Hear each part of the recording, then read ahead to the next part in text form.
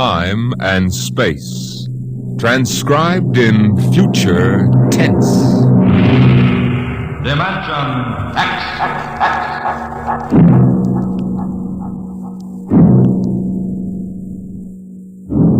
The National Broadcasting Company, in cooperation with Street and Smith, publishers of astounding science fiction, bring you Dimension X.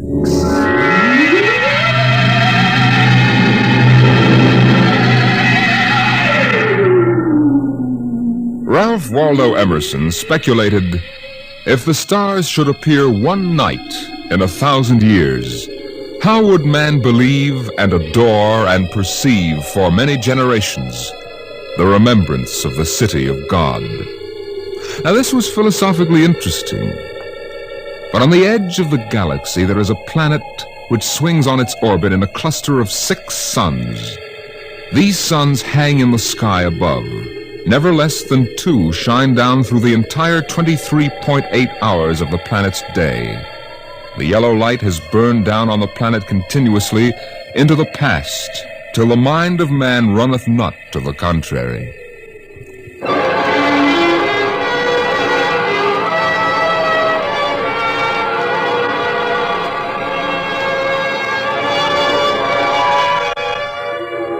Theremin was a reporter for the Saro City Chronicle. He covered them all, from the night police beat to politics to the sports pages. And the city editor wanted him to cover the biggest story of the year, perhaps of all time. It was an interview, a particularly difficult interview. But then, since his first days as a cub, Theremin had specialized in difficult interviews. He didn't expect violence, though, from an astronomer. You're from that newspaper? Well, you've got a lot of gall coming here. Now, wait a minute, Dr. Aton. It's only a job. I've read your paper. You've been riding this observatory for 2 months now. You've attacked me personally. I have nothing to say to you. All right, look, this is your chance to get your side in the paper. I'll give it to you straight. 2 months ago, the observatory issued a press statement that the world was coming to an end. Now, that's the same story that the cult of Revelations has been preaching. And when a scientist backs that up, it's news. Our conclusions have nothing to do with the cult. The cult of Revelations is full of superstition and mysticism. We are scientists. Yeah. And you got the people pretty angry. That does not matter. You know, if I can't get the story from you, I'll have to go somewhere else. Go ahead. All right. You know, Dr. Aton, the paper can be pretty rough on someone who doesn't cooperate. Young man, if you're not out of the observatory within 5 minutes, I shall call the police. Now get out.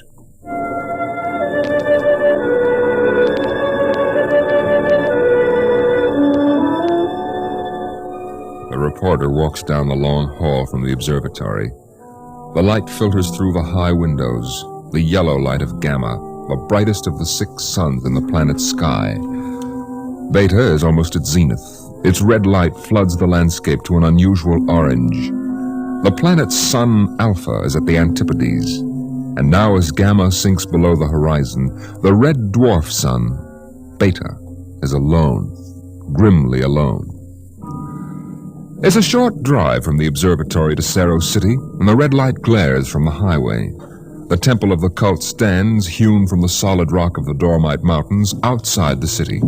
And in the inner courtyard stands Sor, the priest of the cult. Woe to the unbelievers! Their souls will rot with the absence of light. Sor, wait, Your Reverence, please. Please.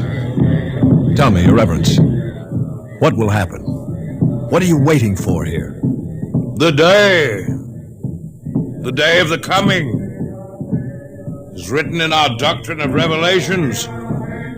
It came to pass that the sun, Beta, was alone in the sky. The world was shrunken and cold. Men did assemble in the public squares and highways. Their minds were troubled and their speech confused, for the souls of men awaited the coming of the stars. The lip of the cave of darkness passed the edge of Beta, and loud were the cries of men, There was no light on the surface of the world. In this blackness there appeared the stars in countless numbers. In that moment the souls of men departed from them. Their abandoned bodies became even as beasts. And the stars then reached down the heavens' flame, and where it touched, the cities of the world flamed to destruction. So that of man and all the works of man naught remained. So it is written.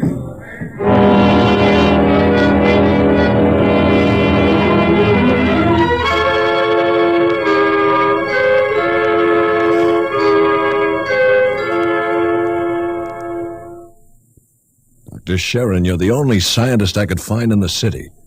Where is everybody? In the hideout. In the hideout? The place bored me. I wanted to be out here where things are getting hot. I want to see the stars the cultists are talking about. Besides, they don't want me at the hideout. I'm too scrawny to survive. Well, wait a minute. What is the hideout? Well, we professors have managed to convince a few people that our prophecy of doom is valid. We've got about 3,000 people.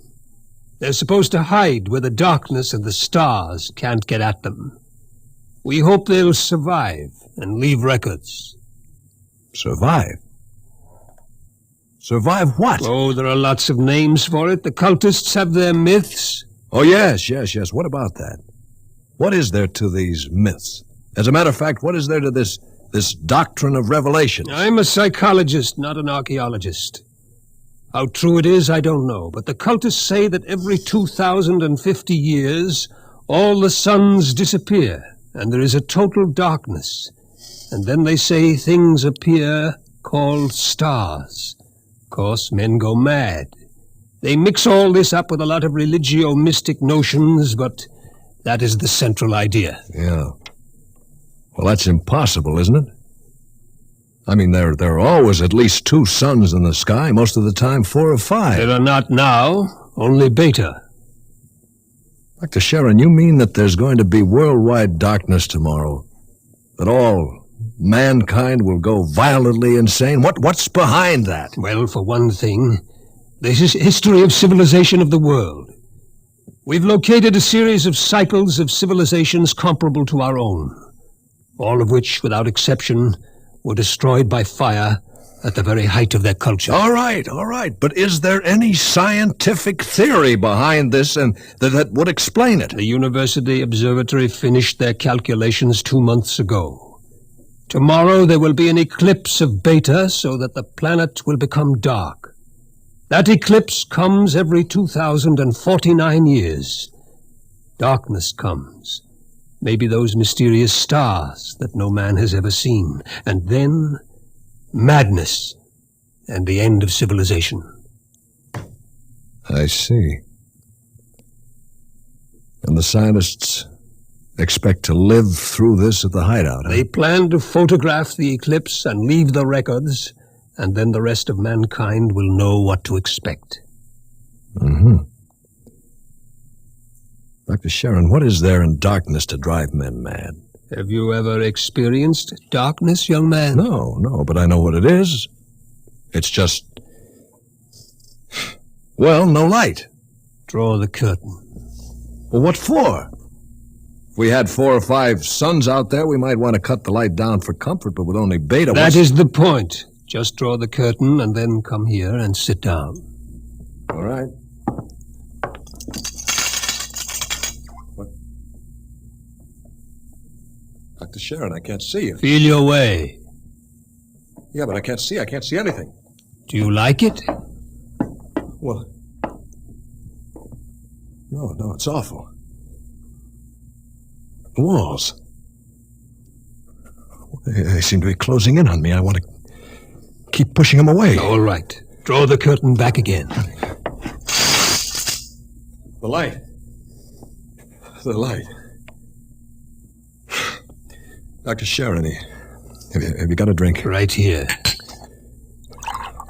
That was just a dark room. Yeah. It wasn't really so bad. You're afraid. Yes, I am. Just darkness can do that? This isn't just a metaphysical theory, young man. It's promulgated from observed data. Come with me. Where? The locked ward down the corridor. All right. Were you at the Sarrow City Centennial Exposition 2 years ago? No, I was overseas on assignment. You remember hearing about the tunnel of mystery that broke all records in the amusement area? Yeah. Wasn't there some fuss about it? The Anti-Vice Society had it shut down? It was shut down, all right, but the Blue Noses had nothing to do with it. Oh? That tunnel was nothing but a mile-long passage through darkness. You rode in a little car, and it took 15 minutes to get through. Very popular while it lasted. Popular? There's a fascination in being frightened when it's part of a game. Absence of light is one of the instinctive human fears. People came out of that 15 minutes of darkness shaking and half dead with fear. Half dead? I thought there were some deaths. Bad hearts, but that wasn't the big danger.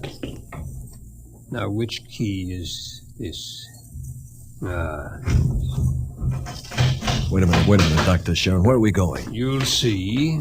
No, the heart attacks were actually good for business, but there was something else. Here, I'll show you. I want you to see somebody. Latimer. Latimer. Go away. Latimer, I want you to meet somebody. This is Mr. Theremin. No. No, go away. Hello? He's pushing me. Make him stop pushing me. Go away. I'm not touching him. What's wrong? Latimer is afraid. The walls. They're falling in on me, the walls. I've got to get out. Let me out. You can't go out, Latimer. It's all right. I've got to get out. Let me out. Let me out. At sleeping period, we have to give him a shot of morphine. Otherwise, he'd bat his brains out against the wall. What's wrong with him? Nothing. Nothing but 15 minutes in the darkness of the tunnel of mystery. Oh, Doctor, that's impossible. 1 person out of 10 came out of the tunnel that way. That's why we had to shut it down. Why? Why should darkness do that? It's obvious man cannot exist without light. Longer periods of darkness would obviously be fatal.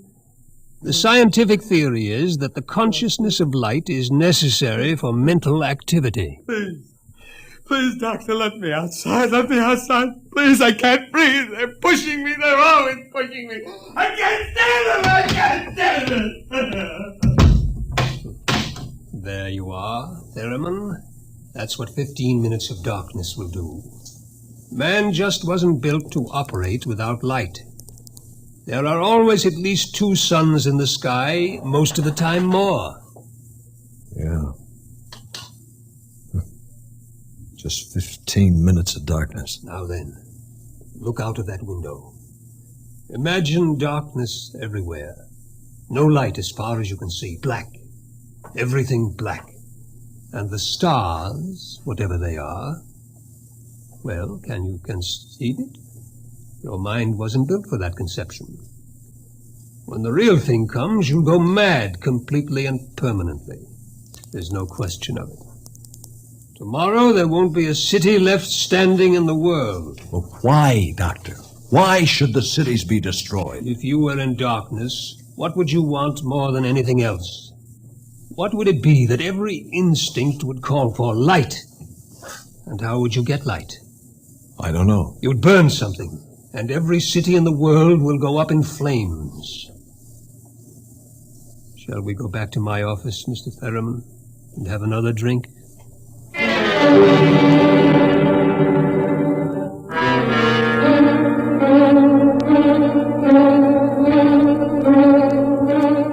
Through the skies, the red sun Beta shines alone. The wind howls across the city.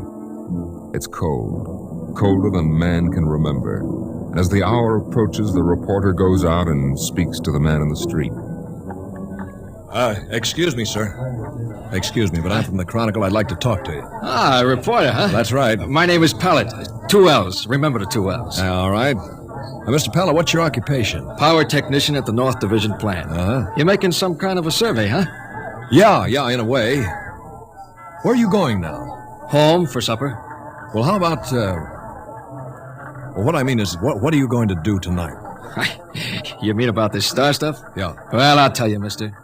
It don't stand a reason that the end of the world is gonna come boom like that. It just don't stand a reason. In other words, you don't believe it? I didn't say that, but it just don't stand a reason. Uh-huh.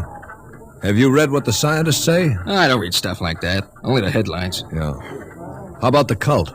Well, now, like I always say, I've got nothing against religion. You don't believe them either? Well, they've always been shouting about doom and sin. Listen, bud, when you've been around as long as I have, you get to know the score. It's all right to preach that Judgment Day is coming and all, but just the same, I'm putting money in the bank. Uh-huh. Well, tell me, how about darkness? About what? How would you feel if there was no light? You crazy? How could there be no light? Well, now, suppose all the suns went down at once. Suppose everything was black. Well, it's crazy. What's the use of supposing something like that? It couldn't happen. It's crazy. Yeah. Well, that's all. Thank you. Sure. Look, mister, remember, Pilot with 2 L's?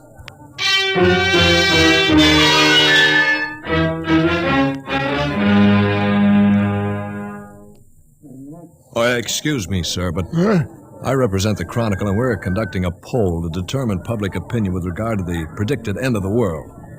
How do you feel about it? All this talk of scientific explanation. It's sinful. That's what it is. Oh, I see. Well, then you're a member of the cult, sir. I sure am. Been a member since I was a boy. My daddy was a member, too. I've seen the books. It's all writ down in the books. Well, don't you believe the scientist's explanation? Don't need it. Going to save my immortal soul.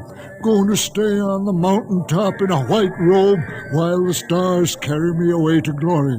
Blessed be the stars. Amen. Well, tell me, what are the stars? The glory. The breath of the heaven. The spirit of the ultimate. That's what they are. Uh-huh.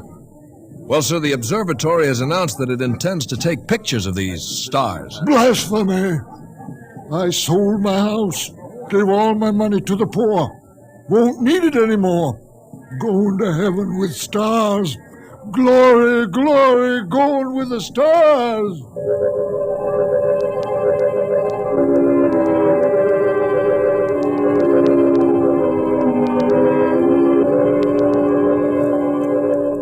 The reporter checks the stock exchange, the stores. Business at a standstill. Doesn't pay to buy anything today, not if the world's going to end tomorrow. There are predictions of economic collapse in the financial section, layoffs at the factories on the edge of the city. And through the streets, the people mill and turn, unsure, crying in fear or shouting with bravado. But the story isn't here in the city. And so as the hour approaches, the reporter goes again to the observatory high in the hills. Now look, Dr. Ratton, if you are right, if the world is going to be destroyed, what's the difference if I stay here and observe and take notes? Well, nothing, I suppose, but you'll be in the way. We have work to do. All right, if I stay out of the way. I can't be bothered with you. You'll have to leave, Mr. Theremin. Hello. Hello. Oh, hello, Dr. Sharon. This place is like a morgue. It's freezing outside. The wind is enough to hang icicles on your nose. Beta doesn't seem to give any heat at all. It's so far away. Why aren't you in the hideout, Sharon? Me? I'm part of the race that isn't worth perpetuating. Who's got a bottle? There will be no alcohol today. It would be too easy to get my men drunk. I can't afford to tempt them. Well, all right, Theremin, you can stay, but keep out of the way. Well, thank you, Doctor. Well, gentlemen, I think it's time we took our positions. The observatory dome is up these stairs. Yes, sir. After you, Doctor.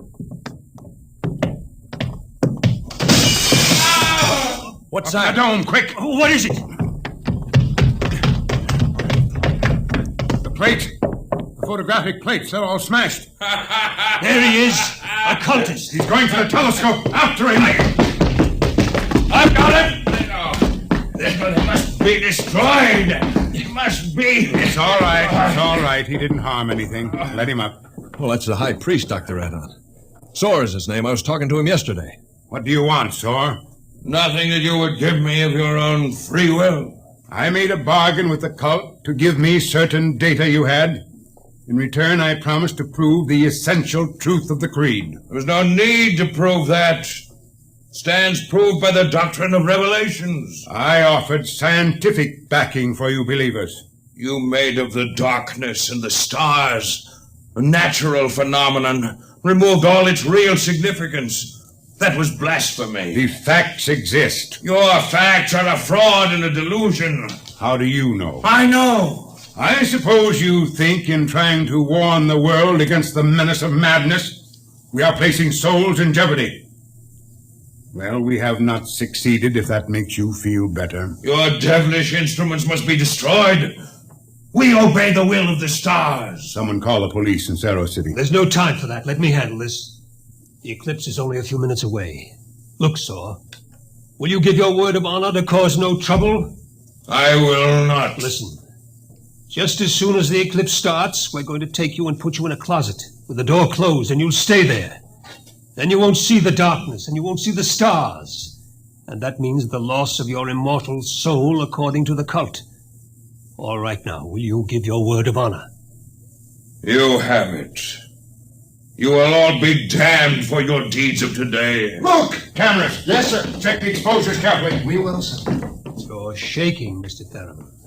Well, I don't feel very well, that's all. You're not losing your nerve? No, I'm just not used to this. You could probably make the Now, hideout. look, I've been assigned to cover a story and intend to cover it. Professional honor? Yeah.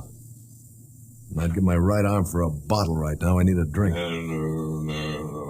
What's that? The cultist. That's the doctrine of revelations. Well, I don't understand it. He's chanting some old cycle language. The doctrine of revelations was originally written in it. There are probably 2 million people in Saro City who are trying to join the cult. One gigantic revival. Dr. Sharon, how do the cultists manage to keep the doctrine of revelations going from cycle to cycle? If everyone goes mad, who wrote this doctrine? There are some people who don't see the stars. The blind. They would have memories, and that, combined with the confused, incoherent babbling of the mad, form the basis for the doctrine of revelations. The cult will be riding high down there in the city. I hope they make the most of it. Dr. Sharon. Dr. Sharon. I've just heard from Hideout on private line. They're in trouble? They are safe. But the city is in shambles. You have no idea. It'll get worse. What are you shaking about, Doctor? How do you feel? I don't understand. The cultists are rousing the people to storm the observatory. Promising them salvation. Promising them anything. How long till the total eclipse? An hour. I'm going to check those cannons. It's a gamble. It'll take time to get a mob out here. If the darkness comes first, we're all right. Look at Beta. Yeah. It's cut in half. Getting darker. An interesting phenomenon. The collar's suddenly tight. Are you having any difficulty in breathing? No. Why? Difficulty in breathing is one of the first symptoms we've experimented. I'm cold. It seems to be getting colder. We'd better keep our minds on something else. Yeah. One of the astronomers has a theory about the stars. He thinks they may be suns that are too far away to see in the light. He developed a fantasy about a planet revolving around one sun. It's a mathematical possibility. Of course, there couldn't be any life. Part of the planet would always be dark and without light. Well, it's obvious. Without light, there can't be any life. It's time for the artificial light. We can't read the instruments. Artificial light? One of the researchers in the university worked it out. It's animal grease packed around a wick. Here, I'll light it with this spark. Why, it's beautiful. Yellow light. After 4 hours of red. It's beautiful. Light. Light.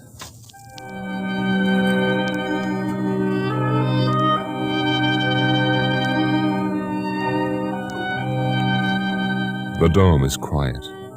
The priest in his yellow robe sways slowly as his lips move in the ancient tongue. Over and over he whispers the invocation to the stars. The technicians hunch over the instruments, and the sky gradually turns a horrible, deep purple red. The air grows denser. Dusk, like a palpable entity, enters the room. The dancing circle of yellow light about the torches etches itself into ever sharper distinction against the ever-gathering grayness beyond. Outside, Beta is a mere smoldering splendor, taking a last look at the world. The western horizon in the direction of the city is lost in darkness, and along the highway to the observatory surges a menacing, shadowy mass. The mob from the city. They're coming. How long till total eclipse? 15 minutes. But that mob will be here in 5. We'll hold them off. Come on, Thurman, downstairs. Now, wait a minute. There's no light down there. We have to block the door. Come on. I can't breathe. I can't go down there. Take a torch. We'll take light with us. Come on.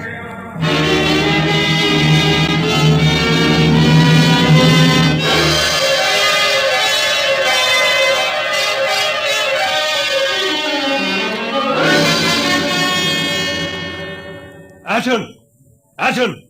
I'm here. Did you bar the door? They won't get in. All right now, everybody. 1 minute till totality. 1 minute. Just before totality, I'm changing the plate. That will leave one of you for each camera. Now remember, if you feel yourself going, get away from the camera. It's dark. It's getting dark. Sharon, where are you? I can't see you. I'm Sharon! right here. 30 seconds. Look out, the priest. I can't see him. And the wicked shall perish, and the souls of the true believers shall be transported in glory to the stars. You can see him against the torch. Don't let him get to the telescope. From the stars there reached down a heavenly flame, and where it touched, the cities of the world flamed to utter destruction. Grab him! I'll take care of him. The world must be destroyed by the stars. I got it! 5 seconds to totality. 4, 3, 2, 1.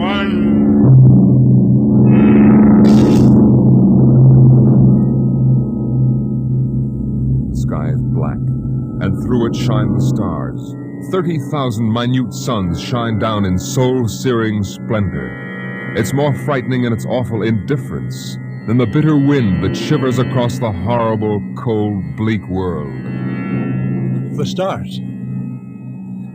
The stars! The stars!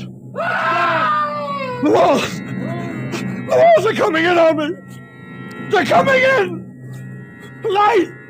Light! Darkness. Forever and ever and ever, and the walls are breaking in. We did not know! We did not know! We did not know!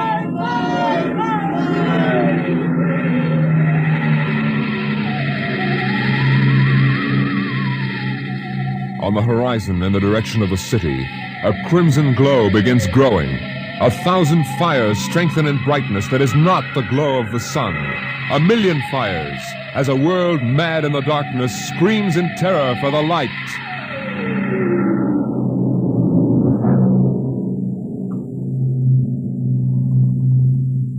The night has come again.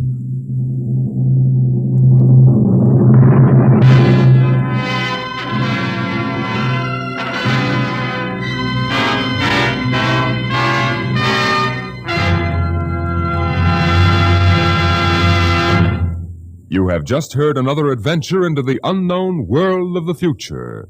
The world of... Dimension X.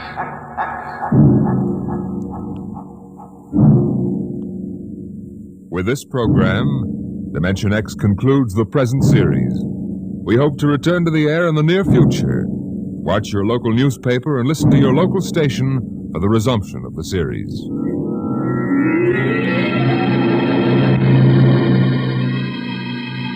Dimension X is presented transcribed each week by the National Broadcasting Company in cooperation with Street and Smith, publishers of the magazine Astounding Science Fiction.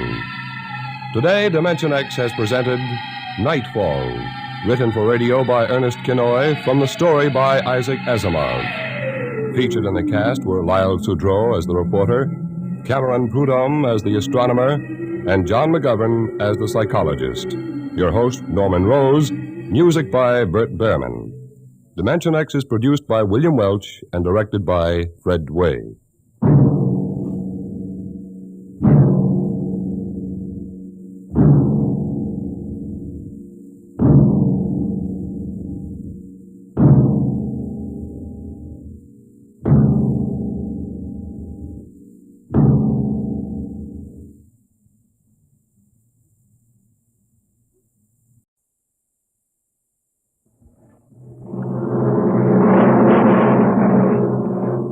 Adventures in Time and Space, transcribed in future tense.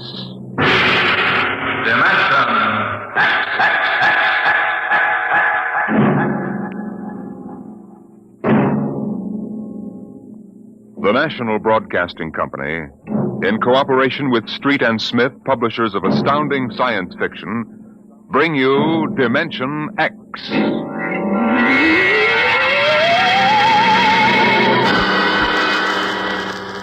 Tonight's story, First Contact, by Murray Leinster.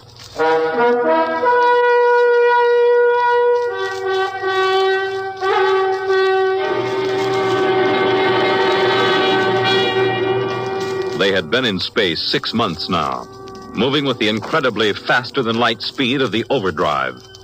In 6 months, they had gone from Earth outward and outward to the crab-like nebula with the twin stars. A routine flight of exploration and scientific research. Solid object about 90,000 miles away, sir. Located, Dort. Exactly. Identify it. A small object, sir. Captain, I've never seen anything like this before. Whatever it is out there is coming toward us at an incredible speed and retreating to zero just as rapidly. What's the mass of the object, Dort? Well, it varies with the distance from us, sir. Step up the scanners. Nothing, sir. Absolutely nothing shows out there. And yet there must be something. Those alarms are foolproof. Action stations, man all weapons. Condition of extreme alert in all departments immediately. Captain, what is it? Dort, I ran into the same thing once before on the Earth-Mars run. We were being located by another ship, and their locator beam was the same frequency as ours. Every time it hit, it registered as something solid and monstrous. But, Captain, we're the only Earth ship in 18 light years around. How? I didn't say it was another Earth ship out there, Dort. Another race? That's right. There's a spaceship out there, all right. But it's not manned by human beings.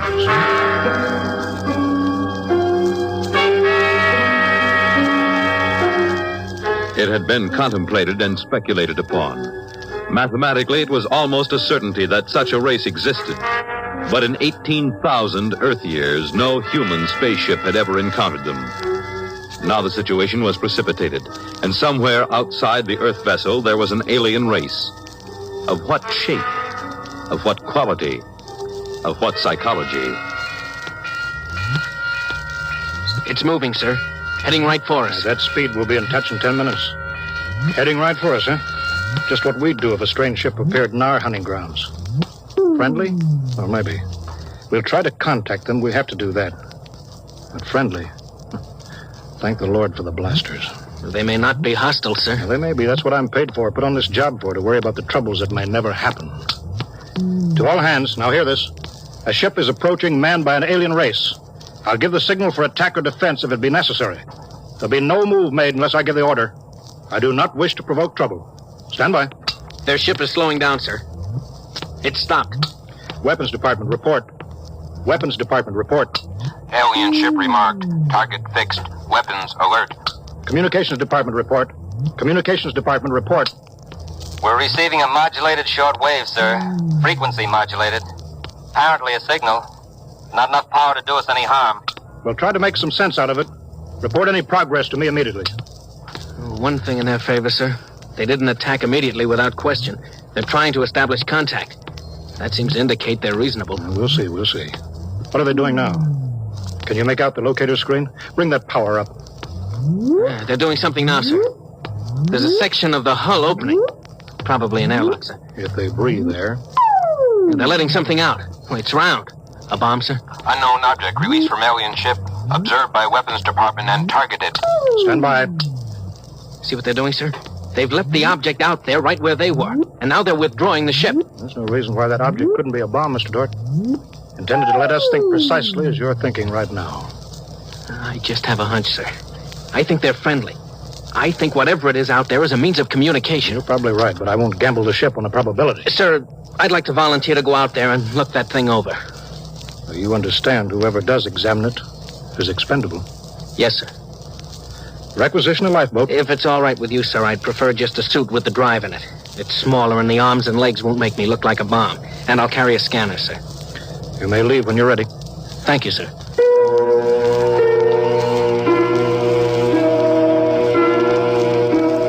I'm all ready. Clear the lock and let me out.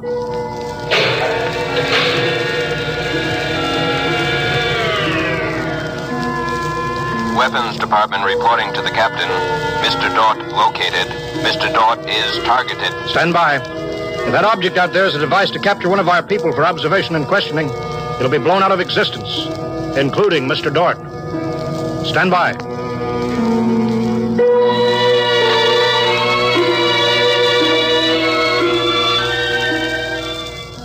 Mr. Dort. Mr. Dort. Report. Object, as you can see on the scanner, sir, is covered with many small horns, like the detonating horns of the obsolete mines formerly used in naval warfare. Is that their purpose, do you assume, Mr. Dort? I'm going to find out, sir. I'm going to grab one. Mr. Dort. I'm here, sir. I don't think this is a mine. Circle it so we can see it completely through your scanner. Deadlock, sir. Nothing to report that the scanner hasn't shown you. Oh, wait a minute, sir. A section of the outer hull seems to be opening. Do you see it? Very good, Dort. Hold that. I'm sure it's a communications device, sir. It looks like it. Fix your scanner so it'll focus on that communications device. Return to the ship.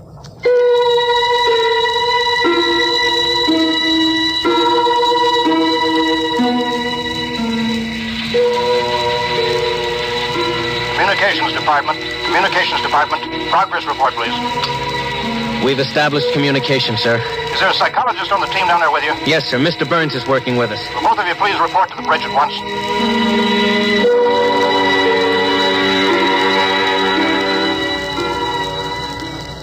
Oh, you look tired, Dort. We've established fairly satisfactory communication, sir. They seem to have highly developed thought patterns. We got a satisfactory translation from the machine on the 4th attempt. We can say almost anything we want to say to each other now. Of course, how much of what they tell us is the truth, we have no way of knowing. Mr. Burns, you're the psychologist. What do you think? Well, I don't know, sir. They seem to be completely direct. They haven't let slip even a hint of the tenseness we know exists. They act as if they were setting up a means of communication for friendly conversation, but, well, there's an overtone that... Yeah? Well, Mr. Burns, I have a decision to make. On the one hand, opening contact with the friendly people of a vastly different culture could only be beneficial to us of Earth. On the other hand, if they're hostile, I ought to blast them out of existence without any other preliminaries. Oh, but, sir, you can't... I'm not talking to you, Dort. It's not warranted yet, sir. Yes. Now, hear this, all departments. Hear this, all departments. This ship is on an extended alert. Provisions will be made so that personnel can have maximum rest and nourishment.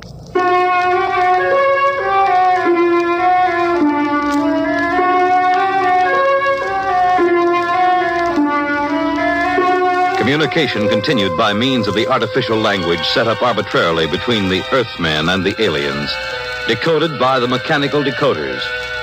Dort disobeyed orders. He lived on powerful stimulants so that he could stay with the communications machine. Talking to the aliens. Other people. Are we being received? We are receiving your message. The chief of this ship wishes to speak with the chief of your ship. The message is heard by the chief of this ship. The chief of this ship communicates that he will hear the message of the chief of that ship. Go ahead, sir.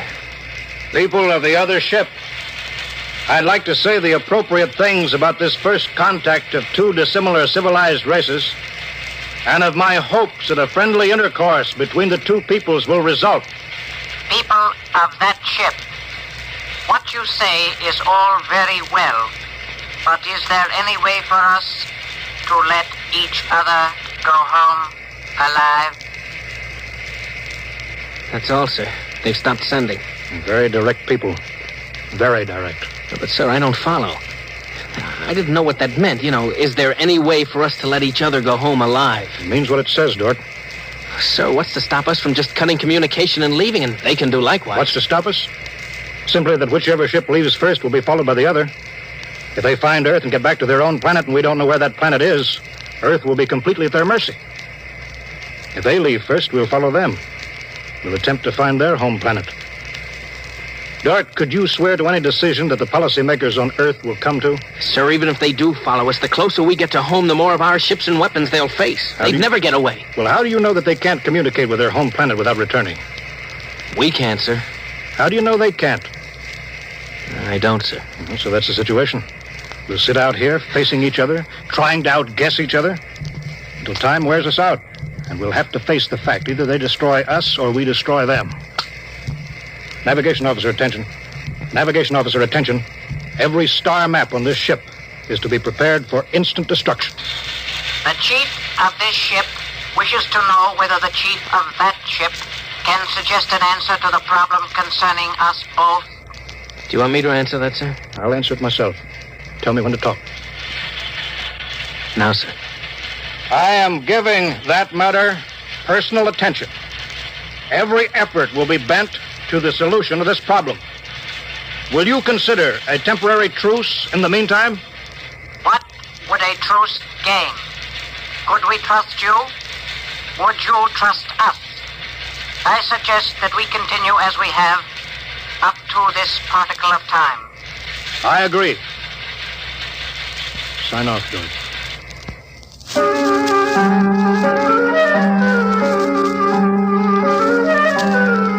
Weeks went by, and during the weeks, the exchange of information continued without let-up.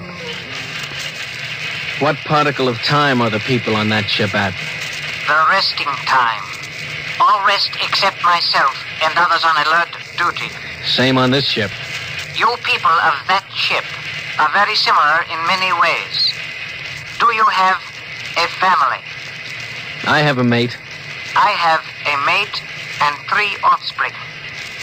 It is too bad for them, as well as us, to have to kill each other. This ship can't see any way out of it. Can that ship? If we could believe each ship, yes. Our chief would like it. But we can't believe you, and you are afraid that we do not tell truth, although we do. This ship would trail you home if this ship were able to. That ship would do the same. But this ship feels sorry about it. I believe you're a friend. I share your belief and like you. But there is a possibility that you were put to make a trap for me. I will stop now and think it over.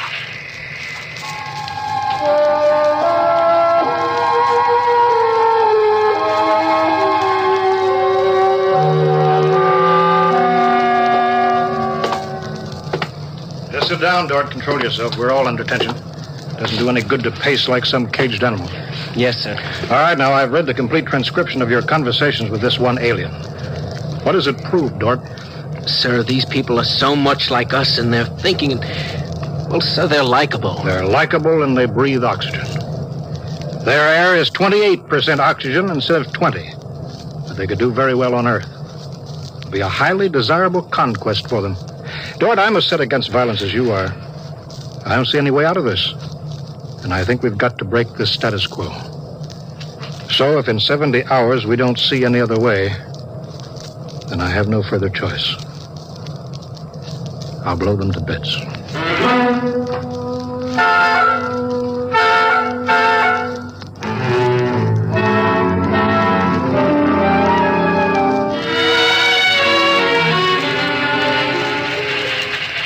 Will that ship receive communications? Will that ship receive communications? This ship is listening.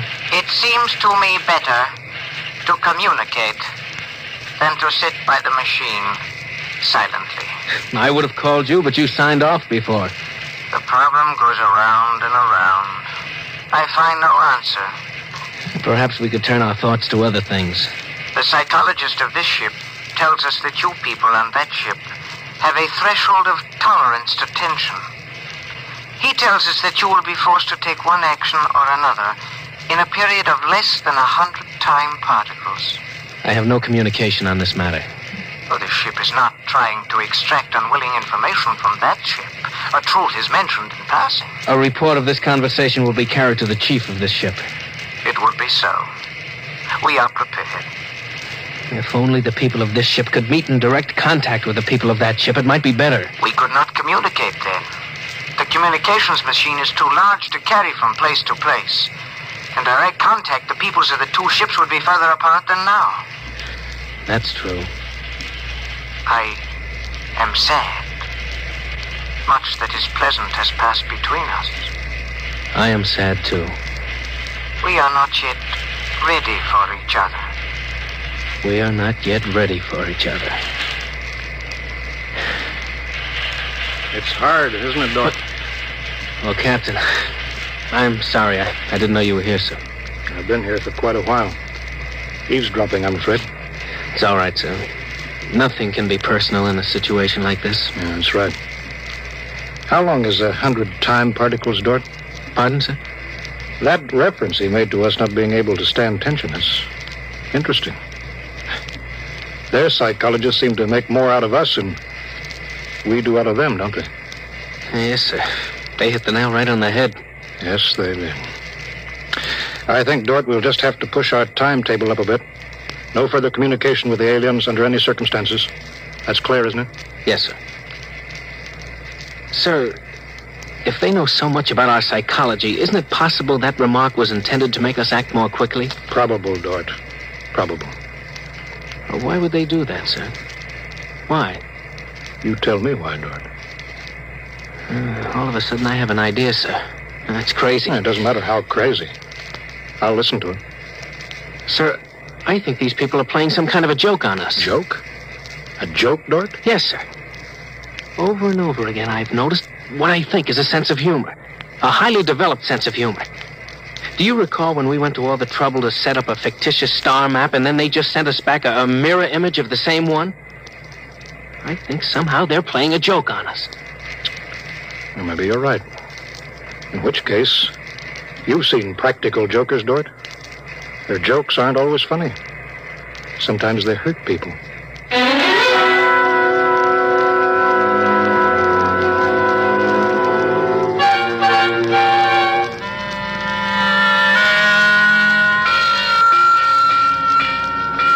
All departments, man, instant alert. All departments, man, instant alert. Report instantly. Report instantly. Weapons Department alerted. Target, the enemy ship. On target, sir. Stand by.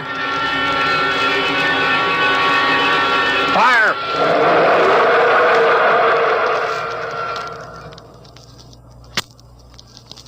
They're gone, sir. Not a trace of them left. Not a tiny trace. Now we can go home.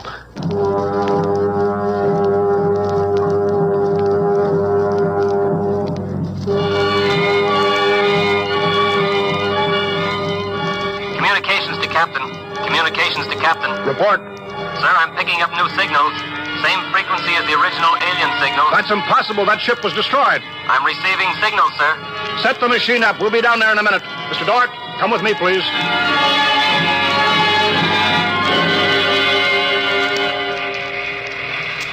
It's good to be on the way home. Yes, it is good. Do you suppose we'll ever figure out what happened to the other ship? Never. A blinding flash and they were gone. I suppose they couldn't figure a way out of the situation. An unstable people. They had no sense of humor to cope with the situation. They exploded themselves out of existence. It seems reasonable. They must have had powerful weapons to destroy themselves so completely. Yes, what a shame. In a way, I grew to like them. This isn't meant for us, sir. I don't know what's happening, but I think we're overhearing a private conversation. I understand, Dort. Be quiet, will you? Many things might have come out of a relationship with that people. They were describing a disease they call cancer. I think it is similar to the Fulgren syndrome. We might have helped them. They might have helped us, too. Well, too bad. We'll never find them again, I think. The odds of such a chance meeting in the vast space of the whole universe. There are no figures for such odds, are there? Turn it up, Dort. Turn it up louder. That's all there is, sir. The signal stopped there. Sir, I don't know how, but somehow when we fired at them, we didn't destroy them, but we did set up a condition whereby they've become invisible to us and we've become invisible to them. Captain to Engineering Department. Halt forward motion. Captain, why are we stopping? Listen, Dort, you say they're invisible. All right, they are. But they're not destroyed because we just heard them. They're out there somewhere. Invisible. Well, you heard them, sir. They're heading for home. We're invisible to them, too, sir. How do you know, Dort? How do you know this whole thing isn't a setup? Well, suppose that's true, Captain. You heard their conversation. They weren't talking like any monstrous people. They seemed decent and warm, just as decent and warm as we are. How do you know this conversation wasn't planted, deliberately set up for us to hear? How do you know that, Dort? Yes, sir, you're right. They may be out there and they may not. They may be telling the truth or they may be trying to trick us. They may be friends or they may be the most deadly enemies. You said they had a sense of humor, Dort. What a joke to play. To deliberately set up a situation where we wouldn't know fact from fantasy, truth from lie. Wouldn't that be a joke, Dort? Yeah, but we don't know that they did that, sir. And we don't know that they didn't. We don't know anything. Sir, does that mean we never go home again? I don't know. I have to think about it. I have to think about it.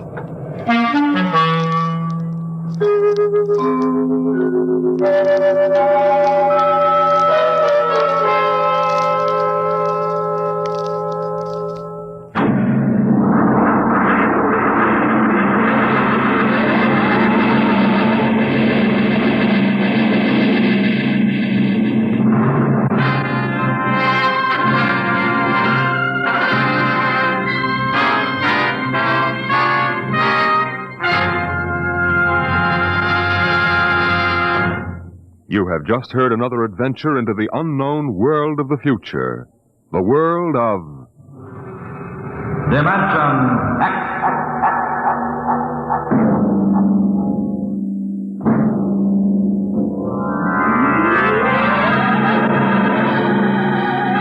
Dimension X is presented each week by the National Broadcasting Company in cooperation with Street and Smith, publishers of the magazine Astounding Science Fiction. Your host was Norman Rose, music by Albert Berman. Dimension X is produced by William Welch and directed by Fred Way. First Contact, written by Murray Leinster and adapted for radio by Howard Rodman. Featured in the cast were Wendell Holmes, Bob Hastings, Clark Gordon, William Lally, and Stan Early. Your announcer, Fred Collins. Adventures in time and space, told in future tense. Dimension X.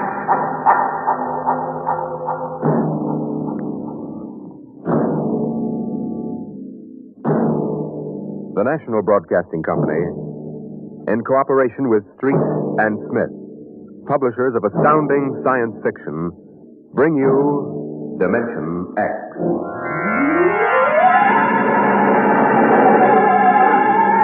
By the year 1990, we should see many amazing technological advances. And yet, in many ways, life will be very much the same. A husband will stop off at a bar on his way home and perhaps unburden himself a little to a friendly bartender.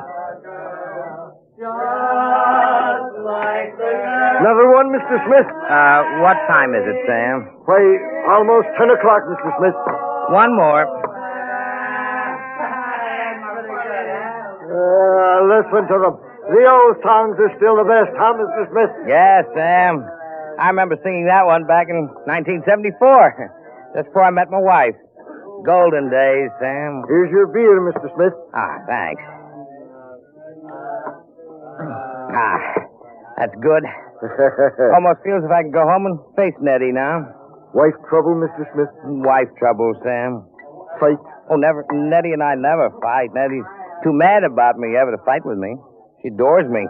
Worships the ground I walk on. Well, this is something new. I remember only last year you was complaining she was throwing things. And times have changed. Only wish she was still throwing things. At least in those days I could walk out and slam the door with a clear conscience. Now she's so sweet and loving, I feel like a murderer every time I stop in for a beer on my way home. Tough, Mr. Smith. Tough. Ever hear the expression, love will fly if held too lightly? Love will die if held too tightly? Can't say I ever did. If only she'd relax a little bit. See a bruise on my lip? She kisses me. For an hour every night when I come home. Can you do anything for her? I try. I remind her that she really wanted to marry Harvey Tubman. I remind her how we used to have those battles till the neighbors called the robot police. Nothing works. I'm gone for an hour. She cries. Well, me, I ain't got that kind of trouble. I hang around too much, and Mabel calls me a loafer and turns me out. That's a sad state. Can't figure him out. Well, I guess I'll go home and feed myself to the lioness. I tell you, Sam, when Nettie gets finished demonstrating how much she's missed me, I feel like a man who's been stuffed into an electronic washing machine with a dial set at rinse dry. How much do I owe you? 60 cents. Well, if it isn't Henry Smith. Brayling. I live and breathe Walter Brayling. What are you doing here? Oh, having the night out. Does Gloria know about this? Things have changed, Henry. I thought she kept you chained to the bedpost most of the time. Not anymore, Henry. Not anymore. Oh, you aren't divorced, are you? Oh, no. Gloria's home. What'd you do, put a sleeping powder in her coffee? Oh, goodness, no, Henry. That would be highly unethical. I can't believe you just walked out on it. 10 years of marriage, Henry, and I never had a night to myself. But it'll be different from now on. Oh? By the way, Henry, what time is it? 10 o'clock. Well, I guess I better be going. Scared? No, don't want to crowd my luck. Although, really, there's nothing to worry about.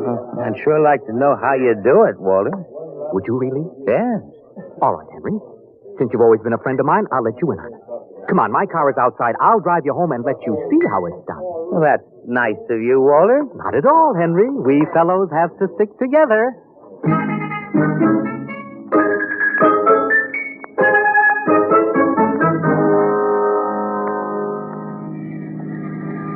I don't suppose you know how Gloria and I came to be married in the first place, eh? No, I don't. Well, one evening, she threatened to tear off her clothing and call the police unless I married her. No. Oh, yes. Well, that's a bit extreme, isn't it? Well, Gloria was always a nervous girl. I bet you've had a pretty wretched time of it. Oh, yes, it didn't take long for me to become the laughing stock of the neighborhood. Hand-pecked Brayling, they used to call me. I know, but things are changing now. Here, you see this? What's that? A single ticket to Rio on the morning rocket. I have hotel reservations there for a month. A whole month, Henry, to have a fling. Won't Gloria make trouble over that? That's the amazing part of it, Henry. She won't even know I'm gone. I'll be back in a month, and no one the wiser. You don't believe me, do you? Frankly, no. Just how you going to swing it, Walter? That's the secret, Henry. I tell you, it's the most wonderful thing ever invented. Worth every cent I paid for. What is it? I'm going to show you. Here's my house. Notice the lights are all out.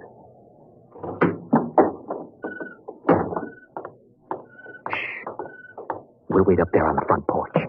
Walter, you haven't gone off your rocker, have you? Now I meow twice. Meow! Meow! Now, Henry, watch the window in my bedroom. Well, it looks as if somebody... Hey, there's a man up there. He's looking out. Good. He sees me. He'll be down directly. Isn't it a bit embarrassing for you, Walter? Oh, not at all. You'll find out. Here he comes. Hello, B2. Oh, good evening, Mr. Brayling. Close the door. Either I'm going out of my mind or there are two of you. You never told me you had a twin brother. I don't. But if this fellow weren't in pajamas, I couldn't tell you apart. That's the secret, Henry. Everything go all right, B2? Oh, just fine, Mr. Brayling. I suppose my wife was in her usual good form this evening? As a matter of fact, we spent the evening playing gin. No screaming? No shouting accusations? Oh, no, sir. It was a very quiet evening. Well, this is even better than I thought. Well, Marrionettes Incorporated aims to satisfy, sir. Did he say Marrionettes Incorporated? That's right, Henry. Look him over. Isn't he excellently fashioned? You wouldn't dream he was a robot, a marionette, eh? I can't believe it. It's against the law, of course, to duplicate a human like this, but it's well worth the opportunity. Well, I still don't believe it. You can't tell him from a human. Only one way, Henry. Put your ear next to his chest. Listen. That's it. Machinery. Walter, old man, how long's this been going on? I've had him a month, Henry. I keep him in the cellar in my toolbox. Now, tonight I told Gloria I'd like to be excused for 5 minutes to run down to the cigar store. She agreed. I went down to the cellar, took out Brayling too, sent him back upstairs to sit with my wife until I got home. Miraculous. Of course, it doesn't seem quite ethical somehow. Oh, nonsense. It's highly ethical. I've been home all evening. I shall be home with her for the next month. In the meantime, another gentleman named Walter Brayling will be in Rio having the time of his life. Well, can he walk around without fuel for a month? Oh, he refuels himself, and he's built to do everything. Eat, drink, sleep. You'll take good care of my wife, won't you, B2? Oh, of course. Your wife is rather nice. I've grown quite fond of her. You see? Walter, old man, how long has this Marrionettes Incorporated outfit been in business? Secretly, for 2 years now. Why? Well, I wonder, is there a possibility that I might get in touch with them? You? But you love your Nettie. Well, I know, but even so, it's a little respite, a night or two once a month. And she loves you dearly. So much she can't barely leave me for half an hour. You know that lately she's taken to calling me up at work 10 or 12 times a day to talk baby talk? Your Nettie? My Nettie. What do you say, old man? Favorite with an old buddy? Fellow lodge member? Well, I could put you in touch with the man who makes them. Of course, you'd be pledged to secrecy once you learned where he's located. Oh, naturally. Very well, Henry. Here's his card. Marrionettes Incorporated, W. Zig, proprietor and owner. New humanoid plastic 1990 model guaranteed against wear. Our motto, no strings attached. Address the Jumbo Shop, 43 South Wesley Drive. Mr. Zig will take good care of you, Henry. He's a charming fellow, a real craftsman. Wonderful. I'll see him first thing tomorrow. Well, I'd better be getting home now, though. Nettie's probably splitting a gasket. See you around, old man, after I get back from Rio. And while I'm gone, you might drop around regularly, just as you always have. Treat Brayling, too, here as if he were me. Otherwise, Gloria might be suspicious. Oh, I will. And, before I go, these marionettes are safe, aren't they? Oh, absolutely. Oh, tell them, B2. We're guaranteed. Fine. Well, good night, Walter. Good night, B2. Good night, Mr. Smith. Good night, Henry. Well, I'm glad someone else will have a chance at a little happiness and freedom. All right, Brayling 2. Back into the cellar box for you. Come on. Down the steps. That's it. It's very damp down here, Mr. Brayling. Bad plumbing. Well, here we are. Brayling. Yes. Before you put me back into the toolbox, could we have a word? Certainly, old man. This toolbox. What about it? Well, I don't like it, Mr. Brayling. Why not? It's cramped. Oh. Well, I'll try to fix up something more comfortable when I get back from Rio. All right, now, before Gloria gets worried, back to Marionettes are made to move, not to keep still. How would you like to lie in a stuffy old box most of the time? I didn't realize you fellas were that sensitive. Well, you wouldn't like it at all. I keep running. There's no way to shut me off. I have my feelings, you know. Well, day after tomorrow, I'll be off to Rio, and you won't have to stay in the box for a whole month. Or you can move upstairs. But when you get back from Rio, I'll go back in the box. Mr. Zig didn't tell me at Marrionettes Incorporated that it was possible to get a difficult specimen. There's a lot he doesn't know about us. We're pretty new. Now look here, B2. This has gone far enough. I'll never get to Rio. Now, come on now. Into the box. And another thing. Well... Your wife. What about my wife? Well, I've grown quite fond of her. Well, I'm glad you enjoy your employment. You'll have the whole month. I'm afraid you don't quite understand, Brayling.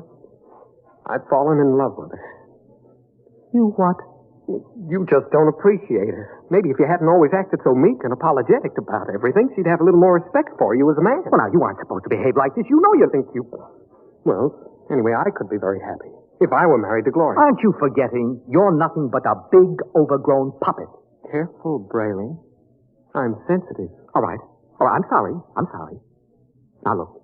You wouldn't mind waiting here a moment, would you? I have to go upstairs and make a phone call. To whom? Oh, nobody important. I have to call Henry Smith about something. You're going to call Marrionettes Incorporated and tell Mr. Zig to come and get me? Oh, no, really, I'm not. I was...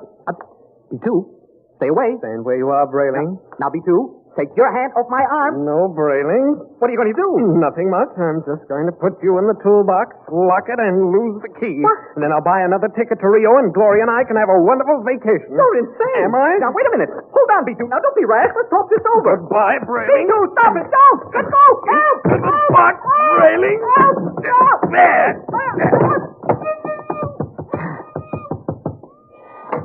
Walter! Yes, Gloria? What in the world are you doing down there at this time of night? Oh, nothing, lover. The pipes were knocking. I'm just making sure the boiler hasn't exploded. You go back to bed. I'll be up soon. Well, hurry, won't you? We had such a nice evening. I'm lonesome for you. Oh, you won't ever be lonesome again, darling. Never again.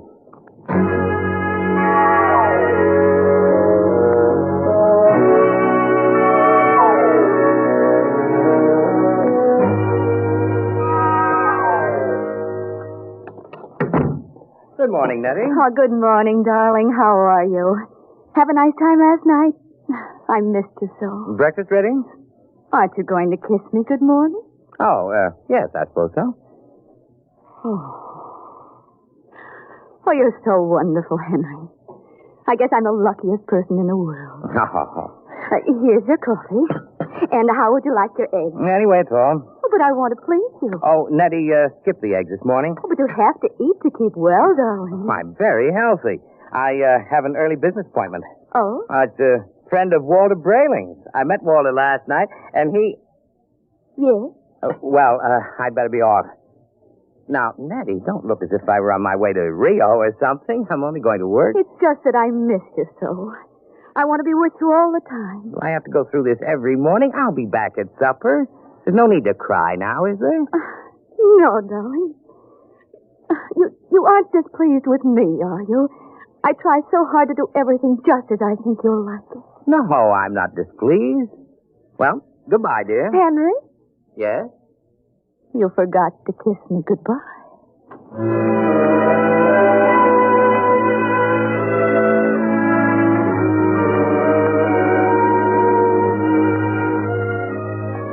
No strings attached, no strings attached. A very nice puppet with no strings attached. Let's see now. The Jumble Shop, 43 South Wesley. That should be about... here it is. Yes? Mr. Zig? Yes? Walter Brayling recommended me. Enter. Your name? Henry Smith, 55 Evergreen Place. And what can we do for you, Mr. Smith? Well, Brayling showed me his marionette last night. I see. I was intrigued with the idea. Not that my wife is anything like that female meat grinder that he's married to, you understand, but I'm a man who enjoys an occasional evening with the boys, without complications. Naturally. So I thought... that I could duplicate you. Exactly. I think it might be arranged. You understand the need for secrecy, of course. Although an act is pending in Congress to legalize Marrionettes Incorporated, it is still a felony to use one of my creations. Well, I understand. And there is the matter of the payment. How much? $9,000. $9,000? Well, I have an inferior model at $7,500. No, if I go through with this, nothing's too good for Nettie. Nettie's my wife. We've been putting money aside to buy a summer house in Westport. Sometimes we must choose. Yes. Perhaps I could just slip out $9,000. It's a joint account. How soon can I have it? I could construct the mannequin in about 2 months' time. Good. Shall I consider the order placed? At once. Of course, you will have to report here for a body mold, color index of your hair, lips, skin, etc. And I'll have to do a complete electro-emotional calibration. You guarantee that these models are foolproof? As foolproof as I can make them, Mr. Smith, and I've had years of training. No chance of detection? None whatsoever. I've never had a complaint. Walter Brayling seems satisfied enough. I assure you, he's been taken care of in high style. There was some way to be sure. You have our guarantee? Very well, Mr. Zig. I'll get the money from the bank and send it to you. Fine. You'll be just as delighted with yours as Walter Brayling is with his.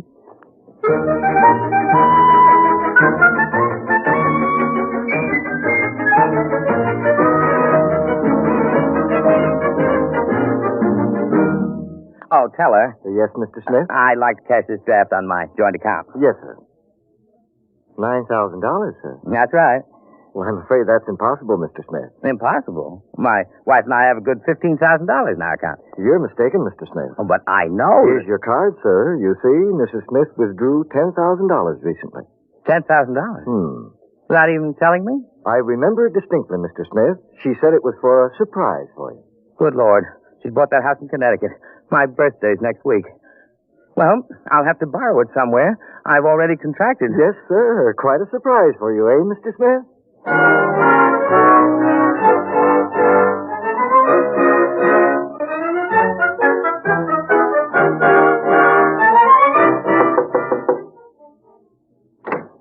Yes? Oh, hello, Henry. Hello, Gloria. Is Walter home? I'd like to speak to him. Well, come in. Thank you. Is something wrong? Well, just some private business. Matter of a loan. Well, he went down to the travel bureau, but he should be back soon. We're going to Rio, you know. Both of you? Isn't it wonderful? I don't know what's come over Walter lately. He's been so romantic. Last night he came upstairs and said, darling, he hasn't called me darling in years. Darling, we're going to take a honeymoon to Rio. So we're leaving tomorrow.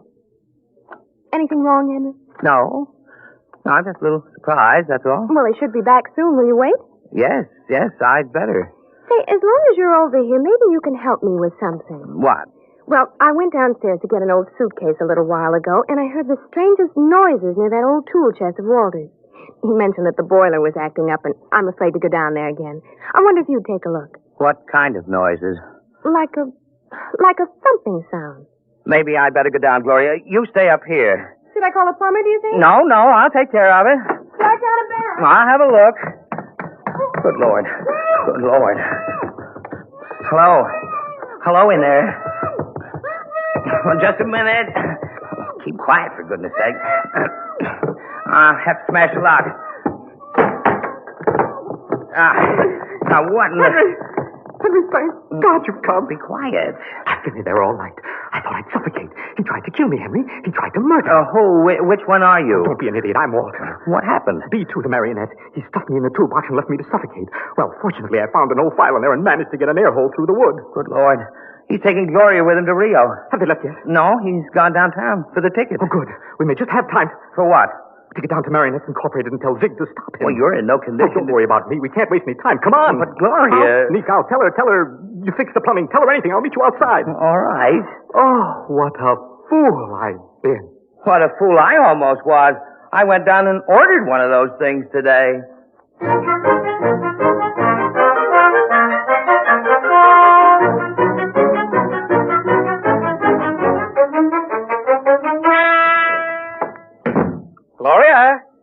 Gloria, love. Yes, darling. Did you get the tickets to Rio? Right here in my wallet. Honeymoon for two under the pampas moon. Oh, Walter, it's so nice to have you like this. You like the change? I don't know what did it, but whatever it is, I'm in favor of it. I hope it's permanent. Oh, I intend to see that it is. Oh, by the way, darling, do you happen to remember where that old pistol of mine is? Pistol? Yes, I just thought since we're going to be traveling in strange countries, it wouldn't hurt to bring it along. Oh. Well, I think it's here in the sideboard. Yes, there. Oh, Walter, you know how frightened I am of those things. Oh, I'll be very careful of it. In fact, I think I'll go down the basement and practice. Not really shooting it, of course, just to make sure it's in good working order. Do be careful, darling. Oh, I will. If you should hear a shot, dear, don't be frightened. I may fire it into a block of wood just to test it. Perhaps I'll fire into that old tool chest of mine. Yeah, that should absorb it. Oh, speaking of that tool chest... Yes, what about it? It reminds me that Henry Smith was here. Oh? Yeah, I heard some noises downstairs, dear, and he went down to fix the plumbing. Is he, still down there? No, he left. I really don't understand it.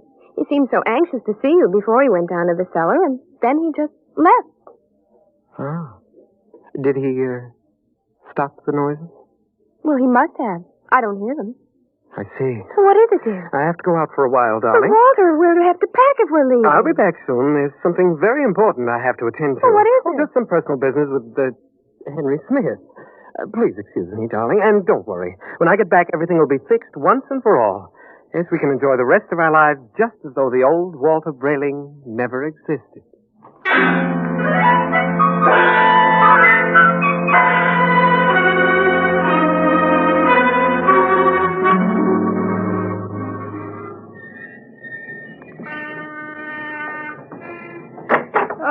Mr. Brayling and Mr. Smith. Yes, Mr. Zig. Come in, gentlemen. We certainly will come in. What brings you? A good deal, Mr. Zig. Yes, indeed, a good deal. If I might know exactly, you seem so upset. Tell him, Henry. You told me your marionettes were foolproof, Mr. Zig. They are. My personal guarantee goes with each one We of know them. all about your personal guarantee. Except that Mr. Brayling's dummy knocked him out, stuffed him in a toolbox to suffocate, and is making plans to run away with his wife. Oh, dear. Well, Mr. Zig? Oh, I really don't know what to say, gentlemen. You see, I work alone. I make these marionettes myself so that I can see to it personally that there are no errors. However, even the finest craftsman can make a mistake once in a while. What Mr. Brayling and I would like to know, Mr. Zig, is exactly what are you planning to do to stop this over-ambitious robot? Well, of course, we shall have to recover B2 first, and then I will simply dismantle him. He doesn't seem to want to be dismantled, Mr. Zig. In fact, I think you'll have trouble catching him. Maybe I can save you the trouble, gentlemen. B2. Look out. He has a gun. I thought I'd find you here when I discovered the tool chest empty. Now, look, B2, whatever you're planning to do, you won't get away with it. I think I will. Mr. Zig, can't you do something? I'm afraid I can't think of anything. I'll save you the trouble, because I'm going to kill the three of you. Oh, you won't get away with it. No? You forget that Gloria and I will be on a plane to Rio in a few hours. All right, Mr. Z. You first. Oh, now see here. This isn't fair. I created you. You can't do... Grab him. I've got him quick. Quick, that hammer.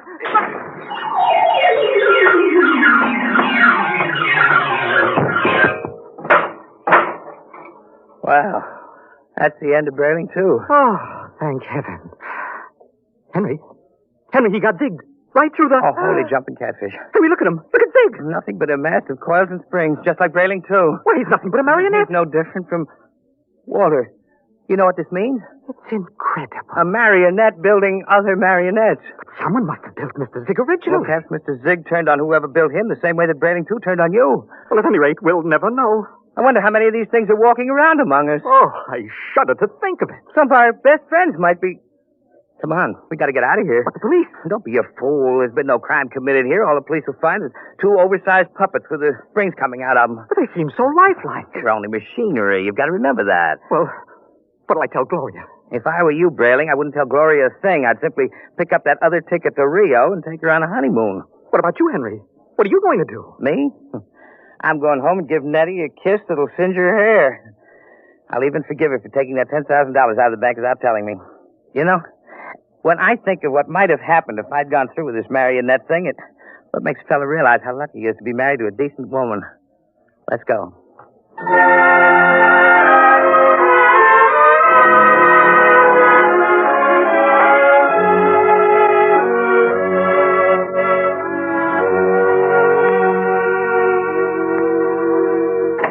Nettie! Nettie! Where are you, sweetheart? In here, darling. I've missed you today. Come here. Oh, Henry. Oh. Oh, you look tired, darling. Can I do something for you? Just tell me. I'm yours to command. Ah, a man's a fool to jeopardize a nice home and a loving wife like you. You do love me, don't you, Nettie? You know I do. Here, let me get your slippers on. Ah, feels good to sit back on the sofa and relax. You don't know what a trying day I've had. I can see you're all upset. It isn't anything I've done, is it, dear? Well, in a way, something you've done is connected with it. What's that, darling? The money. Money? I know you wanted to surprise me with the house, darling, but really you shouldn't have taken that money out of the bank without consulting me. Henry, I don't even know what you're talking about. Now, Nettie. But I do. Nettie. Oh, you're so upset, darling. If it's anything important, let's talk about it later. Meanwhile, why don't you just put your head on my shoulder and rest? I must admit that sounds enticing. Here. Let me make you comfortable. There. Now you just close your eyes. That's it. Nettie. Yes, darling. You hear something? No, darling. You sure? Like what? Well, like the ticking of a clock. No. Well, strange, I don't hear it now, but when I had my ear against your chest... Oh, no. Oh, no. What are you talking about, No, darling? I won't believe it. You are my Nettie, aren't you? You're a real live flesh and blood... Oh, she couldn't have done that to me. Not Nettie. I hear it. And it's coming from you. It's coming from you.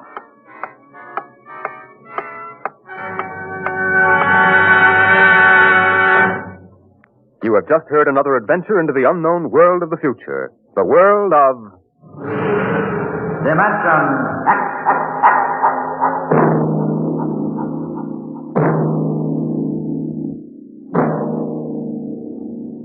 Next week, Dimension X moves to a new day and time. It will originate in New York on Saturdays from 8 to 8:30 p.m., beginning September 8th. Consult your local newspaper for the exact day and time in your locality. And don't miss Mary Leinster's story of deep space, First Contact.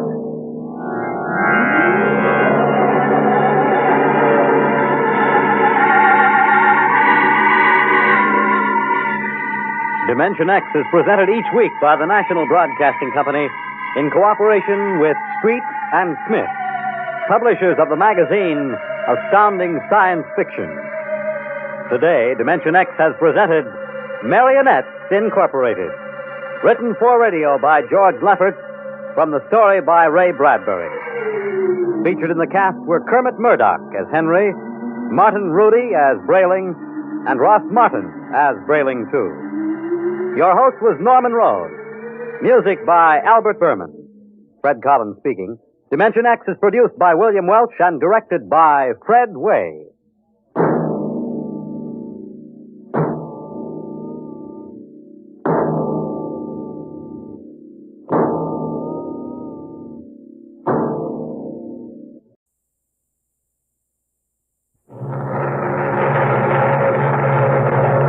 Adventures in time and space, told in future tense.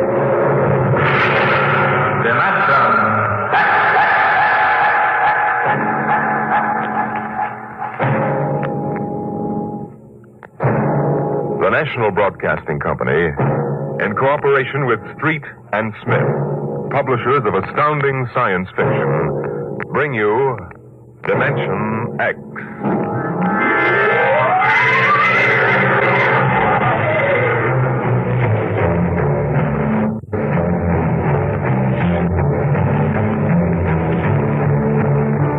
I doubt that anywhere on Earth there's a man or a woman or a child who doesn't know the name Wayne Crowder. I doubt whether there's a human being who hasn't at one time or another used one of the Crowder products, the can opener or the razor blade, or the patented tooth powder dispenser, or the Crowder improved slideless fastener. There's a fortune in such products, and Wayne Crowder was the man to squeeze that fortune out, penny by penny. And he did. And in the magazines which write about men of business, he was described as a man of ice and stone and ink and steel. No warmth, and a heart to pump blood, not feel human emotion. But he took some of his money and he built himself a towering skyscraper. And he placed his private office at the very peak. And he built a battery of buttons into his desk so that when he wanted something, all he ever had to do was press a button. And like genies springing out of a bottle, the proper personnel would come running. Yes, Mr. Crowder. Get me my engineers. Yes, sir. Right away, Mr. Crowder. Mr. Crowder wants his engineers at once.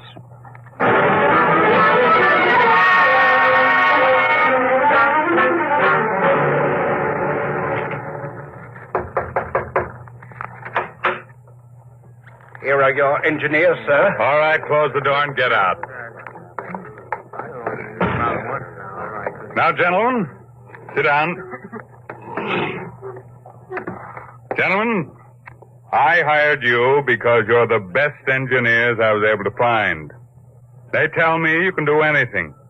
They tell me if there's a scientific fact known in the world, even if it was discovered 6 hours ago, you gentlemen are up on it. All right, I want to put that to work. Gentlemen, I want you to build me a spaceship. What? A spaceship, sir? That's right.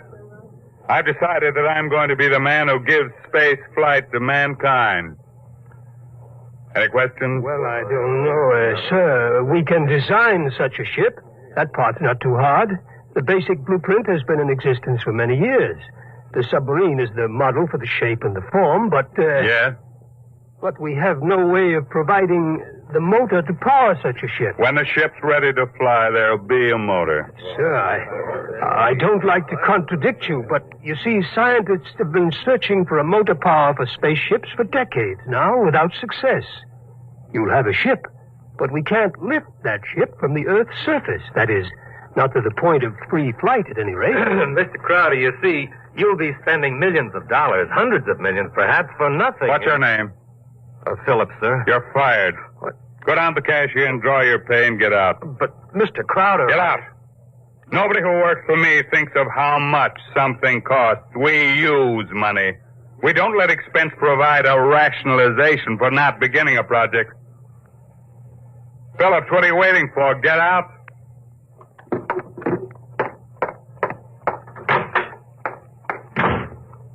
Gentlemen, any other comments? The ship will be built, of course, Mr. Crowder.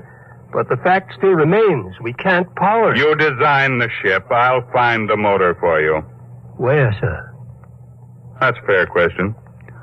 The answer is, I don't know. But somewhere in the world, there's a man who does know the secret. Long before Henry Ford, there was Leonardo da Vinci. And long before him, there was Archimedes.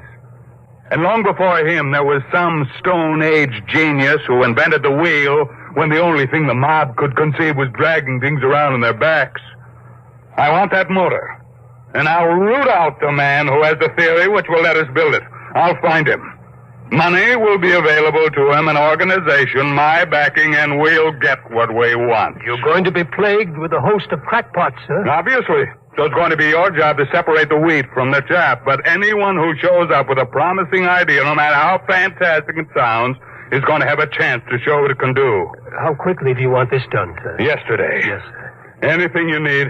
Well, Mr. Crowder, we'll need construction yards, sir, and certain machinery, and a great many materials, of course.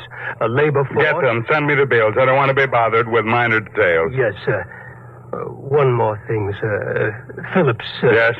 We need him, sir. He's the top man on electronics. He's a vital cog in our team. I don't want Phillips working for me. That's clear, I hope.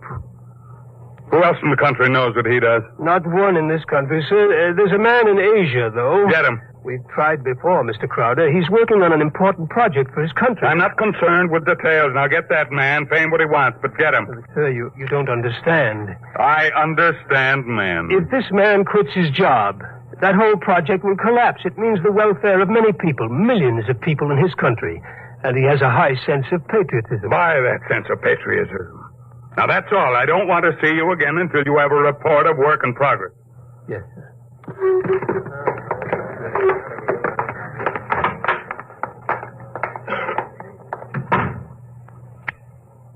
Yes, Mr. Crowder. As a man named Phillips going to draw his pay, I want 2 company policemen to meet him at the cashier's office and escort him from there directly off the premises, and I want them to be emphatic about it. Yes, Mr. Crowder. And notify the newspapers, the television, and the radio networks, periodicals, and the scientific journals that I'll receive the press in my office this afternoon at 3:30. I have an important announcement to make.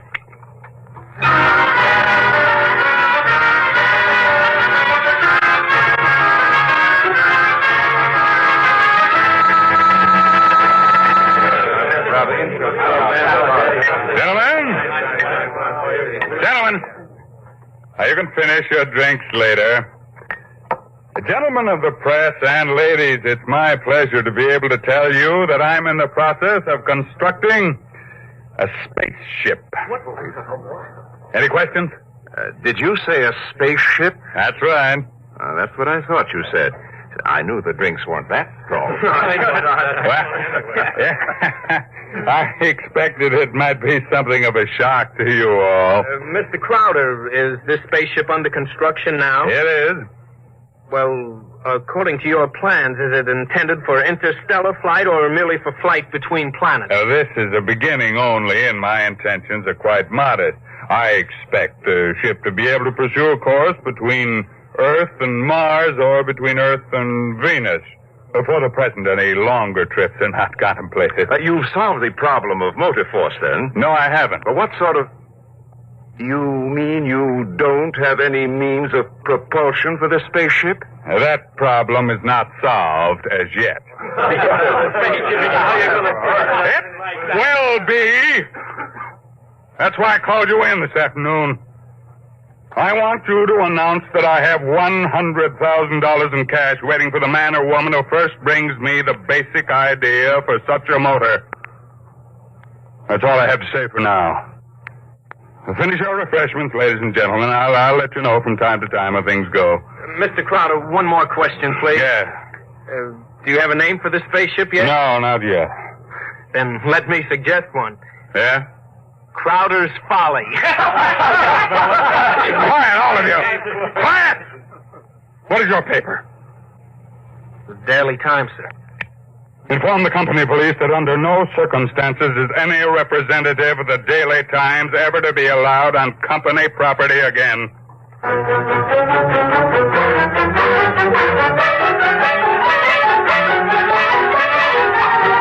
Wayne Crowder is offering $100,000 to any inventor who can produce an engine capable of driving a spaceship. Wayne James Crowder is offering $100,000 to any inventor who can produce an engine capable of driving a spaceship.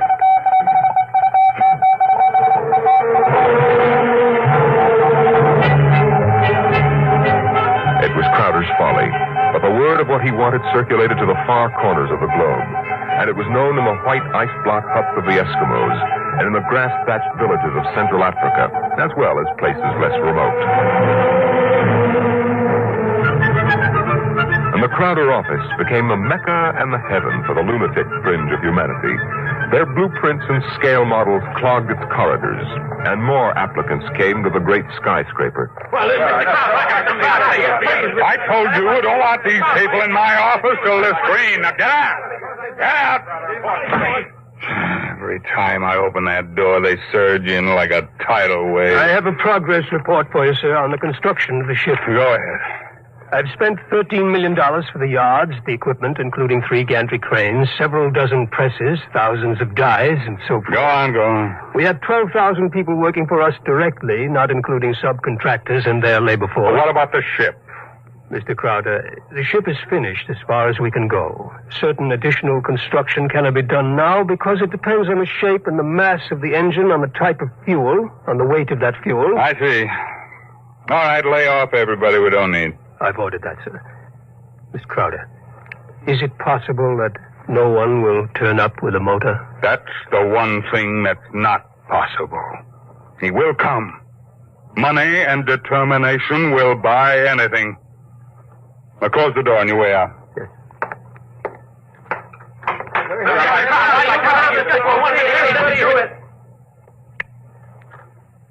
Order the proper department to put a name on the forward end of the ship. I want letters in pure gold 1 foot high. The name of the ship is Crowder's Folly. Get it done today.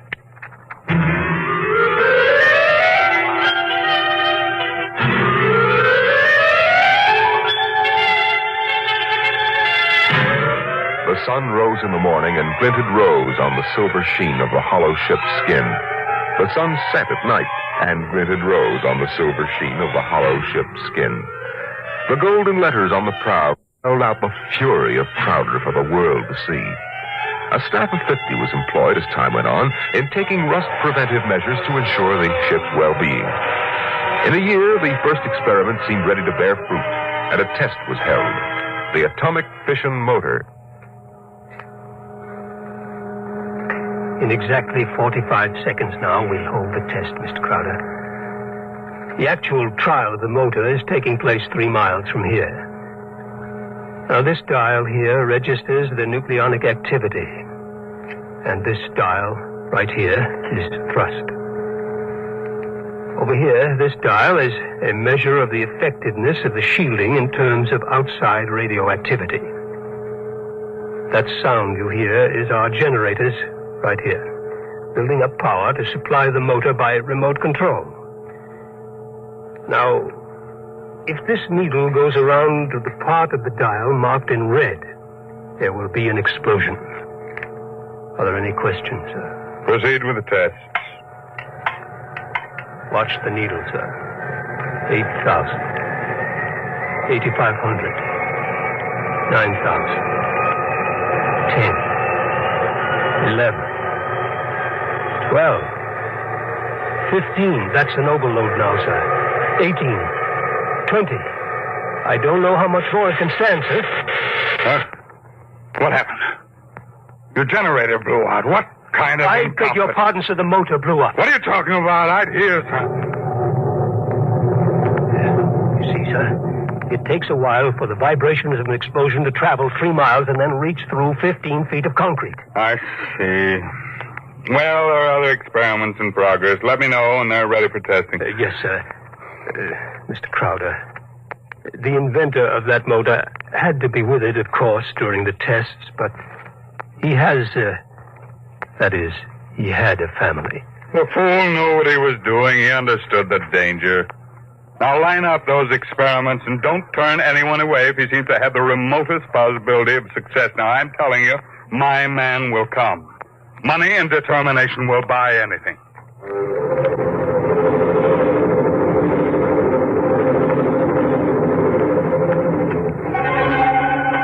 And strangely enough, Crowder was right.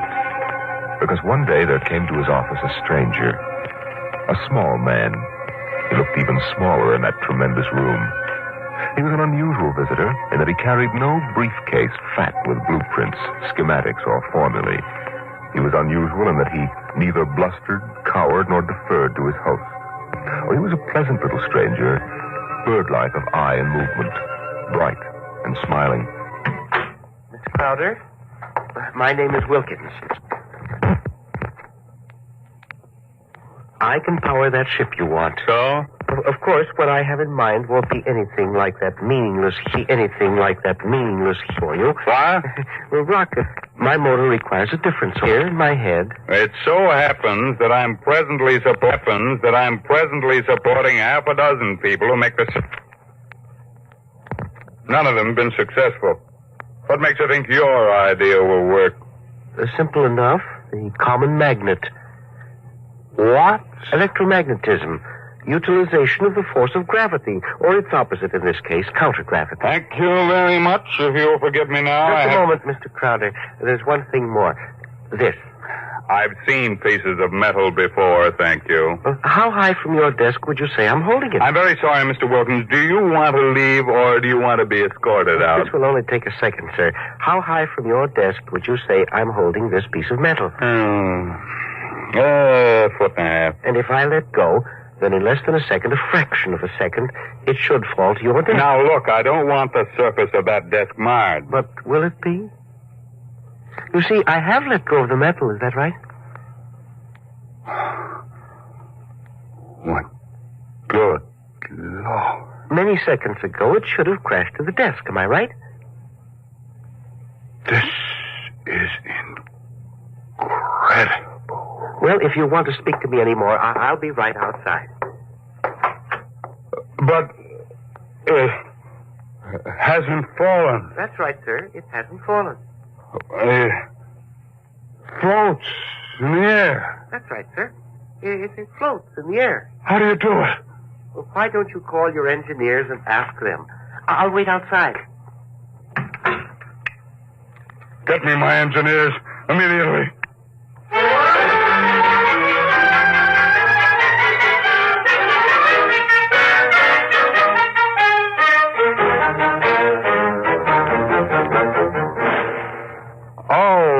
Mr. Wilkins, you're quite right. This piece of metal is apparently counter-gravity. My engineers can give me no explanation. Thank you, sir. What do you want? I want to build a spaceship using this material. No great expenditure, 1/100th of the cost your behemoth sitting out there in your building yard, and 3 other things. Workshop, expert mechanical assistance, and an answer to one question. What is the question? Why do you want so much to build this ship? Frankly, because I love power. Because I'm ambitious. I want to be the master, not only of one world, but of worlds. That's an honest answer. And that's as far as your thinking goes. What else is there?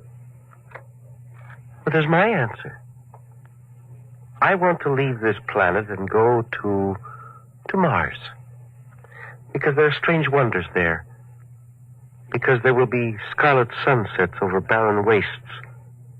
And in the star-strewn night, the thin, cold air of a dying world stirring in restless sighs across the valleys of the dry canals.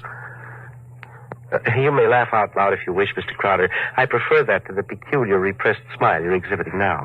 You're a very lucky man, Mr. Wilkins, to have scientific talent, because your talents as a poet are inferior and very sentimental. Well, all right, you're a sentimentalist and I'm Manalogic. No matter, we can work together, you and I. Your workshop will be ready by morning. If you need money or materials or personnel, just tell my engineers, and you'll get it, or I'll know the reason why, and that's all. Thank you, sir.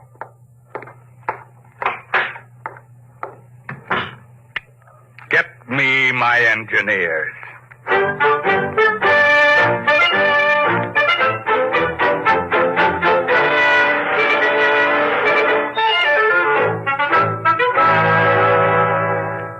Yes, Mr. Crowder. Now, we have 50 men working on preserving that useless hulk out there in the construction yard. Lay them off. Now, how many others? But the ship will deteriorate if we do that, sir. Let it rot. Lay them off. Yes. Now, how many other employees are still working for us on the project? About 3,000, sir, including the people working on experimental motors. Get rid of them. But, sir... Get rid of them. Well, Mr. Crowder, I never thought you'd drop this project. You were so adamant on it. I'm not dropping anything but dead wood. Now, you saw what Wilkins had to offer. He's my man, and the rest is junk. Mr. Crowder, he might fail. We ought to have a minimum of protection against... I say he won't fail. Yes. You just lay everybody off that isn't needed. Give him 2 weeks' pay and my thanks for a thankless job well done, that's all. Yes, sir. I'll get it done, sir. What a year's work. Yes, and 10 years or 20 years, now do the same thing. That's why you're an engineer and I'm an executive. That's why you work for me, because when I have to, I can be ruthless with my own mistakes. What are you waiting for? I was just thinking, Mr. Crowder, what would happen to me if my usefulness to you were over? I've worked for you for 30 years now. Just don't give me any occasion to consider your usefulness terminated. That oughtn't be too hard. Yes. What? Nothing, sir. I'll make the arrangements at once.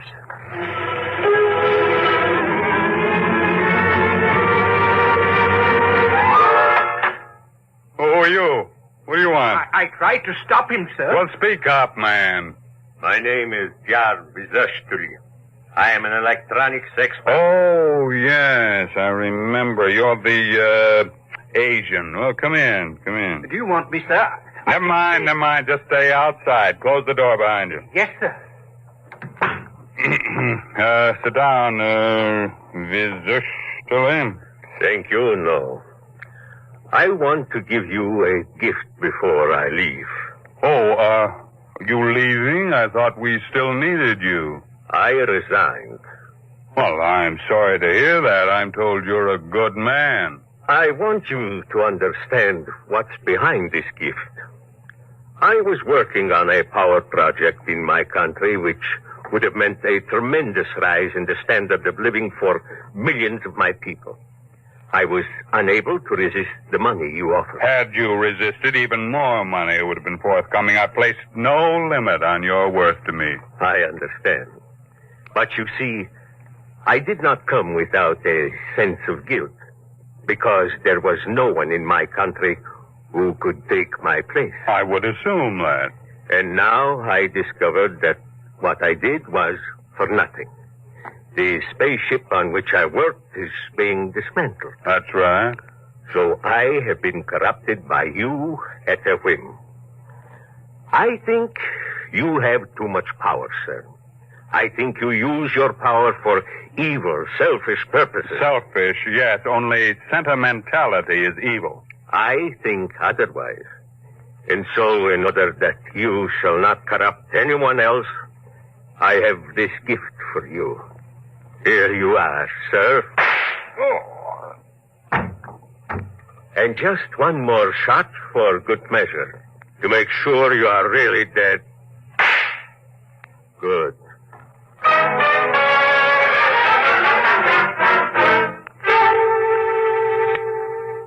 There's a man on his way out by the name of Jarvis Ustly, an engineer. He's not to be molested. He probably won't stop at the cashier, so I want a check for 6 months' salary in advance mailed to his home address. The man showed a certain quality of ruthlessness which is deserving of recognition. And have the chief of the company police bring me a new bulletproof vest. This one seems to have been dented in 2 places.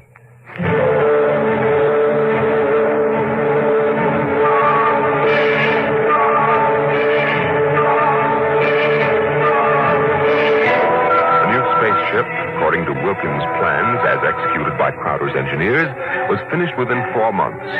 It was small. It was shaped like a disc. It gleamed brightly, even in the smoky haze of an October sunset. Inside, Crowder and Mr. Wilkins, in a small cubicle at the heart of the machine, were surrounded by many instruments of a complicated nature. Outside, huge crowds gathered to witness the test. They stirred and murmured, waiting restlessly, as inside the control room of the craft, Wilkins installed the final secret part he had not revealed to those who built his driving apparatus. Well, Wilkins, what's holding us up? Nothing now. Or sentiment, perhaps. What? A wish to look once more on Earth's familiar scenes. Here, now the screening is removed. Look at the people out there. Never mind looking out there. Let's leave that thing closed. You're a sentimental fool. Or are you afraid? Or did you decide at that last minute that your invention won't work? It will work. Oh, sit down, Mr. Crowder. Do me a favor. When I press this button, will you please press the button on the arm of the chair you're seated on? I'll tell you when. Turn on your motor. I want to hear its roar and feel its tug as we cut loose from Earth's gravity and fly outward into space.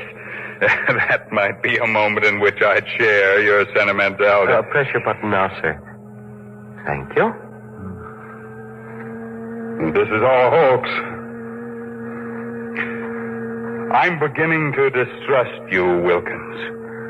When are we going to take off? You said at 5 sharp, and it's 2 minutes after 5 now.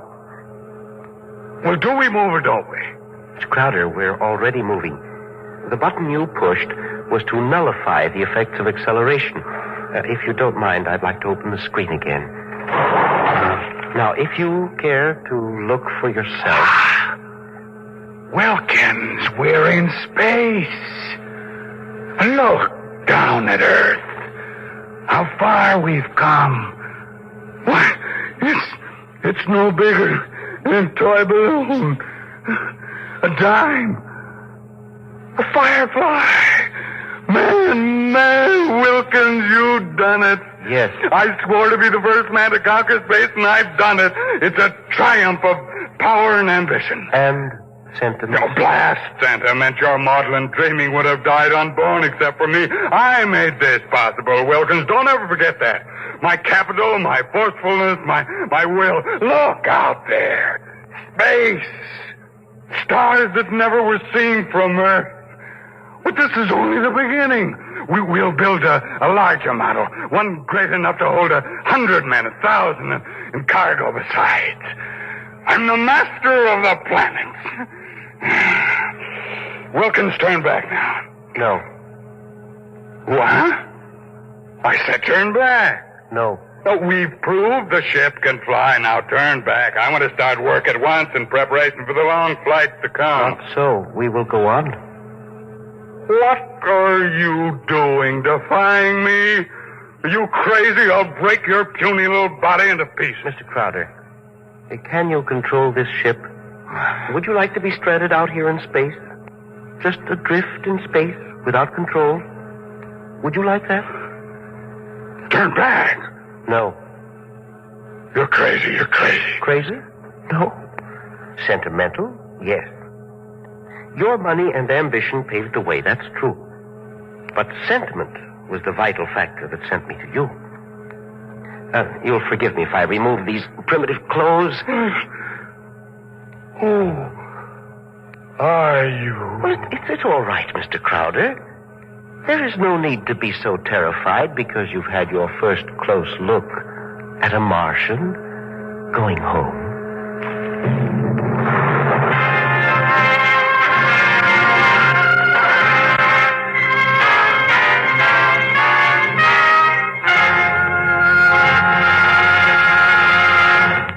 You've just heard another adventure into the unknown world of the future. The world of...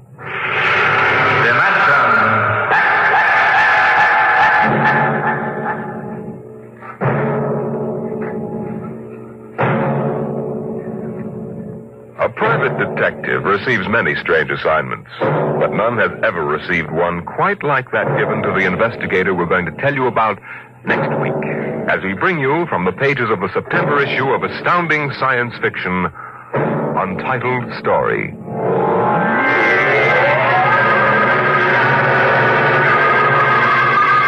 Dimension X is presented each week by the National Broadcasting Company in cooperation with Street and Smith. publishers of the magazine Astounding Science Fiction. Today, Dimension X has presented The Vital Factor, written for radio by Howard Rodman from the story by Nelson Bond. Featured in the cast were Raymond Edward Johnson as Crowder, John McGovern as the engineer, and Louis Van Ruten as the Martian. Your host was Norman Rose. Music by Albert Berman. Dimension X is produced by William Welch and directed by Fred Way.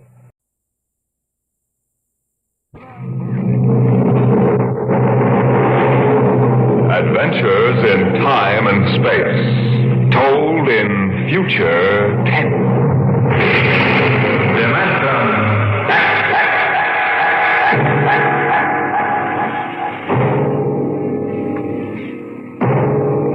The National Broadcasting Company, in cooperation with Street and Smith, publishers of astounding science fiction, bring you Dimension X.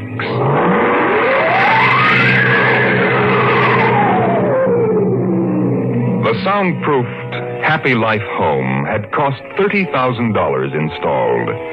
It clothed and fed and rocked them to sleep and played and sang and was good to them. Their life purred on from day to day, measured and controlled by the nucleonic thermostats, the iridium sponge servo brains that made the beds and washed down the bathroom floors and made sure the salt cellars flowed freely without clogging. Twice a day, the house paused, rang a quiet bell, and turned precisely 90 degrees on its axis, in order that the view from the Solaroid living room windows might be varied to avoid ennui. Of course, the pride of the house was the nursery. The agent for the company had been most enthusiastic. This way, right down the hall. All right. What was that? Oh, it's all automatic. The nursery turns itself on when you come within 10 feet of it. Soft automaticity. That's the motto of the company. All right, now, this is the nursery. 40 feet by 40 feet and 30 feet high.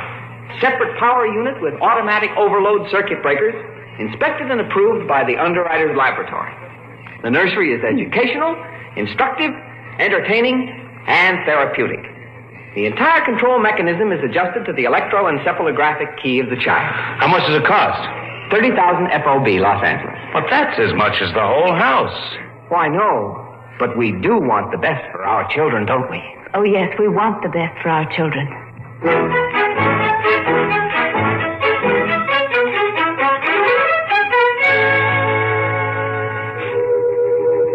And it was the best. The crystalline walls wavered from 2 to 3 dimensions. The pseudo-textured composition flooring shifted lightly from brick to dirt to waving grass.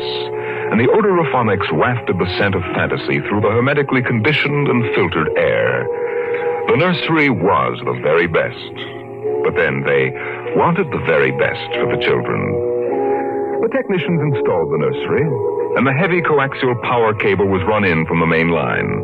The walls sprang to life, and the mental control banks and relays hummed.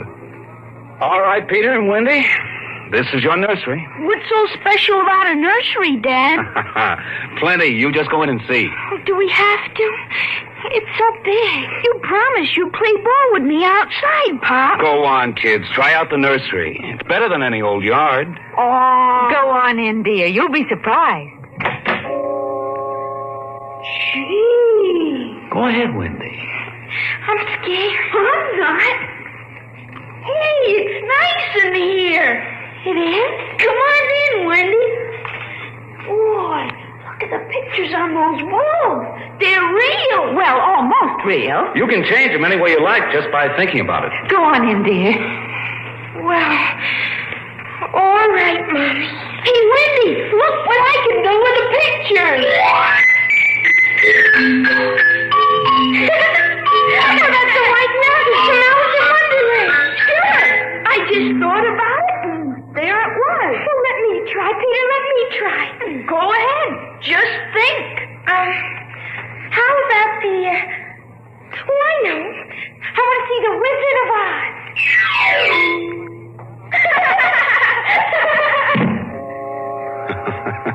Well, dear, there we are. They like it, don't they? Well, why shouldn't they? All they have to do is think, and they've got whatever they want in 3 dimensions. Color, sound, and smell. Oh, think what it would have been like to have a nursery like that when you were a kid. It's nice that we can give them all the advantages. Why, sure. What else are we working for, huh? That's right. Well, what do you want to do this evening? Well, the Petersons asked us over for bridge, but... Oh, we don't have to worry about the kids.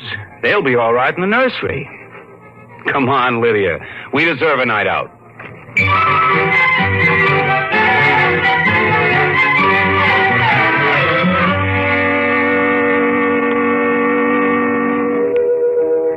And in the nursery, the walls were a kaleidoscope of time and space and imagination. The green forest of Sherwood and quiet forms of Robin and his merry men gave way to the roll of the high seas and the smell of salt in the air as Sir Henry Morgan sailed into the harbor at Jamaica. It's my turn now, Peter. You've got to be fair. It's my turn.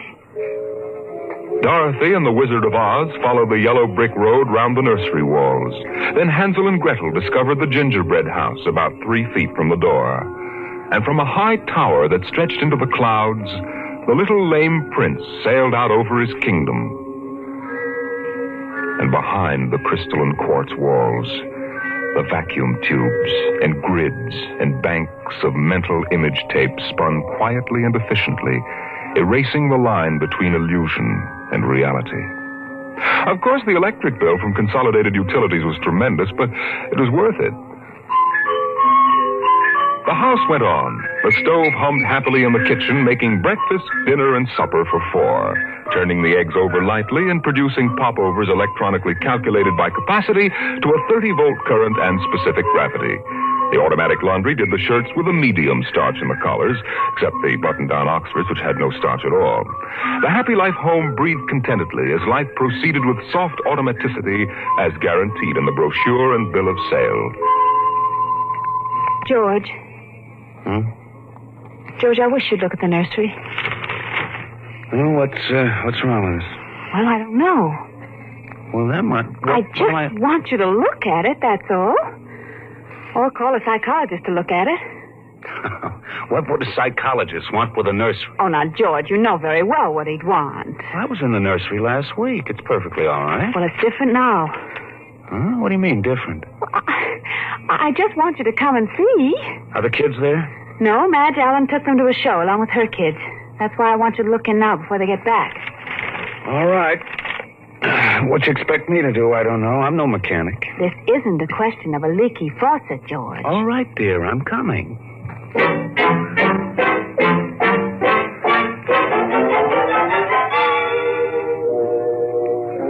The nursery light flicked on as they came down the hall.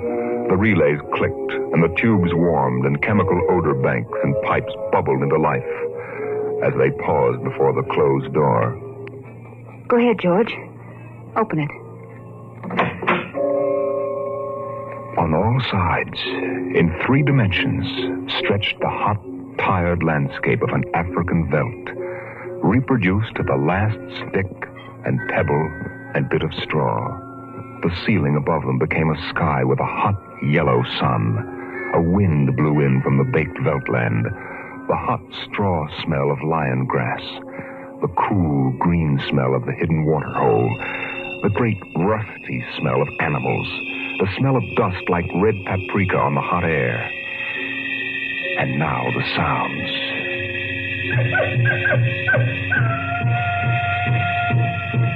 The howl of the jackal in the distance, the thump of distant antelope feet on grassy sod, and the papery rustling of the great vultures that wheeled and circled under the yellow, burning sun.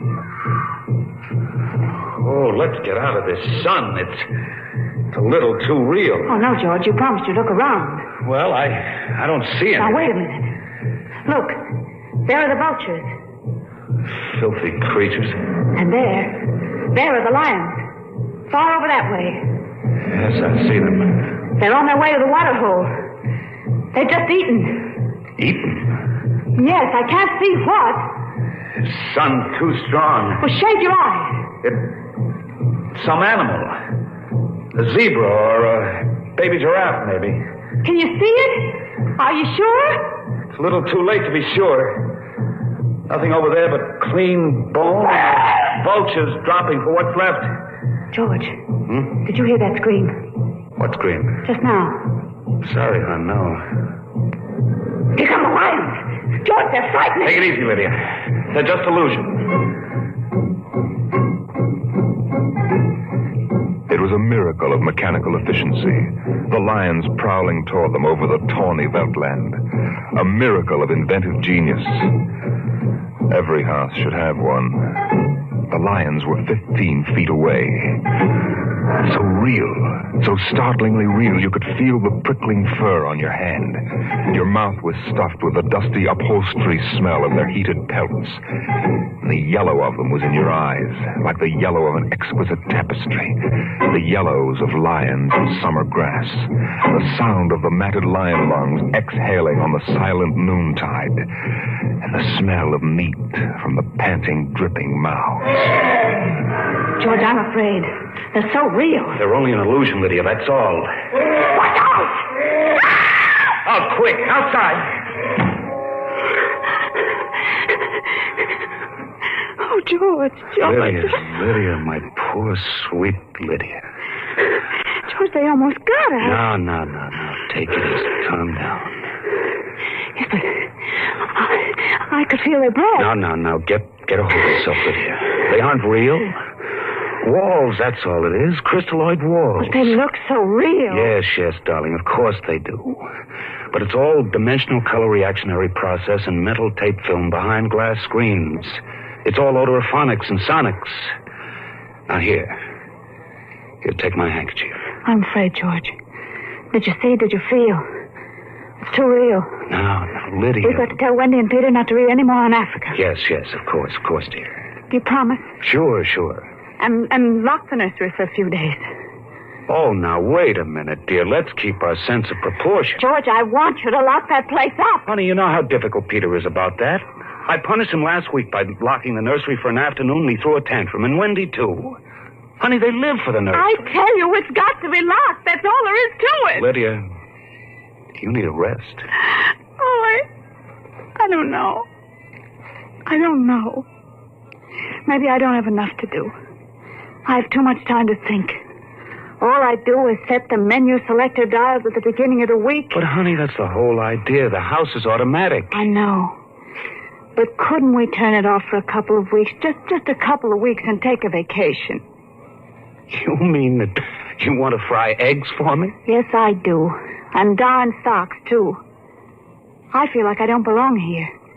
The house is wife and mother and maid. How can I compete with the African Veldt? And you, George. You don't know what to do with yourself in the house when you're home. You're drinking too much. Am I? You feel useless, too. Yes, I suppose I do. George. Those lions can't get out of there, can they? Oh, of course not, dear. Now, don't think about it anymore.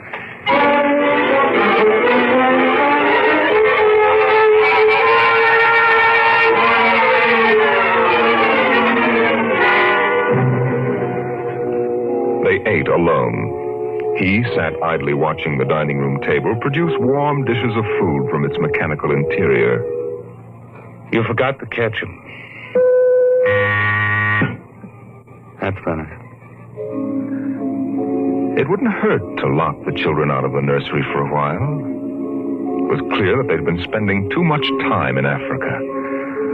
Oh, that sun. He could still feel it on his neck like a hot paw. And the lions, and the smell of blood. Remarkable how the nursery caught the telepathic emanations of the children's minds and created a life to fulfill their desires. The children thought zebras, and there were zebras. Sun, death, and death. They were so young.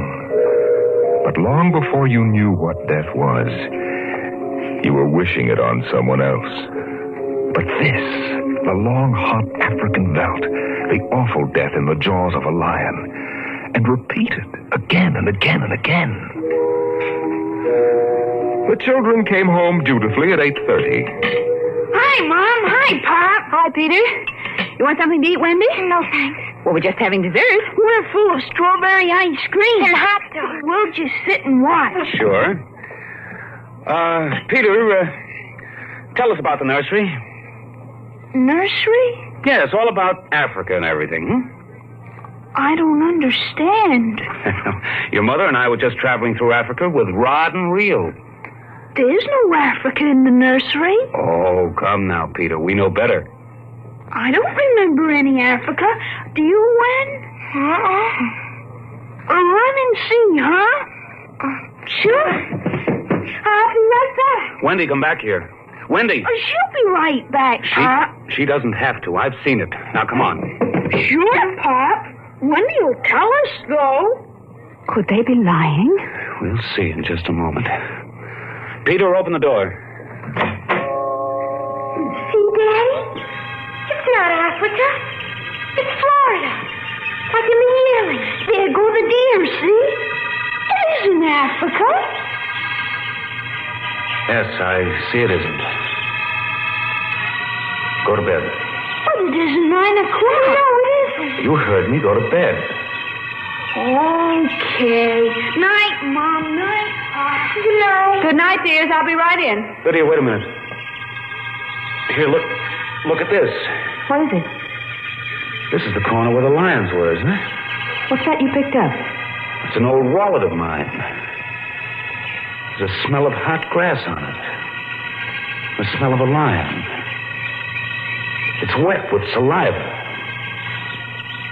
And it's been chewed. George, those smears of blood. Come on out.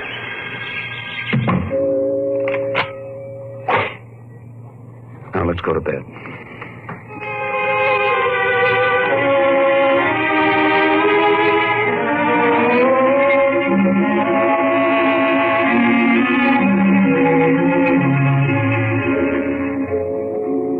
So they went to bed. But in the middle of the night, Lydia was still awake, and she knew her husband was awake. George. How did your wallet get in the nursery? I don't know. Wendy must have changed the walls from the African Veldt. Honey, I'm going to keep it locked. Maybe it isn't good for the children. It's supposed to help them work off their neuroses in a harmless way. I'm starting to wonder. We've given the children everything they wanted. My father used to say children are like carpets. They should be stepped on occasionally. We've never lifted a hand.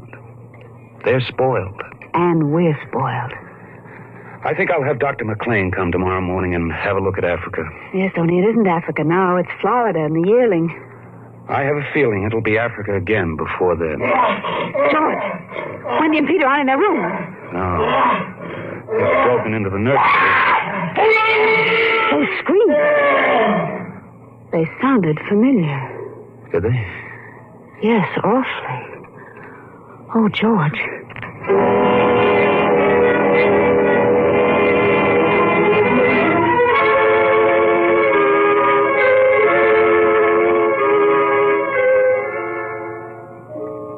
Although their automatic somno beds tried very hard, the two adults couldn't be rocked to sleep for another hour. A smell of cats was in the night air. And in the morning, the stove cooked French toast, and the dining room table poured the syrup and melted butter. Pop, Yes? you aren't going to lock up the nursery for good, are you? That all depends. On what? On you and your sister? We feel that you should have some variety, dear. If you intersperse this Africa with a little Sweden or China... I thought we were free to play the way we like. Well, you are within reasonable bounds. Well, what's wrong with Africa, Daddy? Oh, so now you admit you've been thinking up Africa, I wouldn't want the nursery locked up ever. Well, as a matter of fact, we're thinking of turning the whole house off for about a month. Sort of camping out. You mean I'd have to tie my own shoes instead of having my shoe tire do it? And brush my own teeth and comb my own hair and give myself a bath? Well, Wendy, it would be fun for a change, don't you think, dear? No, it'd be awful. I didn't like it when you took out the picture painter last month. Well, that's because I wanted you to learn to paint by yourself. I don't want to do anything but look and listen and smell. What else is there to do? Oh, all right. All right, go play in Africa. Are you going to shut off the house? We're considering it. I don't think you better consider it anymore, Pop. I won't have any threats from you, son. Okay, Pop. Come on, Wendy. Let's get back.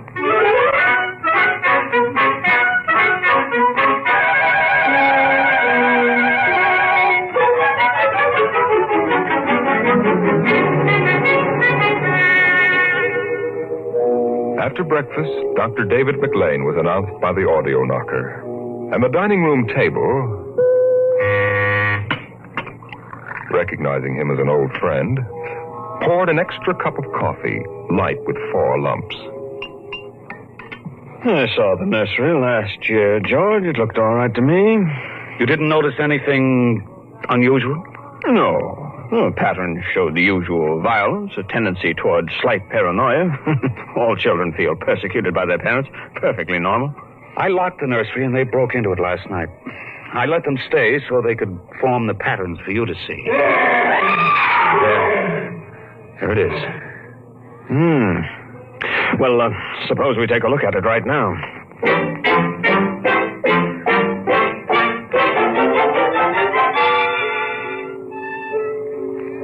They entered without knocking and sent the children out.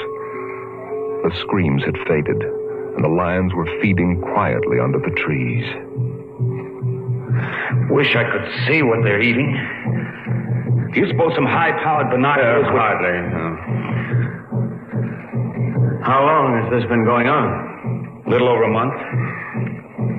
It certainly doesn't feel good. I don't want feelings. I want fact. George, a psychologist, never saw a fact in his life. He knows about feelings. And this doesn't feel good. My advice to you is to have the whole room torn down and your children brought to me every day for the next year for treatment. Is it that bad? I'm afraid so. You know, that's why the nursery was developed originally. To let us examine the patterns left on the wall by a child's mind. But what is it? What's wrong with Peter and Wendy? Well, it's hard to say. I haven't punished them more than average, though I took away a few gadgets. Last week I locked the nursery to show I meant business.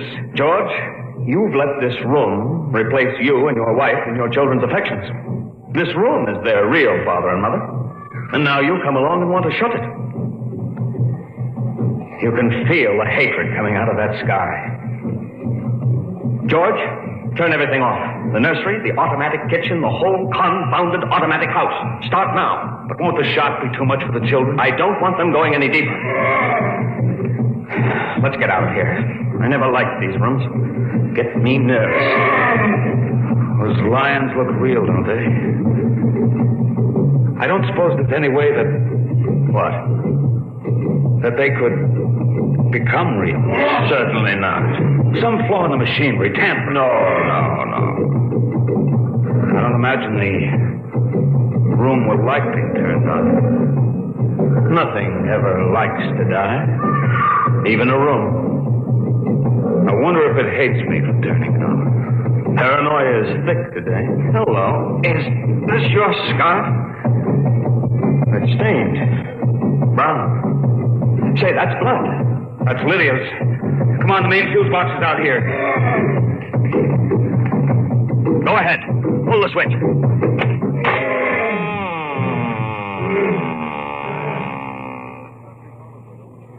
Yeah. It's off.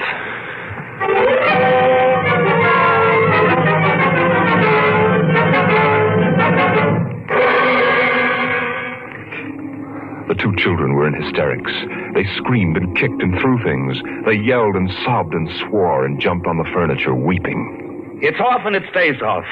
The whole house dies as of now. The more I see of the mess we put ourselves in, the more it sickens me. We've been contemplating our electrical, mechanical navels for too long. We need air. Fresh, unfiltered, unconditioned air. He marched around the house, cutting switches and pulling fuses. The stove was disconnected with a roast lamb in the oven, and a flapjack still in the air. The heaters, the shoe shiners, the shoelacers, the body scrubbers and swabbers and massagers. He pulled the plugs and shorted out the controls, one after the other. The house became full of electronic corpses. It was a mechanical cemetery. So silent. None of the humming, hidden energy of the machines waiting to function at the tap of a button. And by the still dining room table, its radionic insides dead and currentless, Peter wailed at the house. Don't let them do it! Don't let Pop kill everything! I hate you, Bob! I hate you! Peter, please. Insults won't get you anywhere. I wish you were dead! We were for a long while.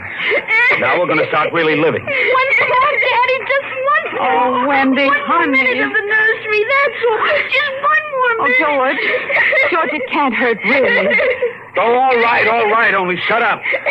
1 minute. And that's the end. Forever. Gee, thanks, Pop. Thanks. Then we're going on a vacation.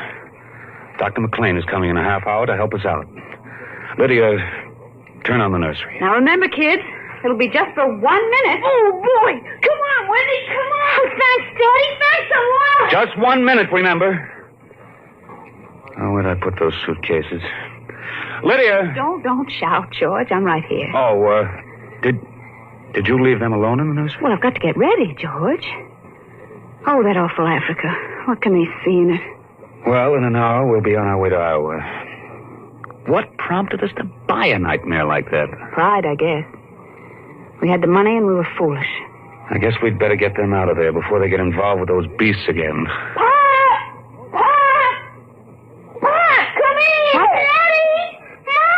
Come on, quick.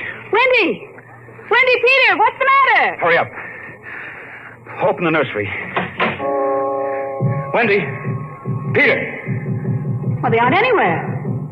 Wendy! Peter! Peter! Oh. The door. Open the door. They've locked it from the outside. Peter! Peter, open up! Peter! Don't let them turn off the nursery! Now, don't get ridiculous, children. It's time to go. Wendy! Wendy, open the door, dear! Let us out! Peter, open the door. It's time to go. Open the door. George! George, the lamp! Peter, do you hear me? Open this door. They're all around us. George! Son, do you hear me? Let us out! George, look out! They're coming!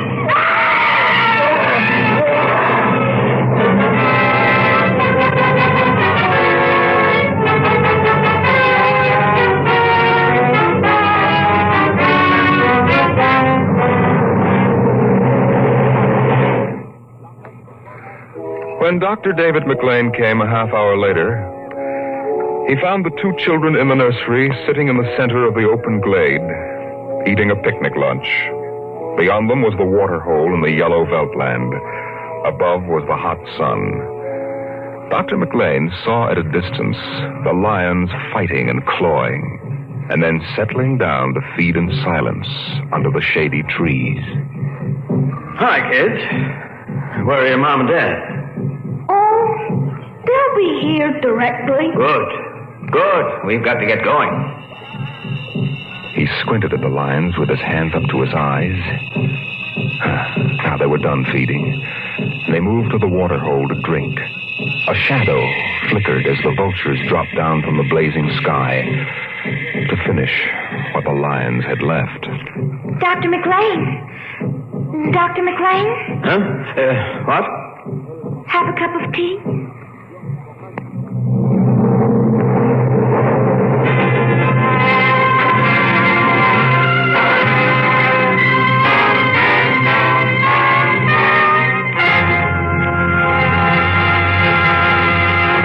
You've just heard another adventure into the unknown world of the future. The world of Dimension X.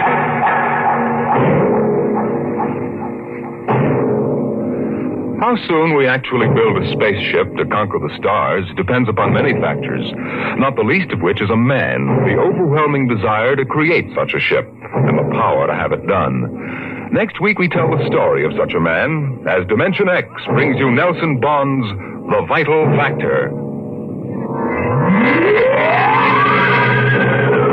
Dimension X is presented transcribed each week by the National Broadcasting Company in cooperation with Street and Smith, publishers of the magazine Astounding Science Fiction. Today, Dimension X has presented The Veldt, written for radio by Ernest Kenoy from Ray Bradbury's The Illustrated Man. Included in the cast were Leslie Woods and Bill Quinn as the parents, Joan Laser and David Anderson as the children. Your host was Norman Rose. Music by Albert Berman. Dimension X is produced by William Welch and directed by Fred Way.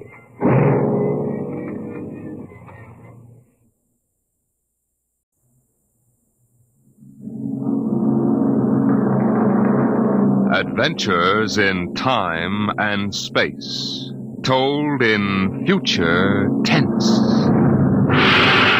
Dimension X.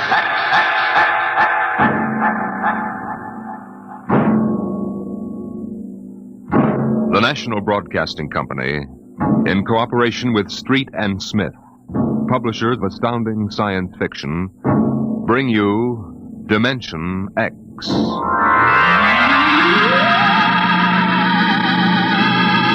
20 years had passed since the last of the giant migration ships had crashed to the surface of Mars, bearing its pitiful handful of survivors of the Earth Wars. 20 years of scratching at the stubborn Martian soil.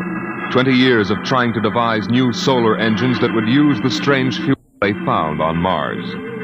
20 years of longing, of turning eyes toward the green Earth as it hung on the horizon like a beckoning light. And now it was done, and the first new ship, built of shining Martian chromaton, had lifted bravely toward home with 3 men locked in its metal belly. Would they return to an Earth made barren by cosmic dust, to a blackened radioactive hell? Or would they find intelligence still alive on the scourged planet? What had 20 years of death and radioactivity done to our beloved Earth?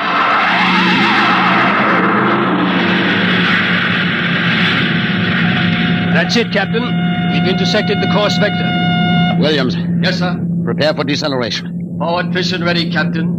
Read us off, Evans. We'll enter the gravitational field of the Earth in exactly 10 seconds. 9, 8, 7, 6, 5, 4, 3. Fire 2 and 4. 1, 0. 2 and 4. What's our momentum, Evans? -3. Fire 1. 1. -4 now. Steady as she goes. How are we? On parabola now. If we can hold, we should breach the heaviside layer somewhere north of what used to be Murmansk. Let's have a look at her. Visor, please. Yes, sir. Mother Earth. 20 years. We're going home, Evans. We're going home. Home to what, Captain? Home to a burned-out radioactive planet that is incapable of supporting human life? Evans and I don't agree with that, Williams.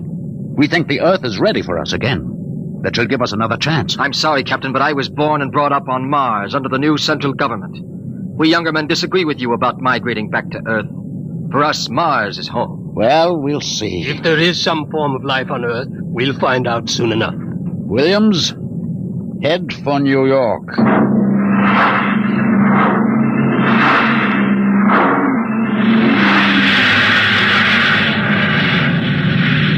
There it is, Captain. You can barely see the top of the Atomic Trades Building in the twilight. They never finished building it. Dark as a tomb. Slow to cruising speed. Cruising speed. It begins to look as if Williams is right, Captain. Not a sign of life on 4 continents. Now, we'll make a radiation check and then head back for Mars. You agree with me, gentlemen? That for all practical purposes, the planet is dead? It's still my Captain. What is it? Am I going out of my mind? Look out that way to the west. Could that be? By heaven, it is. Those are lights. Turn the ship. Heading west-southwest. Full speed. Full speed. They are lights. Captain, it's a city, a whole blasted city lit up like a Christmas tree. Well, what do you think of your dead planet now, Williams? We shall see, Evans. Remember, the Commission wants evidence of life as we know it. Decelerate to -5. We're going to take her down. There's an open area just on the edge of the city. Yes, sir. Hold on, gentlemen. We're about to land.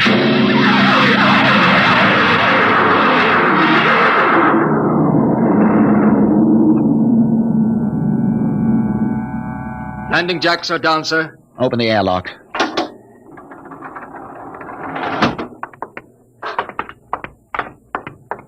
Close.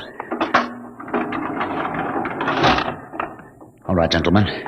Before we go out, security at all times. Williams, you have the blast gun? I have it. If anyone becomes separated, fire a shot and make for the ship. How's the radiation, Evans? Safe enough so far. This seems to be a light area. Very well. Open the lock.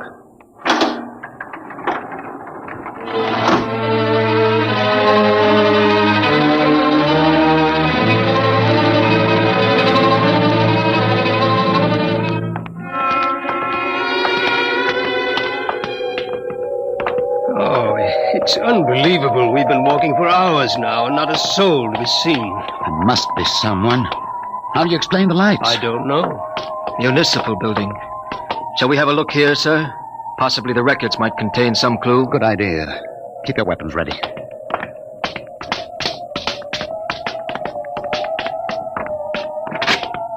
This door is in good working order.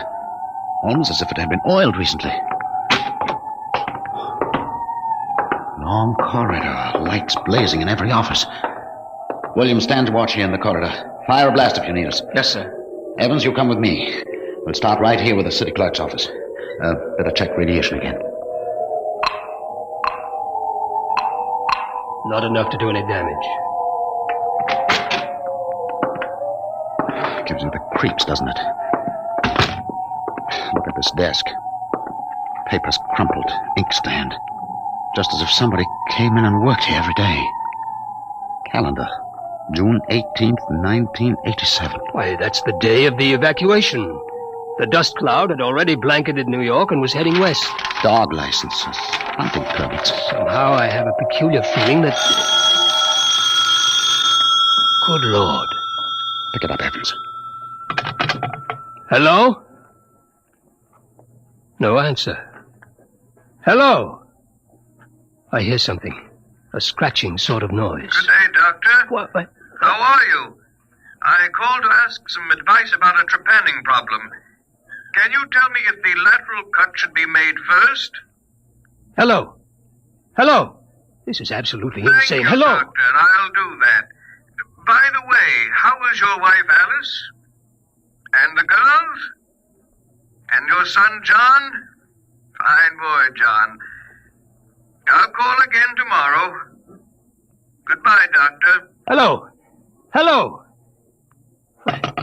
It's gone dead. Who was it? I don't know. A strange voice carried on a conversation about some surgical operation without paying the slightest attention to anything I said. Captain, the lights are out. Good Lord. Captain! Captain! I have a torch. Come on. Williams, what is it? I don't know. You fired a shot. Yes, sir. Just as the lights went out, I'm sure I saw a figure. It looked like an old man in a white robe. It moved across the end of the corridor down that way. Flash your torch down there, Evans. Nothing there. Are you certain, Williams? I'm not certain. The lights. They're on again. We're going to get to the bottom of this. Wait. What? Listen. Quietly. Someone is coming, walking slowly toward the corridor. We're coming closer. Couple him when he turns the corner. It'll be a pleasure. Don't fire unless I give the word. Shh. What? Jumping Jupiter. Are you... Is it really someone, or am I having hallucinations? We are no vision. No. Oh, you seem to be real. I saw the ship come down. I thought perhaps I was losing my mind. It's been so many years. I'm Captain John Parsons.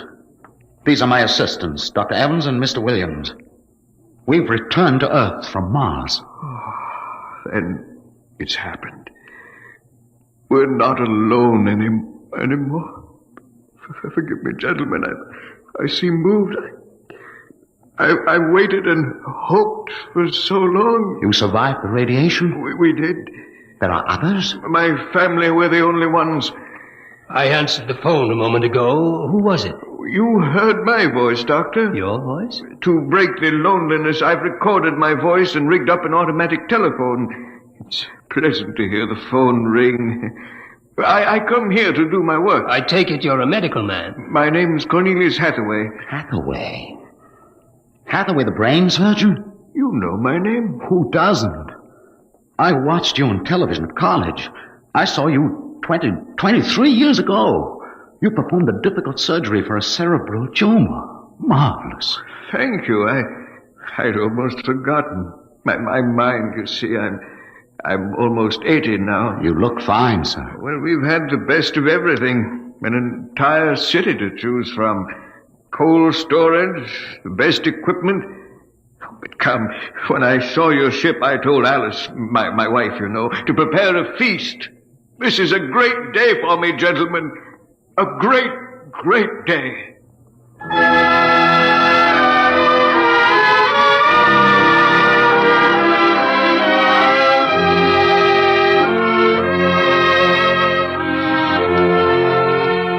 This is my wife, gentlemen. Alice, this is Captain Parsons, Dr. Evans, and Mr. Williams. How do you do, Mrs. Hathaway? Now, if you'll follow me, gentlemen, we'll meet my children. Lord, what a beautiful woman. She looks no more than 35. These are my daughters, Susan and Marguerite. This is my son, John. Nice to meet you. Sit down, gentlemen, sit down. We'll have a feast in honor of this occasion. Susan, Marguerite, get the best silverware and the damask napkins. John, fetch the glasses. Oh, yes, Father. It'll only take... Excuse me, John. Sir? How old are you? 23, sir. Thank you. Now, if you'll excuse me. What is it, Captain? Something wrong? Nothing except that it's impossible. You see, Dr. Hathaway's son was already in college when I started. That would make him at least 45.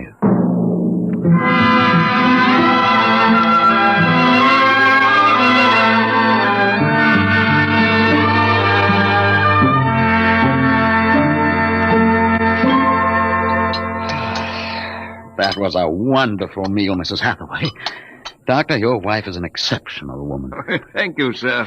How would you gentlemen like some fresh gingerbread with your coffee? I baked it this morning. Oh, wonderful. Smell that, Evans? Oh, it's like coming home, Mrs. Hathaway. We enjoy having you here. Mrs. Hathaway, may I compliment you on your having preserved your youth and beauty so well? Thank you. We have had no worries here, no competition. Only the things we need for material comfort.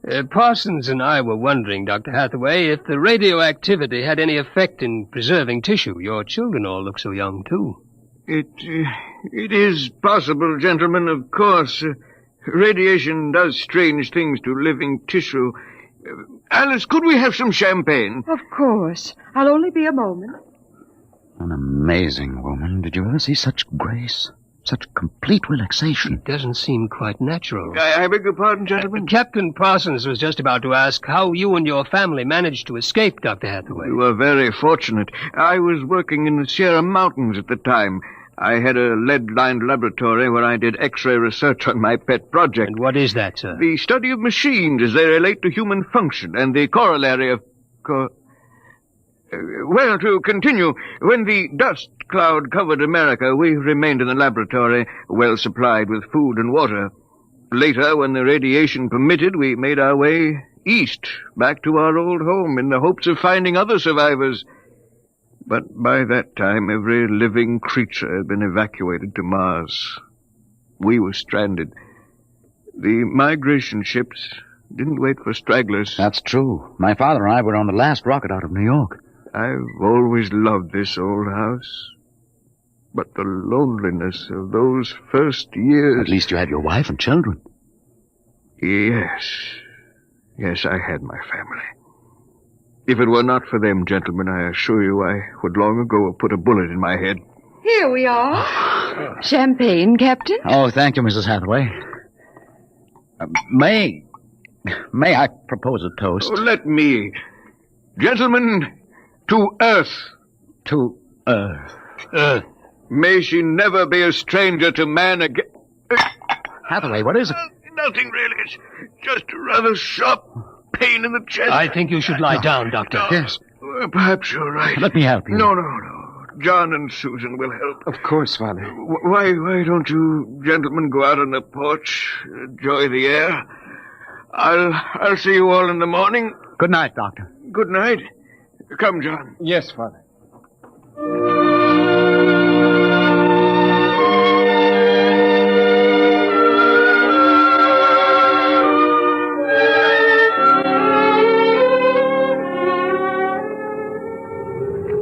Well, what do you think of old Mother Earth now, Williams? Smell that summer breeze. Look at that view of the city lighted up against the sky. It has a certain quality. Well, score 1 point for the back-to-earth proponent. I didn't say that. You're beginning to feel it, though, Williams. I can tell. If you don't mind, gentlemen, I'm quite tired. I think I'll turn in. Excuse me. Well, Captain? Well, what? What do you make of all this? I don't know what you mean. This Hathaway and his family. There's something strange and unnatural going on here. I can sense it. I think you're reading things into it, Evans. Oh, perhaps. Well, I'll turn in too. Are you coming? In a moment. I want to smoke a cigarette. Beautiful view. What? Is it not? I didn't hear you come out. How is he? Resting. I've never seen him this bad. Yes, he's an old man. I'm sorry, but the difference in your ages is so apparent. You must have been married very young. My husband is a very great man, Captain. It's too bad there was no one to appreciate him. Once, he wired the whole city with sound speakers, and when he pressed a button, the whole town lit up and made noises, as if 10,000 people were living in it. He must have been very lonesome for people. Although with a woman such as you, I don't understand. Perhaps one day you will understand. Good night, Captain. Good night, Mrs. Hathaway.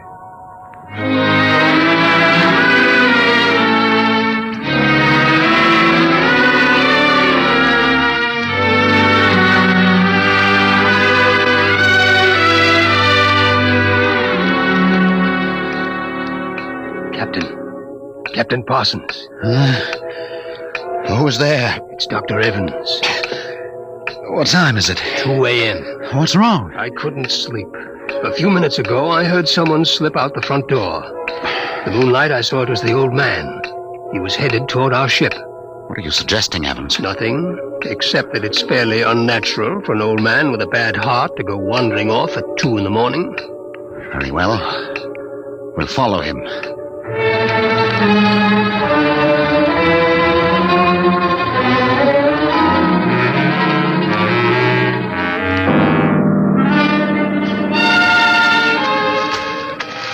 See him yet? No. Look, ahead there on the hillside. Isn't that Hathaway kneeling in the moonlight? Yes, I think so. Can we get closer? Let's head for that clump of bushes. This is far enough. What do you suppose he's doing there? What are those things on the ground? Good Lord. Those are grave markers. 4 of them. You're right. Seems to be praying over them. Listen. Do you forgive me for what I've done? I had to do it. I was so terribly lonely. You do forgive me, don't you? Yes, I feel you do. I'm glad. I think perhaps I can rest now. I think He's having another attack. Come on. Hathaway! Dr. Hathaway. Raise his head, Evans. His lips are moving. What is it, Doctor? Lean closer. I'm sorry I had to spoil all of this. I've expected it for some time. We'll fix you up. No, this is the end for me. It really doesn't matter.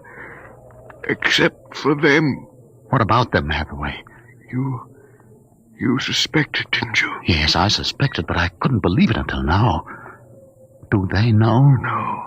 No, they wouldn't understand. I wouldn't want them to know, ever. The Earth. The Earth... Don't try to talk. The Earth is so fair. Doctor. He's dead, Captain. He knew it was the end this time. Yes, he knew. What was it he meant about your suspecting? Light a match, Evans. Look on those 4 grave markers and tell me what you see. Good Lord. Well? Alice Hathaway, Marguerite Hathaway, Susan Hathaway, John Hathaway. Died July 1987.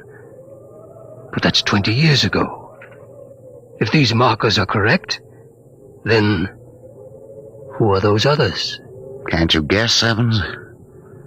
Can't you guess?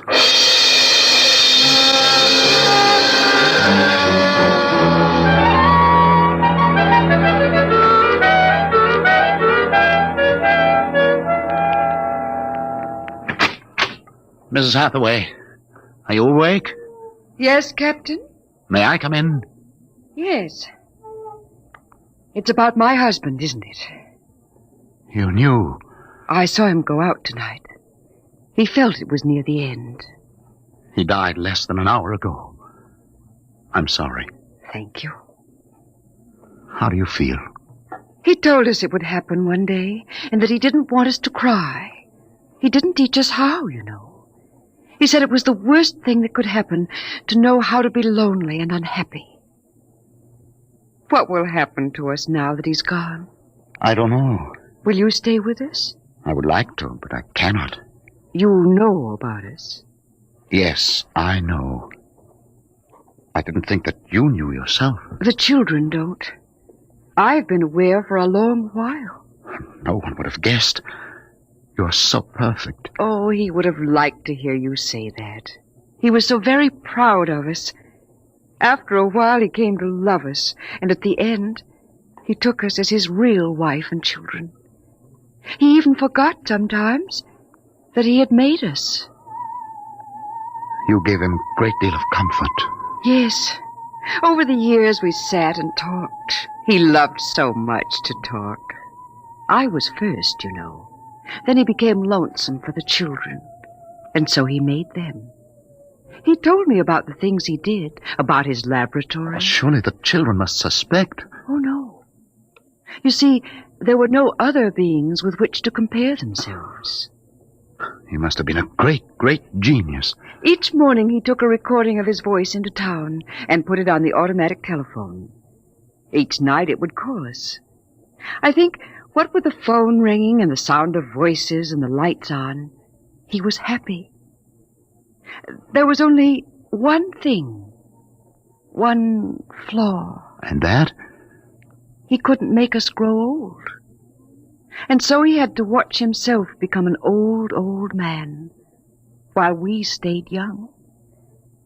It was a great blow to him.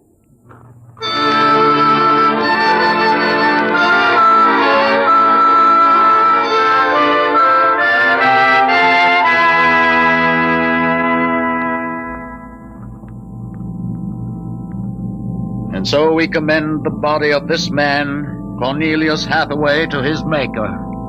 Ashes to ashes, dust to dust returneth. Amen.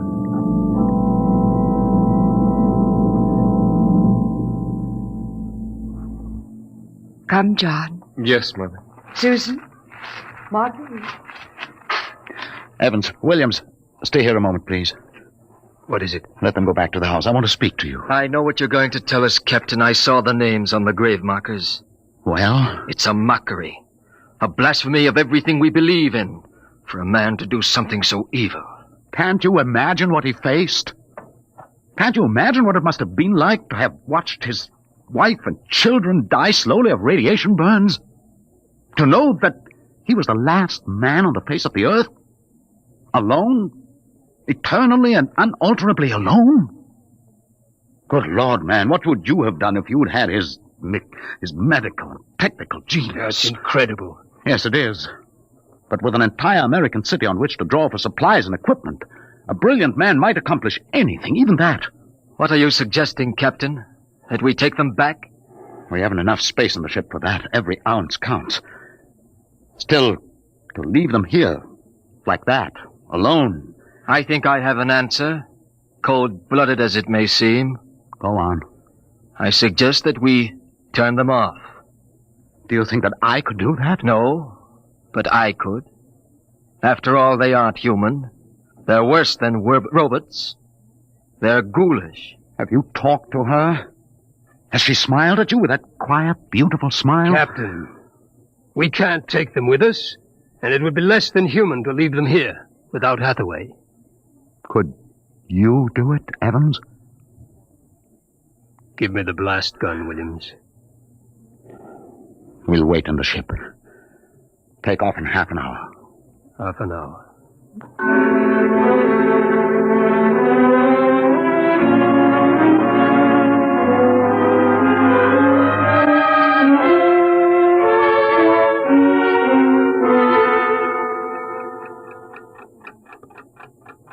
6:25.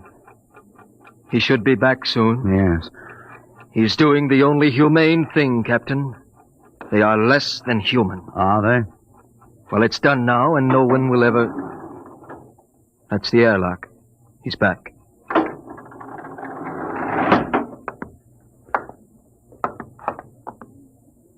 Well? Here's your gun. Did you do it? When I entered the house, she looked at me with those fine, intelligent eyes. I couldn't do it. It would be murder, cold-blooded murder. I prayed you wouldn't be able to do it. There will never be anything as fine as they are. Built to last 200, 300, perhaps 1,000 years. Well, get the course in the integrator, Williams. We'll take off in 20 minutes. I should be back by then. You're going out, sir? I'm going to say goodbye.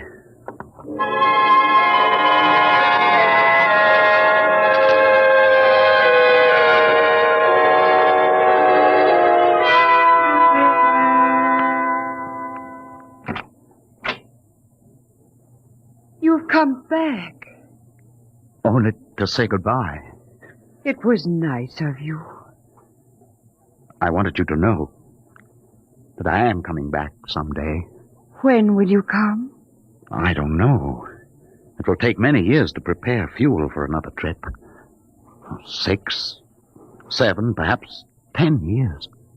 I will watch the sky at night, just as he watched it. Oh, I'm afraid I must go now. I understand. Strange. I have a new feeling. One which he did not teach us. A feeling of longing, of sadness. That one is not taught. It comes of being alive. Yes. I am alive. Even though he created me, I'm a person now. Goodbye, Alice Hathaway. Goodbye, John Parsons.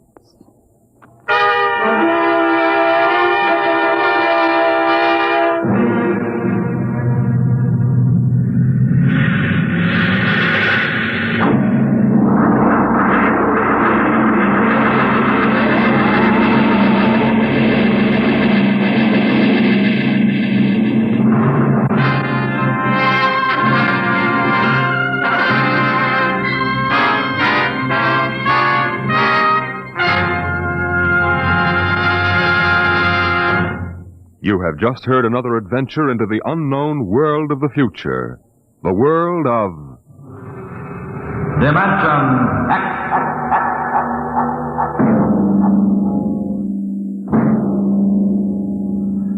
When the time comes for man to explore the universe, to deal with the strange inhabitants of other worlds, there will be much to remember. Perhaps the most important lesson of all will seem too fundamental to be included in the training manuals.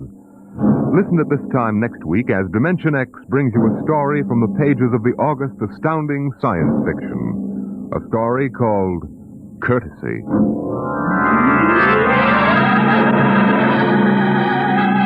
Dimension X is presented each week by the National Broadcasting Company in cooperation with Street and Smith, publishers of the magazine Astounding Science Fiction. Today, Dimension X has presented Dwellers in Silence, written for radio by George Lefferts from the story by Ray Bradbury. Featured in the cast were Peter Capell as Captain Parsons, Bill Griffiths as Dr. Hathaway, and Gertrude Warner as Alice. Your host was Norman Rose, music by Albert Berman. Dimension X is produced by William Welch and directed by Fred Way.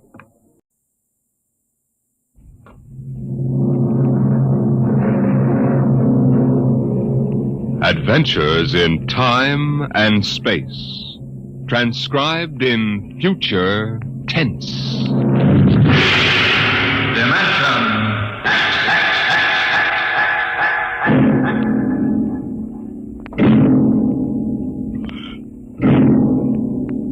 The National Broadcasting Company, in cooperation with Street and Smith, publishers of astounding science fiction, bring you Dimension X.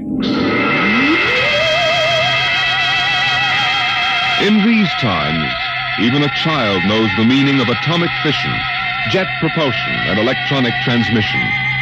What, we ask ourselves, will the child of the future know? What of the time when science unlocks the secret of life itself? Could it be that one day such things as constructing human life or passing back and forth from one dimension to another will become mere child's play? My name is Sam Weber. I'm an attorney, and a pretty successful one, if I do say so myself. My wife Tina and I live in a comfortable 12-room place up in Westchester. Now, I've read a lot of Horatio Alger stuff in my time, and so have you probably, but I'll bet you've never heard anything quite as spectacular as my story. Maybe you won't believe it, but I used to be a completely different guy. Frightened, sickly, nearsighted, a real Mortimer Meek. No kidding. That was 5 years ago. The big change in me began to take place on a cold December morning in 1945. Just a moment, please. Yes, please. Weber? Yes. Samuel? That's right. Step back. Okay, fellas, bring it in. Oh, just a moment. You must have the wrong letter. Watch it, buddy. All right, sign here. Is, that for me? Weber Apartments. Looks like a coffin. I don't design them, Jack. I just deliver them. Sign here.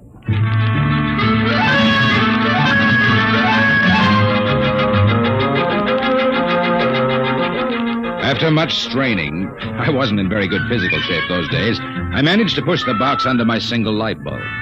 There was a card in a small envelope. Let's see.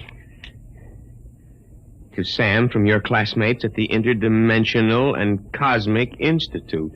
Merry Christmas. 2145 A.D. Holy jumping catfish. Hey, mister, there must be some mistake. Hey! Holy jumping catfish.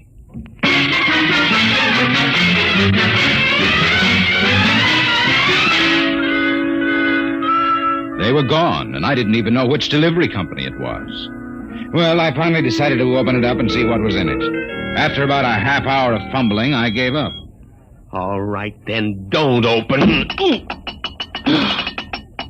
No sooner had I said the word open than it came apart like the skin off a banana. There inside was something resembling a kid's chemical set. Vials, jars, tubes, wires. You never saw so much scientific-looking junk in your life. And on top of it all was a book of instructions. Build a Man set number 3. This set is intended solely for uses of children between the ages of 11 and 13. The equipment will enable the child to build and assemble complete adult humans in perfect working order. A disassemblator is provided so the set may be used over again.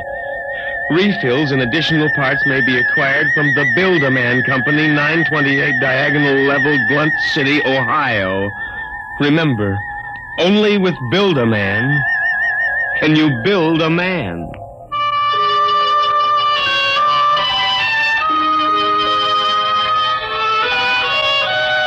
When When I left for work that morning, my brain was still reeling with the stuff I'd read in the instruction book. Someone's had an Ojack, attorneys at law. Just a moment, I will connect you with Mr. Ojack. Oh, good morning, Mr. Weber. Good neuron. Good morning. Gotta get my mind off that book. Only with Build a Man can you build a man. Chapter 1, Making Simple Living Things. Chapter 2, Duplicating Babies and Other Small Humans. Oh, no. I've got to get a grip on myself. Do a little work. O'Brien versus O'Brien. Martin versus the city of New York. Oh, it must have been a dream. Probably go home tonight and find the place empty. Well, if it isn't the poor man's Clarence Darrow. Oh, hello, Lou. I come as a bearer of sad tidings. Well, you don't look very sad. The boss wants to see you, laughing boy. What about? How should I know? Oh, and by the way, you'll be very happy to know that I've just been promoted. I'm handling all the criminal stuff from now on. Congratulations. You know what this means for Tina and me, don't you, Junior? Oh, well, cheer up. Tina's not for you anyway. Some got it, some don't. I got it, you don't. So long, laughing boy.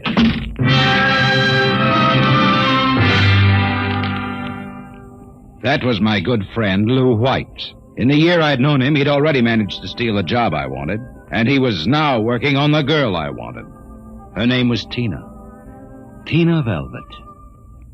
Good morning, Sam. Oh, good morning, Tina. My, you look good enough to... Yeah? Take to lunch.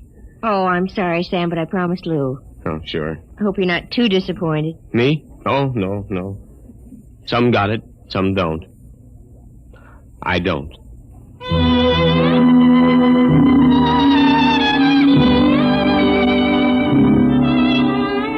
And that was Tina.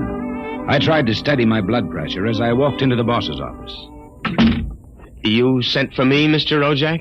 Oh, yes. Sit down, Weber. Sit down. Oh, thank you, Mr. Ojak. Weber, I've been reviewing the work of my staff counselors for the past 6 months.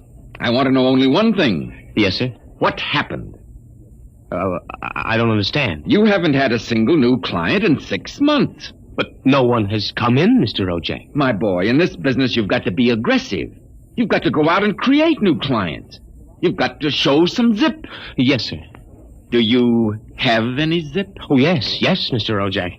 Oh, I've got zip, all right. I just can't seem to turn it loose, that's all. Well, get in there and punch now, Weber. I want to see a change in you in the next few months. As a matter of fact, I'd better. You got that? Yes, Mr. Ojak.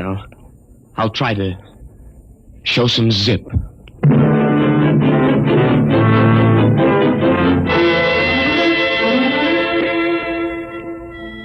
I left the office early and went home. Sure enough, there it was, my Build-A-Man set, gleaming a little obscenely in the corner. I walked over to it, gave it a kick, and hollered, "Open sesame." 3 minutes later, I was flopped down in bed reading... Chapter 1. Making Simple Living Things. An hour later, I was fooling around with such complicated items as the Junior Biocalibrator, which measured everything from blood pressure to hemoglobin content, and the Jiffy Vitalizer, which was actually supposed to put life in your creation, providing you had followed instructions carefully. At 8:30, I made my first simple living thing. Here, boy. Oh, maybe you aren't a boy. Oh, let's see. According to the book, you are a rubicular oyster hog. Not much to look at, but I made you. Me, Sam Weber, attorney at law. I have created life.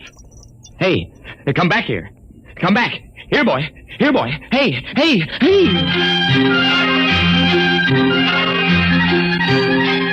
It was no use. My rubicular oyster hog, which was a cross between a field mouse and an oyster, had run out under the door and into the world.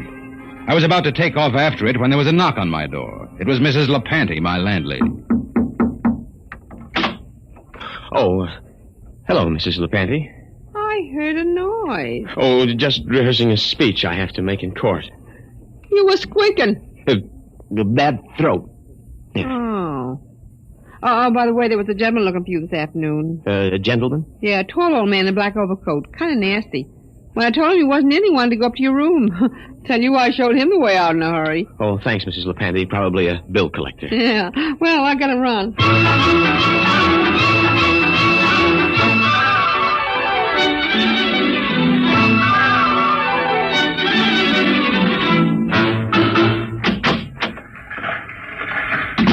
Oh, good morning, Sam.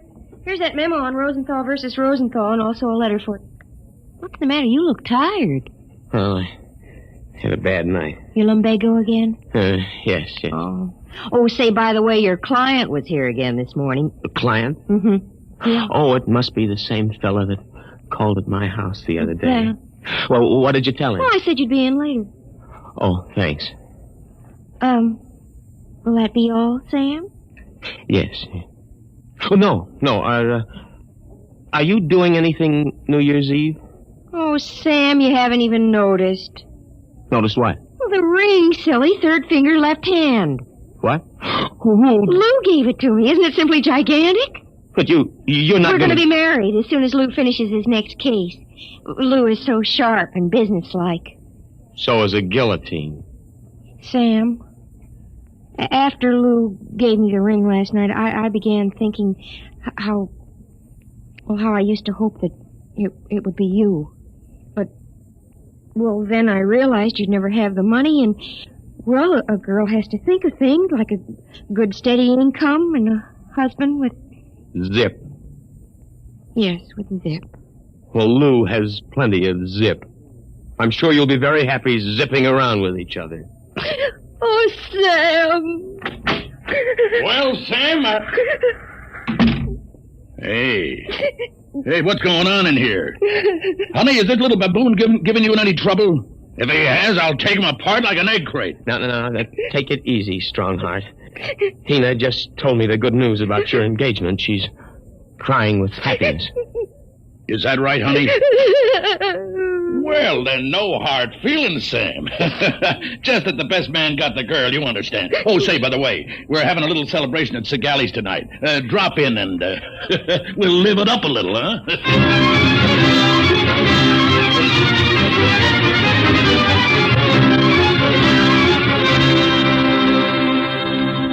I went home feeling like a man who has been stuffed into a washing machine with the dial set at rinsed dry. I was a failure. I walked over to the mirror for a heart-to-heart talk with myself. Nothing. That's what you've got, Sam Weber, in unlimited quantities. Nothing. We ought to just tear you down and start all over again. We ought to take you... Hey. Oh, no, not that again. But why not? Think of it. A Sam Weber without the psychological problems you've got. A dynamic, uninhibited Sam who could win a girl like Tina by sheer magnetism. Then when it was all over, we could just take the old disassemblator and presto. And I can do it, too.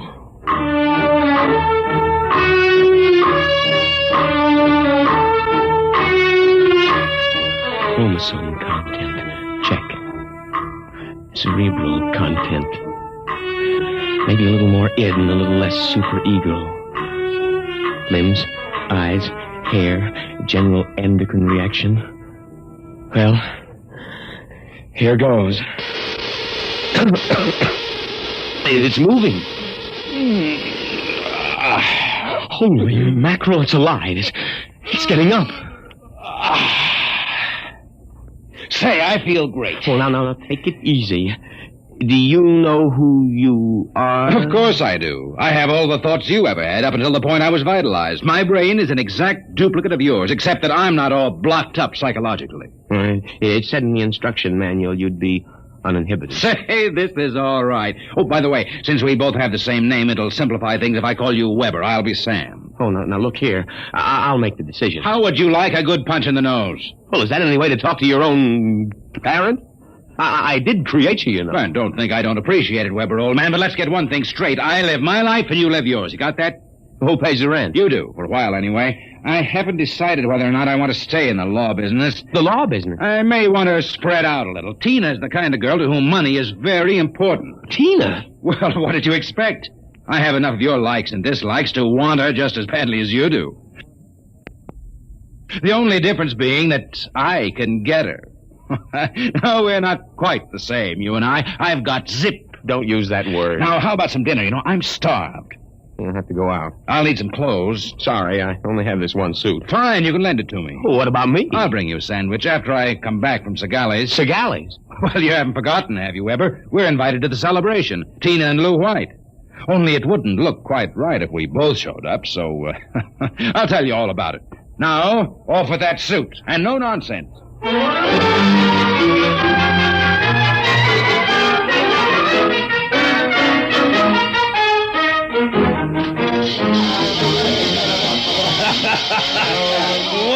this is living it up, folks.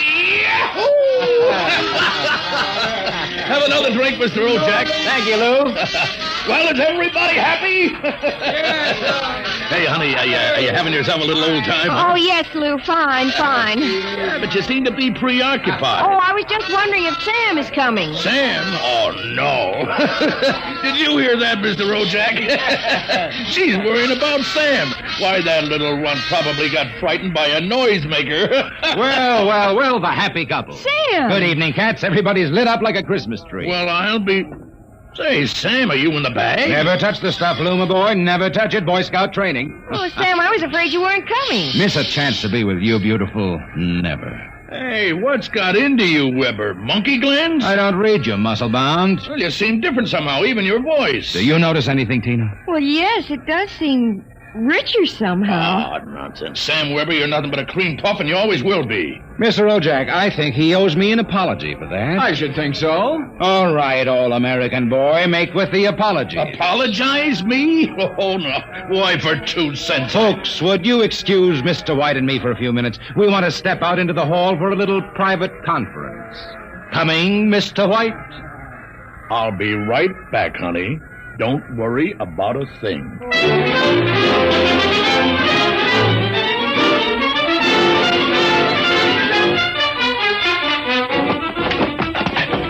Okay, big boy, you've taken enough punishment. Now.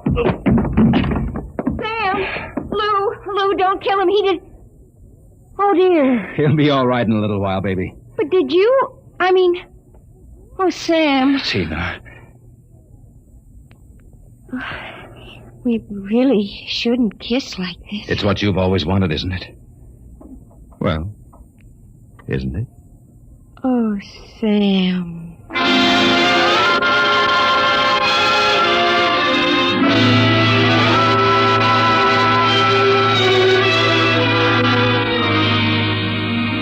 By this time, he's probably kissing her. And there's nothing you can do about it, Weber, old man. Nothing.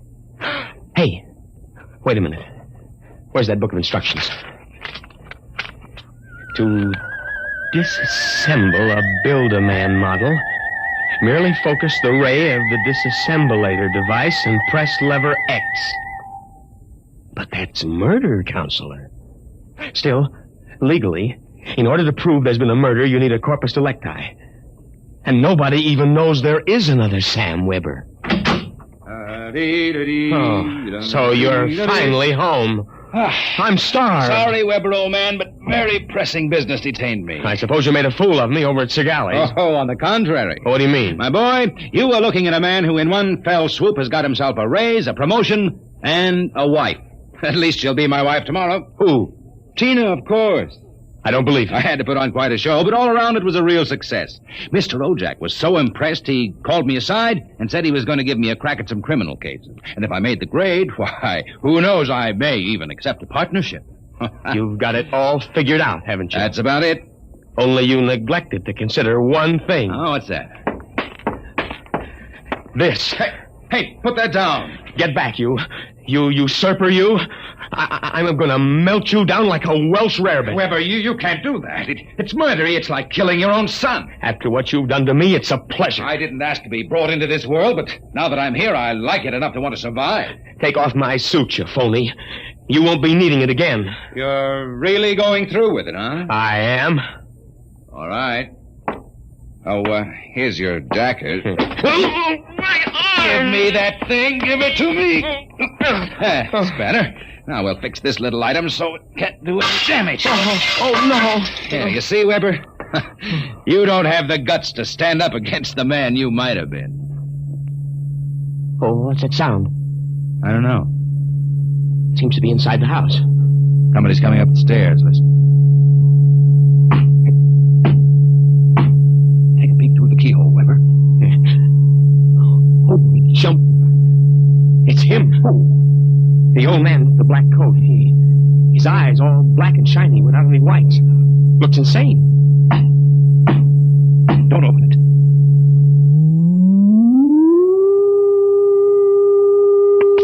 He's burning it.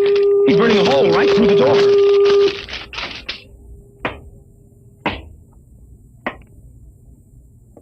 Good evening, gentlemen.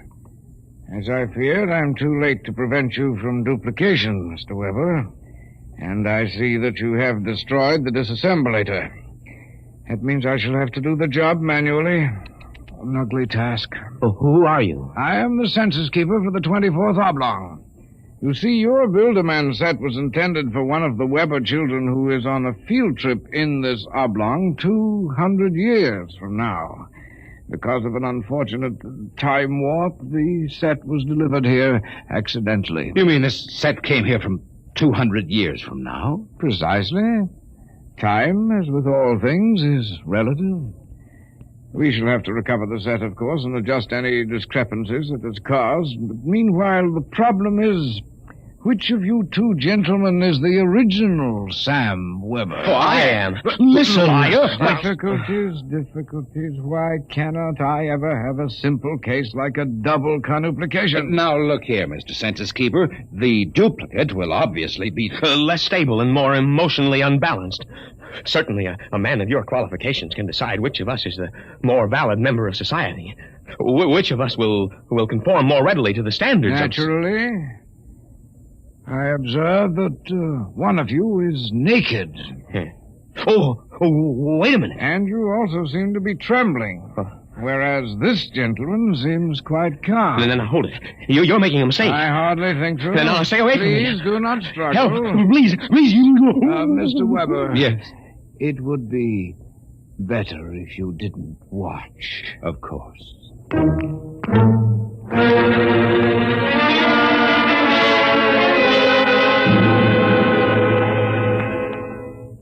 Well, that's my story. Within 10 seconds, the old Sam Weber had been completely dismantled and packed into the box. Tina and I were married, and I went on to become a full partner in the firm of Ojack, Somerset, and Weber. Oh, and by the way, Tina and I have been doing quite successfully what the old Sam Weber and his Build-A-Man set made such a mess of. We have 1, 2, 3 little conuplications. Sam Jr., age 4, Sameta, age 3, and Samina, age 4 months. Good night.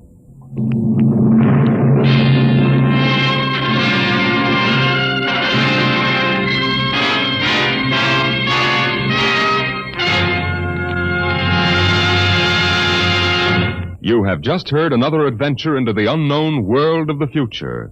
The world of... Dimension X.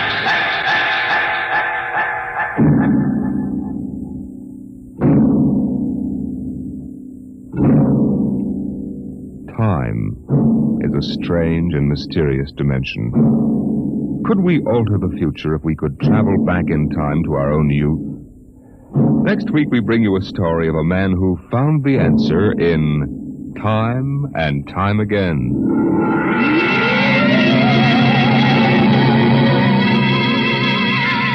Dimension X is presented transcribed each week by the National Broadcasting Company in cooperation with Street & Smith, publishers of the magazine Astounding Science Fiction. Today, Dimension X has presented Child's Play, written for radio by George Lefferts from the story by William Tenn. Featured in the cast were Leon Janney as Sam, Carl Weber as his alter ego, and Patsy Campbell as his girl. Your host was Norman Rose, music by Bert Berman. Dimension X is produced by William Welch and directed by Fred Way.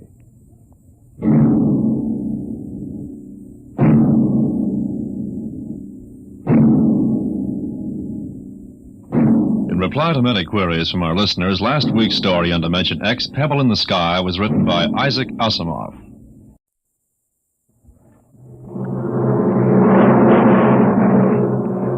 Adventures in time and space, transcribed in future tense.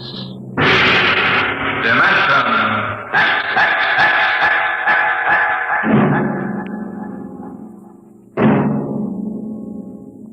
The National Broadcasting Company, in cooperation with Street and Smith, publishers of astounding science fiction, bring you Dimension X.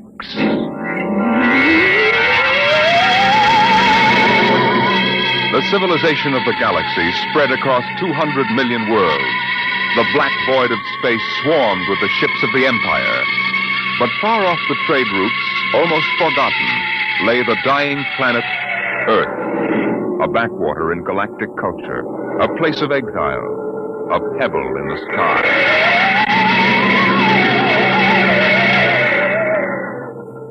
I landed on Earth, on the one spot which I would have called civilized. A patch along the desolate heights of the Himalayas that surrounded the palace of the imperial governor of Earth. Dr. Bell Averdan of Sirius Sector. That's a familiar name. Perhaps you've seen it in the Galactic Archaeological Journal, my Lord Ennis. Me? No, I'm a soldier, not a scientist. It was a newspaper article. You gave an interview about your expedition to Earth. I suppose you want to start digging. Whatever can you find on this miserable heap of rubble? I don't consider Earth a miserable heap, my lord. It's absolutely unique in the galaxy. Unique? It's the only inhabited planet that is radioactive. It's a pig pen. Yes, I know. But this planet is inhabited. Biologists have proven that on a radioactive world, high forms of life cannot develop. High form? The rest of the galaxy hates the Earthmen, and they return it with interest. I don't think you understand. I'm not intolerant of anyone. That even includes Earthmen. My theory is that life on Earth originated before it was radioactive. There's a story like that in the Earth lore of the ancients. I know, I've read it. Oh? I wouldn't admit that here if I were you, Dr. Averdan. It's forbidden for outsiders to read it. The Earthmen get pretty violent about their religion. Do you mean the Imperial police power here is defective? It is in case of sacrilege. Well, now, what do you actually want to prove? That man originated in prehistoric times on Earth before space travel and spread to the other planets. What? Are you seriously suggesting that at one time Earth was the only inhabited planet? And that man descended from Earthman? There's a chance it might be so. You'll change your mind when you see them, Doctor. I'm not an anti-terrestrial, but as far as I can see, they're lazy and ignorant and generally inferior to us.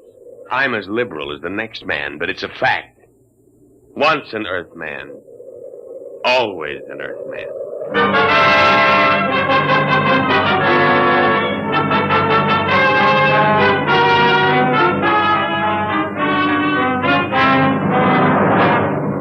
I booked passage to the city of Chica on an Earth line. My fellow passengers seemed ordinary enough. But I was conscious of being alone among Earthmen.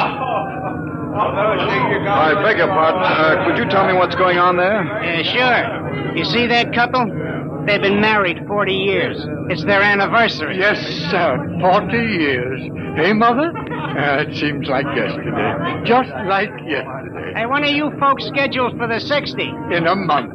16th of November. Well, I hope you have a nice day for it. My father reached his 60 in a pouring rain. Kept complaining we were getting soaked. So I told him, what are you complaining about, Dad? I've got to come back. Now, this 60 they're talking about, are they referring to their 60th birthday? Sure. That's when they put you away. Euthanasia. It's a custom. Can't have people living on. Eats up all the food. That's right, isn't it, Pop? Yes, sir. Mother's coming with me when I reach the 60. She's not due for a couple of months, but she thinks we might as well go together. Yeah, that's the spirit. There's many a man living past the 60. Sneaks, stealing the food from the next generation. A guy should go when it's his time. Yes, but suppose It's only fair to... Hey, where are you from? I beg your pardon? Asking all them questions. Yes. Who are you? A spy? Where are you from? I'm Bel Abaddon from Baron, Sirius Sector. Oh, an outsider, huh? Come on, we'll go forward. Did you hear that, Mother? An outsider.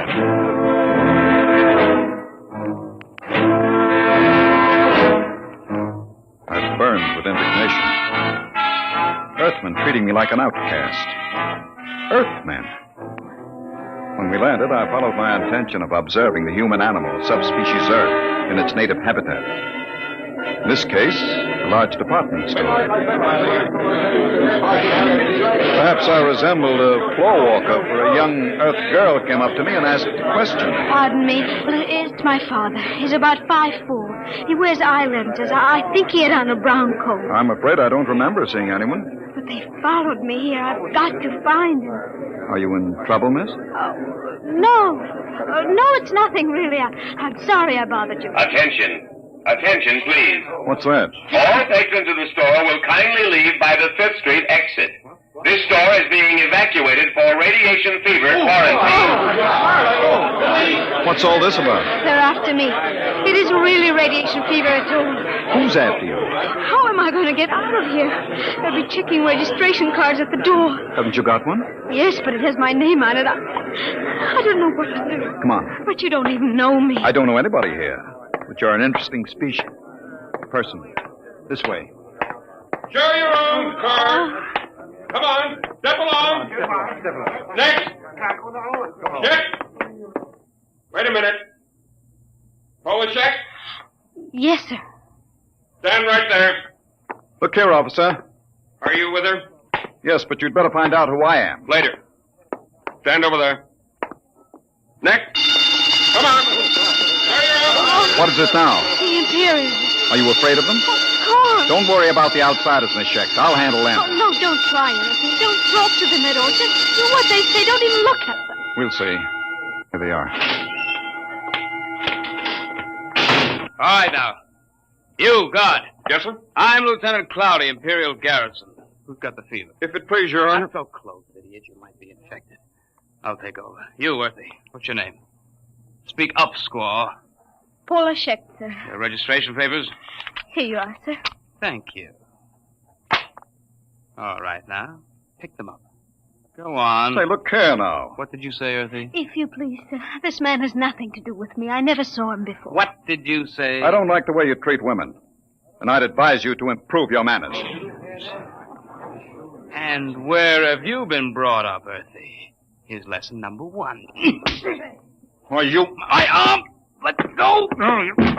Sergeant, Neuronic whip! Oh, no, no! Yes, sir.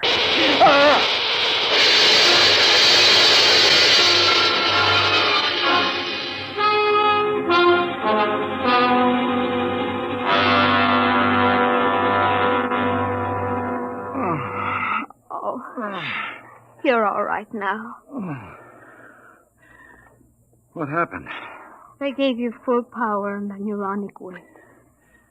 Where are we? The military base. Oh, you should... Is that... Well, Dr. Abaddon, we seem to have had an unpleasant contretemps in this city this afternoon. Unpleasant? I should put it stronger, Colonel. As a free citizen of the Empire, I had every right to resent such illegal treatment. I consider the whole incident unfortunate, Doctor. Don't you think it would be best to forget the whole matter? I think not. I have an appointment in a week with the procurator. Procurator, eh? What do you intend doing with Miss Schecht? What would you suggest, sir? I had... Free her immediately. And offer her your apologies. Of course. If the young lady will accept my sincere regrets, I will give the order for your release immediately.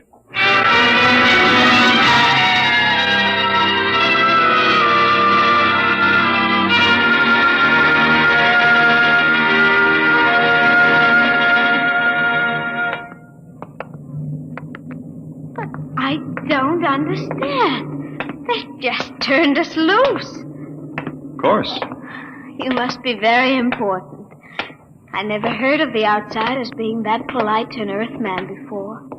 I'm not an Earthman, Pola. What? I'm an archaeologist from the outside. Oh. Well, then you stood up to the soldiers because you knew it was safe all along. And I thought... Oh, I should have known. Pola, does my not being an Earthman make me any different from 5 minutes ago? You might have told me, sir. If you don't mind, don't call me sir. Don't be like the rest of them. Like the rest of whom, sir? The rest of the disgusting animals that live on Earth? Please, Pola. If you'll excuse me, sir, I must leave. Oh, wait. Pola! Listen to me, Pola!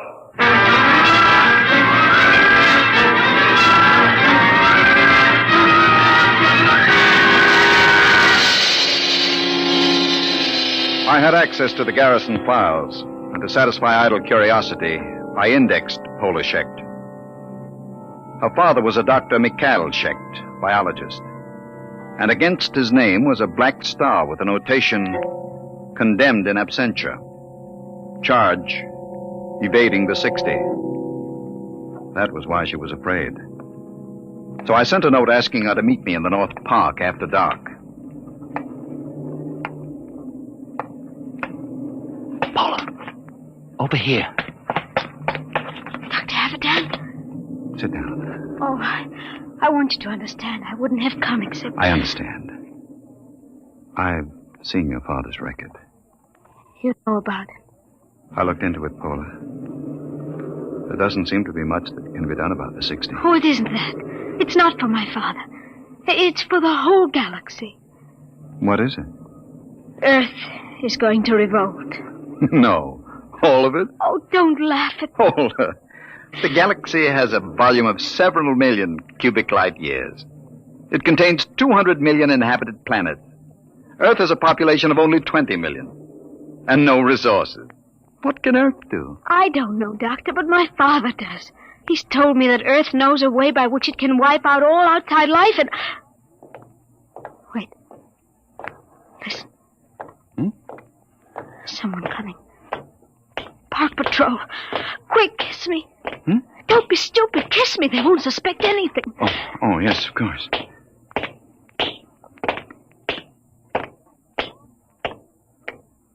Paula. They've gone. It's all right. Now come with me. I'll take you to my father.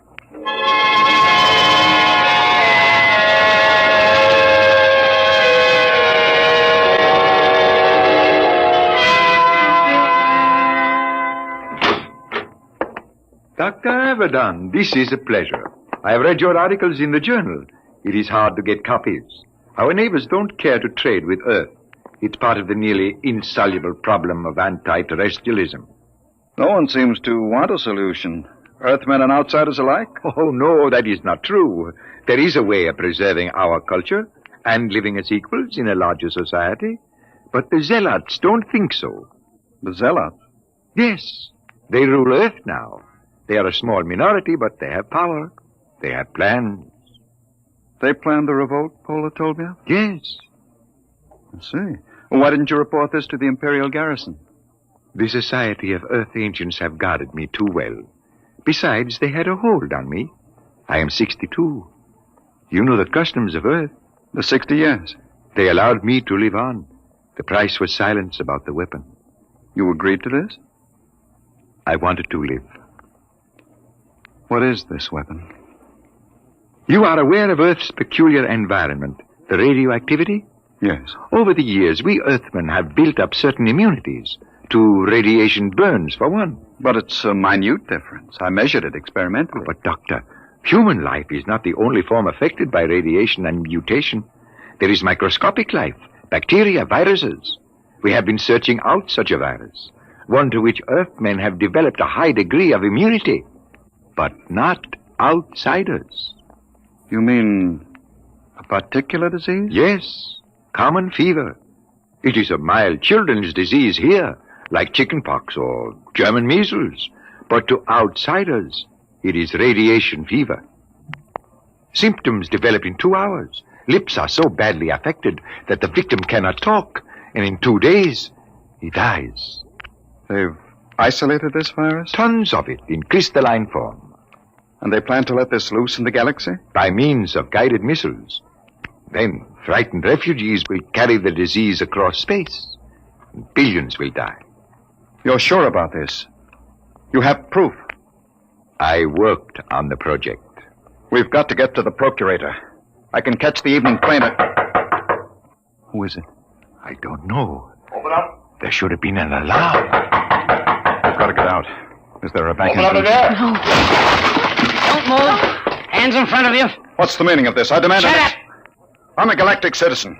You've got no right to detain me without legal authority. I am an Earthman, but I think you'll find I am all the authority needed at this moment, Dr. Abadan. I am Balkus, the High Minister of Earth. The High Minister? What are you doing? I always look after distinguished visitors personally. Abadan does not know anything. I doubt that, Dr. Shecht. We will proceed now to the Hall of Correction. You can't do this. When the Procurator... The Procurator will hear nothing until it is too late. The guided missiles will be fired tonight at 12. Guard, if they make a false move...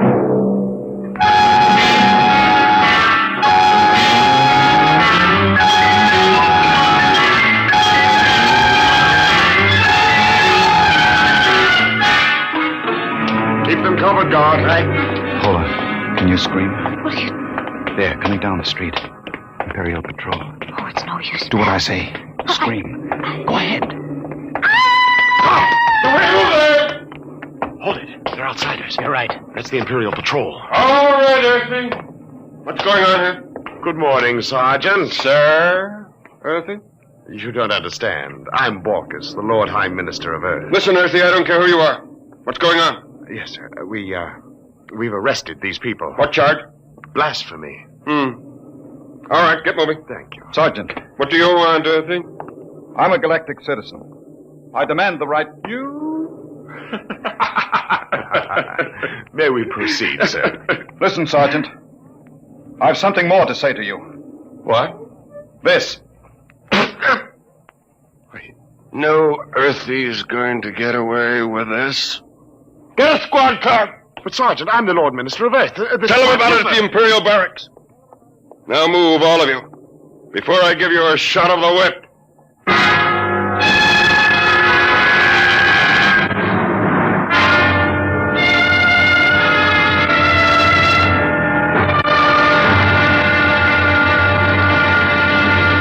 I tell you I'm a citizen of the Empire. Listen. I can prove it. You'll get into a lot of trouble if you don't believe me. I'll admit no Earthy would dare spit in my face. It was the only way I could get to the garrison.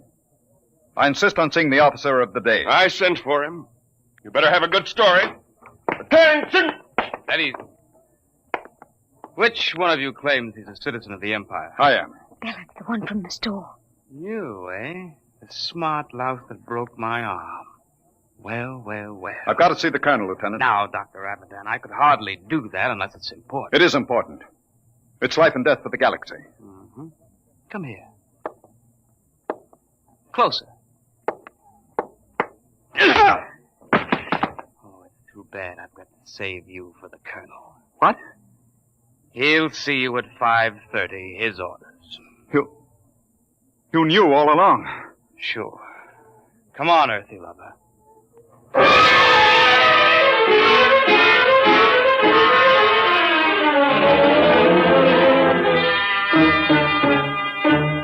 afraid you're in serious trouble, Dr. Abadan. The man you're accusing is the High Minister for Earth. I know, but I have proof. Well? I can only speak to the Procurator. You've got to contact him. There are channels, Dr. Abadan. We haven't time for channels. I have the details of the plot from Dr. Shecht. You've got to let me speak to the Procurator. I've already advised him of your arrest. He's flying in. You'd better be able to prove what you say. If you don't, we'll have to hand you back to the native authorities and their courts, notoriously savage.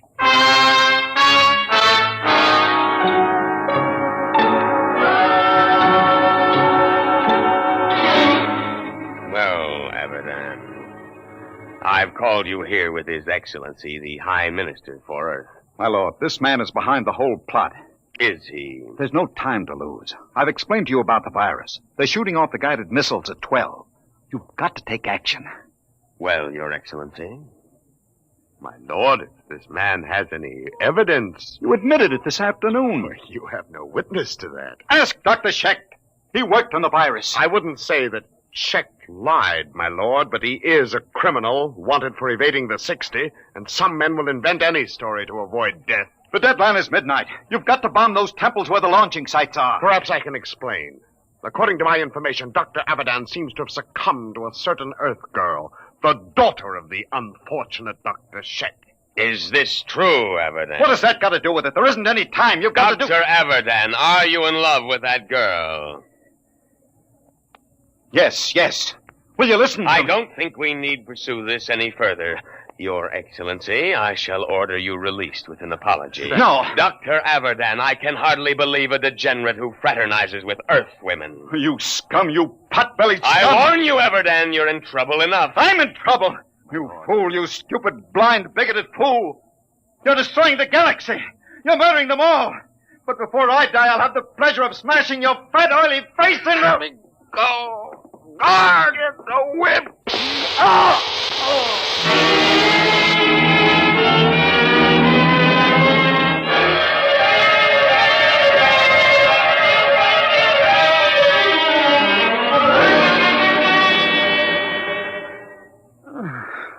Belle, are you all right? Paula. What time is it? 1:30. Past the deadline. It's all over. Lord Ennius released the High Minister with an apology. Doesn't matter. The Empire can wipe Earth out. It won't save any lives. The virus must have been spread here, too. Earthmen are immune, but outsiders... Belle, you're an outsider. Yes, Oh. I am. We're paying, Paula. The rest of it. Paying for centuries of intolerance. Oh, Belle. Look out there. Through the bars. The night sky. Pinpoints of light. The Empire. Doomed. Oh, Belle. Oh, don't. I was just thinking. I came to Earth to prove a theory that man started here. That once in prehistoric times, Earth was the only populated world of the galaxy. Funny. Now it will be that way again. Man living only on Earth. He'll forget the science, the machinery of the Empire. He'll forget the stars. There will be only Earth. Alone in the universe. A pebble in the sky.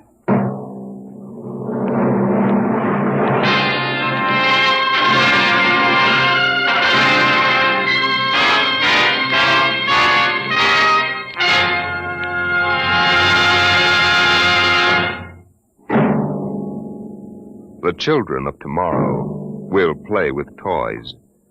But what will those toys be like? An ordinary clerk in an ordinary job finds a terrifying answer to that question next week as Dimension X brings you ChildPlay.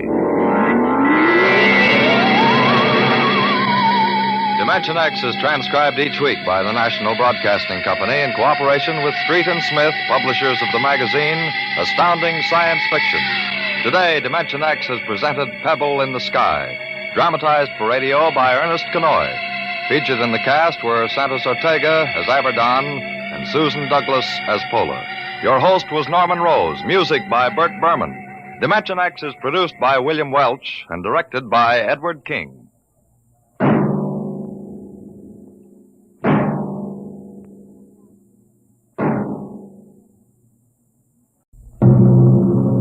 Adventures in Time and Space. Transcribed in future tense. Dimension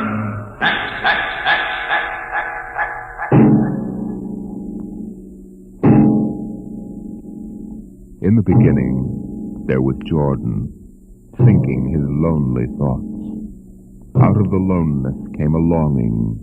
Out of the longing came a vision. Out of the dream came a planning. And out of the planning came decision. Jordan's hand was lifted, and the ship was born.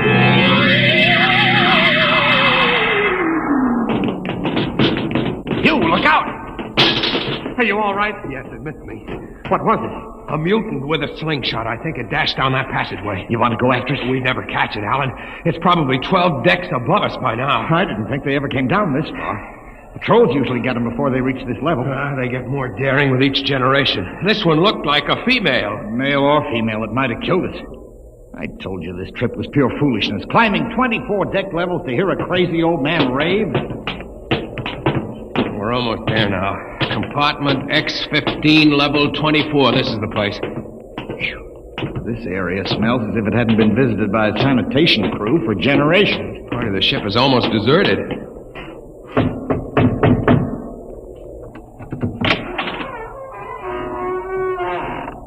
Yes? This is the compartment of John the Witness. Who are you? My name is Hugh Hoyland. I'm a cadet from the scientist barracks. This is my friend Alan Mahoney. What do you want of John the Witness? Only to talk. Are you a believer in Jordan? Naturally. I have heard that there are those among the younger scientists who doubt the word of Jordan. To doubt is death. We're not heretics. Enter. I have brought a gift of tobacco, grown on the richest level. It smells good. I assure you it's the best. Wait here. What a rat's nest.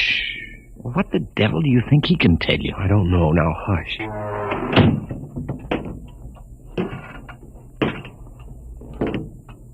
Well? You are John the Witness? I am. Good eating to you. I am Hugh Hoyland. This is my friend Alan Mahoney. What brings a gentleman of the scientist class to my humble apartment? I have heard that you and your parents before you have long been keepers of the legend of the ship. Since Jordan gave the word. I am anxious to hear the word as Jordan spoke it. Why? You see, among the young scientists, there have been some who talk against the word. Regulations against such heresy? Some of them say the ship has no purpose. They say that we're here accidentally. That we have no more grace in Jordan's eyes than the most deformed mutant who dwells in the highest level of the ship. What shall I say to you? I wish to hear the word from the mouth of one who knows, that I may become more convinced. Sit. You have gift for the witness? The finest tobacco. Good. I will dim the light. Now, pay close attention, for these are the words as my father's father's father gave them to his son's son's son. This is how the ship came into being, how our people were created. In the beginning, there was only Jordan, thinking his lonely thoughts.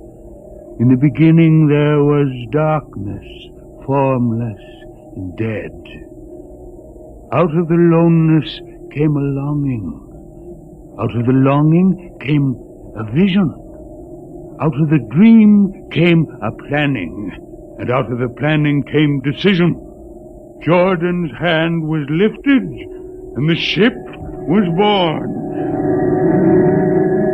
Mile after mile of good compartments, tank after tank for golden corn, ladder and passage, door and locker, fit for the needs of the yet unborn.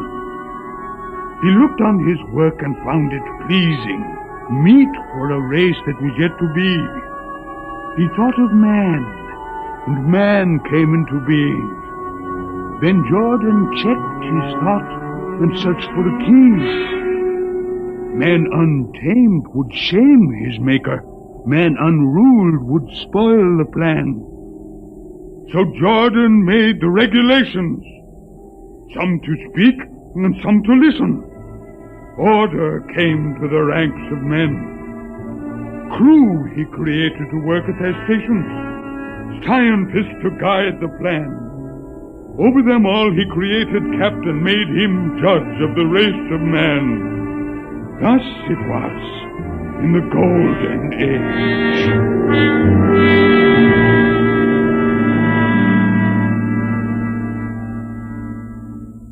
These are the true words? As my father's father taught them. But what of the strange beast-like people on the upper levels of the ship? Surely Jordan did not create them. Jordan is perfect. All below him lack perfection. You have heard of the legend of Huff? I have heard that he mutinied against Jordan. Darkness swallowed the ways of virtue. Sin prevailed upon the ship. And before wisdom prevailed and the bodies of Huff and his followers were fed into the converter, some of the rebels escaped and lived to father the mutants. They are tainted with the sins of their fathers. One more question, witness. Speak. What is the ship? The ship is a great sphere. 25 kilometers wide and 100 levels deep. I know that, but what about the upper levels? The regulations forbid us to venture into the upper levels, but it is said that beyond the levels of the mutants lies the forbidden place where Jordan's spirit prevails. So I've heard. But something troubles me. Something which prompted my coming here. Yes, my son. What lies beyond the ship? What? What lies beyond the ship? This is heresy. Answer me. I will not permit such talk. The ship is complete. The ship is universal. The ship is everywhere. The ship is endless. You're muttering to those of a frightened old man. They answer nothing. You question the word? I think you lie. Hear me, Mr. Highland. For what you have already said, I can have your body fed to the converter. Your soul launched on the endless trip. You threaten me. You, for Jordan's sake. You think I fear this dried fig of a man? You. Sir, my friend is impetuous. He doesn't understand. I might be persuaded to forget a substantial gift. You pig. You. Come on, Alan. The sight of this so-called holy man offends me. No, you shall not leave. Look, don't try to frighten me with a gun, old man. Remain where you are, heretic. I warn you, put down the gun. No. No closer. Drop it. Very well, then. Dip to the heretic. Alan, get him! Is he dead? I don't know. Come on, Hugh. We've got to get out of here. Now where? We can't go back. They'd feed us into the converter. What's that? The old woman must have turned in an alarm. Come on, the patrol will be here in no time. Where can we go? The upper levels. But the mutant. We'll have to take our chance. Listen, that's the patrol we've got to climb. There's a hatchway down the corridor. Quickly. Halt! Hold do we fire? The ladder.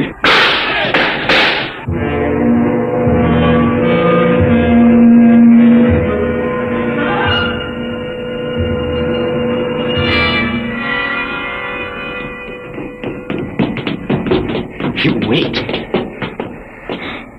How far are we from the outside wall? Judging by the slope of the deck, about 2 miles. Mutant territory. Come on, we'll try this passageway. What? I don't know. I feel as if we're being watched. It's your imagination. Perhaps not. Oh! It's only a ship's rat. Get a grip on yourself. It's as big as a dog. Come on. I can't drag myself much further. We've got to find a compartment with water. Oh, if only you hadn't asked him that stupid question. There's no use going over that. Why did you do it? Why? Alan, I've been thinking about it for a long time. And when he began to give me those stupid pat answers, well, I just saw red, I guess. But who are you to question the ways of Jordan? When you asked me to go with you to visit the witness, I thought you wanted spiritual help. I never dreamed I'm sorry, Alan. I couldn't foresee this. I didn't know it. Wait a minute. Well, what? Another shipwreck? No. I thought I saw something move near that bulkhead. I didn't see anything. Maybe my eyes are going bad still. You behind! Alan, look out!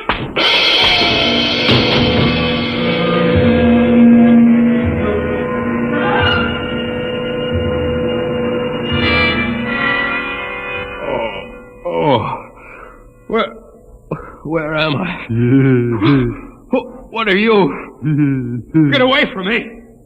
Alan! Alan! Look out for that knife! Stay away from me, Alan! Alan! Don't kill him, Bobo. Not yet.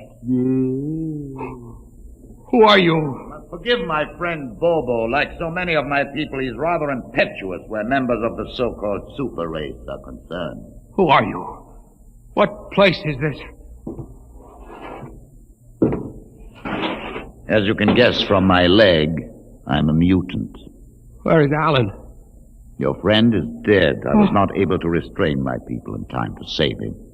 Why don't you destroy me and get it over with? We do not kill for pleasure, Mr. Hoyland, only when necessary. You know my name? I read your identification tag. Who are you? Mutants can't read. My name is Gregory. I'm a leader of my people. Although we are unfortunate in our heredity, Mr. Hoyland, many of us are quite intelligent. Why do you live like animals? We would rather live like free animals than like regimented slaves, as you do. I've heard that you practice cannibalism. Undoubtedly, you hear many things about us. We raise our own cattle on the upper levels, and those of our people who choose to farm raise enough crops for our small population. You turn your head. Why? This one. I've never seen a creature like him. Bobo is an unfortunate. He was born without the power of speech. How can you tolerate a monstrosity? We have learned to live with difference. If we began to destroy our imperfects as you do on the lower levels, there would soon be no one left. It violates the regulations. The word of Jordan. You know, Mr. Hoyland, your people are really primitive and barbaric. You dare say that to me? I dare say a good deal more. Let us go to my compartment and speak further. I'm always interested in information of the lower levels. I won't give you any information. Bobo, I want Mr. Hoyland in my cabin, please. I advise you to go quietly, Mr. Hoyland. Bobo has a hatred of superior beings, which is unfortunate, but quite understandable. Proceed.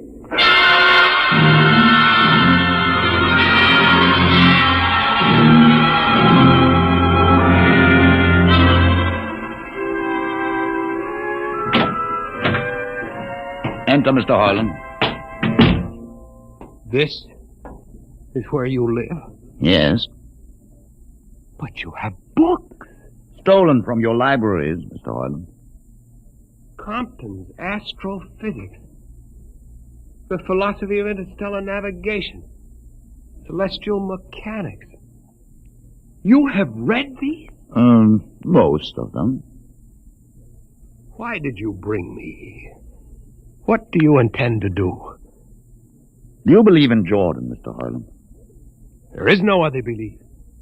And the trip? I suppose you believe in the trip, too. Well, what else is there to believe? When you die, your remains are fed to the converter, and your soul makes the trip. And where does the trip take you? Why, to Centaurus, of course. Huh? What is Centaurus?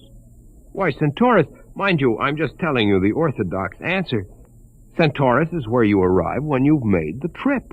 A place where everything is happy and everybody's happy and there's always good eating. It's mythological, of course. And you believe this?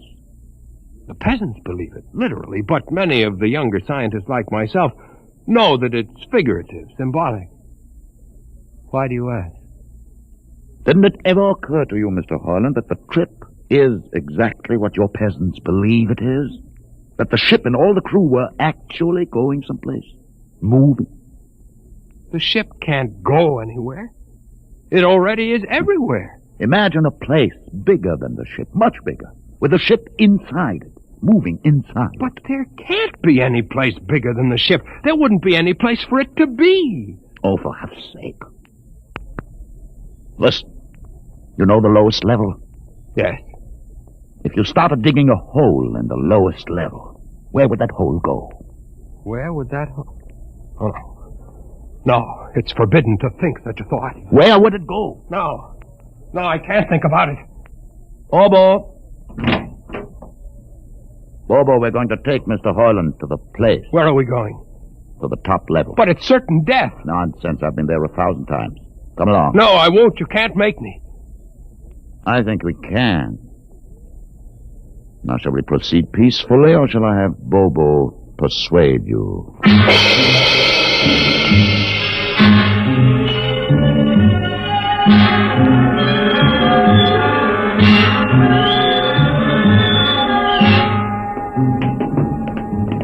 Open the door, Bobo. Inside.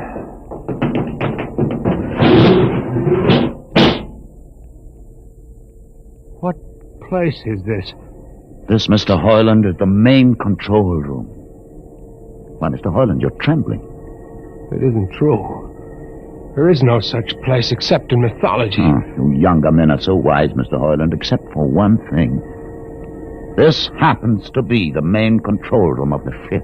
But it's nothing but a huge room with an instrument panel. What did you expect? How do you know this is the main control room? See these instruments?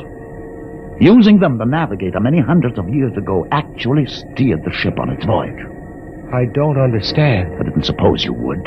Your people have been so steeped in superstition and ignorance that the whole concept has lost its meaning. Sit in that chair. Don't be frightened. Sit down. Very well. Look up. What do you see? Nothing but a huge shield.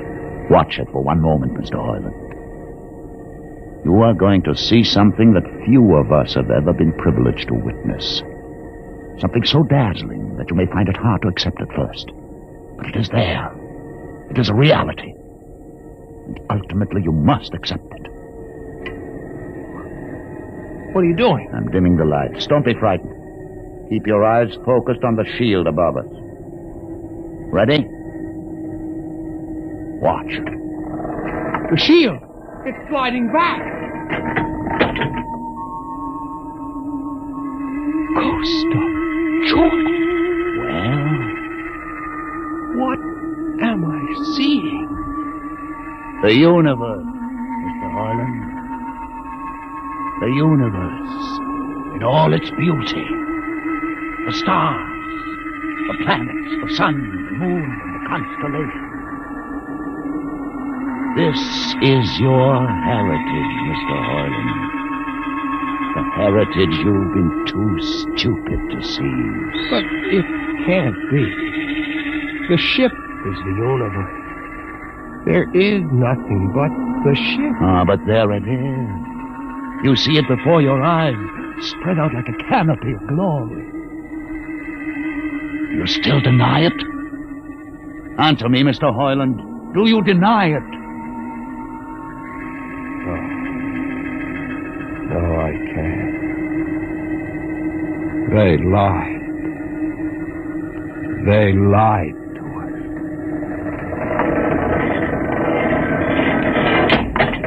Good. Why did you close the shield? You will see it again if you're not afraid. I'm not afraid. Many times. I've shown this to others of your people whom we captured, and though they saw it before their very eyes, they would not believe it. Tell me about it. Tell me about the ship, about the universe. What are these things? How did this come about? Many thousands of years ago, on a planet like those you've just seen, a planet called Earth, a scientist named Jordan decided to build a ship that would carry men from one planet to another. For many years, Jordan and thousands of others studied and planned. And when they were finished, they built the ship. A ship so large that it had to be assembled in its own orbit beyond the place called the Moon. 60 years it took them to construct. And when it was finished, a whole new science had been conceived. Then the trip was begun. The trip that was to land a colony of Earthmen on a far-off planet called Centaurus, millions of light years beyond the furthest planet ever reached before. How do you know these things? Among my books are the log which Jordan himself kept, and the records of the journey for the first 40 years. What happened? There was a mutiny. A man named Huth led a rebellion of those who wanted to turn back. In the struggle, the navigators were killed, and the crew fell into a state of anarchy. In the years to follow, small groups of men tried to organize the ship for navigation, and each time they failed. Finally, the whole idea was abandoned. And so for centuries, we have swung in space, unmanned, undirected, living in a lost world of our own making, without purpose, without direction. Why have you told me this? Why have you brought me here? You could have killed me. Can you guess? No. No, I can't. Unless... But it would be too fantastic. Well? You want to finish the trip. Yes, that's it. What would it take to do it? A miracle, almost. The crew would have to be trained. Many people, each skilled in a certain duty. Couldn't you train your own people? We are too few. Besides, the main drivers in the lower levels where my people are forbidden to go. No. It would mean that both our peoples would have to work together. Our differences encouraged rather than denied. It can be done. You showed me. You can show others. I can show them. Can you? I'll see the captain himself. I have an uncle on the central board. I'll tell him what I've seen here. And do you think he'll believe you? Send one of your people with me. That's asking a good deal. I'm risking a good deal by going back. Very well. Bobo will go with you. He can't talk. There will be no need for talk. I will write a message guaranteeing safe conduct for a group of unarmed scientists to visit the main control room. Bobo will take you safely through our territory. What happens when you reach your own level is up to you.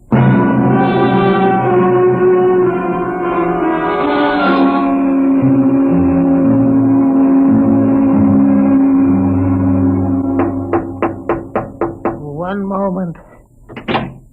Yes, what you? Quick, Uncle Edison. But this mutant... He's harmless, please. Now, what is this? You're wanted I know all about that. Listen, Uncle, I must see the captain. The captain? Are you mad? You're a council member. You can get me to see him. They'll kill you. You're wanted for heresy. I don't care. I must speak with the captain. You're close to him. You can arrange it. I don't understand why... Uncle, listen to me. The ship is moving. I can prove it. Do you understand there is a purpose in the ship? I don't understand what you're babbling about. Never mind. Just talk to the captain. Tell him I have information of tremendous importance. Tell him I've arranged a truce with the mutants. A truce? Here, show him this paper signed by their leader. Do it, Uncle, for my sake. I don't know. Please, Uncle. If I'm to die, let this be my last request to you. Very well. I'll speak to the captain. I'll try.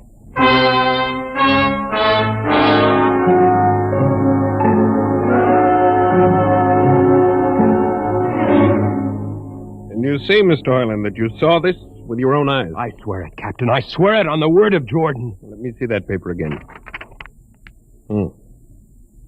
What do you think, Commander Erst?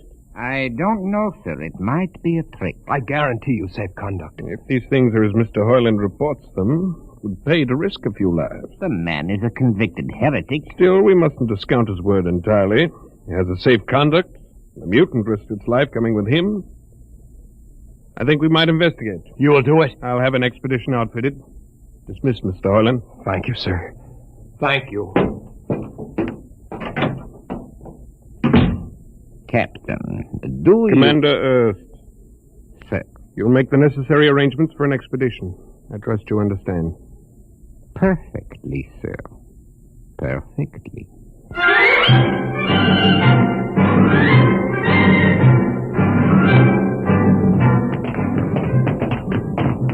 Lieutenant. Mr. Hoyland. You'd better halt your men here. This is the spot. Patrol, halt. I see no welcoming party of mutants. There will be none. Their leader will meet you inside the main control room. You don't say. And just where is this main control room? Beyond that door. I see. All right, men. Ready arms. Why do you ready arms? In case of ambush. Ambush? Don't you think they could have ambushed you on the way up here a good deal more easily? You know, Mr. Hoyland, I think you're a mutie lover. They have a place in the converter for that kind. Lieutenant, are you mad? No, Mr. Hoyland. But most certainly you are. To think that we could be lured up here to be slaughtered with a fantastic story about some mythical control room. Guns ready, sir. Lieutenant, I warn you, these people have acted in good faith. If you break that Call gate your now... mutants to open the control room, Mr. Hoyland. No, not until those guns are dismounted. As leader of this expedition, I order you to call them. I refuse. You cannot do this thing. This is no way to keep a truce. Very well, if you refuse. Oh, there! Mutant! Come out! For Jordan's sake, Lieutenant. Be quiet for comfort. Mutant! Open the door! Please, Jordan, don't let anything happen. Please don't. It's opening. Ready, men? Someone's coming out. Look at his leg. Horrible. Steady. He's walking toward us. I can't stand this. Look out! Gregory! No! You fools! You've killed him! Here come the rest of them. Fire!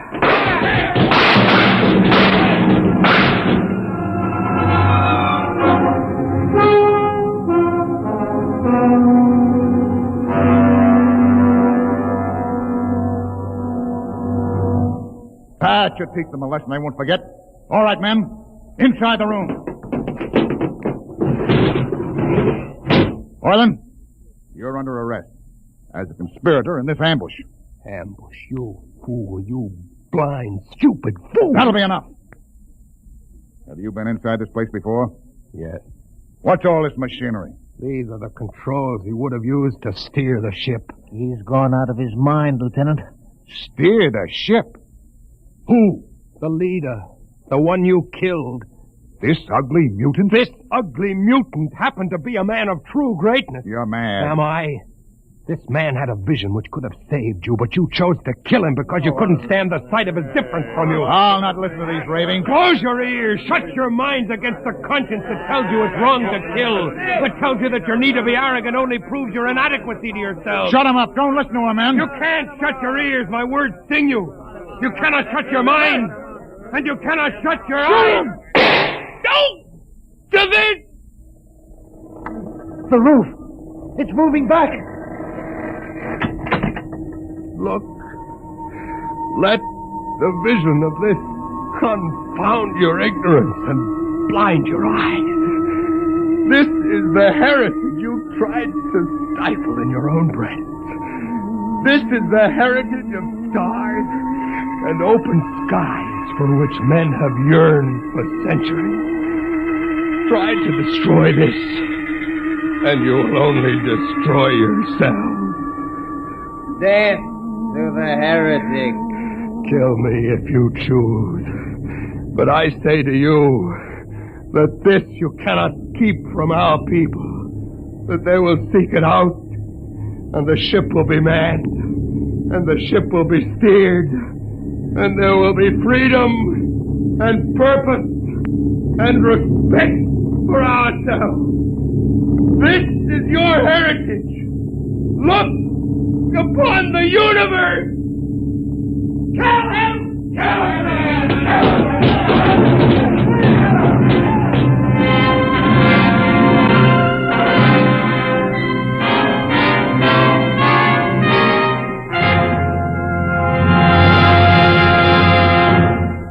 You have just heard another adventure into the unknown world of the future, the world of...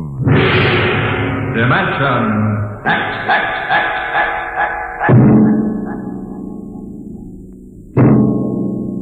This has been the concluding broadcast in the current series of Dimension X.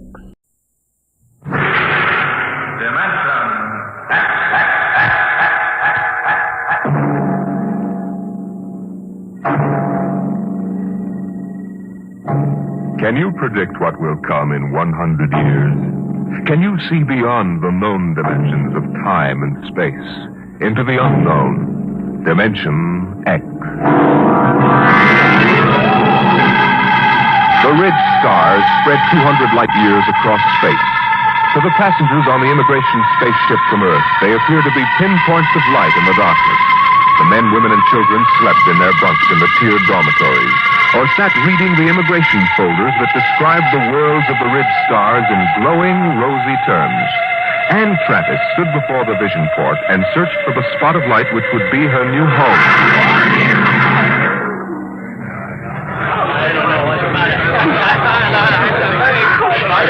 You can't tell which is which, can you? Well, I asked the steward for mine. There it is, you see? That nice, bright little star up in the left-hand corner. That one? Yes, Alka 3. I'm going to meet my son there. He sent for me. Harry always was a good son. I used to say to my husband just before he died, Harry is a good son. I'm going to Dora 3. My sister's there. Oh, isn't that nice? It's a wonderful thing for a young girl like you to start life way out here. I used to tell Harry's father that if he had any spunk, he'd be out on the Ridge Stars making a fortune. He was assistant buyer at Bloomingdale's kitchenware. I see. Maybe if I asked the purser, he could point out Dora 3. Oh, well, you go ahead, dear. You've paid your fare like everybody else. What did you say your name was? Ann Travis. Well, I'm Lottie Elders, Mrs. Harold E. Elders, though, of course, I don't use Harold's name now.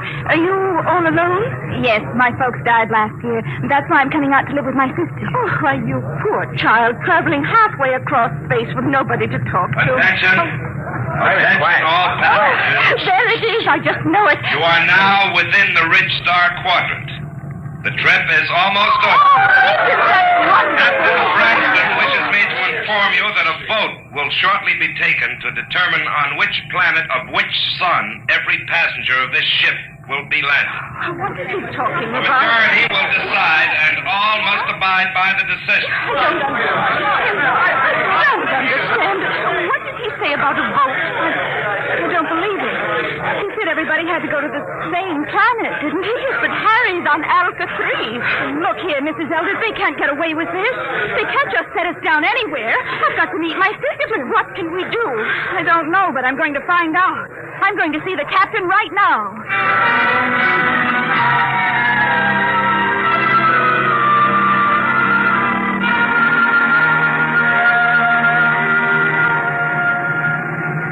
Landing manifest 12436. Cargo holds 1 through 12 at premium rate, including... I want to see the captain. Oh, look, I'm busy now. What kind of an outrage is this? I'm going to join my sister on Dora 3. That's where I bought my ticket for, and that's where I'm going. Vote or no vote. That's what you think, baby. I'll call you back, Jerry.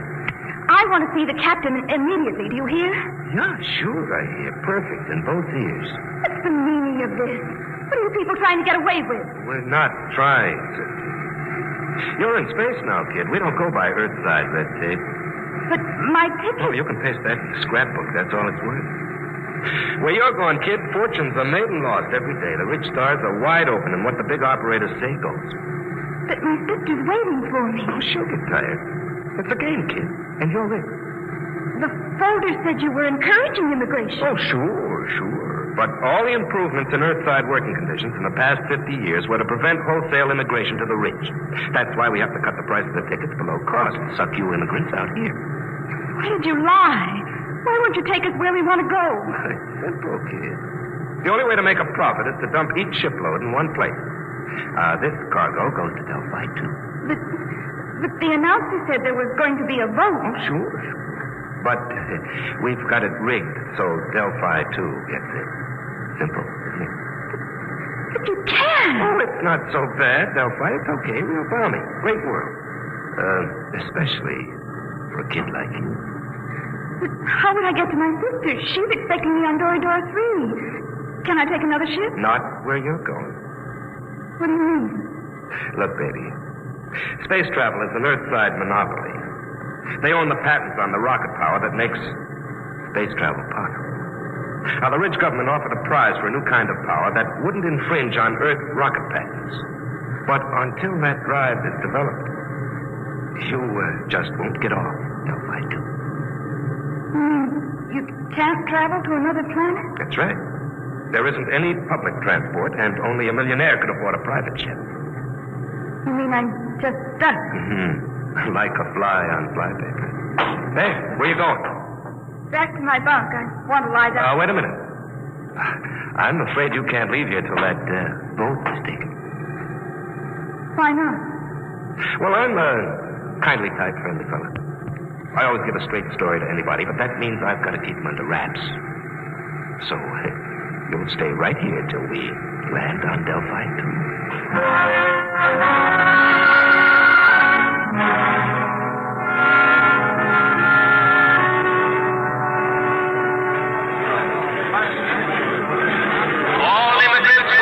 not clear, please report to the inspector under the first letter of their last name. Anne, where have you been, child? I looked all over for you. They kept me in the prince's cabin. Mrs. Elders, what shall we do? I'm sure I don't know. Harry, he's my son, you know. He'll be just frantic. I know. Attention! Any immigrants not cleared or in the proper line in 10 minutes will be indefinitely detained. Oh, dear, I haven't been cleared yet. Oh, you'd better go then. I'll wait for you right here. Oh, be sure you do, dear. I'm so frightened. Oh, which way do I go? Oh, the E sign is over there, see? Oh, I don't have my distance glasses. You will wait for me, dear? Yes, right here. Go along now.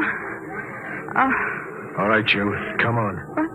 Who are you? Never mind. Come on. Grab her, Al. Come on. Let go of me. What's the idea? Let go. Get her. Who are you? Let go. Let go. We can't take any chances, Al. Put her out, right?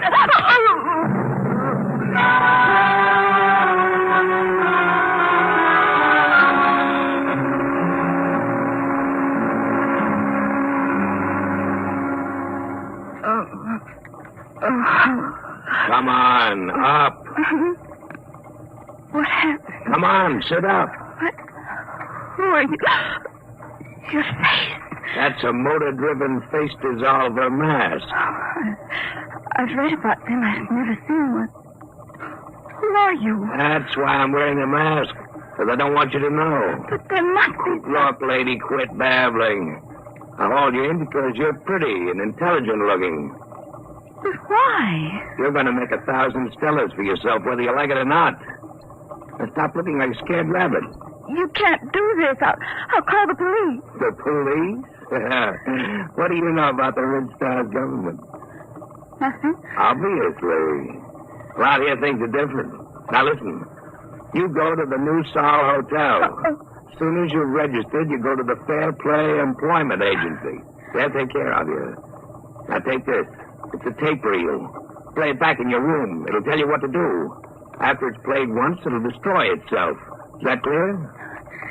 I don't understand this at all. Have you ever heard of the 7-day poison?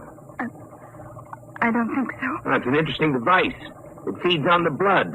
On the 7th day, undergoes a chemical change and... Oh. Very easy to use. You just inject it like this. Oh. Yeah, it's all over. For 7 days. The beauty of this poison is it can be made to look like a lock pattern in many thousands of small variations. The only antidote must be some of the original poison at its base. And I have that. Don't get hysterical. I'll keep the antidote here. You can get it after you've done what I want. But I don't know where I am. I don't know who you are. What if something happens to you? That's your problem. But remember, the police can't help you. I have the antidote to the poison. All right, I'm through with her. Take her out and drop her at the hotel.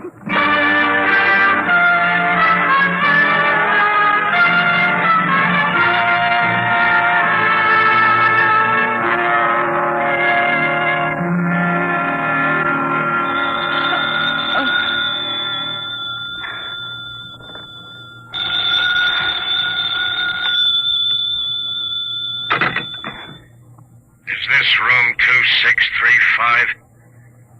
Yes. And Travis? Yes? Who's this? Play that tape reel and get started. We'll be watching you. Hello? Hello? Hotel New Sol desk. Can I help you? I was cut off. Someone was speaking to me. I'm sorry, there was no incoming call on your line. Can I help you? No, never mind. I'd better play that tape. Guess you push this button. You will find in your purse a full cigarette case. Half of the cigarettes are doped. Tomorrow, you will be hired as private secretary to Arthur Blord. When you're alone with him, you will give him one of the cigarettes. The case ejects 2 at a time. The outer one is doped. When he's unconscious, push the brown knob on the case. That will call my men, and they will come for you. You must come with them if you wish the antidote to the poison. After that, you'll be transported to any Ridge Star you wish. As soon as you've played this reel, go to the Fair Play Employment Agency. There's no time to waste. Tomorrow, the 7-day poison will have only 6 days to go. Now that the reel is finished, it will destroy itself. Why do they have to pick me? Oh, the reel! Come on, Travis. You've got 7 days.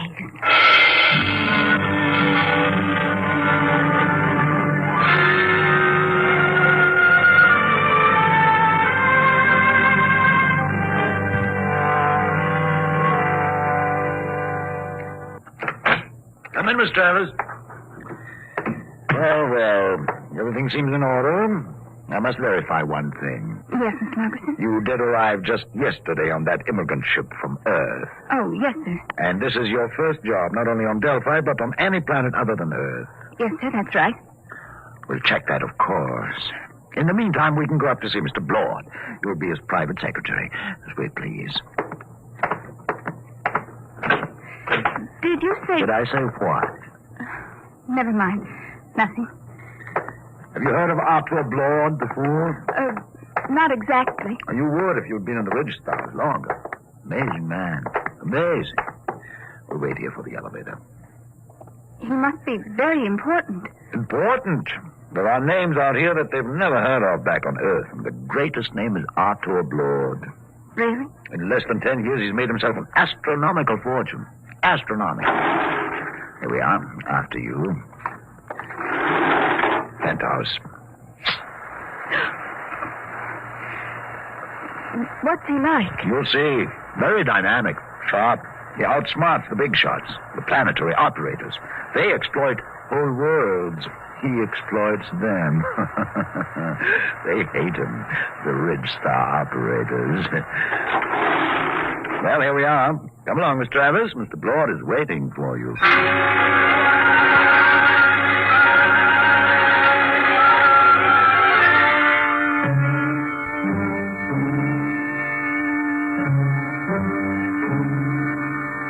Mr. Blord, this is Ann Travers, her record and references. Not interested. You check them. Margerson, get out. Yes, Mr. Blord. Ready, Miss Travis? Yes, Mr. Blord. Take this dictation. Chromium field on Transion 4, value 100 billion stellars. Just plain slugging. Let somebody else do it. Trigona 7, Forest, all treasure wood, priceless. Dennis Carey, operator, hard, cruel, brilliant. Should be interesting.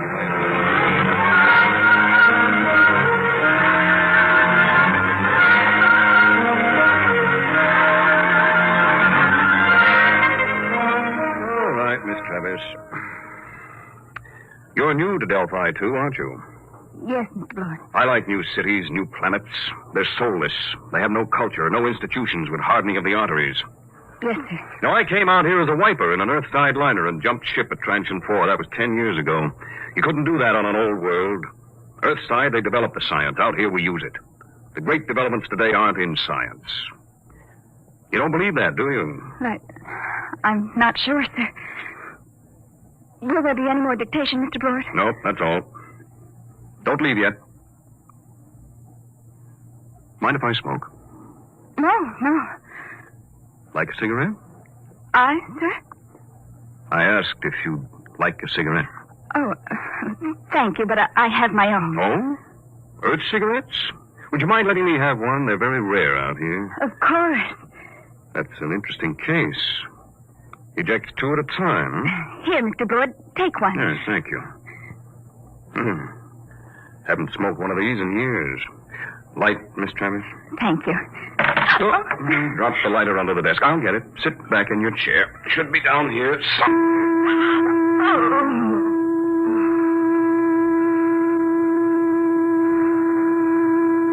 Miss Travis. Miss Travis.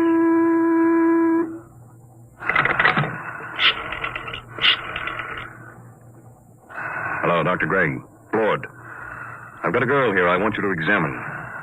No, she's out cold. Nope. Had her sitting in that wired chair, and I just threw the switch. There was something phony about her from the beginning. The pickup needle from her chair was jumping like a kangaroo, and when I mentioned cigarettes, it practically blew a fuse. That's what I want to find out. Why she should be carrying doped cigarettes. I want her examined. The full hypnotism treatment if necessary. I want to find out who sent her. I want to know who's gunning for me.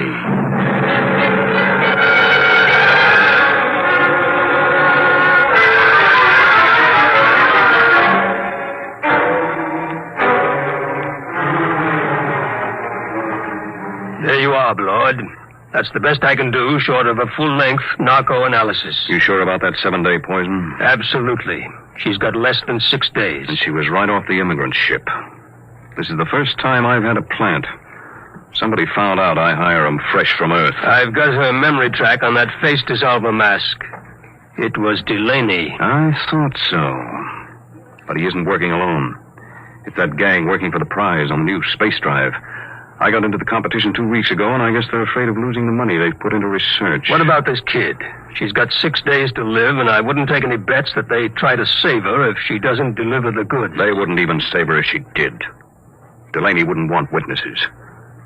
Doc, set everything up the way it was before she went under. What are you going to do? I'm going to let them take me. Wait a minute. They're liable. I know what they're liable to do, Doc. You take care of the girl and leave the rest to me. Okay. It's your funeral. Maybe. Now, let's revive Miss Travis. You set up the projectors. Come on, hop to it.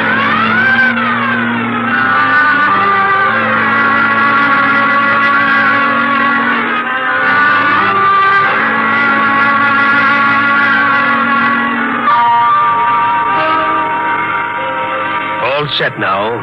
When you reverse the field, she'll come to, and she won't even know anything happened. You remember exactly what you were doing when you knocked her out? Sure. I was looking for the lighter under the table for that doped cigarette of hers. Well, I'll be going. Good luck, Artur. You'll need it. I'll be seeing you, Doc.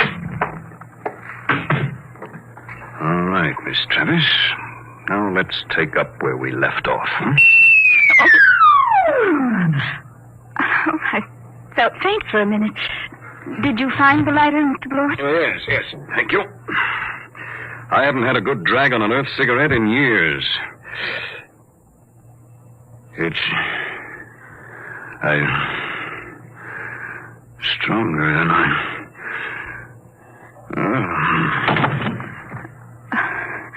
I've got to call those men now. Let's see the brown knob on the cake.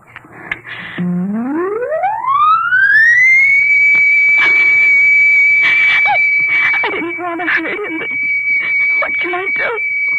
What can I do?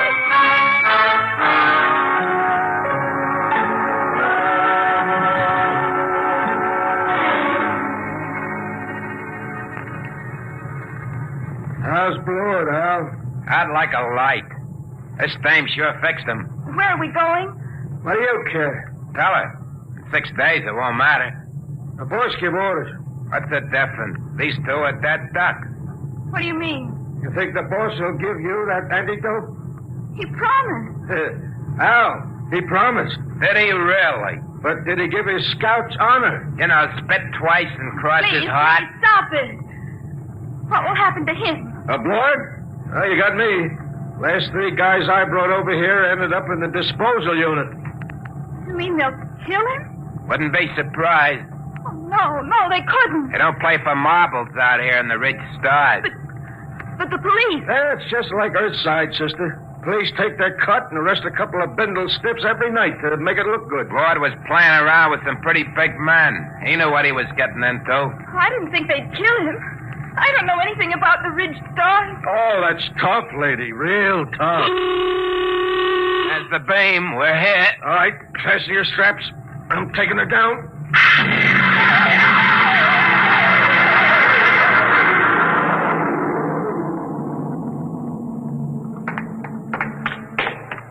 Where are we going?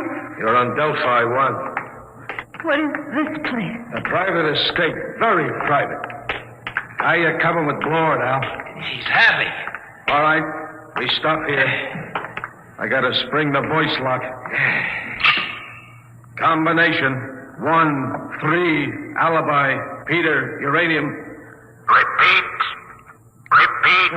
These things never work. 1, 3, alibi, Peter, uranium.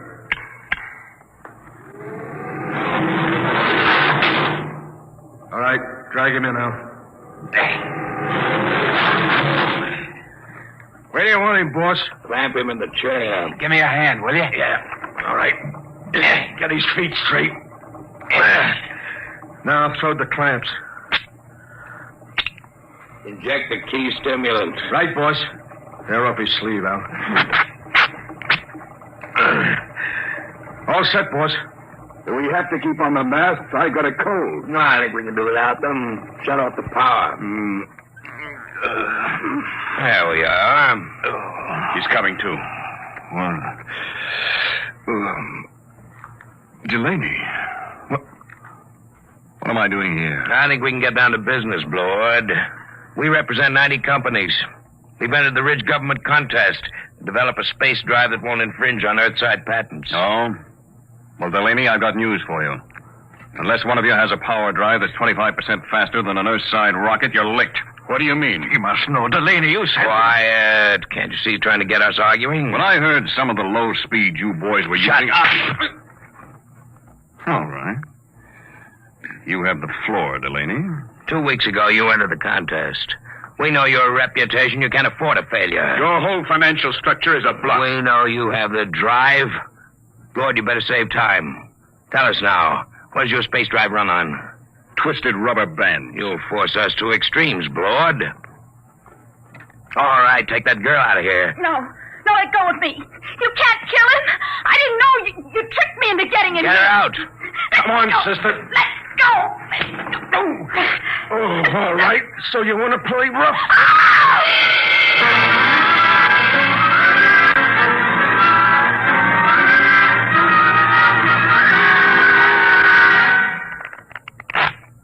Okay, that's 23 you owe me. Your deal. Cut. I trust your deal. Oh, she's coming too, Al. That's nice. Deal from the top. Did they kill him? Who knows? You want the top card? No. Neither do I. Where is he? In there. They'll let him go, won't they? They've got to. I didn't realize they'd kill him. Well, thank you. Just the card I wanted. A pleasure, I'm sure. Look, you've got to tell me. Are they going to kill Mr. Blord? Look, lady. A, you are interrupting a very important card game. B, you're better off if they do kill Blord. Let's face it, kiddo. You crimped him good. Crimped him? You think he's going to like you for doping him and getting him into this mess? Blord's a tough guy. When he first come out to the ridge, he killed 3 men in a mining camp over on Tranching when they double-crossed him. Sure, if he ever gets out of this, I wouldn't bet a lead slug on your life. I'll go with 10. Please. Tough luck, Sonny. I got 3. And double for spades. Yep, if Blord gets loose, I wouldn't want to be in your place. But I didn't understand. They tricked me. I don't think Blord will sympathize. Deal a card, will you? Hold it. Lord, you're a crawling rat. I'm a realist, Delaney. He's alive. You got me. So I'll make a deal. Now look, we form a joint stock company. Each of you signs over his patent rights to the new firm, and we split the shares. You hear that? You get my space drive. I get 25%. Delaney runs the new company. The whole deal to be publicized if you wish. Lord, when this gets out, it'll ruin you. They'll despise you when they find out how much dirt you've eaten. Well, I didn't have much choice, did I? All right. Now the other part of the deal. You got me here through a certain young lady. Now, we can dispose of her. No, I think I'd like to do that. I'll take her as part of my 25%. Any objections, Delaney? No, just be careful. Get rid of her clean. We don't want any mess left around for the Ridge government to find. What are you going to do with me? You promised Did I? Get rid of her, Blord. Only make it clean.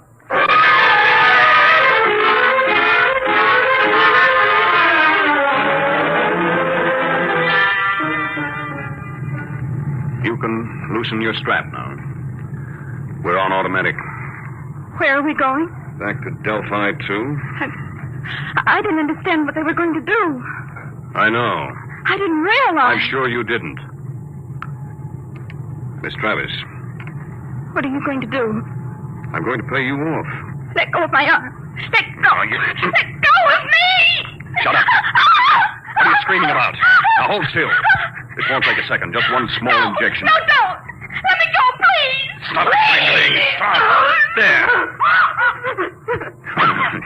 Scratched my face like a cat. Will it take long What? for me to die? For you to... Stop it, please. Please, stop it. But it's funny. It's very funny. That was the antidote. The antidote? The 7-day poison Delaney gave you. I got it from him before we left. Young lady, I knocked you out in my office and had your mind examined. I knew just what you had done. I came here because I wanted to. You mean you're not angry with me? Certainly not. Besides, everything turned out my way. Your way? But they forced you to give them the drive. You signed away the right. I'm a percentage man. Let them do the operating. Besides, it was their drive in the first place. Their drive? Yes, it's simple. I knew that after the contest there'd be a merger of research, so I merged it before instead. Wait till they discover they signed away their own patent rights. I don't think they'll feel like laughing then. But to give Delaney control of the new company. But don't you see, I had to get him to go along. He had the antidote to your poison. What about me now? Look at the vision port. Now turn up the scale. That's the ridge. You can have your pick. Name your world, and I'll take you there. You said your sister was on Doridora 3. Yes, but But what? I wonder if the opportunities for advancement aren't greater on your planet, Mr. Blower. You know, Miss Travis, I wouldn't be a bit surprised if they were.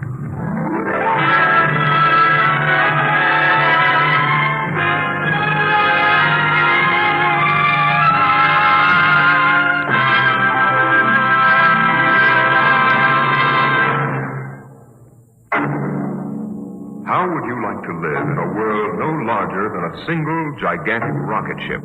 You'll find out more about it next week on... Dimension Today, Dimension X is transcribed Competition, adapted for radio by Ernest Kenoy from a story by E.M. Hull. Featured in the cast were Elaine Rost as Anne and Les Tremaine as Arthur Blord. Your host was Norman Rose. Music by Burt Berman, engineer Bill Chambers. Dimension X is produced by William Welch and directed by Edward King. Adventures in time and space, transcribed in future tense. Dimension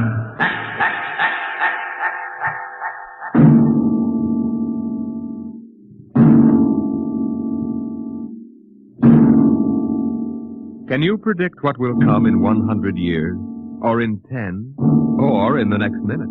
Some people think they can. Nuclear science, mathematicians, astronomers, biologists.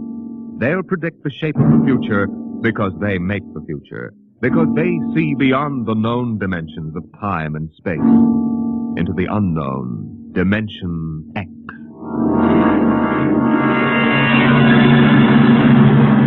We go ahead now in time to 1965. We're on a vast concrete runway set in the desert of the Southwest. A giant metal ship stands before us, prow pointed for the stars. And in 5 minutes, the signal will flash, and it will tear up through the atmosphere to the outer limit.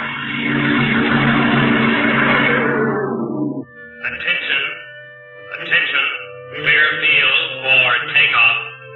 Clear field. 5 minutes, Steve. All right. Takeoff. Warm her up, Charlie. I want to go over procedure again, Steve. Don't worry, I got it straight. We'll just make sure. Okay. I take her up on jets to 50,000, then I cut in the rocket. No lower, or your tail blast will burn out 3 counties. I climb 4 minutes on rockets, then start maneuver tests. Remember that, no more than 4 minutes. Right. This ship isn't like those strato rockets you've been testing. She's the first one built for outer space. If she works, she can go clear to the moon. If I'd have known that, I'd have brought my toothbrush. No, not this trip. Now get this, Steve. You've got power there to clear the Earth's gravitational field. But remember, after you cut in the rockets, you've only got 10 minutes fuel. If you go beyond the outer limit, And don't save fuel for the return. I know, I won't get down again. That's right, Steve. You'll drift off into space. Get that now. 10 minutes fuel. Gotcha. As far as I'm concerned, this project is a lot more important than that cosmic ray bomb they're testing out in the Pacific tonight. Well, Security Commission brass doesn't think so. I don't see any undersecretaries under anything. Don't worry. In the long run, our ship will make the CR bomb back-page stuff. But in the meantime, it's just as dangerous. Remember, half the principles in this ship are pure theory, Steve. Slide rule stuff. If anything goes wrong, we may have to scrape you off the landscape with a soup spoon. You have a charming sense of humor. And here's what I'm getting at. We're risking your neck in this test. If anything blows, we don't want to have the next man pull the same boner. I know, Hank. So keep your mic open and keep talking. If anything goes wrong, we want to know exactly why. And we won't be able to ask you. Let us know before you pull every switch. Before you do anything. You got that? Yeah. Even if you only have to blow your nose. All right, get those fuel lines away. Okay, Mr. Crow. Well, I guess that's about all, Steve. Hey, that reminds me. Look, if Mary calls, I'm just up on a milk run. I didn't tell her today was it. How is she? She's okay, but she's due about now, and I don't want her to be nervous. Hey, I didn't know the baby was that close. Yeah? Steve, I really ought to be sending a single man on this job. What, and cut me out of a soft paycheck? Forget it, Hank. You know you can't get anybody else who can take 15 G's acceleration when those rockets cut in. Yeah, I know. It's time, Steve. Yeah. Well, see you later. Don't worry, Hank. I'll sweat for both of us. Button her up, Charlie. So long, Hank. So long. We'll give you the light from control.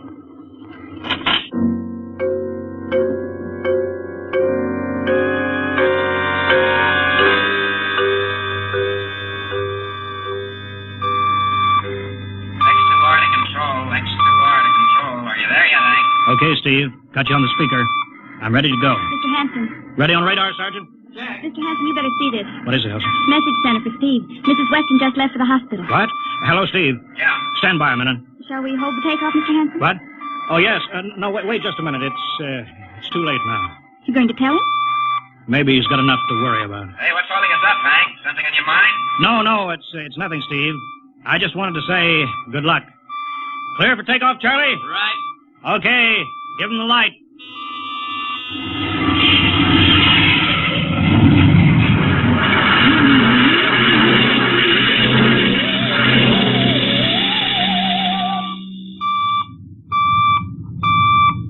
All right, Steve, I'm reading you clear. I'm at 20,000. Airspeed 600. She's running fine. Soundproofing works. There's a third-degree waiver in the AGY pressure. Got that, Charlie? Check. Dead center on radar, Mr. Hanson. 50,000 now.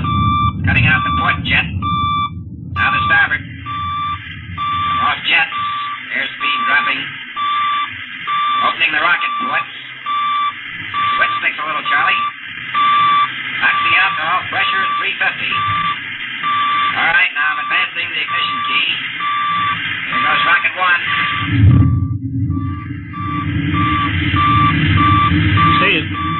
Steve, you all right? Yeah. Looks like somebody smugged me with a sledgehammer. Airspeed now 1,200. Here goes number two.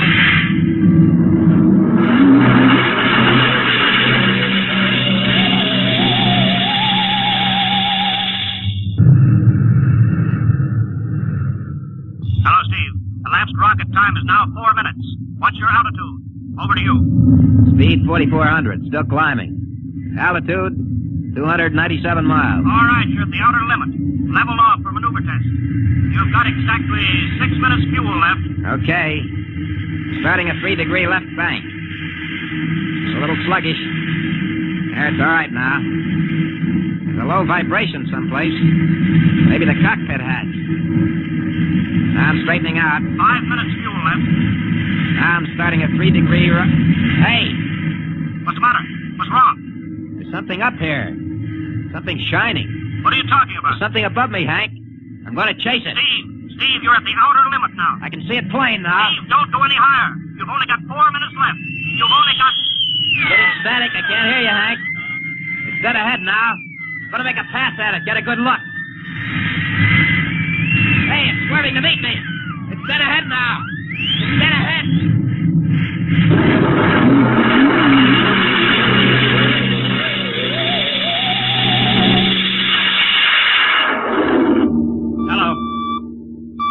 Hello, Steve.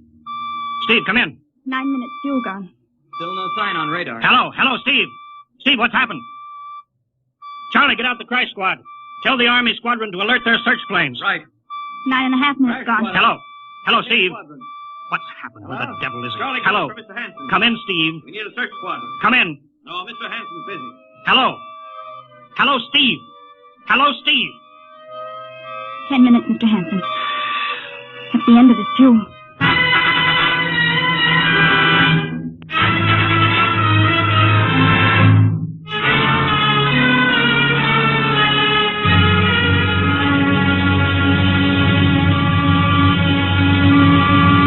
How long's it been now? 10 hours, Mr. Hanson. Nothing more on radar, Sergeant? Screen's blank. Colonel Corelli called in. Search planes are back. He didn't find anything. Should be some trace. Couldn't have bailed out, could he? You don't hit the silk at 4,400 miles an hour. Either went past the outer limit, ran out of fuel. Something blew, and we'll find the pieces scattered from here to the coast. Why does it have to be the best man? Always the best man. I'll get it. Charlie, we've got to figure out what was wrong. All right, I'll tell him. Something must have blown. Yeah? There's a message from Northside Hospital for Steve. Well, what is it? Mrs. Weston's fine. It's a boy. Thank you, Elsie. It's a boy, Charlie. Oh. Fine. It's a boy. He didn't even know she went to the hospital.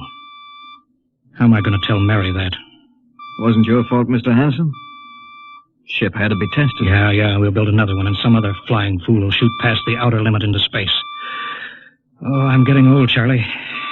You can remember when I used to take 'em up myself. Now I've got to send other men. It's a job, Mr. Hanson. Now I'm afraid.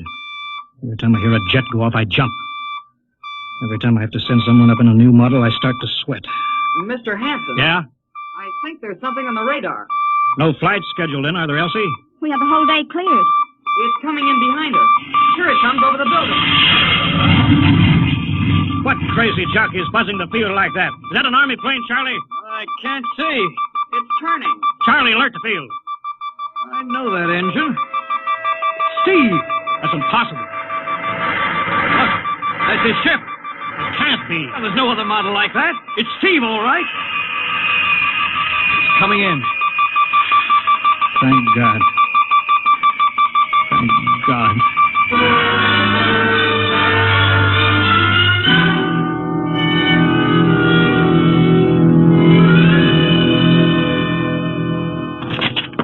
All right, sit down, Steve. The quicker we get this done, the quicker you get over to see Mary and the baby. Hank. Elsie, give the order to check and refuel the rockets.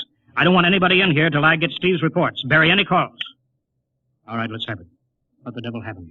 Hank, does that cosmic ray bomb still go off tonight? What are you talking about? Straighten out, Steve. Where you been for the last 10 hours? Listen, Hank, there's something more important. Come on. I've got to get a report on the screen to Washington, so let's have it. I've got to know how you stretched 10 minutes fuel to keep you in the air for 10 hours. Now, one thing before I talk. Look, Steve. Have the Geiger men run over the ship before they refuel. What'd you run into? So help me, Hank, I don't know.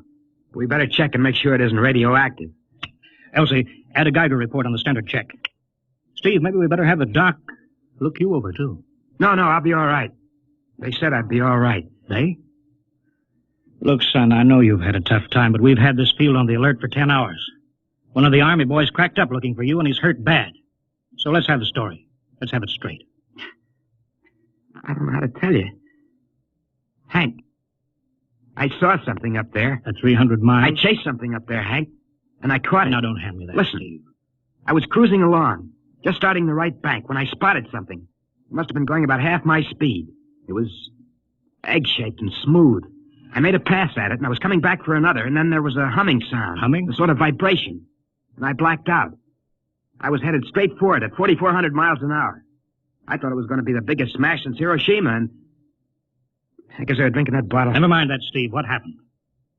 I came to inside their ship. Uh-huh.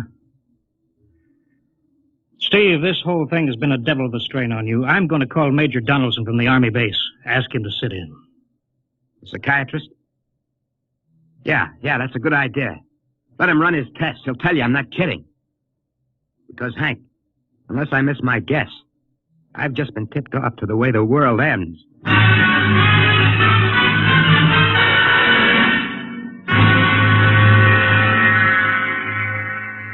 right, Mr. Weston. Suppose you continue your story. Yes, let's have it, Steve. You woke up inside the ship? Yes, and the place was jammed with machinery. Dials, blinkers. I couldn't recognize anything. And you were surrounded by these men from Mars? I didn't say anything about men from Mars. I didn't even say they were men. I couldn't see them clearly. They were just there. Where did they come from, then? Another galaxy. Millions of miles outside of our solar system. That's all I know. You figure out where they came from. And they came all that distance to find the Earth? Yes. Did they tell you that? Yes. You mean they spoke English to you? No, they didn't. It's funny. I hadn't thought. They didn't really speak to me at all. They just planted the thoughts in my mind. You mean thought transference, telepathy? Yes, that's right. Well, Steve, what brought them here? We did, Hank. We rang their bell. We brought them in. Well, how? With our atomic explosions.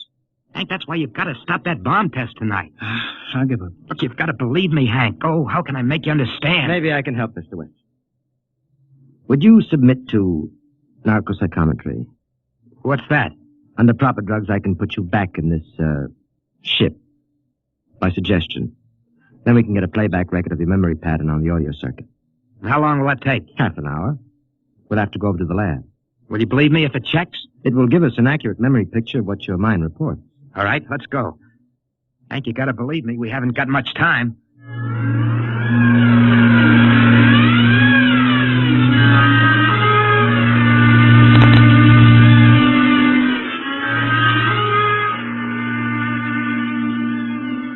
You should be getting drowsy now. Count backwards from 10. 9, 8, 7, 6.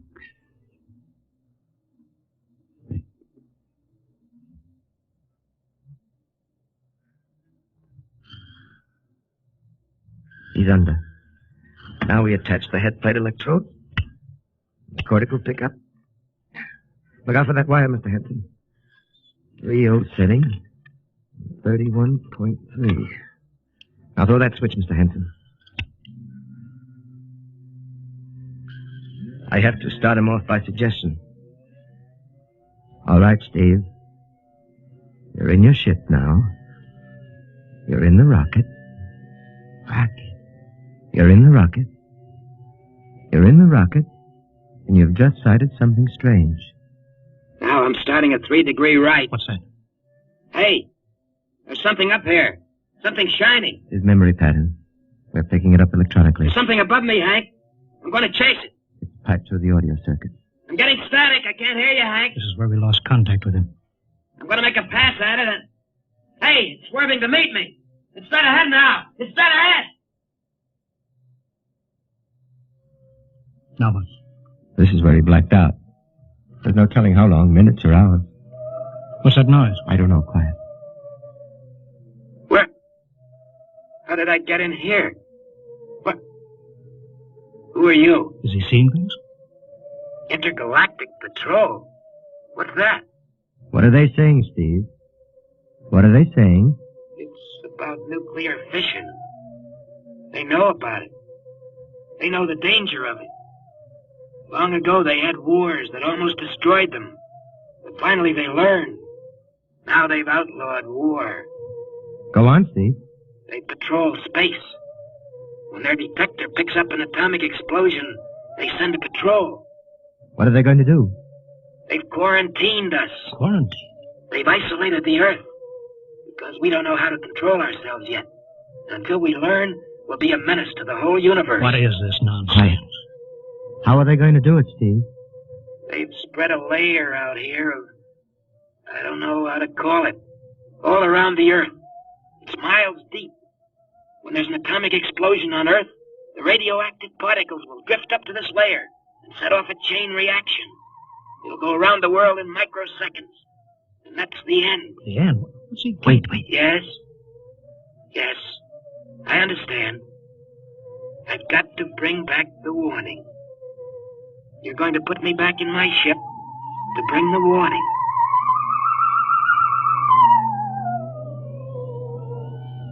Now what? Blacked out again. I guess that's all. What does all that mean? It's what he remembers. Don't think that really happened. No. Narcopsychometry circuits produce what he remembers. It just means that Steve believes this happened. I don't like to see this. I've seen too many tough pilots snap. Steve is the best I've known. How bad do you think he is? Frankly, outside of the presence of this well-organized hallucination, there's no sign of unbalance. May not be too serious. If he had a more plausible story, I'd be inclined to believe him. Warning. Hank. It's all right, boy. Did you hear it, Hank? You understand? Sure. We've been quarantined. Let me give you something to make you sleep, Steve. Don't you understand? They fixed it so that if we set off one more nuclear explosion, that'll be it. Of course. Don't roll your sleep down. You don't believe me. Now, take it easy, Steve. For the test tonight. They're setting off the CR bomb. Hank, what time is it? 11:20. Well, it's scheduled for midnight. Hank, we gotta stop that bomb. Steve, let Donaldson give you the hypo. Hank, you've gotta believe me. I saw them. I got the warning. If we touch off that bomb tonight, it'll be the biggest galactic 4th of July of all time. The whole Earth will go up like a Roman candle. April 10th, 1965, the end. Now, look, Steve, you better calm down. Don't you want to see Mary and the baby? You've got a new son, remember? Yeah, that's just it, Hank. I want to see my son. I want him to live. If that bomb goes off, Hank, we've got to stop them. Mr. Hanson, I think we'd better get over to the base hospital. Hank, you've got to believe me. me. Sure, Steve. Maybe there is something to it. Look, it's out of your hands. I'll put it in a report and shove it into Washington in the morning. In the morning? There isn't going to be any morning, Hank. Don't you understand? You've got to call Washington now. Get the head of the Security Commission and postpone that test. Now, you know I can't do that, Steve. My neck would be out a mile. Besides, this is 1965, not 45. 20 countries have atomic bombs now. What's the use of stopping just this one? The rest will keep right on popping them. Well, then we'll have to call an international conference. Can't you understand, Hank? The first one that goes off finishes us at the end. They've given us the quarantine warning. Steve, I think you'd better go with us to the base hospital. Look, Steve, we can call up for a detail if we have to. All right. I'll go with you. You don't need a straitjacket. That's the way, Steve. You'll probably feel better by morning. Let's go.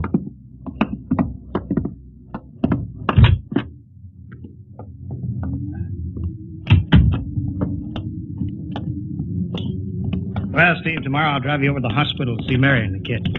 Sure. Look at the ship under the floodlights. Pretty, huh? You'll be flying her again soon, don't you worry. Yeah, I guess so. What you doing out in the line? They refuel her? Yeah, we got Clausewitz coming in tomorrow from Denver for another test. Figure we give you a day off. That's good. That's fine. Steve, come back. Come on, Donaldson. Steve, wait. He's heading for the rocket. Look, there he goes up. That crazy fool. We can't get at him now. That covers armor glass. He's waving. Yeah, towards control. It's the radio. He needs the radio. Come on. I should have gotten help. Oh, the radio still hooked up here. Hello, Steve. Listen to me, Hank. You gotta call Washington now. Come out of that rocket, Steve. I'll call my men. Don't try anything, Hank. They've refueled the rocket for tomorrow. Take it easy, Steve. Listen, you know what'll happen when I fire the rocket tubes down here? Steve, don't. It'll burn out every building for 5 miles. All of us in one big blast. Steve, what do you want? You've got to stop that bomb. You got to call Washington right now. They won't believe me. You make that call or I cut in the rocket. Now, I mean it, Hank. Now, hook my screen to yours in parallel. I want to see exactly what you're doing. All right. Just don't fire those rockets. Get going, Hank. You got 12 minutes to make that call and stop that bomb. All right, I'm making the parallel hookup right now. Donaldson, you think he'll really blast? I don't know. Up to now, I'd almost say he was normal, but now he's liable to do anything, Hanson. Steve, there, you getting it on your screen? Yeah. Now put that call through. All right. Operator. Visit screen to Washington. The visit screen circuits are busy, sir. You'll try again in half an hour. This is Security Commission priority. Break in, get me a line. Yes, sir. Just a moment, please. 10 minutes, Hank. Listen, Steve, I'm trying. Ready to take your call, sir. Washington, Security Commission 3. This is urgent. I want Undersecretary Herbert Ames. Washington 3. 1 moment, please. Hurry, will you? 1 moment, please. What time is it, Donaldson? 11:51. Do you think he'll fire those rockets? He might. Washington? Visit screen 3. Mr. Herbert Ames, please. That is a coded exchange. I cannot accept your call without clearance. Get it through, Hank. Listen, Washington, put it through. This is Mr. Hanson at San Marco Air Base. This is a priority call. I'm coded. 1 moment, please. I will check your code number. Get that through, Hank, and that bomb goes off at 12. Will you be reasonable, Steve? Your call has cleared, San Marco. Washington, visit screen 3. Herbert Ames, please. Security Commission Ames. Listen, Ames. Oh, hello, Hank. Ames, you got to get me to the chief. Are you kidding? He's at the test control room. Yes, I know, but get him for me. What's up? You look lousy. Or is it a bad circuit? There's no time. I've got to get him before the test. It's about the CR bomb. I can't take that responsibility. Get that through, Hank. Right flag. Hey, what's going on there? Ames, my project has a high enough rating. This is a priority A call. What? Okay, it's your neck. I'll try to get him for you. He's in the control room, so you'll have to switch off your screen and speaker and go on earphones. Too much going on in there. Security ruling. You hear that, Steve? I've got to cut the incoming screen. All right, but don't try anything. 8 minutes, Hank. Hello? Hello? What? You got him, Hank? Yes. This is Hanson at San Marco. No, sir. Priority A request to cancel the bomb test. No, I'm serious. This is deadly serious. We sent the X2 JTR up today to the outer limit. We uncovered evidence. Yes, on the automatic instruments. What's that? No, possible chain reaction. No, I can't tell you the whole story. There isn't time here. Yes, I'll bring the readings into Washington in the morning. You've got to postpone the test till you see them. Look, I've worked on contracts with the Commission for 10 years. Yes, I have complete confidence in my information. You can record that. All right, I'll call you back immediately. Bye. Hank? He's agreed to cancel, Steve. The bomb won't go off. All right, boy. You can come down out of that ship.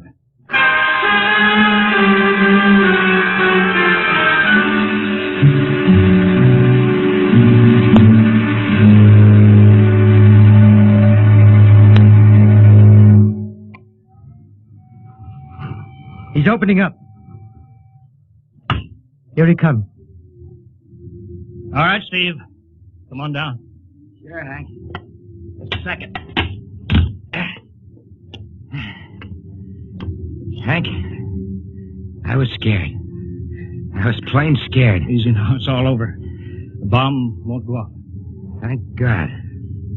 Look, I want to see Mary and the baby. Can you get me transportation now? Oh, wait a minute. It's almost 12. They won't let you in the hospital now. I want to see the baby. Sure you do, but you've been under the strain. I've got a shot for you here, Steve. Give you a good night's sleep.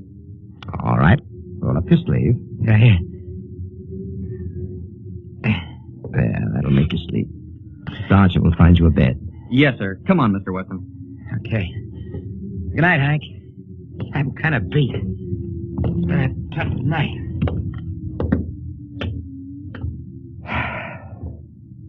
It sure has.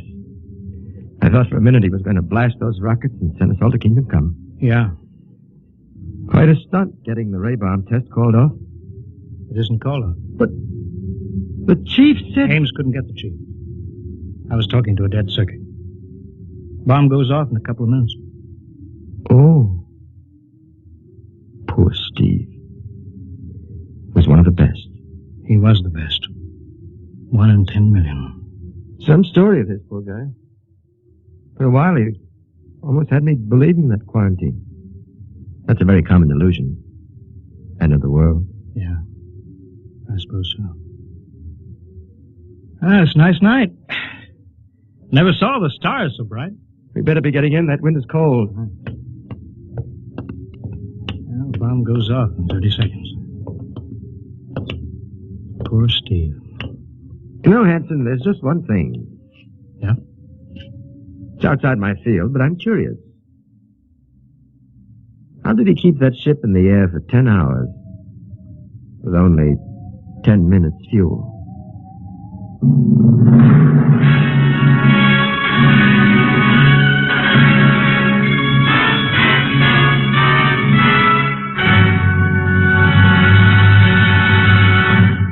You have just heard another adventure in time, space, and the unknown world of the future. The world of Dimension X.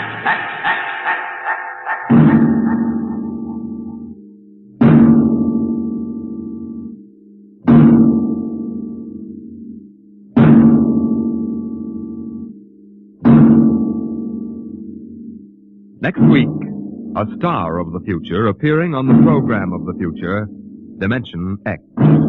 Next week, Miss Nancy Olson, the talented young actress whose performance in Sunset Boulevard marks her as one of Hollywood's most promising young actresses, becomes the first of a group of rising young artists of stage and screen who have been invited to make an appearance in this series. So listen then for Hello Tomorrow, starring Nancy Olson on Dimension X.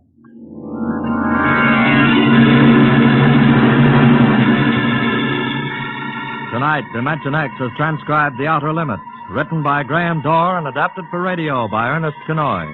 Featured in the cast were Wendell Holmes as Hanson, Joseph Julian as Steve, and Joe DeSantis as Donaldson. Your host was Norman Rose. Music by Albert Berman, engineer Bill Chambers. Dimension X is produced by Van Woodward and directed by Edward King. Adventures in Time and Space. Transcribed in future tense. Dimension X.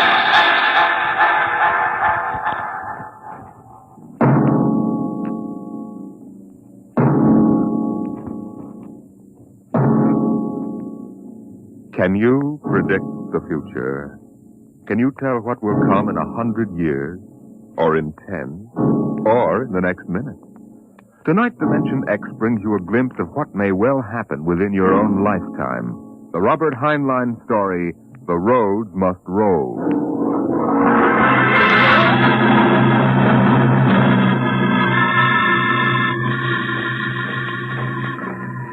Run, watch them run, oh, our job is never done, for our roadways go rolling along.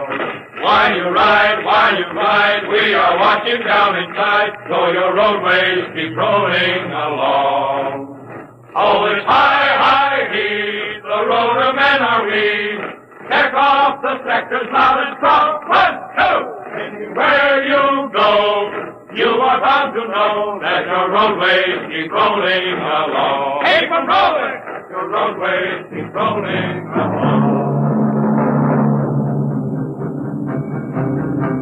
It was in the middle 1950s that the automotive age began to die. The traffic engineers had long expected it. For years they had watched our vast cities sprawl and spread out, spill over into the countryside, become more and more dependent on motor transportation.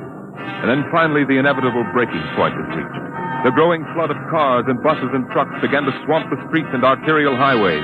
The building of roads could no longer keep pace. The superhighways clogged, congested, became packed with cars stalled bumper to bumper, and the cities began to die of slow strangulation, for the traffic could no longer roll.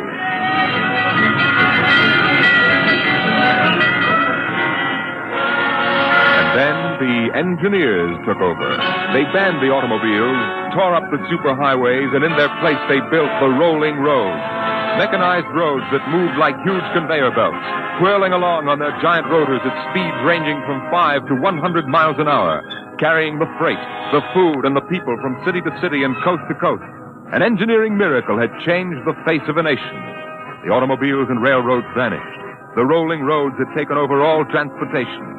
And no one worried over the fact that if the roads should ever stop, our whole economic life would stop. For the machinery had never failed yet.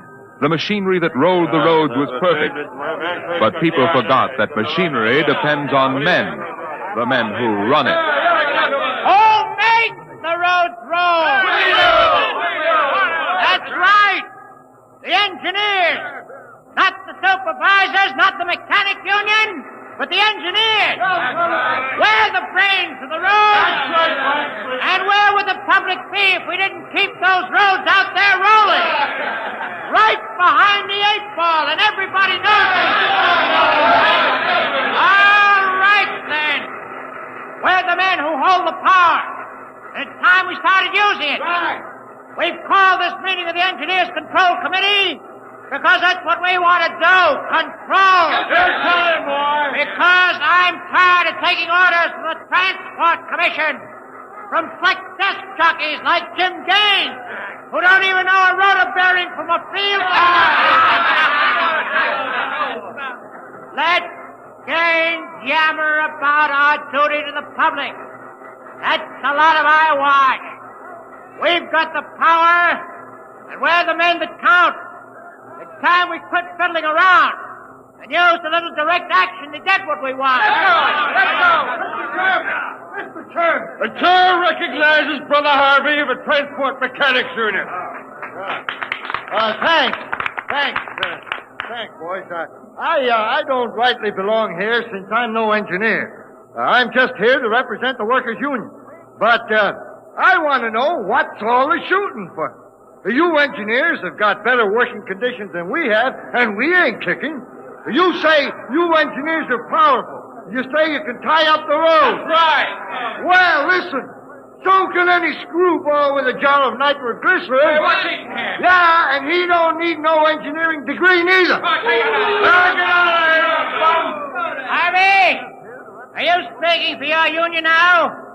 Or are you here as a stooge for the Transport Commission? Listen, I helped found my union, and I led the strike in 75 for decent working conditions. Where were you engineers then, huh?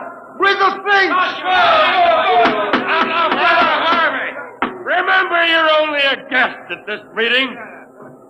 Go on, Pan. Now listen, men. I'm one of the old engineers on the roads. You all are. Worked up the hardwood. We didn't go to the fancy technical institutes like those young punk cadets the commissioner's training to take over our jobs. That's right, man. Jim Gaines don't fill us full of the old school spirit and that baloney about how the roads must roll. So all right then. Why don't we get smart for a change? What would happen if the roads stopped rolling? Maybe the country would begin to realize that they can't do without us. And maybe we'd begin to get the things we want. The roads must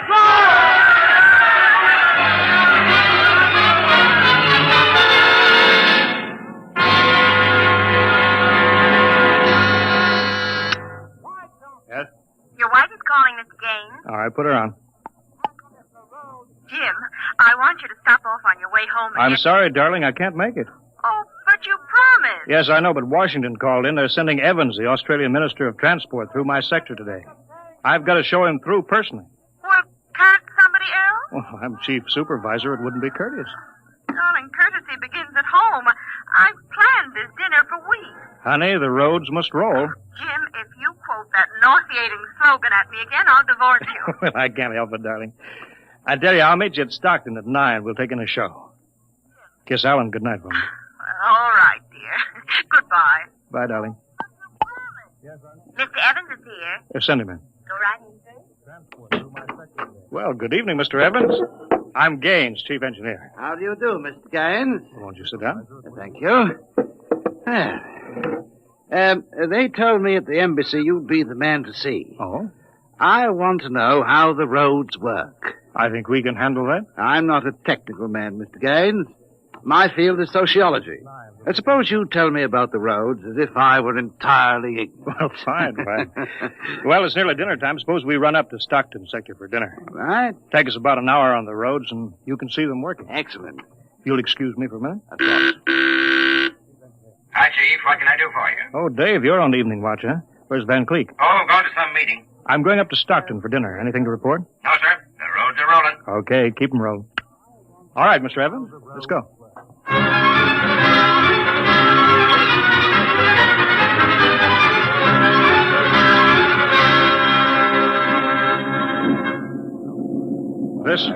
This here is the low-speed strip. You ever ridden a conveyor before? No. Oh, it's quite simple. Remember to face the motion of the strip as you get on. Oh, that's it. All right. We'll go right across here.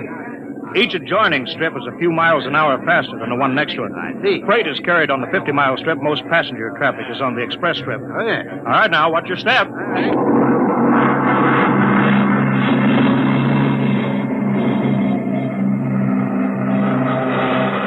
Here we are, maximum speed. 100 miles an hour. Amazing. This strip makes a round trip San Diego to Reno in 12 hours. Oh, here's the restaurant. Ready to eat? But is this a restaurant? There's a sign, Jake's Steakhouse, fastest meal on the road. Is it really a proper restaurant? Yeah, one of the best. Hooked right into the moving strip, of course. Shall we go in? Hello there, Mr. Gaines. We don't see much of you out on the road. Well, busy in the office, Jake. Oh, two, eh? Right this way. Thank you. Here we are.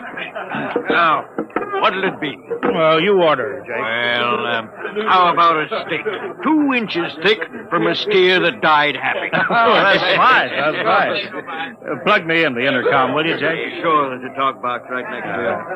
Flank tool, Ryan! If you excuse me, Mr. Evans. Davidson on watch.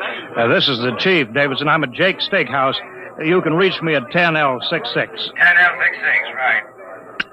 There now. They can get a hold of me in an emergency now. Mr. Gaines, what kind of an emergency could there be? Well, 2 principally. Power failure on the rotors would bring the road to a standstill. That happened during rush hour. We'd have to evacuate millions of people. Well, as many as that? Oh, yes, easily.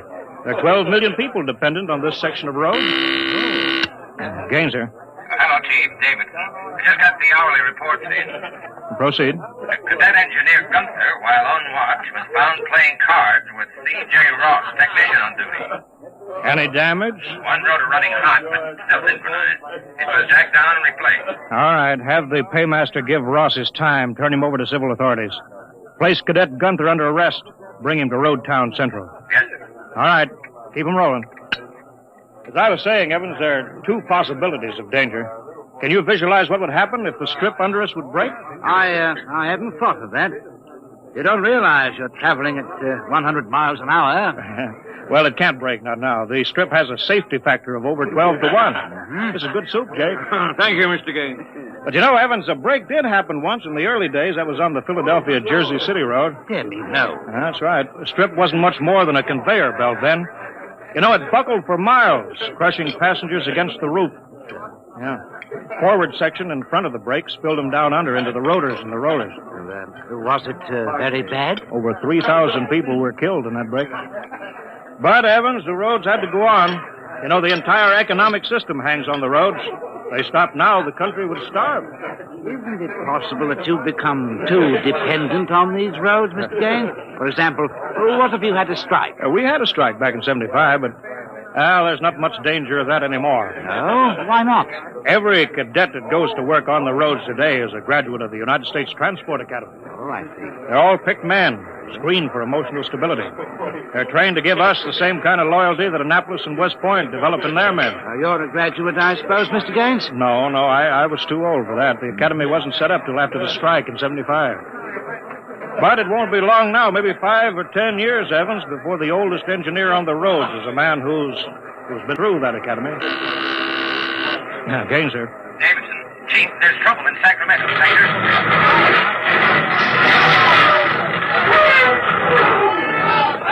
What is it? What's happening? Emergency stop. Hello, Davison. The phones must be out. Come on. Jake! What is it? What's the matter? Have everybody stay in the restroom, Jake. What's that? Probably somebody stepped onto the next strip. Got cut to ribbons. There'll be plenty of casualties. Jake, where's your getaway hat? In the pantry. Well, how am I going to help those people? I've got the whole road to think of. Now, don't bother me. Give me a hand, Jake. This hatch is stuck here.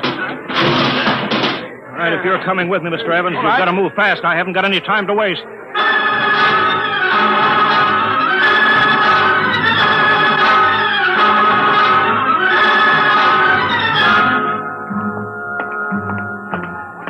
Where are we now? Freeway on top of the inner road ceiling. That's the outer shell over us there. Are we going outside? No, there'll be an access down manhole over here. They're spaced every 100 feet. It's there by the green light. All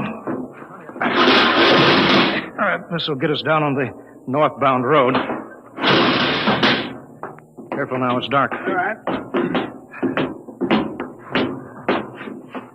Stand away from that door, Evan. But this road is still rolling. Yeah, so it is. It was only the 100-mile strip that stopped. There's what I want, a phone booth. Look out, Evans. Excuse me, will you? Hey! Out. I'm talking to my wife. What? Don't argue. Out. Emergency priority. Division office. Davidson? Gaines here. Report. Chief, where you been? I've been calling... Never mind that report. 709 report.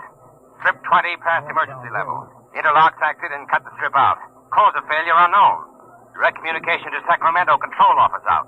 Evacuation of Strip 20 commenced. No casualties. There are casualties. I saw them. Put police and hospital routine A into operation. Get me Van Cleek. I want him to take over for me till I report in. We can't reach him, Chief. Shall I cut out the rest of the road? No, keep those other strips rolling or we'll have a traffic jam the devil himself couldn't untangle. There are 5 million passengers on that road now. Notify the governor that I've assumed emergency authority. Arm all cadets available and await orders. Shall I recall technicians off watch? No, this isn't an engineering failure, man. That whole sector went out simultaneously. Somebody cut those rotors by hand. Now, I want all available senior class cadets to report to Stockton Subsector Office 10 with pistols and tear gas. Yes, sir. Oh, the governor wants to talk to you. He called in. Refer him to somebody else. I'm busy. I'll get back to you. I'm going down under.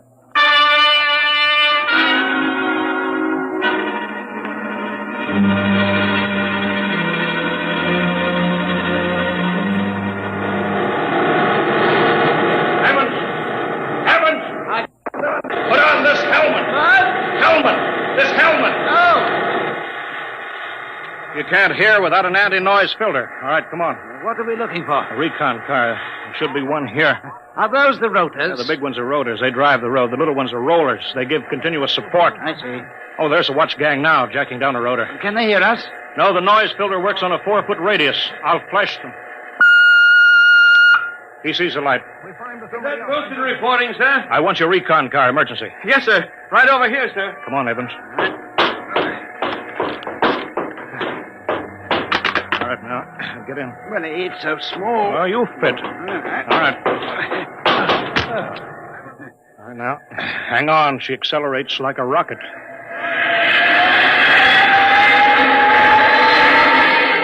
Oh, my stomach.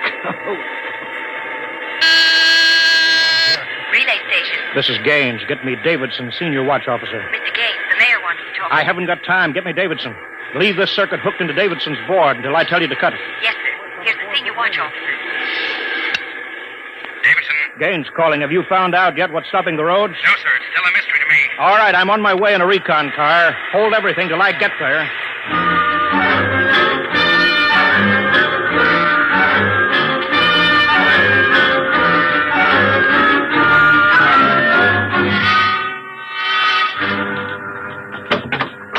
Cadet Edmonds reporting, sir. 3 platoons of cadet engineers standing by with tumblebug motorcycles. Are they armed? Pistols and tear gas is ordered. All right, good. Assistant Supervisor Van Cleek is calling you on Circuit 9. Well, it's about time. Cut me in. Yes, sir. Hello, Van. Where are you? Sacramento office. Now listen. Sacramento. That's good. Report. In a pig's eye. What? I'm not your deputy anymore, Gaines. Van, what are you talking Now, about? listen, don't interrupt me and you'll find out. It's true, Gaines. I've been picked the director of the Engineers Control Committee. We're taking over. Have you gone off your rotor? You can't start Strip 20 until I'm ready to let you. Van! I can stop the whole road if I have to. Van Creek, I'll call in the Army. How'll you get him here if the roads aren't rolling, eh? Listen, Gaines. Whoever controls the roads controls the country. And right now, that happens to be me. Sign off, Gaines. I've got to call the White House. You behave yourself. You won't get hurt. I don't believe it, sir. He's got us, Edmonds. If we go in and blast him out, he may wreck the road. What's your rolling tonnage now? 53% under evening peak, sir. How about Strip 20? Almost evacuated. Yeah. Listen in on this, Davidson. Standing by, Chief. I'm going down inside with these cadets. We're going to work north, overcoming any resistance that we may meet. The watch technicians and maintenance crews are to follow behind us. Each rotor, as they come to it, is to be cut out from under Sacramento's control, then hooked into the Stockton control board. You understand? Got it. Check. If it works right, we can move control of Sacramento sector right out from under Van's feet. He can stay in his office there till he's hungry enough to be reasonable. Edmonds, get me a pistol. Mr. Gaines, there's a man here, and he's badly hurt. He wants to see you. Take care of him. I haven't got time to... He's from Sacramento sector, What? sir. Send him in here. Mr. Gaines. Mr. Gaines. Take it easy. Mr. Gaines. You're Harvey from the mechanics show, you know. I tried to warn you. Tried to get away. Shot me 3 times. Get a doctor, will you? All right, now. Easy, Harvey. Harvey, how long has this been building up? It isn't the men. It's the engineers. I told them they were crazy. Told them the road's got to roll. And when I tried to get away... Easy now. Bleeding from the mouth, sir. Harvey. Harvey? Can you hear me? He's dead, Mr. Gaines. Come on, Edmonds. We better move.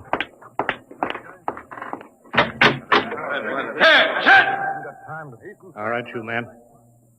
You saw Harvey brought in. How many of you want a chance to kill the louse that did it? All right, men. Anybody who hasn't got his mind on his job will be in the way. Now, here's the order. We move north, mounted on tumblebugs.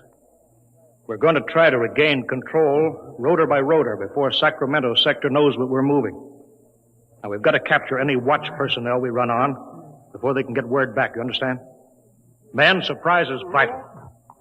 Use tear gas when possible. Shoot only when necessary. But get them before they can reach a phone jack. Any questions? No? Then move out.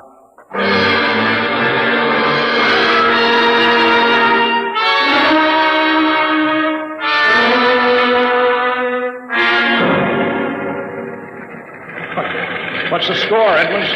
33 prisoners so far. No one killed. For years since I rode one of these tumblebugs, forgotten how to steer it. There's a man ahead. There at the rotor base. Yeah, he's got a phone jacked in. Hurry. If he gets word back, we're sunk. I don't think he's seen us. I'll dismount again. All right. Halt! Pull out fire! Quick, he sees us. Come here, you. Look out, he's got a gun. I got him, sir. I got him. Grab his gun. Yeah, he had an intercom jacked in, all right. If he's got through to Sacramento office, it's going to be tough. I don't know, sir. Maybe you can get the call through. Listen. The road. Take off your noise filter. There. It's the road. The road is stopping. Halt your men. Halt. Hold up there. Hold up. Edmonds, there's a recon car coming up. Relay station call for Mr. Gaines in the recon speaker. Give it to me. Here you are, sir. Gaines here. Davidson here, Chief. Van Cleek's calling you. Who stopped the road? He did. Oh, he did he? All right, cut Van Cleek into me. You thought I was fooling, eh, Gaines? What do you think now? All right, Van. The road is stopped. You've won this trick. Then why don't you get smart and give up? You can't win. You forgot something, Van. You can't lick the whole country. Yeah? Gaines, I've got a switch button in my hand. If I'll push it, it'll blow 300 yards straight across the road.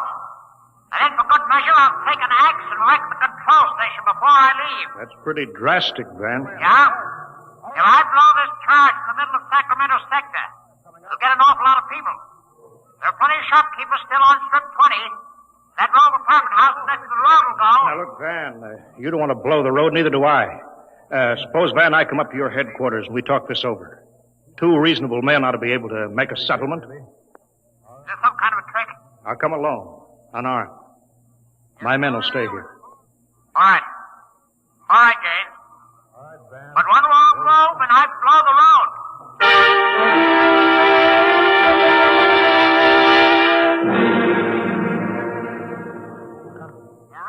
We've got to hurry, Dave. If I take too long, Van Cleek will get edgy and set off that charge. I can't understand it. The psych tests are rigid. We've never had a failure in the Hum-Wadsworth-Burton method. Then suddenly a whole sector goes sour. How could Van Cleek get a whole crew of psych-cleared men to revolt? It's easy, Dave. As my deputy, he was ex officio personnel officer for the whole road. He must have been faking psych records for years, transferring maladjusted men into his sector. I've got that personnel record, Mr. Gaines. Oh, thank you. This is Van's record here. Masked introvert, inferiority rating 7. Comment: in spite of potential instability shown on Wadsworth Curve, this officer is especially adept in handling men. He's adept, all right.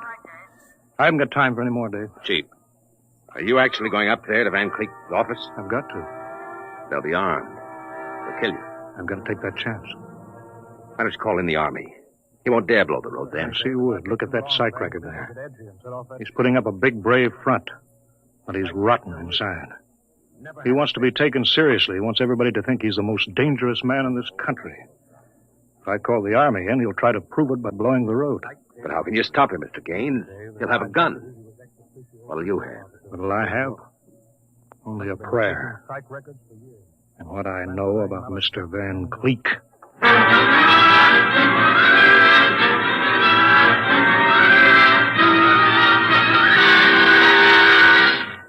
All right, Gaines. Director Van Cleek will see you now. Gaines, I want you to sign this now. The declaration of your recognition of the Engineers Control Committee.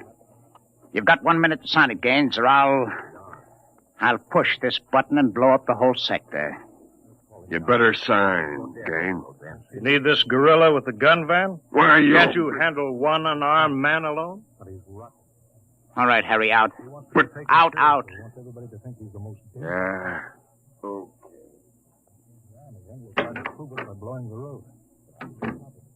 All right. Now sign. What's so funny? You are, man. You start a revolution because you think the engineers should control the road. Then when you've got control, the only thing you can think of to do is to blow it up. That's kind of silly, isn't it? All right. Tell me what you're so scared of. I'm not scared. Yeah, sitting there sweating all over that push button that you're holding. If your buddies knew how afraid you were, they'd probably throw you into the rotor. I'm not afraid. You're afraid of me right now, Van. You're afraid I'll have you on the carpet. Got 1 minute time. You're afraid the cadets won't salute you. You're afraid that they're laughing at you behind your back. No, I'm not. You keep quiet now. I've got a gun Yeah, here. you're afraid of using the wrong fork at dinner. You're afraid people are looking at you, Van, laughing at you. I am not. You dirty, stuck-up snob. Just because you went to a high-hat school, you think you're better than everybody, huh? You and your crummy little gold-braid cadet. Van, you're a pathetic little shrimp. I understand you perfectly, Van. You're a third-rater. All your life, you've been afraid that someone would send you to the foot of the class, so you right out on your ear where you belong. I don't want to look at you anymore. I'll show you. I'll put a bullet in you. Put down that pop gun before you hurt yourself. Don't you come near me now. Don't you come near. I'll shoot now. Give me that, Van. No, let me go, will you? Give me that pistol. Yeah.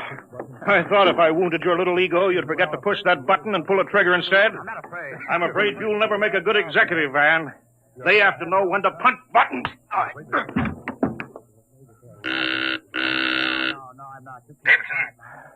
Gaines here. Chief, are you all right? Yeah, I'm all right. Attack now, Davidson. Mop up. I'll hold the control room. I've got Van Cleek. I think his little revolution is just about over.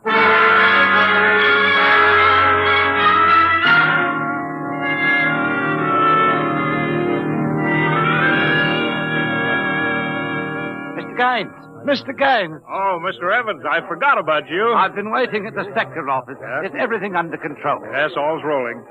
Those are the watch engineers going under to check Sacramento sector inch by inch now. Remarkable organization. Remarkable. Thank you. Howley's in, Chief. San Diego Circle rolling. Bakersfield, Fresno, Stockton. Stockton, oh.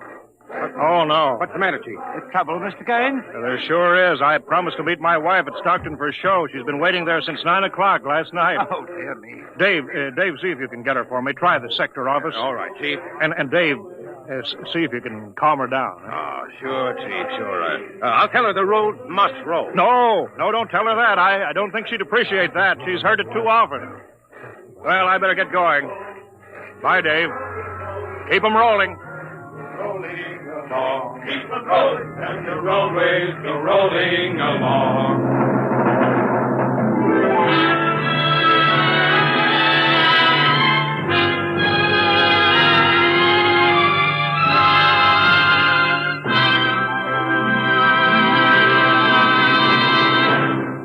You have just heard another adventure into the unknown world of the future, the world of Dimension X.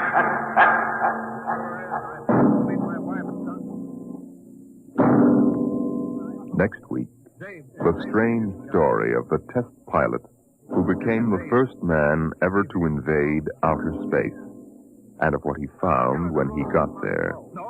Listen next week to The Outer Limit.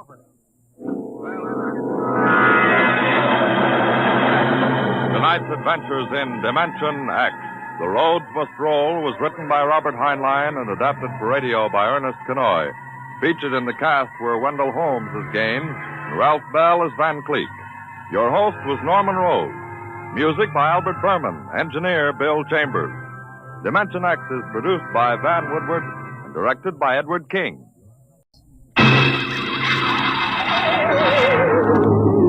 On stage tonight, Dimension X, another in the Wheaties' big parade of exciting half-hour presentations. It's National Wheaties Week. The week to buy Wheaties and eat Wheaties and enjoy them as never before. The time to really find out what difference a good breakfast with Wheaties can make. You know, you're getting protein when you dip into a bowl full of Wheaties. You're getting whole wheat minerals and vitamins. You're getting whole wheat energy. Yup, there's a whole kernel of wheat in every Wheaties flake. That's how a better breakfast, beginning with Wheaties, can help you step lively all morning long. And that's why all over this big country, folks are celebrating National Wheaties Week and stepping lively. So how about it? Get out the big cereal bowl and help celebrate Breakfast of Champions. Pour out those golden flakes, put on the milk, put on the fruit, and let's have National Wheaties Week. You ready? Let's go.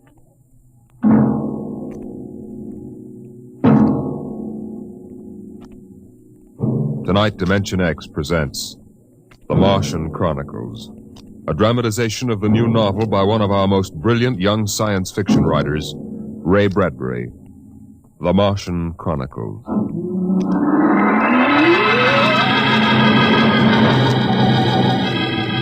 January in the year 1999. 1 minute it was Ohio winter with doors closed, the panes blind with frost, icicles fringing every roof, children skiing on snowy slopes. And then a long wave of warmth crossed the small town, a flooding sea of hot air. Bye, Mom. I'm going out. William McClellan, you come back here. You know you can't go out in winter without a coat. You want to catch your death of cold? But it isn't cold. It's warm outside. It's rocket summer. Rocket summer? You know, like Indian summer. The rocket lay on the launching field, blowing up pink clouds of fire and heat, cracking the icicles, melting the snow, making summer with every breath of its mighty exhausts. It seared the faces of the watching crowd and drove them back. And then they saw the red fire and heard the big sound as the silver rocket shot up toward Mars and left them behind on an ordinary Monday morning on the ordinary planet Earth.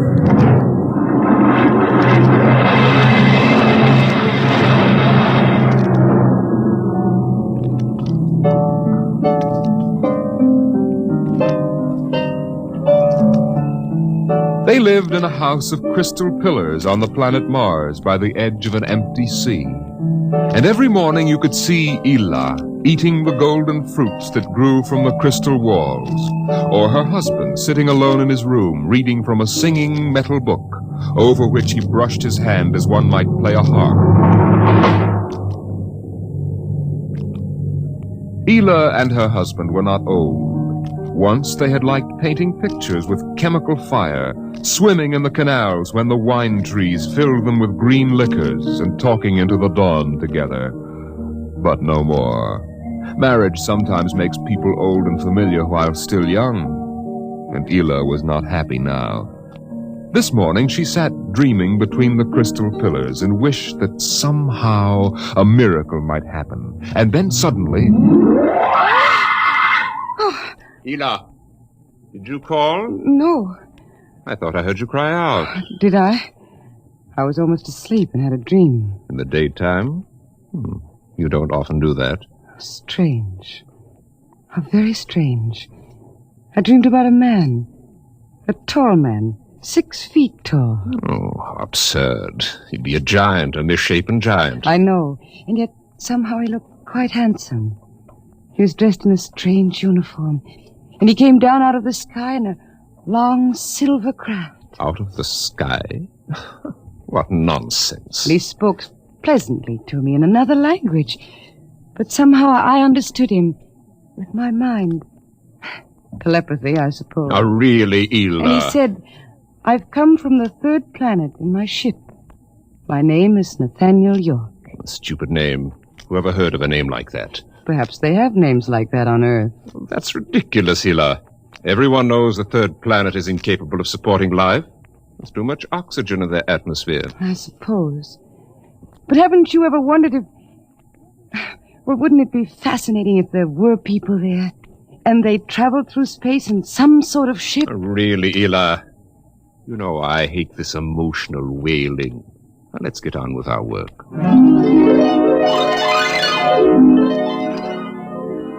Evening came. The twin white moons of Mars were rising, and the house closed itself in like a giant flower. A wind blew among the pillars, stirring Elah's russet hair, crooning softly in her ear. And it was then that she began singing the song. Drink to me only thine eyes, and I will pledge with mine. Elah, what's that song? I don't know. What do you mean you don't know? I've never heard it before. Did you compose it? No. Yes. No, I don't know, really. I don't even know what the words are. They're in another language. It was part of the dream I had, I guess. Oh. You know, you haven't been yourself lately. It might do you good if we went away to the Blue Mountains for a week or so. What? Did you hear what I said? I'm sorry. I was watching the sky. You're certainly interested in the sky tonight. It's very beautiful. Well, what about my suggestion? Shall we leave for the Blue Mountains in the morning? You mean go away now? Oh, no. No? Why not? Why don't you want to go? I don't know. I just don't want to, that's all.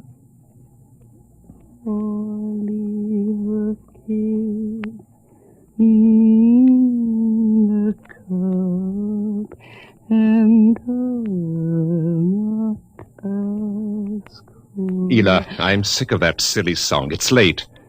Let us sleep.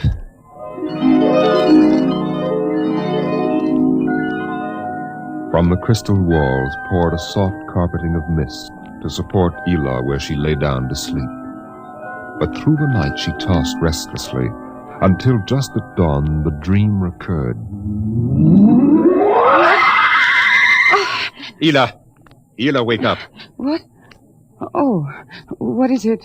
You've been dreaming again. You talked in your sleep. Did I? Yes. What were you dreaming? The ship. It came from the sky again. And the tall man stepped out and talked with me. Telling me little jokes and laughing. What else happened? And then this Captain York... Oh, I can't. It's all so silly. Tell me! He said I was beautiful. And then he kissed me. I thought so. What else? Why, Eel, you're so bad-tempered. It's only a dream. Is it? You know I can read your mind. You can't keep secrets from me. Well, all that happened was this Captain York told me... Well, he told me he'd take me away in his ship, into the sky. Take me back to his planet with him. It's quite ridiculous, really. Ridiculous, is it? You should have heard yourself. Fawning on him, talking to him, singing with him all night. In your dream, he landed in Green Valley, didn't he? Please. And he told you he was coming today. Yes. But what's come over you? It's only a dream. You can't be jealous of that. No, I suppose not. Forgive me. I'm being childish. Ian, you're sick. You've been working too hard. No, I'm all right. But perhaps you're right. Maybe I could use a little relaxation. Yes. I think I'll take the morning off and go hunting. Hunting? Yes, in Green Valley.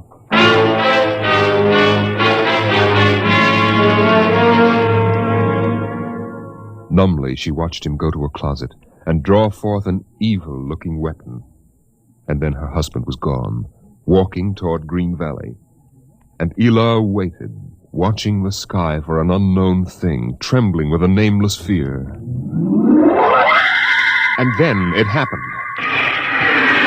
A whirring, rushing sound. The warmth as of a giant fire passing in the air. The gleam of metal in the sky. He's come. It's true. The dream is true.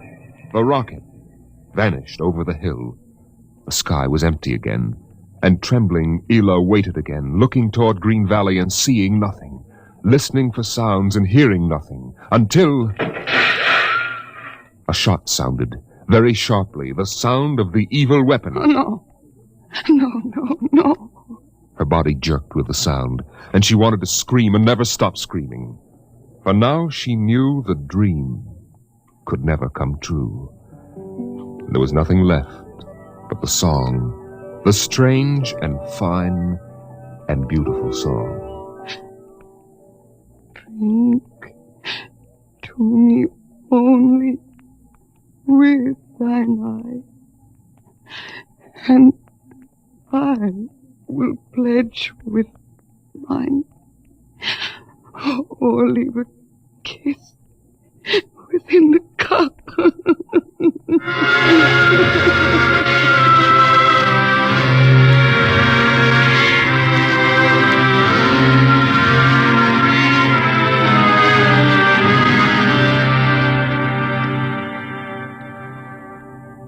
But still the rockets came. The next ship came down from the stars and the black velocities and the silent gulfs of space, and landed by night near a Martian city. The men made their way to the outer rim of the dreaming city, and then Jeff Spender went in to reconnoiter, while the others watched and waited for something to stir in the haunted city, some gray form to rise, some voice to break the unearthly stillness. Where were the people? Where were the Martians? Nothing stirred to disturb the silence until... Halt! Who goes there? Don't shoot! Hold it, Parker. It's Spender and his party. They're coming back. Captain Wildman! Over here! Well? Captain, we've searched the city. People were living here last week. People? Martians. Where are they now? Dead. Dead? What did they die of? You won't believe it, Captain. Chickenpox. Good Lord, no. Yes. No resistance to an Earth disease, I guess. So the other rocket did get through to Mars. It looks like it, Captain. God only knows what the Martians did to them. But at least we know what they did to the Martians. You mean they're all dead? Yes. This planet is through. Hey, you hear that, guys? We're safe!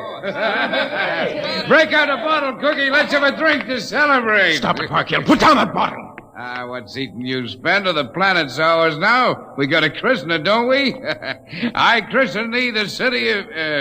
I christen... Hey, Park Hill City. Park Hill, I warned you! All right, Spender, that's enough. That'll cost you a $50 fine. Cookie, McClure, take care of Parkhill. Spender, you come with me.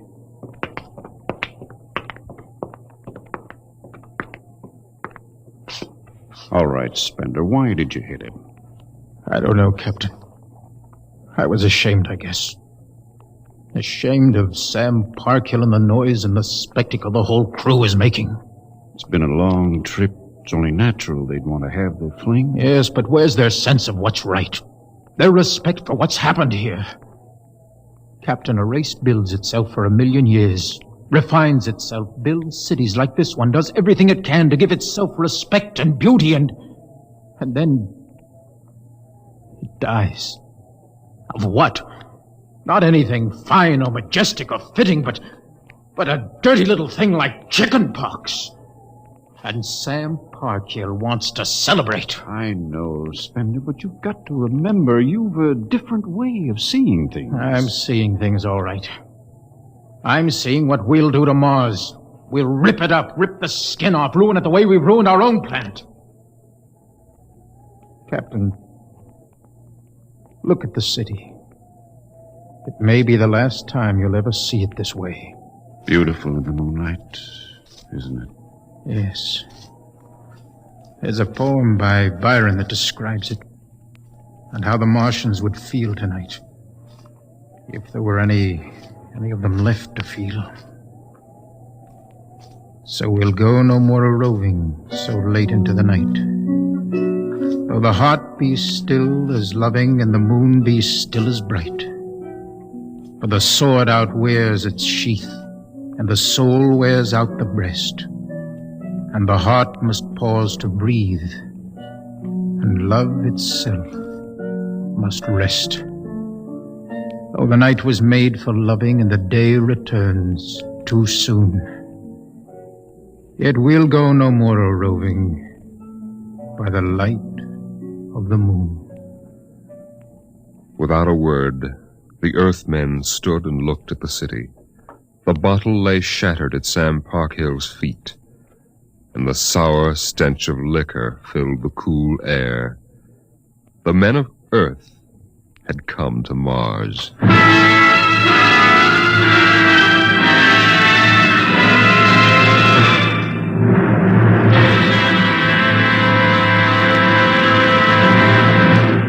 Dimension X will continue in just a moment. It's National Wheaties Week. Yes, the week when everybody tries Wheaties, even an orchestra leader. And here he comes from behind the scenes in radio to help celebrate National Wheaties Week, Mr. Von Dexter. Thank you, Frank. Hello, folks. I understand this is National Wheaties Week. I kind of get a kick out of that. The only breakfast food in the world with a week of its own. And I'm here for just one thing, to ask you to try Wheaties during National Wheaties Week. There are a lot of us whose voices you've never heard on the Wheaties big parade of radio programs, you know. Backstage people. Like musicians. Right, Frank, like musicians. We'd get great pleasure from knowing you like these programs well enough to buy a box of Wheaties tomorrow. Wheaties are good. They're nice to eat. I like them. I think you will. Try them once during National Wheaties Week. Will you do that? Vaughn, I think the folks will. Good. Thank you. Good night.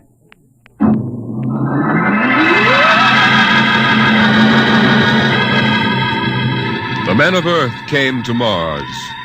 They came because they were afraid or unafraid, because they were happy or unhappy, because they felt like pilgrims or did not feel like pilgrims. The government posters screamed, "There's work for you in the sky. See Mars!" And the men shuffled forward, all kinds of men, all coming for different reasons. The rockets came like drums beating in the night. They came like locusts, swarming and settling in blooms of rosy smoke.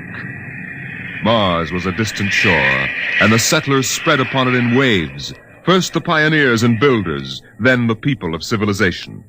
Some came because they were afraid of a coming war on Earth. Some came because they were afraid of nothing. Some came to escape from the smell of the subways and the cabbage tenements. And some came from houses like the one in Ohio.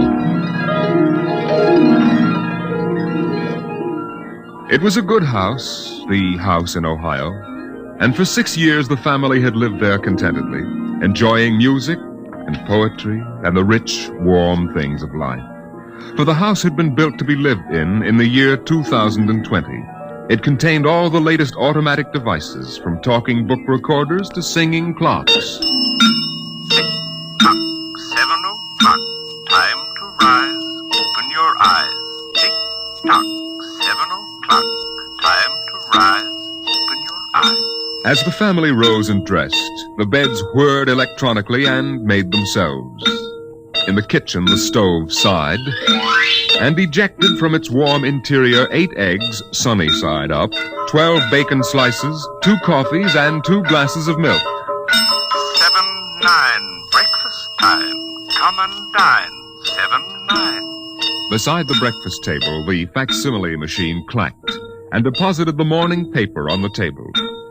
The headlines today spoke ominously of the danger of a coming war, and the man frowned as he read the news. Today is August 4th, 2026.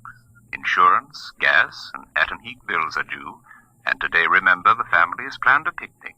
Gee, Dad, are we really going? Sure, Timmy, why not? It's raining out. It's not raining where we're going, son. Now run upstairs, pack your fishing tackle. We're going on our picnic, all right. Okay, Dad. Bill, are you sure we ought to go? Yes. Have you seen the headlines this morning? Looks bad, doesn't it? Mm-hmm. The rocket's ready. All we have to do is pack and take off. I know, but... Well, flying to Mars, it seems so crazy. Well, all right, then we'll go.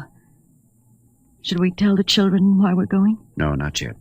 Let them enjoy the picnic. The house went on with its appointed tasks. 9:15, time to clean. 9:15. Out of the molding darted hundreds of tiny mechanical mice, all rubber and metal. They sucked up the dust and dirt in the house and popped back into their burrows. In the walls, relays clicked, memory tapes glided under electric eyes, recorded voices moved under steel needles. 12 o'clock, 2 o'clock, 4 o'clock, 6 o'clock, tick-tock, 8 o'clock. Evening came. In the living room, the hearth fire bloomed out of nothing, and the phonograph spoke from beside the fireplace. Mrs. McClellan, what poem would you like to hear this evening? Mr. McClellan? Since you express no preference, I shall select at random from among your favorites. Sarah Teasdale, There Will Come Soft Rains. There will come soft rains and the smell of the ground, and swallows circling with their shimmering sound, and frogs in the pools singing at night, and wild plum trees in tremulous white. Robins will wear their feathery fire, whistling their whims on a low fence wire, and not one will know of war, not one will care at last when it is done. Not one would mind, neither bird nor tree, if mankind perished utterly, and spring herself, when she woke at dawn, would scarcely know that we were gone. The phonograph finished the poem, but there was no one there to hear, for the family had gone to Mars.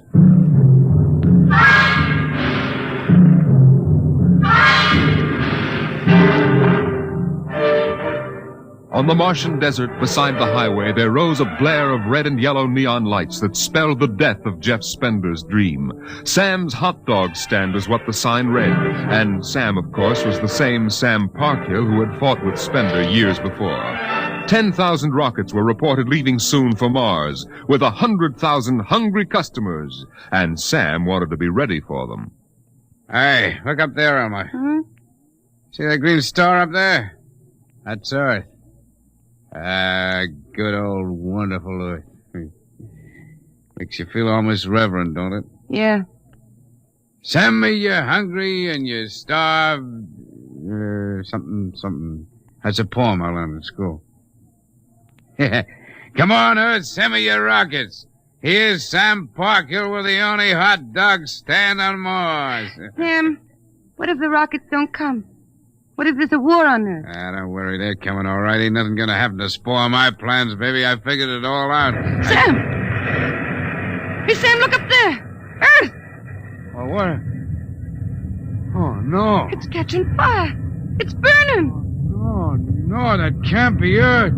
Helmut, they can't do this to me. I got all our money invested in this place. Go ahead, Sam. Switch on more lights. Turn up the music. Get the hot dogs on the fire. There'll be another batch of customers coming along in about 100 million years. Oh, no, it couldn't be. What a swell spot for a hot dog stand. Let you in on a little secret, Sam. This looks like it's going to be an off-season.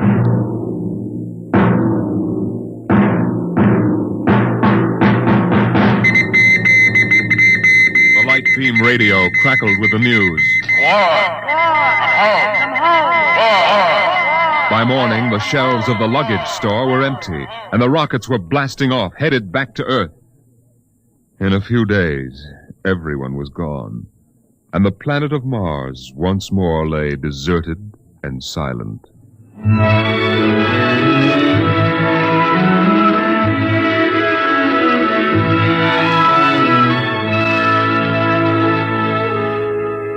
And then, after all the rest had gone, one last rocket landed on Mars. A small, family-sized rocket come all the way from Earth. It seemed a long way to go for a picnic, but Dad had suggested a fishing trip, and Mother thought the whole family would enjoy a vacation. So here they were, floating down a Martian canal, with Timothy sitting in the back of the boat with Dad and Mother up front holding Alice the baby, and the deserted Martian towns drifting slowly by. Dad, What is it, Timmy? when do we see the Martians? You promised we would. Soon, Tim, soon. Oh, but William, the last Martians died out years ago. They're a dead race now. Not quite. Don't worry, son. I'll show you some real live Martians later on.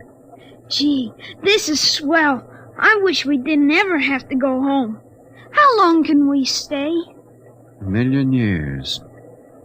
1,000,000 years? Yes. It's time we told you, son. We're not going home. This is where we'll live from now on. But what about the rocket? What about Ohio? There's nothing there now but ruins. The last Earth radio just went off the air. That means the war is over and Earth is finished. We're going to blow up our rocket and start all over. See if we can't build a better world up here. You mean Mars is going to be our home? Yes. I hope you don't mind too much. No, sir. But what about the Martians? When do we get to see them? There they are, son. Look down at the water. I don't see anything there. Beside the boat. Look at the reflections in the water. But that's us down there. Just you and me and Mom and the baby. Yes, son. You see, we're the Martians now. For a long, silent moment, Timmy stared down at the reflections of the family in the waters. And the Martian stared back up at him. Then he lifted his eyes to the deep ocean sky, trying once more to see Earth and the house he had always called home. But Earth was too far away, and the house was now only a heap of radioactive rubble. Only one wall remained standing, and within the wall a voice spoke again and again and again. Not one would mind, neither bird nor tree, if mankind perished utterly, and spring herself, when she woke at dawn, would scarcely know that we were gone, that we were gone, that we were gone, that we were gone, that we were gone, Today is that we October were 5th, gone. 2026. Today is October 5th, 2026.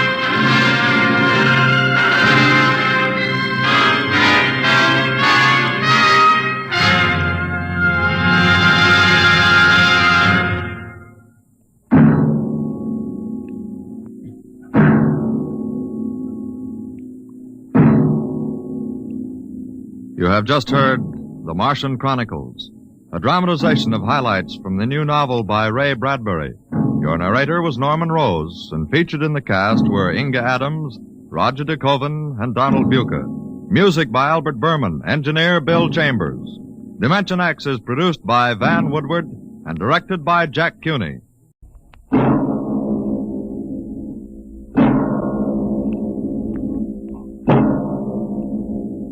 Now, tonight's adventure into the world of the unknown. The world of Dimension X.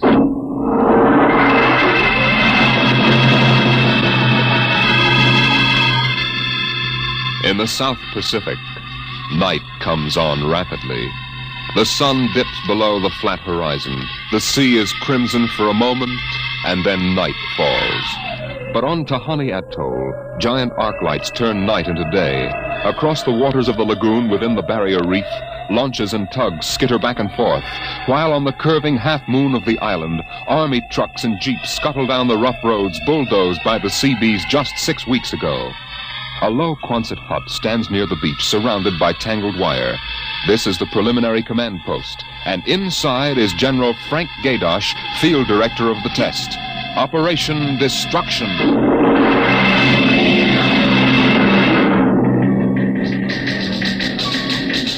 Well, everything on schedule, General Gaydosh. Radiological surveys complete. Instruments placement checked. Get me Navy and tell them HR is ordered. Send a periodic time check to Air Force and Ewintock and observation control on the Missouri. Yes, sir. I want a complete roster check on all personnel before HR. That test bomb is going off at 10 o'clock tomorrow morning. Even if there's a whole battalion stranded on the target vessels. We'll see that everybody's clear. Yes, sir. Oh, Nate Cohen wants to see you. Who the devil is he? AP man. He's been selected by the press radio pool to interview you. I haven't got time. Tell him to speak to Major Breedenberg. He's the PRO. Well, I think perhaps you'd better see him, sir. The directive on public relations from Washington was very clear. How in blazes am I supposed to run a bomb test and play mother hen to a bunch of reporters? Washington, sir? All right. Bring him in. Relly, Yes, sir. have me some black coffee. Yes, sir. This is Mr. Cohen, General Gaydosh. How do you do, General? Lousy, as a matter of fact. Is that an official statement? No. And run some of that world is at the crossroads baloney. I wrote that yesterday. General, what effect do you think the new bomb will have in the world situation? I can't tell you that, even if I knew. My job is to set the blaster thing off, see that nobody gets hurt, and collect the data. Can I speak with you for a moment, sir? Later, Alan. Go ahead, Cone. Can you release anything on the scientific principles involved? I don't even understand it myself. Wait a minute. Dr. Muller. Yes? Come over here a moment, will you? Cone, this is Dr. Fred Muller. How do you do? Civilian Scientific Director. He's the only one who knows what's inside that warhead. How do you do, Mr. Cone? How about a statement, Doctor? Well, I'm afraid all I'm allowed to say is that the bomb is new. It's extremely powerful. And off the record, it's very tricky and dangerous. Well, what'll happen if it goes off prematurely? I don't think we have to worry about that. In fact, we wouldn't even know about it. If you'll excuse me now. How about the natives? What about them? They're going to be evacuated from the island? They already have been. General Gaidash. I saw the Tahani chief outside when I came in. The whole tribe's out there squatting down at the motor pool having a conference. What? Alan. I've been trying to tell you, sir, the Tahani are still on the island. What? The LCTs already, aren't they? Yes, sir, but they won't go. They refuse. The scheduled call for their evacuation to Milani 3 hours ago. I realize that, sir, but I hoped we could still get them off without violence. Look, Alan, they're either on the island or off. Wait a minute. Cone, that's all. What are you going to do about the natives, General? I'll issue a statement later. You going to force them? Go on, out. I haven't got time. All right, General. Thanks. Thanks a lot. All right, Alan, let's have it. Well, sir, the Tahani have been kicking up a fuss all along. They won't leave. They won't? Do they know what's going to happen to the island? Do they know we're going to blow it higher than a kite? I told the chief, and he just said they won't go. They'll go all right if I have to. Get him in here. Chief? And the lieutenant who interprets. Yes, sir. How do you like that, Dr. Muller? I haven't got enough trouble. You know, I feel rather sorry for the Tahani. It can't make much sense to them. We arrive and tell them they've got to get out. I appreciate your finer feelings, Muller. But I can't let 100 half-naked Kanakas hold up the bomb test. But they're not Kanakas, General. Captain Cook discovered the island in 1788. What's the difference? Lieutenant Gilbert reporting, sir. Noah. I haven't got time for ceremony, Gilbert. Tell the chief he and his tribe have to get off the island. We're providing homes for the Mamalani. Maruru teupa tautiari iti mailani. Translate, Gilbert. The chief says, you do not understand. Mailani is a bad island.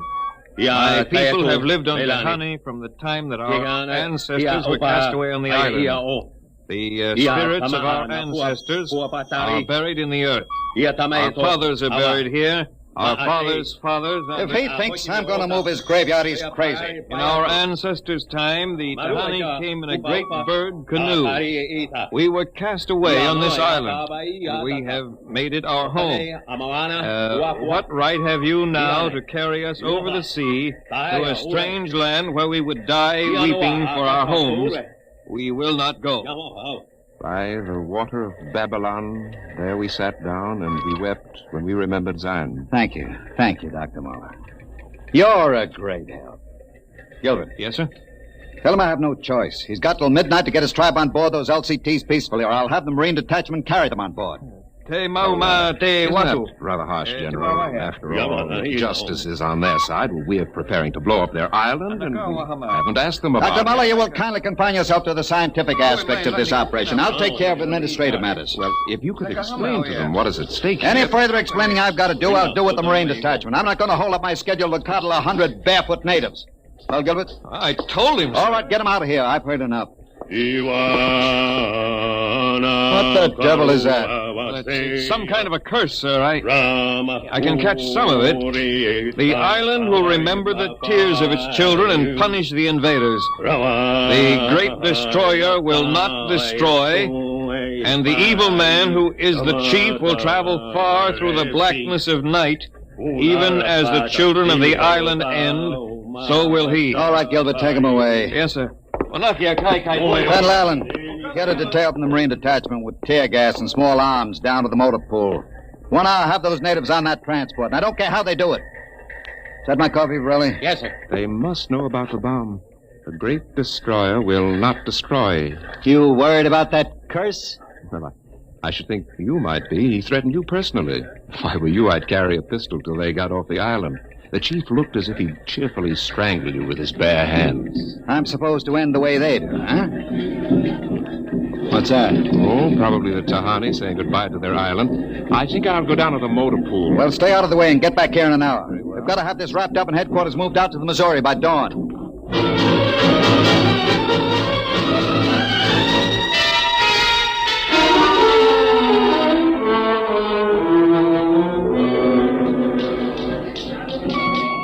Navy and instrument room checking in, sir. That's the last. Have the Missouri take over control and send for my chief. Yes, sir. Are the LCTs standing by with those natives? Yes, sir. They're on the beach. The bomb unit is assembled in place, General. 2330. Right on the nose. Robin, start evacuation procedure. The Tahani have stopped. Allen's probably moving them out to the beach. Check in with Navy and Air Force, Riley. Yes, sir. What's that? It's coming from the beach. Tahani making trouble. Come on. You, Gilbert, what is it? Yes, sir. Colonel Allen ordered the Marines in, sir. What happened? What happened, man? The natives. They just got up and started marching. Did they embark? Oh, you don't understand, sir. They marched up the cliff and right off into the lagoon. What? All of them. The women and the kids, too. They didn't even try to swim, sir. What were you doing all this time? Just standing around with your thumb in your mouth? Where was the Marine detachment? We couldn't stop them, sir. They just walked over the cliff. They didn't even scream, not even the kids. We sent the crash boats out, but we couldn't get any of them out. Crazy idiots. Were any of the reporters there? Cohen and a life photographer. Get his film and hold it till I release it. What are you going to do, General? Postpone HR? It's too late for that now. Calling HR off isn't going to bring the natives back. But 100 men, women, and children just walking into the water. It's horrible. Look, I'm not happy about it either, but there's nothing we can do now. I gave them a chance to get off. They didn't want to take it. That's their hard luck, not mine. I hope you're right. What do you mean by that? Oh, I was just thinking about the curse the chief put on you. Even as the children of the island end, so will he. That's what he said to you, General. I heard him. Keep waiting, General. The great destroyer will not destroy. That must mean the bomb. Don't worry, Dr. Muller. It'll take more than a mumbo-jumbo curse from a native witch doctor to stop this operation. At each hour, that bomb goes off.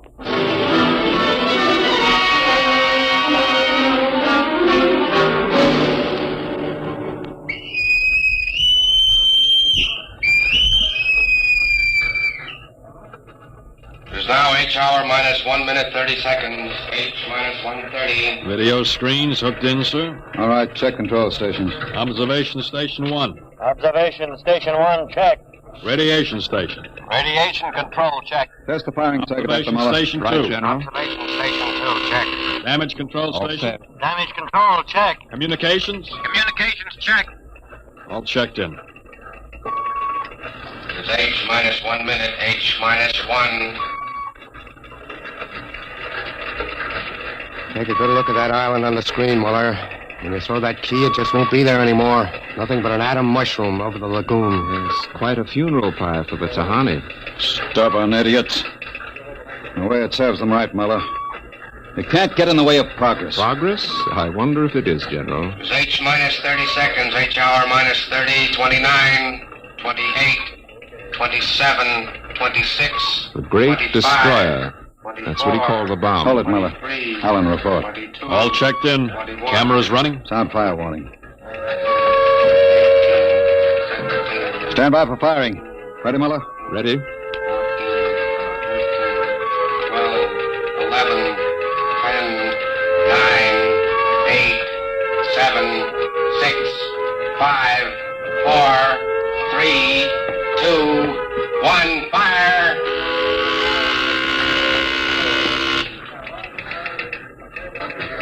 General, it didn't go off. Relly. The bomb didn't go off. Relly, signal standby. Condition red. Allen, check readings. Muller, what's wrong? What happened? I don't know. The bomb didn't go off. What do you mean? Why didn't it go off? I don't know, except for one thing. The Tahani chief said the great destroyer would not destroy. It didn't, General. The bomb didn't go off.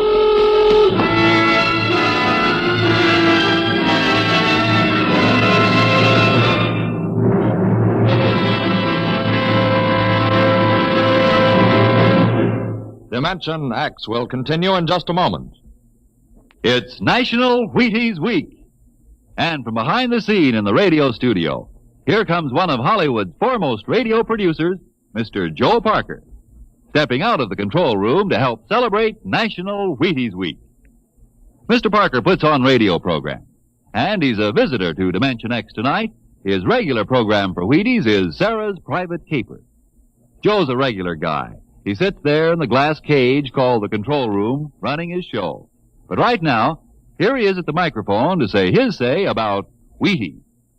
Ready, Joe? Thanks, Frank. You know, folks, I sit there in the glass cage, as Frank calls it.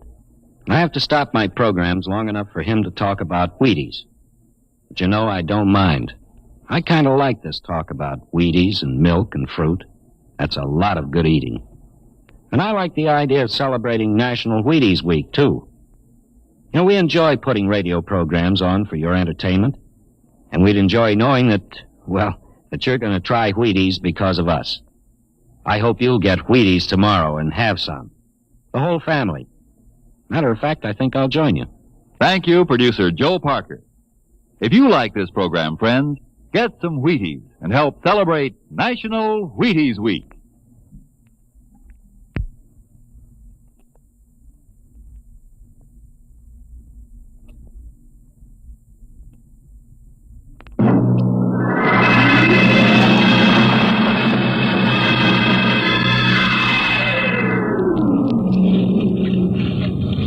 How about it, General? What happened?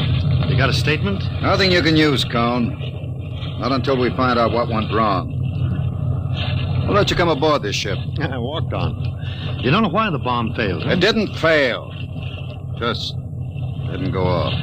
Say, what's that tank thing on deck, General? Undersea Salvage Unit Mark IV. They call it an undersea crawler. Somebody going down? That bomb is down there in the lagoon somewhere. Could go off at any second. Somebody has to go down, find it, and disarm it. That's a lovely job. Who's elected? I am.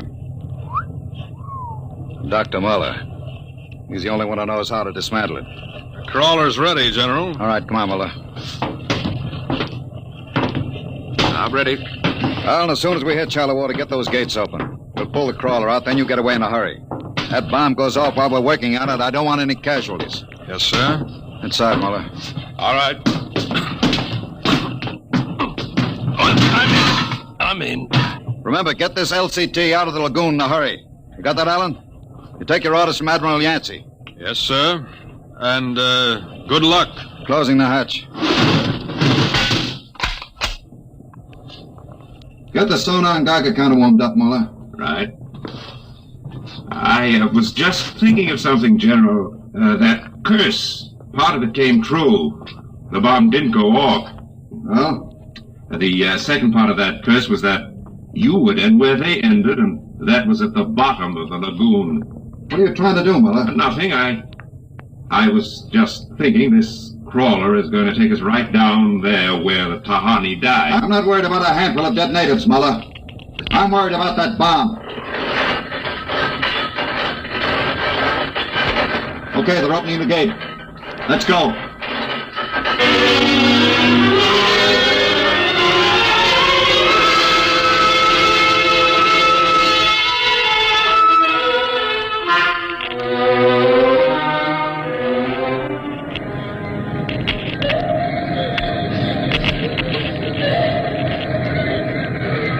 USU-4 to control. Depth 50 feet, bottom sandy. Dropping off sharp. Anything on sonar, Muller? A school of fish. Ever been down the crawler before? Only in the tank at New London. I think I've got a Geiger reading dead ahead. Hang on, we're going up over the reef.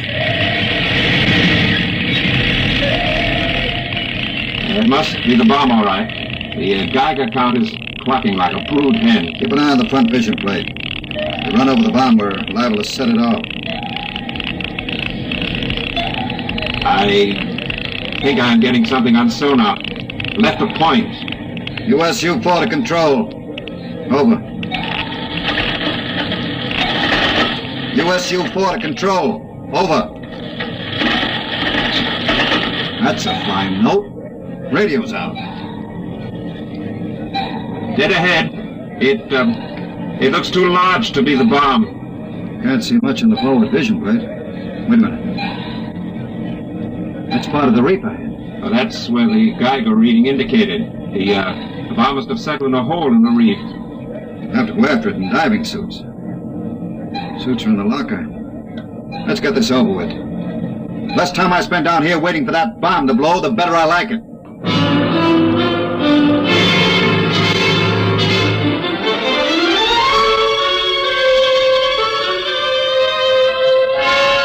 Ready, Muller? Grab your helmet.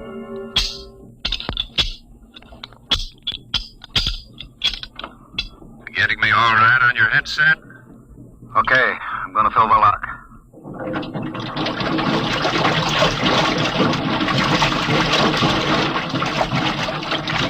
There goes the outer door. Let's go. This isn't like that diving tank in New London. Look out for that car. Cut you to ribbons. There's an opening of some sort there. Wait till I get the light up. See if you can get a Geiger reading out of that opening. Over there. It's down there, all right. Careful. I'll drop down first. See anything down there? Muller, get down here fast. What is it? You find something? The bottom of this hole. It's metal on the sides. But it's the coral reef. Look. Well, the joints. There's a hook plate of some kind, and... Look out above us! It's closing! Grab it! It's too late. That little hatch just lit over the top. This is impossible. What's going on? It's like an airlock.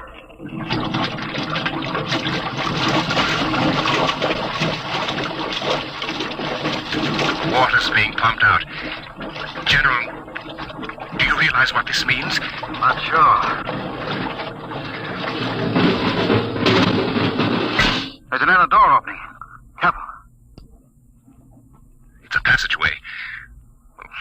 What do we do now? There isn't much to do. You can take off our helmets, so. Now shows good air. Yeah. All right. Come on. What is this? Undersea fort? What's it doing here? What does it mean? Whatever it is, our bomb must be down here. Wait. There's someone there. I can't see. There's a shadow. Who is it? Who's that? Ma'anua, Dr. Mother. Welcome to our ship. We have been waiting for you. General, it can't be. Do you see it? It's the Tahani chief.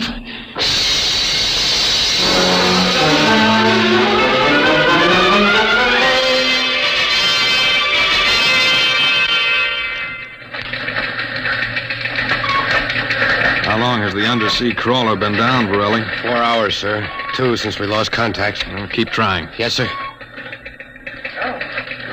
I've given them enough time. I'm going to send another crawler down. What do you figure happened to them, Colonel? Well, there are a lot of things.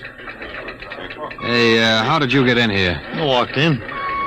Say, when are you going to release this, Colonel? It's the biggest story since the election. The bomb a dud, Dr. Muller, General Gadosh dead. They're not dead. At least we don't know they are. As long as the bomb doesn't go off, there's still a chance that something will... The bomb! Borelli, condition red. Gilbert, radiation control into action. Get the hot squad into Tahani Lagoon as soon as it's cleared. And get me a PT board with radiation screens. What is it, Colonel? What happened? The bomb must have blown. What about Muller and the general? If they were down in that lagoon, you guess.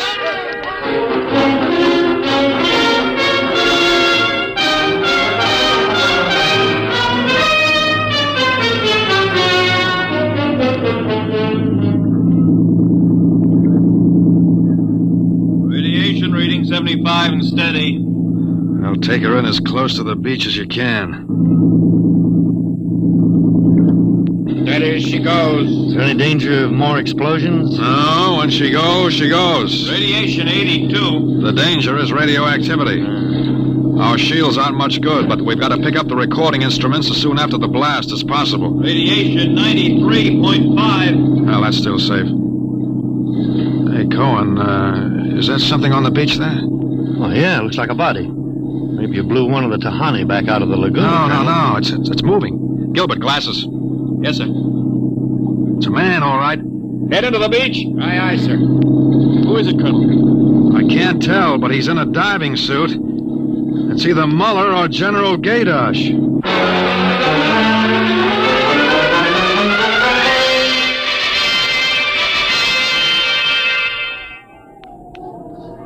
No radiation burns, superficial bruises, mild shock. He'll be all right, Colonel. Can he talk? For a while. I'm going to give him a sedative shortly. Muller, what happened? How did the bomb go off? You didn't. He's still out of his head. Quiet, Cohen, quiet. Go on, Dr. Muller. What did you find? A ship.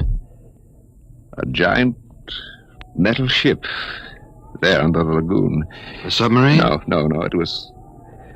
It was a spaceship. Camouflaged right next to the reef. What?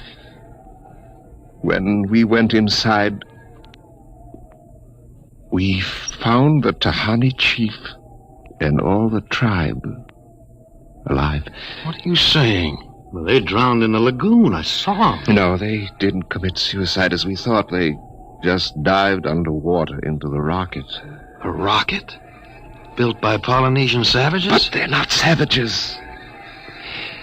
They're the castaways. They're from another planet. Don't you understand? Their spaceship was wrecked here 400 years ago. They've been waiting ever since for a chance to go home. This boy's out of his mind. You better put him under the sedative, Doctor. It's true. They'd exhausted their fuel. They couldn't find anything here on Earth to replace it until we developed atomic power. Atomic power?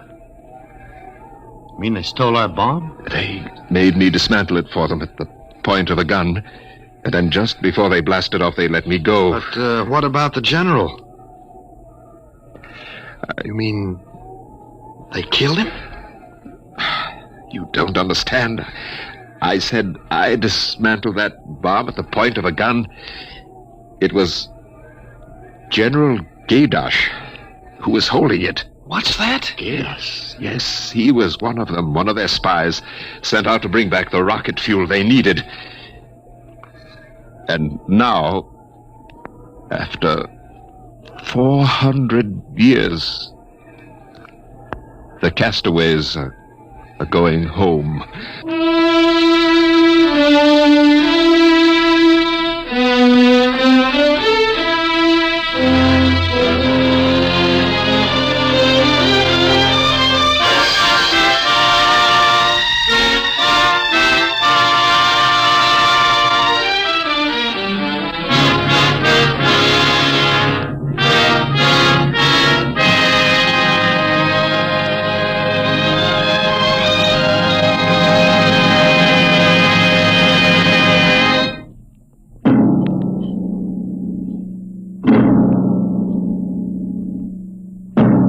Dimension X has transcribed The Castaways, written by Ernest Kenoy from an original story by Ernest Kenoy and George Lefferts.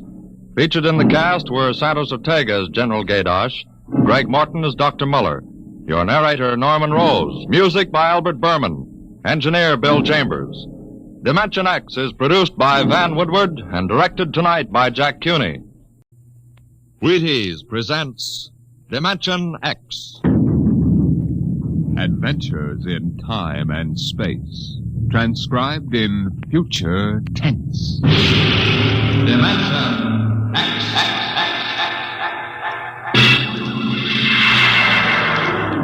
On stage tonight, Dimension X, another in the Wheaties' big parade of exciting half-hour presentations.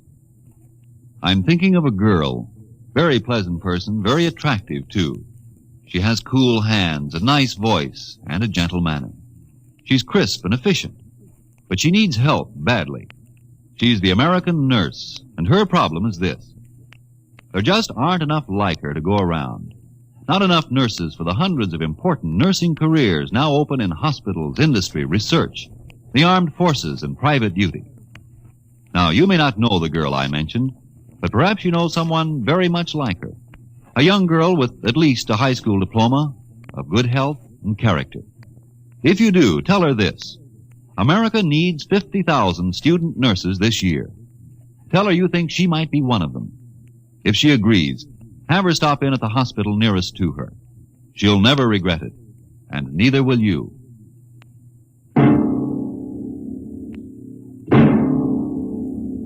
Now, tonight's adventure into the world of the unknown, the world of Dimension X. The doll shop stood on a quiet Washington side street, not too far from the sprawling Pentagon building. A woman and a child waited outside, the little girl peering eagerly through the window at the dolls inside, and the woman glancing impatiently at her wristwatch, as if expecting someone who was late for an appointment. And there was nothing about the doll shop to warn them that they were waiting to keep an appointment with doom. Oh, Mommy, look! Yes, what is it, dear? In the window of the shop, the tiny dolls. Oh, Mommy, do you think Daddy will buy me one? Well, we'll ask him when he comes, dear. He said 3 o'clock on this corner. I see him, Mommy. There he is. Oh, Henry, here we are. Hello, dear. Hi. Sorry I'm late. Well, we've been waiting for you. Cindy's been So I'm afraid I'll have to call off the shopping, Alma. Oh, Henry, we promised. Yes, I know. Cindy. I'm sorry. It's just one of those things. You've been the wife of an army colonel long enough to know his life isn't his own. What is it this time? Oh, some more of that flying sphere nonsense. The pilot who says he sighted it last month crashed and was killed today, so the general wants a full report. Dear, what next? Daddy! We'll have a staff meeting at the Pentagon at 3:15. Daddy, look in this window. I haven't time, dear. Just for a minute, Daddy, please. Cindy, I haven't time to stop and watch a bunch of 6-inch dolls parading around the shop. Say, they are lifelike, aren't they? Look at that, Alma. Dolls are marching around like a regular review. They've even got their own little band. Henry, your staff meeting. Oh, yeah. Yes, I've got to run. Now, look, don't go spending a lot of money on that nonsense, Alma. No, dear. Bye. Bye, dear. Bye, Cindy. Bye, Daddy. Oh, Mommy, look. Look, the band's going to play. Aren't they wonderful, honey? You know, it's funny. I must have stood on this corner 1,000 times, and I've never even noticed this shop before. Good evening, children. Oh, well, good evening. Mommy, he talks awful funny. Hush, Cindy. Would you like to step inside the shop of Santor Perigi? Well, yes, we would. This way. Oh, Mommy, it's like fairyland. Here in the shop of Santor Perigi, creator of Perigi's Universal Wonderful Dolls, the world of adult reality is blended with the world of child's fantasy. This is a new shop, isn't it, Mr. Parigi? What is new and what is old? Come, this way. Would you like to meet one of my little ones? Oh, yes. This one in the red jacket is Toto. Speak, little one. Oh, isn't that wonderful? Mommy, he talks. The doll talks. Amazing. It's absolutely amazing. That is nothing for Perigi's wonderful dolls. Listen, sing, Toto. Sing for the little girl. My name is Toto. Cindy, listen. Sing, Toto. Men are big and tall.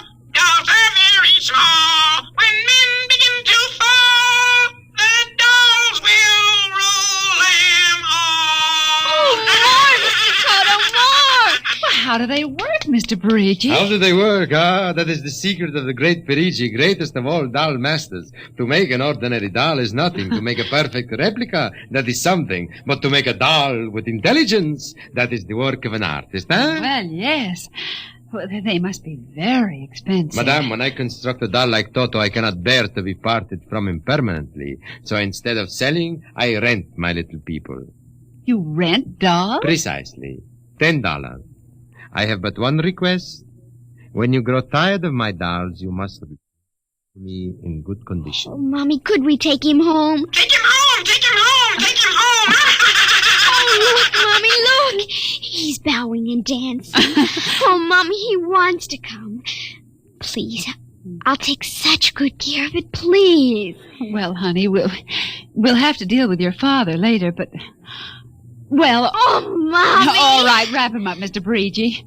Oh, dear, I have a feeling when your father comes home, we'll be sorry. Be sorry, be sorry, be sorry, be sorry.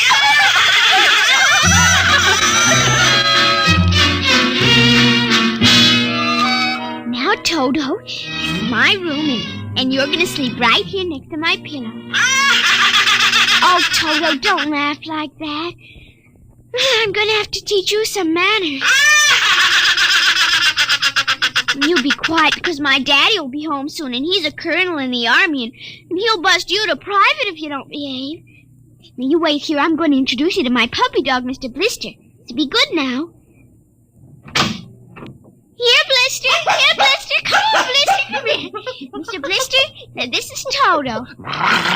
Oh, dear, I don't think Mr. Blister likes you, Toto. Stop it, Mr. Blister. Come over here and shake hands with Toto, Mr. Blister. Come on now. Blister, let him go! Let go! Let go! Cindy! Mr. Blister, come over here. Why, what happened, dear? Mr. Blister tried to bite my doll. Look how frightened Toto is. Dolls don't get frightened, Cindy. But he is, Mommy. He screamed. You just imagined it, honey. But he did. He did. Well, Mr. Blister didn't mean it. You know he's the gentlest little pup alive. He isn't. He's nasty and I hate him. Cindy, you hurt his feelings. Okay. He tried to bite my new doll, and I don't ever want to see him again. Ever. Oh, dear. All right, Mr. Blister. You come downstairs with me. Come on now. Cindy's angry at you tonight. I'll kill him. Why, Cindy, where did you hear a thing like that? Toto said it. Well, I see. Well, you've had an exciting day, honey. You brush your teeth now and go to bed. Daddy's coming home late, so we'll see you in the morning. Hmm? Good night, darling. Sleep well. I hate him, Mr. Toto. I hate him.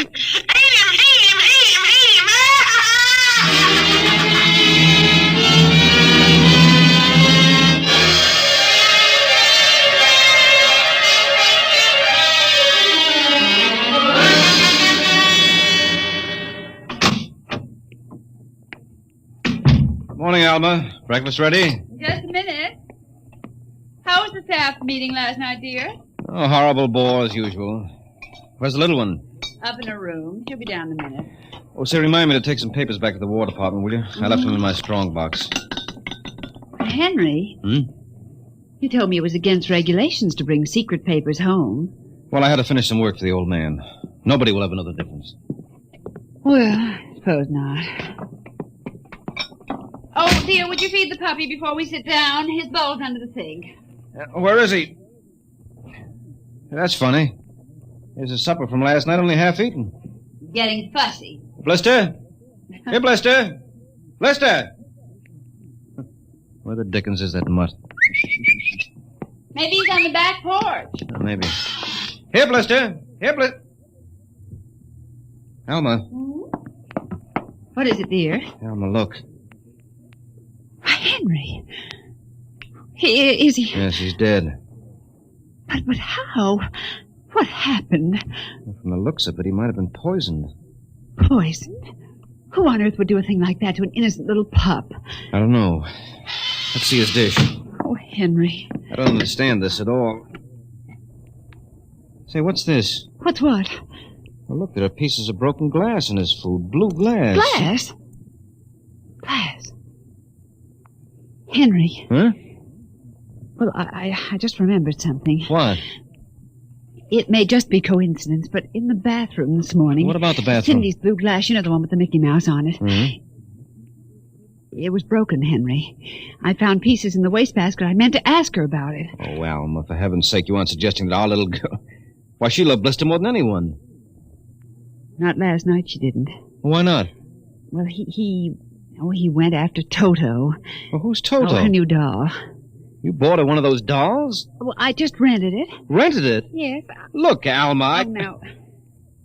Oh, well, all right. What's this got to do with Blister? He went for the doll, and Cindy... Well, Cindy said... Henry, she said she'd kill him. What?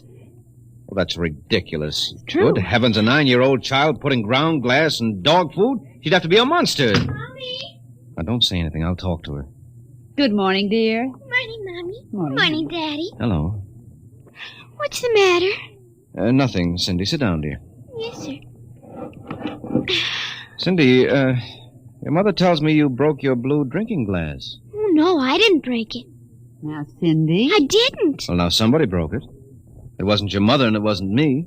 Well, then it must have been Toto. Cynthia. Cindy, you know Toto was only a doll. Now, a doll couldn't have broken your glass, could he? Well? But he must have done it, Daddy. Cindy, you know how Daddy feels about little girls who tell untruths. Now, did you break your glass and maybe accidentally get some pieces into Mr. Blister's dish to sort of punish him for biting your doll? Oh, no, Daddy. I'd hate to think you'd done something you knew was wrong and you were blaming it on a doll. What's the matter with Mr. Blister? Is he sick? He's dead, Cindy. Oh, no, he can't be dead. He isn't dead, Daddy. No, he isn't. He isn't. Mommy. Yes, dear. But he'll come back. He has to come back. No, he won't come back, honey. Not ever. No, Cindy, not ever. Now that we've told you, Cindy, do you want to change your mind about the glass? Henry, let her alone. Daddy, you think I killed? You see what you've done. The child feels guilty enough, Henry. Oh, dear, this is no time for feelings to interfere. Feelings don't know any time, Henry. When they come, they just come. You go up to your room, honey. Daddy and I'll be up in just a minute. I don't want to. Please, Cindy. We'll be right up. Please. There, that's a good girl. And close the kitchen door behind you.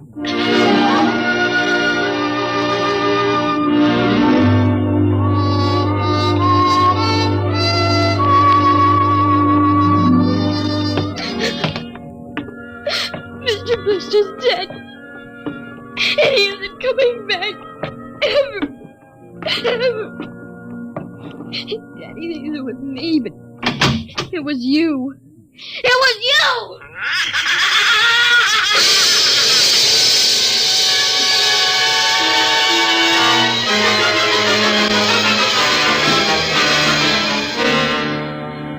Dimension X will continue in just a moment.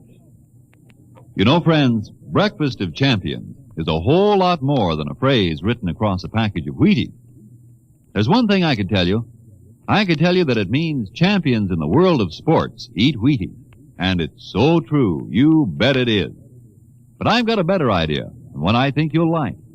I think perhaps you'd rather get the story from a champion himself. So, here is a champion. Will you introduce him, Ed Prentice? Now, young man, will you tell us what you do for a living? I pitch. You what? Pitch. You know, baseball. To have a baseball team, you have to have a pitcher. I'm a pitcher. I pitch. Oh, yes, I see. And are you on a team? Yes, sir. I'm on the Cleveland Indians. Cleveland Indians, What is your name, young man? I'm Bob Feller. And you know it as well as I do, Ed. Sure I do, Bob. It's good to see you. This makes your 14th season playing with the Indians, doesn't it? Yep, Ed. 14 years. Well, tell me, Bob, how long you been eating Wheaties? Oh, about 20 years, give or take a couple. You mean you started eating Wheaties before you started playing ball? Why, of course. What's so strange about that? Most people start eating Wheaties before they get to playing ball. In fact, most people never start playing baseball. You don't have to be a ball player to enjoy the lift you get from Wheaties with milk and fruit. You're right as rain, Bob. No champ ever said a truer word about Wheaties. Breakfast of Champions.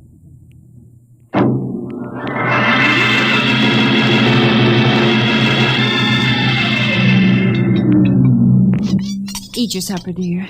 I'm not hungry. Cindy, you scarcely touched your lunch. I don't feel like eating. Is it Mr. Blister? Oh, Mama. Cindy, answer your mother. Now, Henry, she'll work it out in her own way, dear. Oh, I don't know. When I was a boy, there was such a thing as discipline. Where this child is being brought up... Henry! Well, it's true. There's no respect. Lying. Oh, I don't know. Alma, what's happened to us? We were a nice, peaceful, happy family until you bought that cursed doll. Now who's blaming things on the doll? Well, it's true.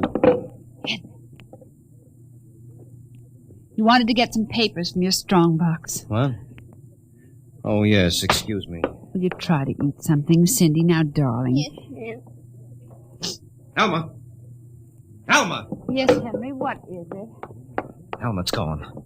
What's gone? The box, the strong box, is gone. But it can't be. The door to your study's always locked, and you and I have the only keys. I know all that, and I tell you it isn't there. Well, who would I don't know, Alma. Those confidential reports, if they ever get into the wrong hands... Oh, I warned you about keeping them here. Oh, what if it ever came out in the open? Can't you see the papers? Army colonel, derelict in duty. Call the police, Henry. What, and throw my career in the wastebasket after 17 years? And we've got to find it ourselves. But it was there when I went in to clean this morning. Well, what about your key? Well, it's right here. I always keep it right with me.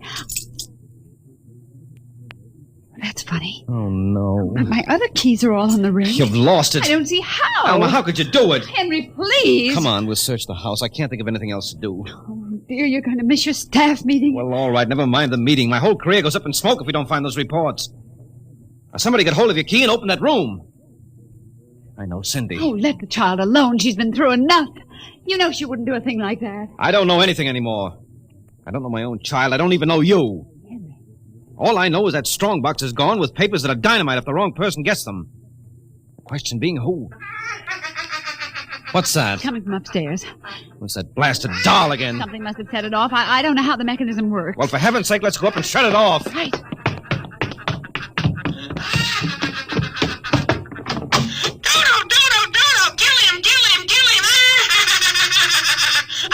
Stop it! How do you do? Blasted little imp! There. Henry. Ever since we've got this thing... Henry. What? Look. Where? What? Around the doll's neck. The key. The key to your study. It was Cindy, after all. I don't believe it. Ever since she got this fool doll, she's been acting half insane. First the dog, now this. I think she hates us, Alma. Henry. Cindy is my child, and I know her.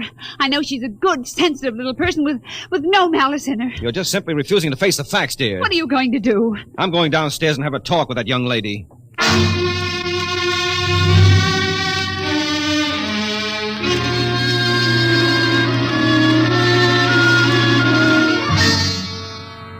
Cindy, you're not telling me the truth. Oh, yes, I am, Daddy. Now, all I'm asking is that you tell me the truth. Now, where is it? I didn't take it, Daddy. Honest, I didn't take it.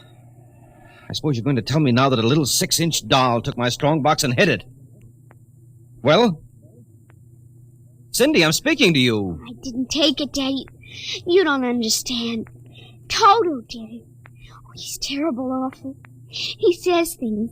He says he's going to kill everybody. Oh, Cindy, you're inventing things. It's true. At night when I'm sleeping, he stands next to my pillow and whispers things to me. Awful things. He told me he'd kill me, too, if I told him. Alma, I think this child is sick. I think she needs a doctor. She's frightened, Henry. She's trembling like a leaf. Come on, darling. We'll go up to your room. I don't want to go now, up honey, there. Mommy will stay with you. I'm afraid. He's up there. Who, Cindy? Toto. Well, he won't be up there for long. Mr. Toto is going right back to Perigi's wonderful doll shop before I lose my sanity, which means right now.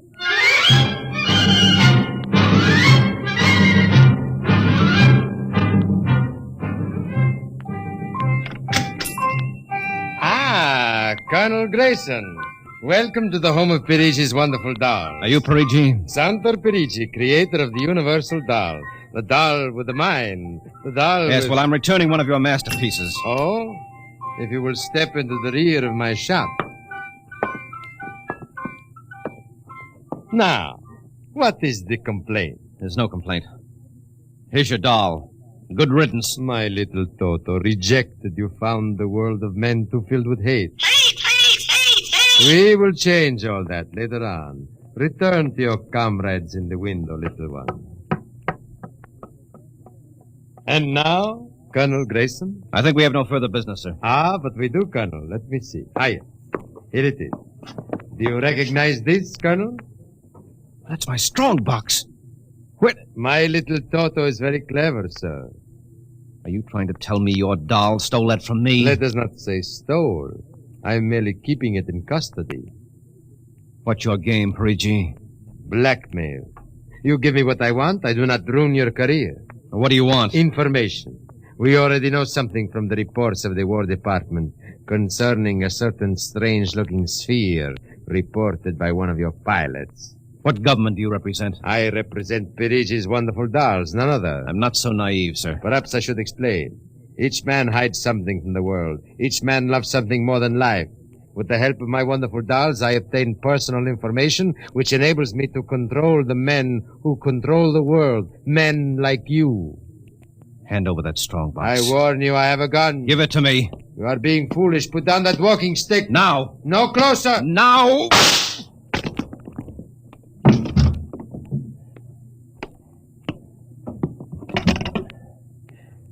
Hello. Give me the police. Hello. This is Colonel Henry Grayson. I've just killed a man. Perigi's doll shop, corner of 4th and Lexington. The body is in the rear. I'll wait for you. Shut up. Shut up, you little fiend! Colonel Grayson! Did I hear you speak? Colonel Henry Grayson! Oh, it can't be. I must be going out of my mind. A 6-inch doll. Shut up! Your master's dead! You are mistaken, Colonel. I, Toto, am the master. What do you mean? If you will examine the body of Santo Perigi, you will see that he does not bleed. And he does not bleed, Colonel, because Santo Perigi never lived. Never lived? Santo Perigi is a doll. A doll? But he's a man. He talks. He walks. The people of Meritrix are skillful doll builders. Meritrix? Doll builders? Who are you? I am Xanthus Imperator, commander of the legions of the 3rd planetoid, Meritrix. Legions? Planetoid? My people and I, whom you regard as dolls, come from a tiny planet beyond the moon. What? So small that it cannot support our population. That's true. We landed one of our space spheres on Earth 3 months ago with the intention of colonizing. Unfortunately, one of your pilots intercepted us. So that's why you wanted our information. Precisely. And you are human? Quite human. Of course, in order to deal with Earth people without suspicion, we were forced to construct Perigi, a man-sized doll. No, it can't be. I can't believe this. I'm having hallucinations. I've got to get out of here. That will be impossible. We have weapons of destruction quite unknown to Earth people. I phoned the police. They'll be here soon. By the time they arrive, my people will have prepared something quite shocking.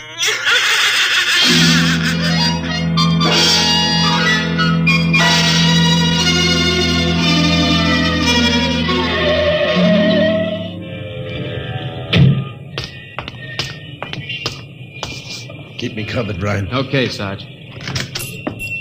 All right. You the guy who turned in the call? Yes, that's right, Sergeant. Where's the body? Well, you see, it isn't exactly a body. What do you mean? It's a doll. What? Now, wait, you've got to let me explain.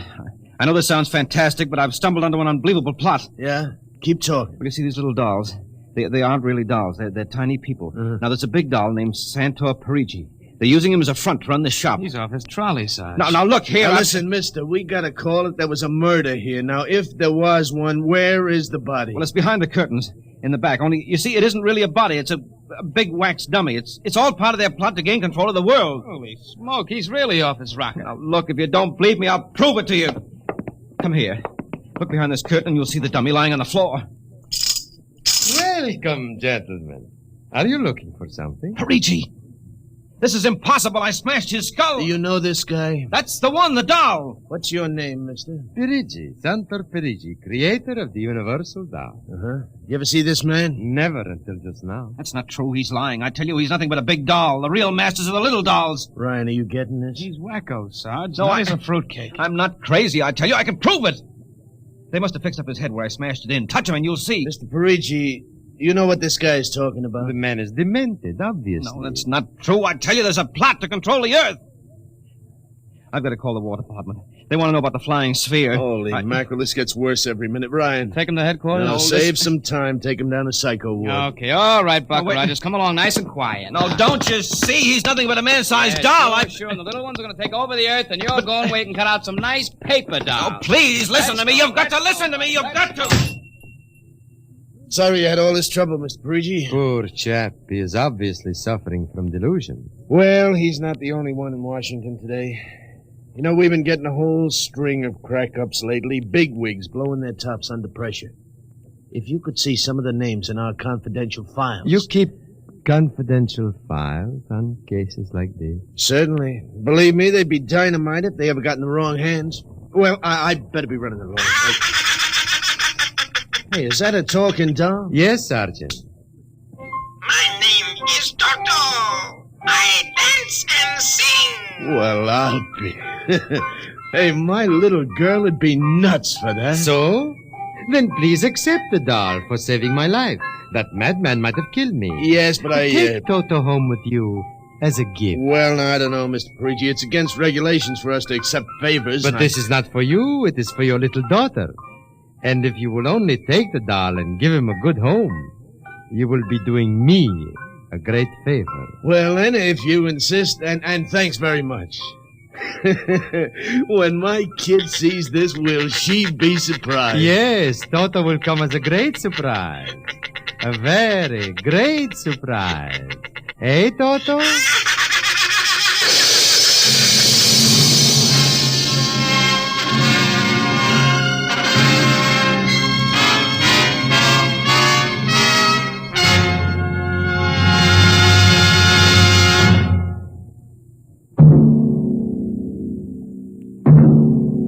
Tonight, Dimension X has transcribed Perigi's Wonderful Dolls, an original radio drama written by George Lefferts. Les Damon appeared as Colonel Grayson and Joan Alexander as Alma, with Ninnis Alexander as Cindy.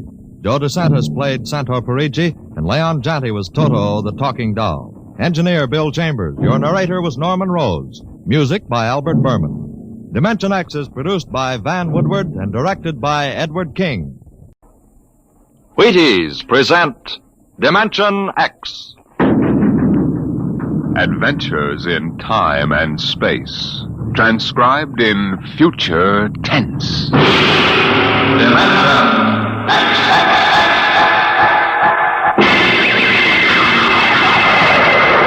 On stage tonight, Dimension X. Another in the Wheaties' big parade of exciting half-hour presentations. I don't mean to be too personal, mind you, but have you found out how Wheaties at 7 can help at 11? It's really very easy to find out, you know, and it's mighty worthwhile. Now, what you do is this. Come breakfast time some morning real soon. Dish yourself up a bowl of Wheaties. Crisp, golden flakes, 100% whole wheat. Add some fruit, add milk, and you'll be getting some real nourishment. And at 11 a.m., I think you'll begin to understand why. Because Wheaties have it. The whole wheat energy that makes such a difference come mid-morning. Wheaties have it, and it's for you. Now see if you don't look better, feel better, smile easier every day that breakfast begins with Wheaties. I know, I do. See for yourself how Wheaties at 7 can help at 11. It's amazing, really.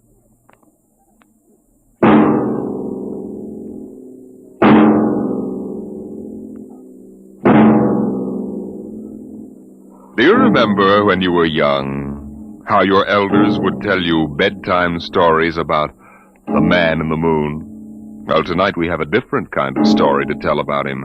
A story of suspense in the unknown world of the future, where anything can happen.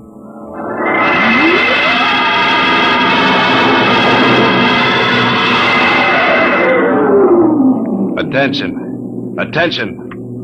This is the Federal Bureau of Missing Persons calling all local agencies. Attention. This is a coded report nationwide. Missing since 9 o'clock this morning the following persons.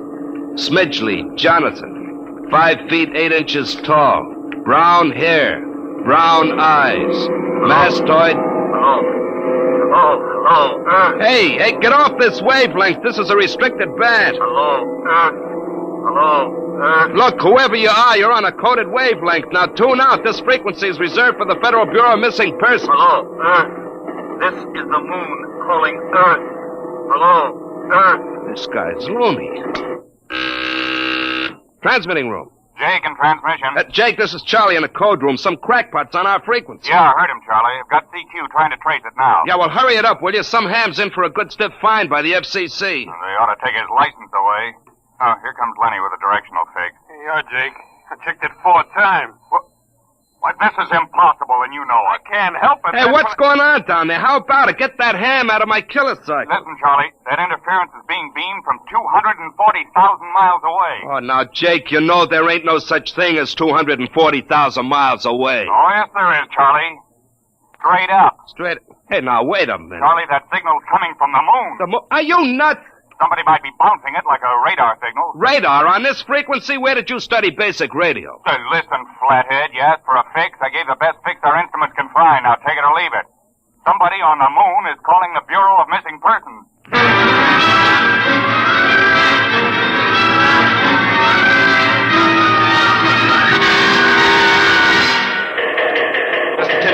Mr. Timken. What's the sweat, Charlie? Shouldn't you be broadcasting? Now, listen, Mr. Timken, you know I'm a sober citizen, right? Never once have I broadcast with the smell of alcohol on my breath, right? In all your 12 years here at the Bureau, did I once... What's the matter, Charlie? We're picking up a message on our wavelength. Well, did you report to the FCC? I ain't got the nerve. Well, what's wrong? You'll scream when you hear this, Mr. Timken. You'll jump right out the window, but we are getting an SOS from the moon.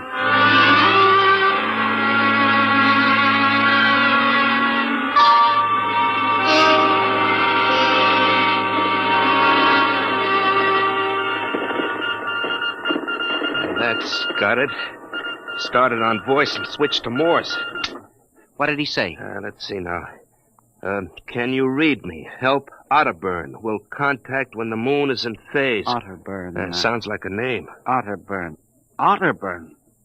Holy jumping Jehoshaphat. Hey, where you going? To talk to the chief. Hey, now, wait a minute. What are you going to tell him? We just got a CQ from the man in the moon? That's exactly what I'm going to tell him, Charlie. What? Oh, no. This is too much for me.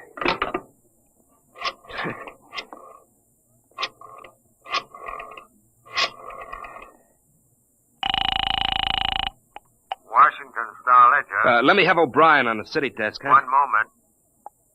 O'Brien speaking. Seamus? Yeah? This is Charlie Starbuck down at the Missing Persons Bureau. You want a hot one? No kidding. This'll cost you a beer, okay? Shoot, Buck.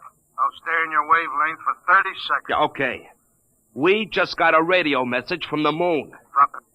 What? From the moon. Call me back when you're sober. Okay, Seamus, if you don't know a story when you see one. I'll send you the name of a good psychiatrist. So long, Orson Welles. Orson Welles? Hey, how do you like that? He don't believe me.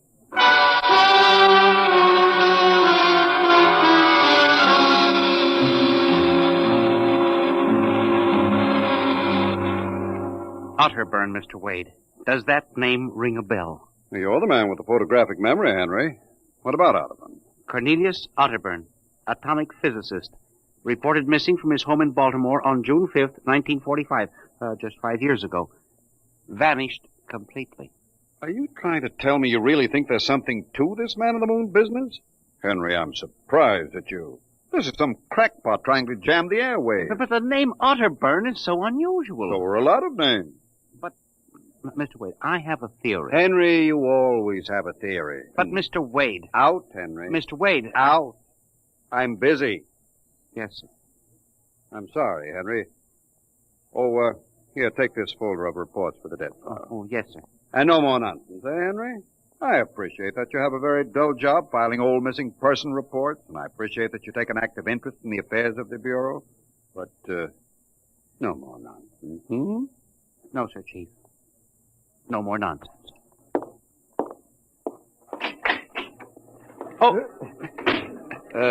Pardon me. Hmm? Are you Mr. Henry Timken? That's my name. Permit me, Jefferson Philo, scientific feature writer. May I have a moment of your time? Certainly. Just sit down at my desk right over here. Thank you. My, that's quite a stack of papers. Filing.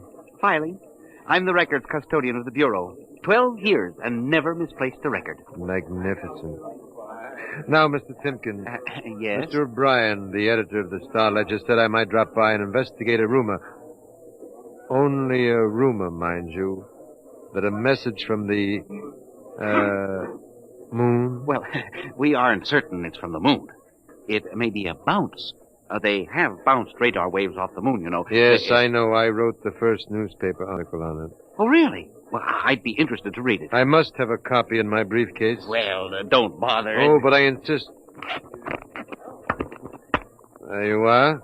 I'll leave it on your desk. Well, thank you very much. Now, about this message from the moon, Mr. Timken. Well, we don't know for sure, as I said, but I believe that this message, wherever it originates, is from Cornelius Otterburn. The physicist? Oh, you know him. I once wrote an article on his contribution to nuclear mechanics. A brilliant man, Otterburn, years ahead of his contemporaries. Well, whoever is sending those signals, if he isn't on the moon, is at least using the moon as a sounding board, bouncing the signal. But why, Mr. Timken? Why? Look here, Mr. Philo. If you will come here tomorrow night at 8, we may learn the answer to that question. I have arranged with Charlie, our radio man, to let me use the equipment. May I consider this an invitation? You certainly may. Very well, sir. Until tomorrow night, then. Goodbye, sir. Goodbye, Mr. Philo. Goodbye. Lack a day. Now, let me see now. That's funny. Where did this list of names come from? Paul Ahrens, astromathematician. Robert Simons, electronic engineer. Carl Parker, mining specialist. Oh, this must have got mixed up with the papers on my desk by accident. It's a peculiar list of names. Most peculiar.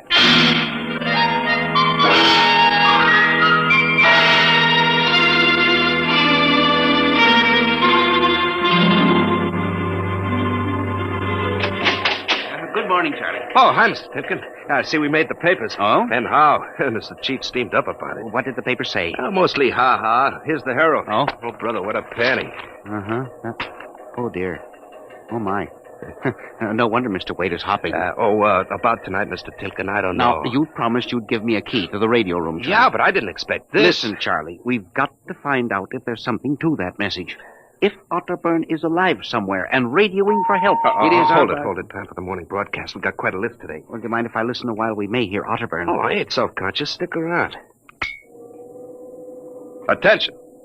Attention, this is the Federal Bureau of Missing Persons calling all local agencies nationwide. This is a coded broadcast. The following persons are missing. Ahrens, Dr. Paul, 5'5", brown hair, brown eyes, scar on left side of chin. Ahrens. Thick glasses, occupation astromathematician. Missing since 6 o'clock this morning. Being sought by Bel Air police. Charlie. Repeat, Dr. Paul Ahrens. Charlie, shut it off a second.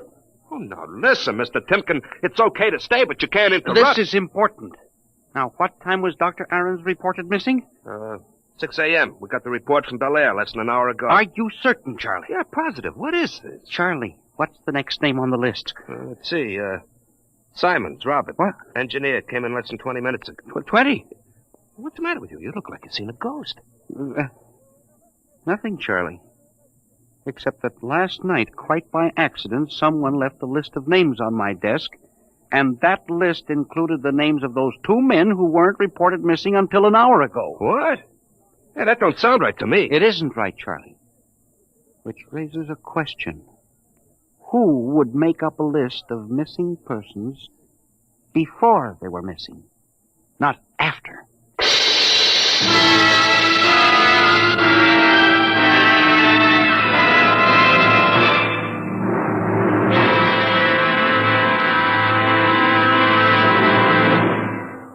Dimension X will continue in just a moment.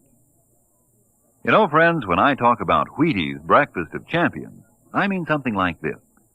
Champions do eat Wheaties because they feel Wheaties give them energy they need and because they just plain like the way Wheaties taste. And even though they are champions, that isn't unusual. Sort of the way you and I look at it, isn't it? Here's Ed Prentice with a perfect illustration of my meaning. Now, young man, will you tell us what you do for a living? I pitch. You what? Pitch. You know, baseball. To have a baseball team, you have to have a pitcher. I'm a pitcher. I pitch. Oh, yes, I see. And are you on a team? Yes, sir. I'm on the Cleveland Indians. Cleveland Indians, What is your name, young man? I'm Bob Feller, and you know it as well as I do, Ed. Sure I do, Bob. It's good to see you. This makes your 14th season playing with the Indians, doesn't it? Yep, Ed. 14 years. Well, tell me, Bob, how long you been eating Wheaties? Oh, about 20 years, give or take a couple. You mean you started eating Wheaties before you started playing ball? Why, of course. What's so strange about that? Most people start eating Wheaties before they get to playing ball. In fact, most people never start playing baseball. You don't have to be a ball player to enjoy the lift you get from Wheaties with milk and fruit. You're right as rain, Bob. No champ ever said a truer word about Wheaties, breakfast of champions.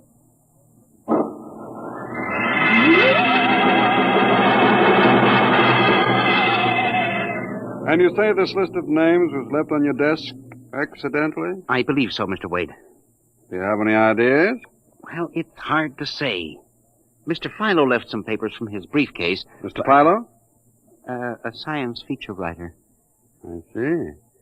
You were the leak on the story, then? Oh, yes, sir. I'm afraid I was. I didn't think it would be treated as a laughingstock. Well, we'll deal with that later. What's this Philo like? Well, he's strange. Bald, thick glasses, tall, seems to know a great deal about scientific data, but being a science writer... Is there any other possibility? I don't know. But I do believe that this is all hooked up with the broadcast from Otterburn. That seems like a very remote possibility. A missing persons bureau deals in remote possibilities, Mr. Wade. Henry, I do not require a statement of policy. What's the theory? Mr. Wade, I have discovered that each year literally thousands of persons vanish, leaving no trace. They are never located. Where do they go?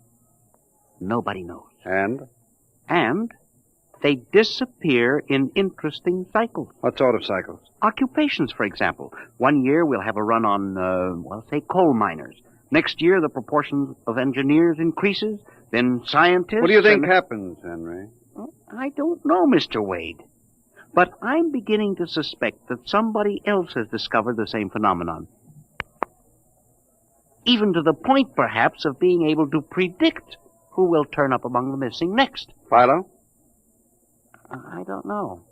But I would like to find out. And you think Otterburn may be a part of this picture? I definitely do, Mr. Wade. Henry, do you honestly expect me to buy an idea like that? Well, it's more than an idea. The two top men on this list are missing. Maybe so. But the rest of them aren't. Parker, Watson, Gibbs. Well, I saw Parker in the restaurant where I had lunch today. Yes, sir, but and if you think I'm going to make myself a laughingstock by putting any belief in such a crack-brained theory... Well, Excuse me. Yes. Hello, Wade speaking. Yes?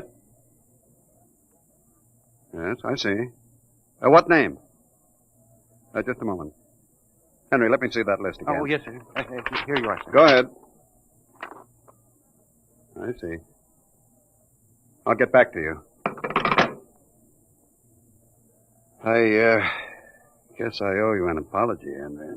Yeah. Sir? Carl Parker was just reported missing. Parker? The third man on your list.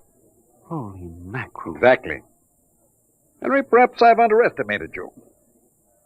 Maybe this time you really stumble onto something. What do you intend to do, Mr. Wade? I don't know. I haven't thought it out yet. I was planning to listen for another broadcast tonight in the hope that Otterburn might try to contact us again. I'll join you. I also invited Mr. Philo, the science feature writer, you know. I'll be glad to meet him. I'm beginning to get interested in your Mr. Philo. Mr. Wade, you don't think... that he's mixed up in this? I don't know, Henry. Mr. Wade, let's contact the police. No, Henry, I think we're better off keeping this between ourselves for the moment. I don't want the police laughing at the Bureau if you're wrong. I don't know, Mr. Wade. Besides, there may be more danger than you realize. Let's keep it quiet. Shall we, Henry? Yes, sir. I didn't realize there was any danger.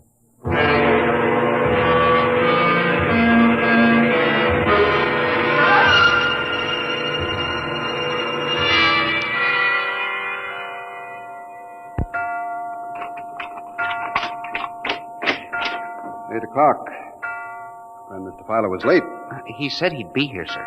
The moon is almost in direct phase. You can't wait much longer. You'd better switch on the Set. Yes, sir. I left a light in the hall for Mr. Filer when he comes. Are you getting anything? Just some foreign stuff. Programming from Johannesburg, South Africa. We continue in Africa. Oh, no, dear me. That's a very peculiar transmission sound. That sounds like something. See if I can work the selector here. The moon is in phase. Yes, sir. Hello. Can you hear me? I'll try to return. Hello? Hello? Hello, hello, do you hear me? I get you now. Thank God. Who are you? Can you hear me? Who are you? This is Professor Cornelius Otterberg. Hello? Go on, I hear you. Not much time. They're on to me. They've located my landing point. You hear me? Go ahead, keep talking. I've only enough oxygen for a few minutes more. Well, where are you? I'm on the Earth side of the moon. You get that? The Earth side of the moon. A volcanic crater. Good Lord. Start that recorder, Mr. Wade. Go on, explain, please. Explain, please. Closely. There's an Earth colony on the moon. There is an Earth colony on the far side of the moon. Made up of renegade scientists and criminals. Professor Ernst Holtzman. Holtzman, he died in an insane asylum in 1938. Professor Ernst Holtzman discovered nuclear rocket power in 1935. Turned his plans over to escaped inmates of the asylum. They took off and set up a colony on the far side of the moon in 1938. Go ahead. We're recording you. Each year, they recruit new colonists from Earth. Slave labor mostly. Some women, scientists. The oxygen problem is a big one. I was kidnapped in 1945. Yes, we know. Keep talking. They wanted me to work on atomic drive with their flying discs. Hello? We're still getting you. Go on. Six others and I escaped. Speak louder. Oxygen was getting weaker. We pulled what little oxygen we had. The others, dead now. Thank God I reached you. You've got to stop them. Stop them. Stop who? The moon colony. Planning to take over the Earth. Listen. They have agents on Earth. Hear me? Agents on Earth? Well, where? Who? Hello? Hello? Agents in... Henry, look out. There's a light. Someone at the window. Get down. Henry, are you all right? I think so. Oh, his shot smashed the transmitter. Strike a match. Careful. Whew, that was close. I got a look at him. From the description, it was your Mr. Philo. Well, we got a recording anyway, but not the most important part of the message. Henry, we've got to get you out of here. You said they have agents. Philo's probably one of them. He'd be looking for you now, trying to kill you. The police, You think the police would believe a fantastic story like this? People being kidnapped to the moon as slave labor? Moon colony planning an invasion of the Earth? Henry, believe me, they'd clap us into straitjackets before we could finish. We've got to do something. We need time to get proof. Well, we can't walk out of here. Philo's probably waiting. I can only figure some way. Wait, I know. How? Listen. There's a service elevator that leads to the basement garage. My car is there. Mr. Wade, By let's the call time the the police get here, we'll be dead. You think Philo will wait outside all night? Come on.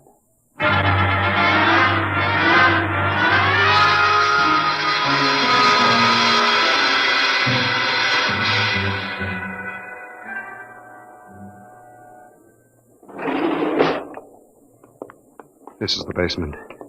Come on. Keep to the side. Yes, sir. Shh. Here's the car. All right, Henry. You open the garage door, then jump into the car. We'll make a dash for it. Where can we go? I have a farm outside Chevy Chase.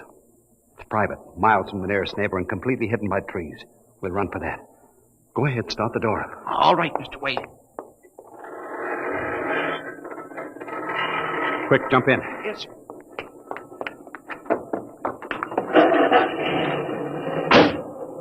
All right, here we go. Cross your fingers, Henry.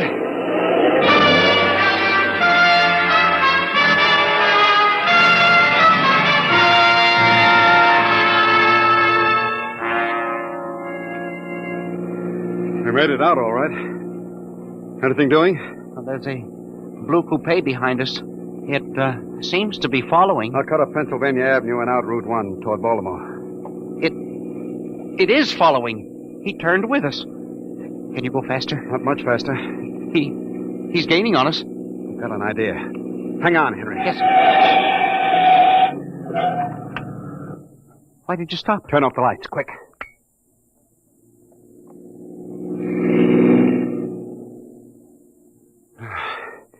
It worked. He shot right past us. Now we'll double back and go out another route. I think everything's going to be all right now. We can be at my farm in less than an hour.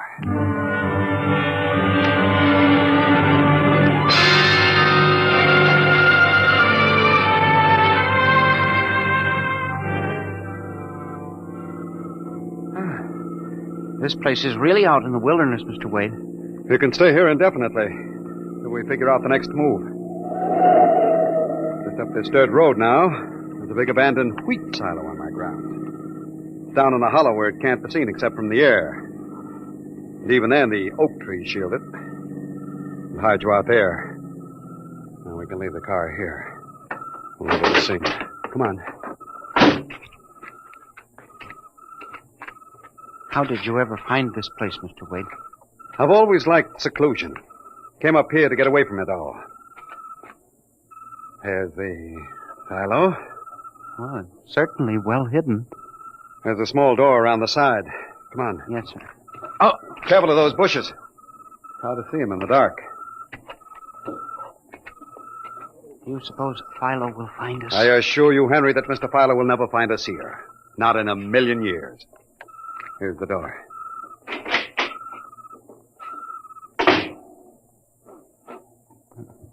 Pitch dark. Hold my arm. I know the way. Just a few steps up, then another door. Yes, sir.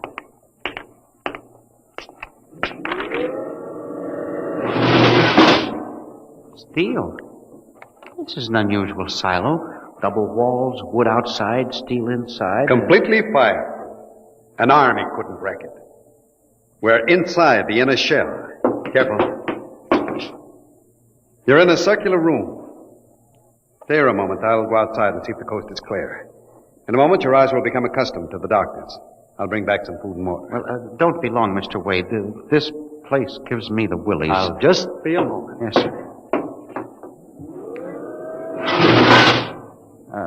Mr. Wade.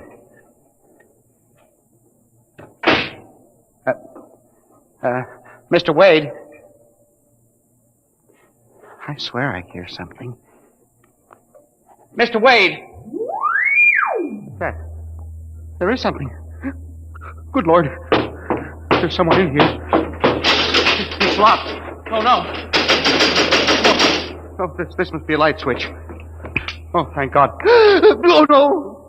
People. 10, 15, 20 of them. Mr. Wade! Help! Help! Will do you no good to shout, Henry. Mr. Wade, where are you? Outside, speaking over the intercom. Mr. Wade, there are people in here. 15 or 20 of them. They're sitting like statues just staring at me. They won't hurt you, Henry. They've all been drugged. They're even more helpless than you. Yes, but who are they? Permit me to introduce them, Henry, since they're currently unable to introduce themselves. The gentleman seated before you is Dr. Paul Ahrens, the astromathematician. Ahrens? Next to him is Mr. Robert Simons, electronic engineer. Names on the list? Yes. They've all been recruited for work with Professor Halsman's group on the moon. On the moon?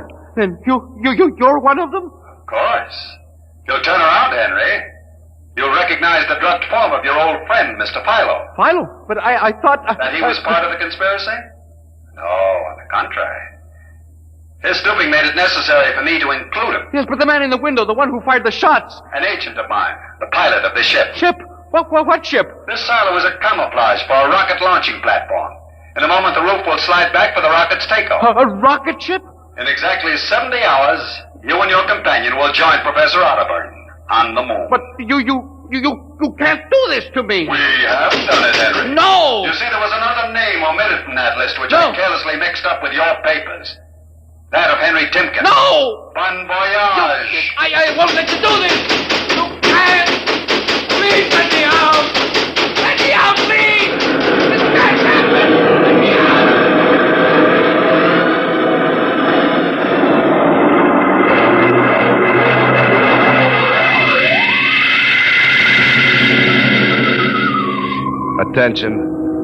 Attention. Missing since 8 o'clock last night. The following persons. Timken Henry, age 45, height 5 feet 8, brown eyes, slightly balding, occupation.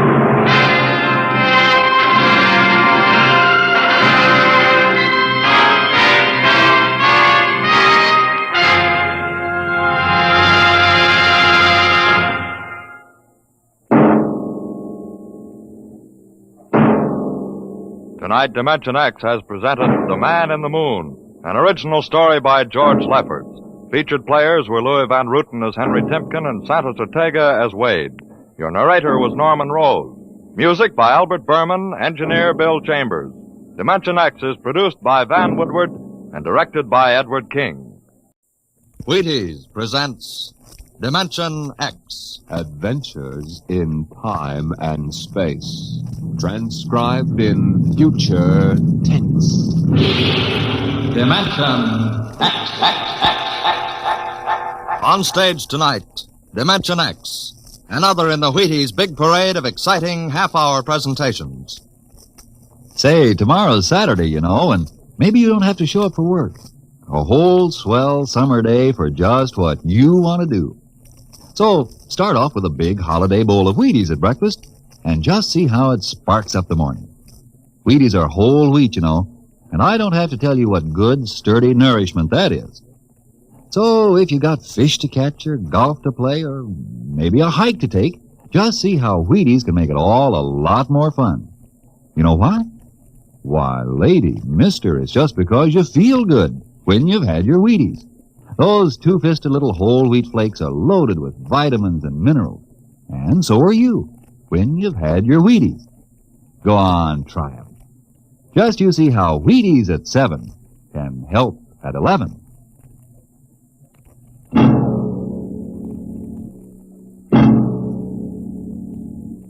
When the first space rocket lands on Mars, what will we find? Will we be welcomed with open arms, or will the Martians treat us as invaders? Only one thing is certain. Someday a giant metal ship will take off from Earth to travel through the black velocities, the silent gulfs of space, to descend at last into the darkness of the upper Martian atmospheres. And on that day, man will finally know the answers. The day we first land on Mars.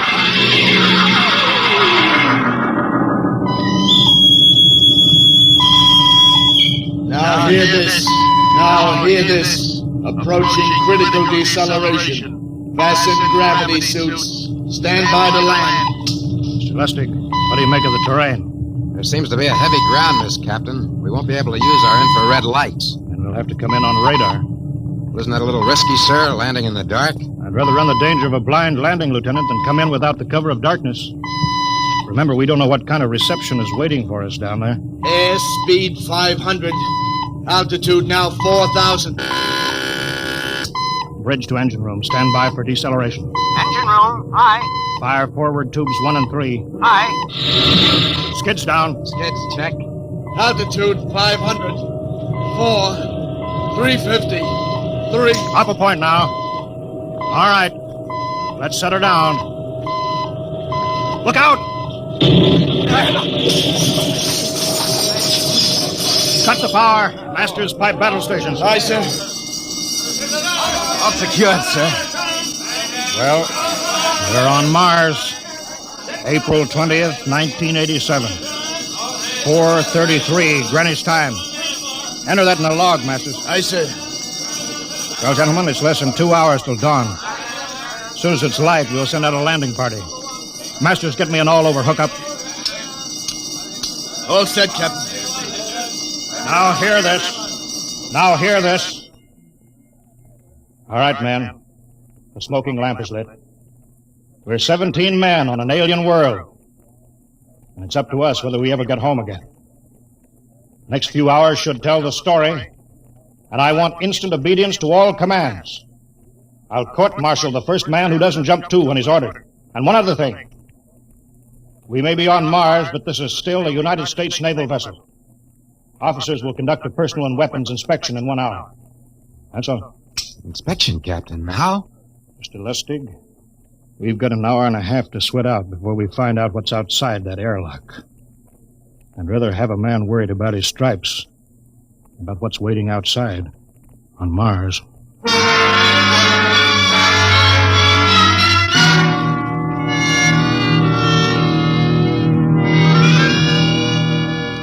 Now hear this. Landing party report to forward airlock. Captain Black, Lieutenant Hingston, Lieutenant Lustig, and Dr. Horst report immediately to forward airlock. It is now landing time -5. Sounds like they're paging us, Hingston. You ready, Dr. Horst? Yes. Ready as I will ever be. Oh, come on. Let's report to the airlock.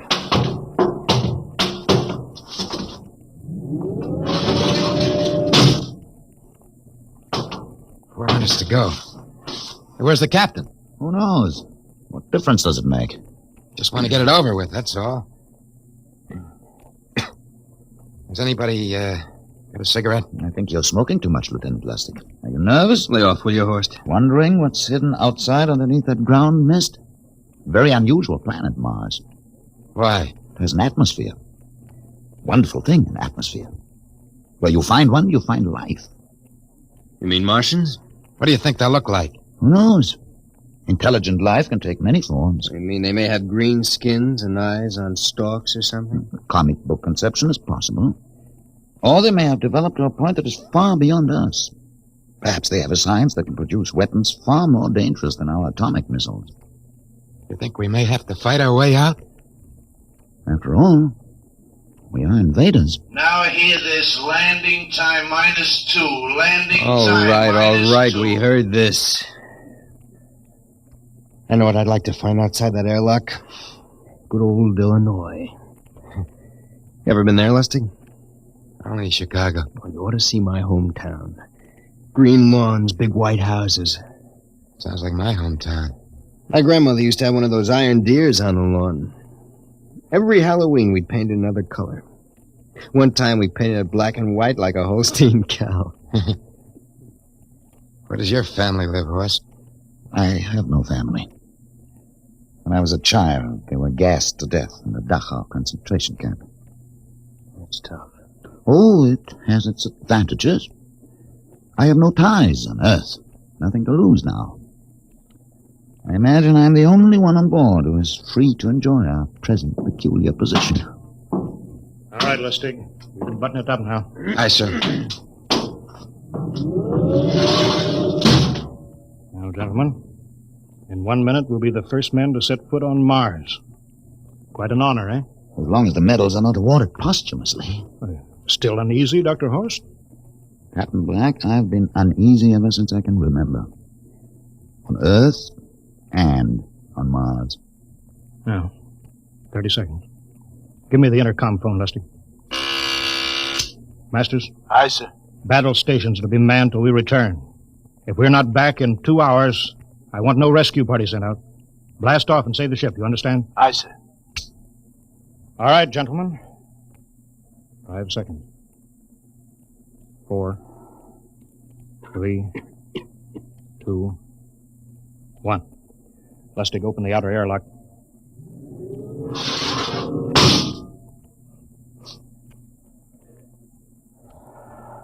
Fresh air. Let's go. Hold it now. It's too dark to move fast. Quiet, isn't it? Not even a wind. You can't see anything through this ground mist. Quiet. We don't know what's out here. Come on.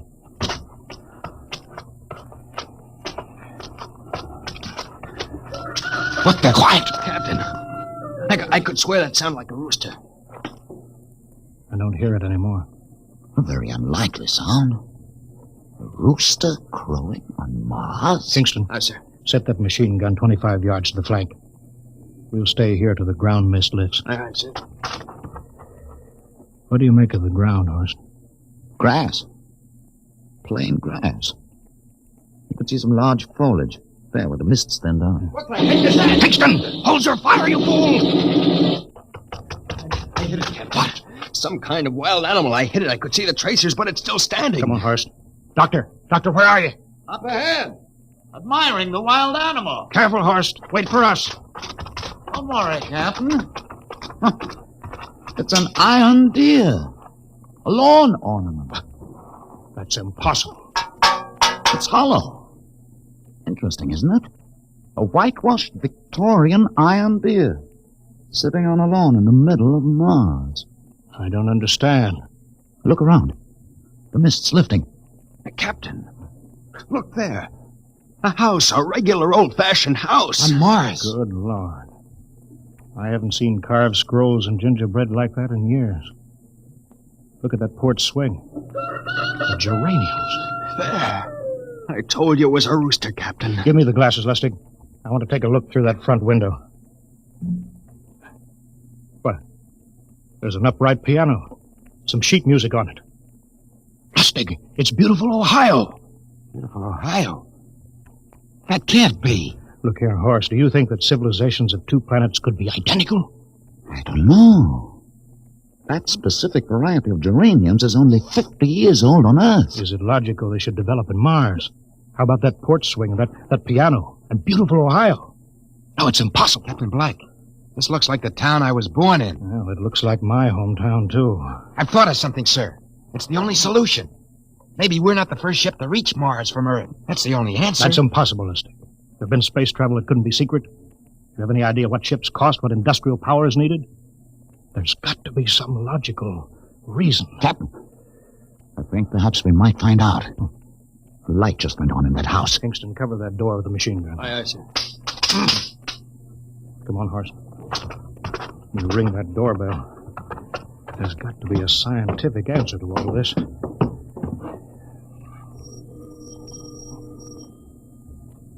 There's something moving in there. Stand back, Horst. Give me a clear shot. Maybe a Martian. Can I help you? We were looking... Well, if you're selling anything, it's much too early. No, wait a minute. What town is it? What do you mean? Are you census takers? No, we're strangers here.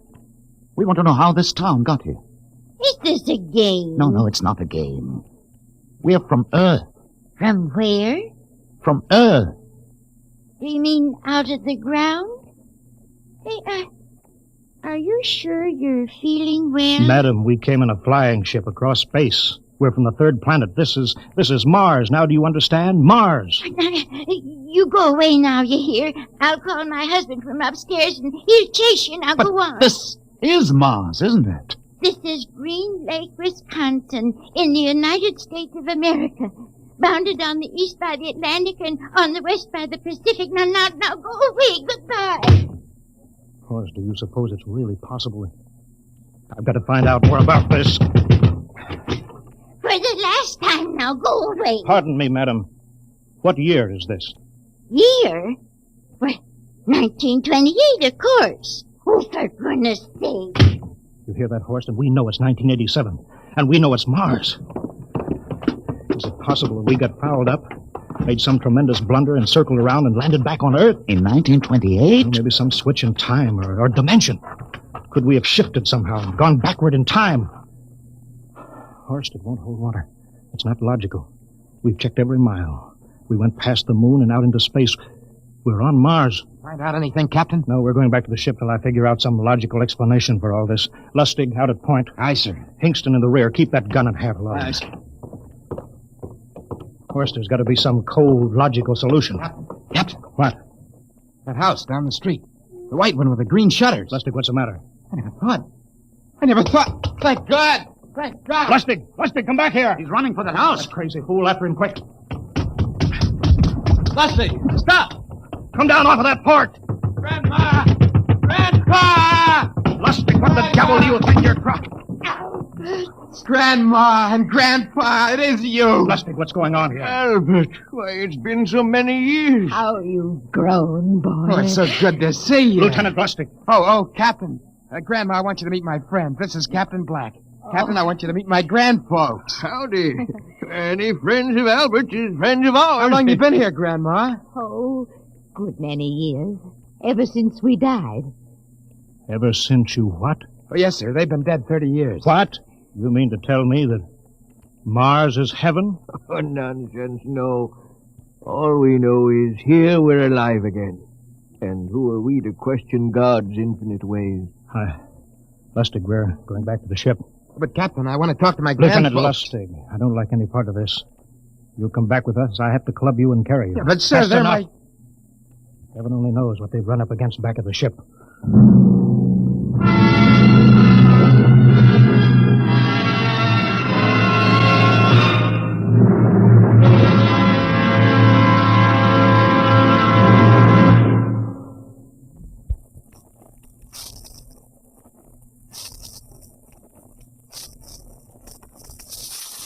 Dimension X will continue in just a moment. Well, now let's come back to Earth for a moment. And what's more appropriate than Wheaties and baseball? You'll see what I mean as I introduce Ed Prentice, who has a special treat for you. Carry on, Mr. Prentice. Folks, I'd like to have you meet a good friend of mine and a prominent member of a fine little organization known as the Chicago White Sox, Mr. Lucius Benjamin Affleck. Ooh, Ed, don't say it like that. Whoever heard of a ball player named Lucius? What if I went around calling you Paul Edward Prentice? Let's just make it Ed and Luke, huh? All right, Luke. Say, just how long have you been with the White Sox? Over 20 years, Ed. Golly, I played in darn near 2,500 games. Then at bat almost 9,000 times. Man, I'm from way back. Well, Luke, you don't look it. How do you keep up the pace, anyway? Well, Ed, I sleep good. I eat good. I eat mighty good. Wheaties about 4 mornings a week. Those little old flakes put a lot of snap, even in an old-timer like me. Must be because they're 100% whole wheat. I sure like Wheaties and milk and fruit. You know, Luke, that's exactly what I hear from a lot of ball players and plenty of other people, too. No wonder they call Wheaties the breakfast of champions. Well, thanks, Luke Appling and Ed Prentice. You know, folks, you may not be a champion ball player, but Wheaties can help you feel like one. So try 'em. Wheaties, that is. See how Wheaties at 7 can help at 11.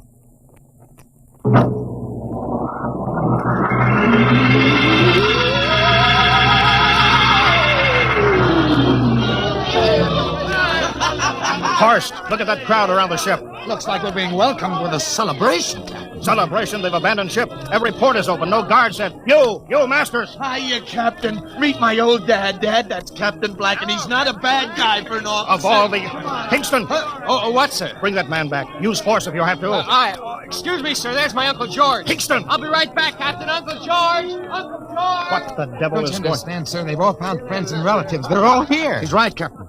I've counted. The whole crew's out on the crop. But I gave orders. Definite orders. You don't understand, Captain. I understand mutiny. I don't care how many relatives show up. I'll have discipline on... Johnny! Johnny, you old son of a gun. Edward! It's you. It can't be. Of course it is. Johnny, you old son of a gun. Edward. Dr. Horst, this is my brother, Edward. How do you do? Hello. It's wonderful to see you, Edward. Look, I've got to get back to my ship. Hey, I almost forgot. Mom's waiting at home. Mom? And Dad, too. Mom? Dad are alive? Excuse me, Horst. Then you're real, then. Don't I feel real? How's that, huh? Ed. We've got lunch for you, Johnny. Mom's making corn fritters. Dr. Horst, haven't you found anybody? No, Captain. I have nobody. Then you come on home with me, right, Ed? Sure, you bet. Horst, you wouldn't believe it, but it's been 35 years since I had Mom's corn fritters. By George. 35 years.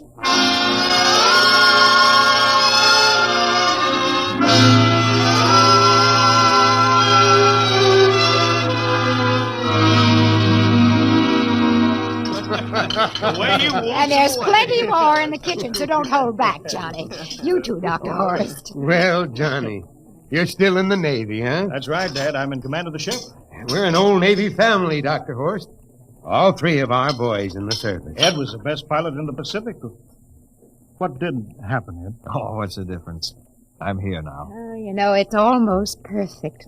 All we're missing is your brother Will. Then the whole family could be together. Well, it won't be long, Mom. Will's in charge of the XR-54. That's the next rocket coming out to Mars. Well, little Will. When does he leave, Johnny? Takeoff scheduled for September, but it depends on what we report. There's no question about that now, eh? Christmas together again. That'll be something, huh? Yes, sirree. Well, this calls for a celebration. How about a little of the old dandelion wine, eh, Johnny? Now, Father, don't you go giving Johnny too much wine. Oh, he's a big boy now, Mother.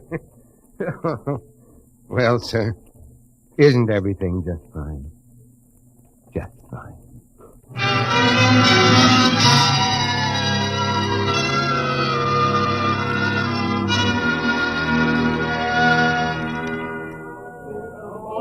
The candlelights are gleaming on the banks of the Wabash. far away.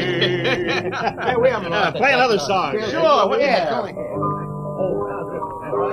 Well, Dr. Horace, what do you think of my little family? Very nice. You know, I can't understand why you didn't find any folks here, Dr. Horace. It's just a shame. Everybody else is so happy. I never remembered my family, Mrs. Black. All I know is they were gassed at Dachau during the Second World War. When I was liberated, I was in delirium 3 months. I cannot remember anything before then. The psychiatric phenomenon. That's terrible. Isn't there anything anybody can do? I don't want to remember. Oh. I haven't had a pleasant life. I prefer to be free of emotional entanglements. They interfere with a scientific approach. I'm sorry, Dr. Horace. Oh, I'll get it. Hey, that's our ring, long and 3 shorts. I remember that. Well, maybe we'd better call it a night. You must be getting tired, Johnny. I'd better be going back to the ship. Oh, nonsense. You stay the night. We insist. Oh, I just couldn't rest thinking of you all alone on that ship. Oh, I'll be all right. Well, good night. Oh, wait a minute, Dr. Horace. That phone message was for you. Me? Yes, that's right. A message from Anna. Anna? I don't remember any Anna. She asked if you were better. Perhaps she's someone you knew at Dachau. Anna? She said she's coming over here first thing in the morning. So you'll have to stay over. Yes, Well, that but... settles it then. You stay here, Horst. You can bunk with me in my old room. Oh, but Johnny, we thought you'd like to be with Edward. So you could talk the way you used to. Well, we can't put Dr. Horst on the daybed. I think we better share the room tonight. There'll be plenty of time for talking, Ed. I guess so. Well, I suppose I better drop back to the ship. You know, Ed, security check. Well, why do you have to do that here? Well, I don't know. There's no good reason, I guess. Well, I suppose we skip it tonight. Oh, sure. Well, good night, everybody. Oh, it's good to have you home, Johnny. It's good to be home, Mom.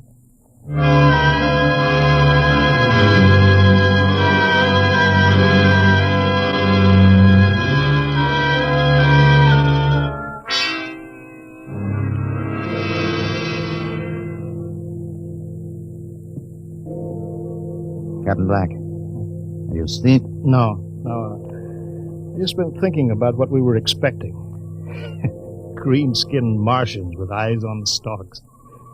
All the time there was only Mom and Dad and Edward waiting. It's funny what tricks your imagination can play on you. Yeah, I guess Mars is heaven, Horst. I've been thinking about Martians, too. Captain, just suppose there were Martians, and they saw us land. Suppose they thought of us as invaders. What would be the best weapon they could use against our atom bombs? I don't see what you're getting at. They would want to disarm us first, to wipe out all suspicion, to make us feel at home. But suppose this house isn't real. Suppose the people are just images, stolen from our own memories by Martians, created for us by telepathy, hypnotism. That's the craziest theory I ever heard. Maybe that's why there was no one for me. Because in all my life there is no happy memory, no real loved person. How about that phone call from Anna? Yes, Anna. I didn't remember who she was, but I do now. I just remembered. When I was freed from Dachau, sick, delirious, I raved about a wonderful, kind nurse named Anna that took care of me. There you are. It's logical. She's coming to see you tomorrow. But there was no Anna. I'd been nursed by a man. What? Anna was only a dream. And there's only one way they could have learned about her. By reading my subconscious mind. But that's impossible, Horst. Why? The whole crew was thinking of home. Suppose the Martians read our minds. But there are Martians. If there are, they have us separated. Each man in a different house. Sleeping. Trusting. No one at the guns. I left my pistol downstairs. Do you think there's something to this, Horst? It's a pet who would suspect his own mother, his grandparents. How easy. Just a knife in the heart of each sleeping man. That's impossible, Horst. We've got to get back to the ship. Listen. The crickets have stopped. Come on. We don't know when they change back to whatever they really are. Where are you going, John? Ed, well, we wanted to drink of water. That's all, Ed. You're not thirsty, John. You don't want to drink. You don't want to drink. His face, it's changing! And his hands, he's a Martian! Run, horse! You can't Run! get away, John. You can't get away. This way, horse! Horse, where are you?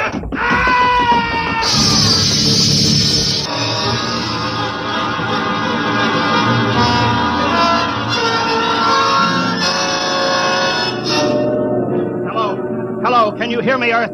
This is Captain John Black, the XR-53, calling from Mars. I've locked myself in the ship, but they've crippled it. I can't take off or fire the guns, and they're coming for me now, the Martians. I'm all alone here. All the rest are dead. Hinkston, Lustig, Dr. Horst. Poor Horst, he didn't even reach the door.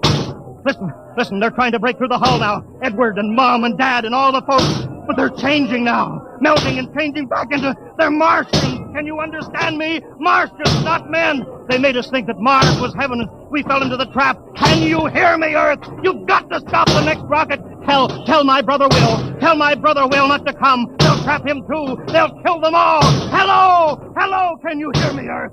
This is John Black on Mars. Hello, Earth. This is John Black on Mars.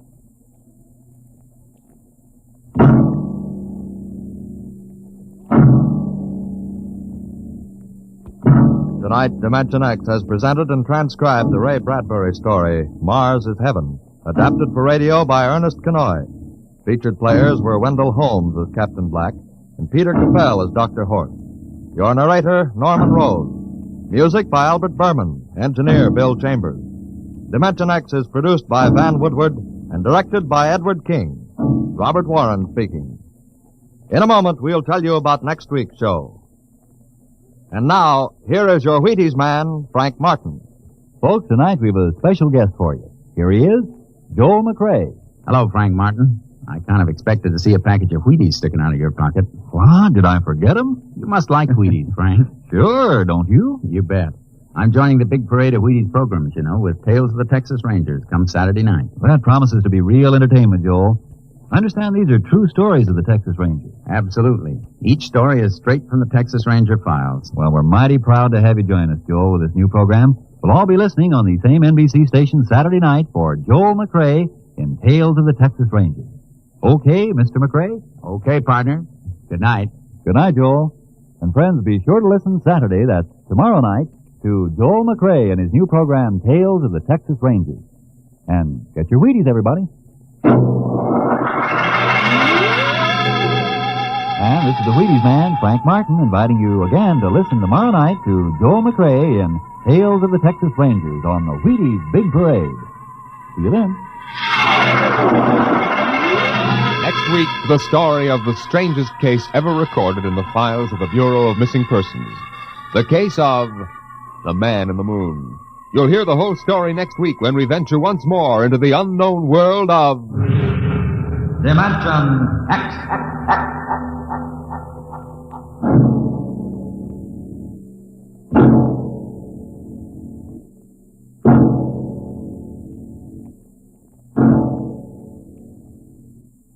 Adventures in time and space, told in future tense. Dimension X.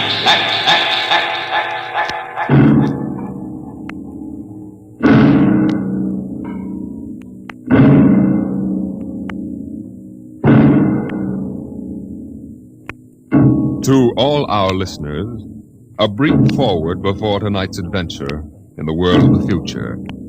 Beginning next week, Dimension X moves to a new time on Friday evenings instead of Saturdays. In the Eastern Time Zone, it will be heard at 9 o'clock Fridays, Eastern Daylight Saving Time. In other zones, please consult your local newspapers to learn the new time of the program.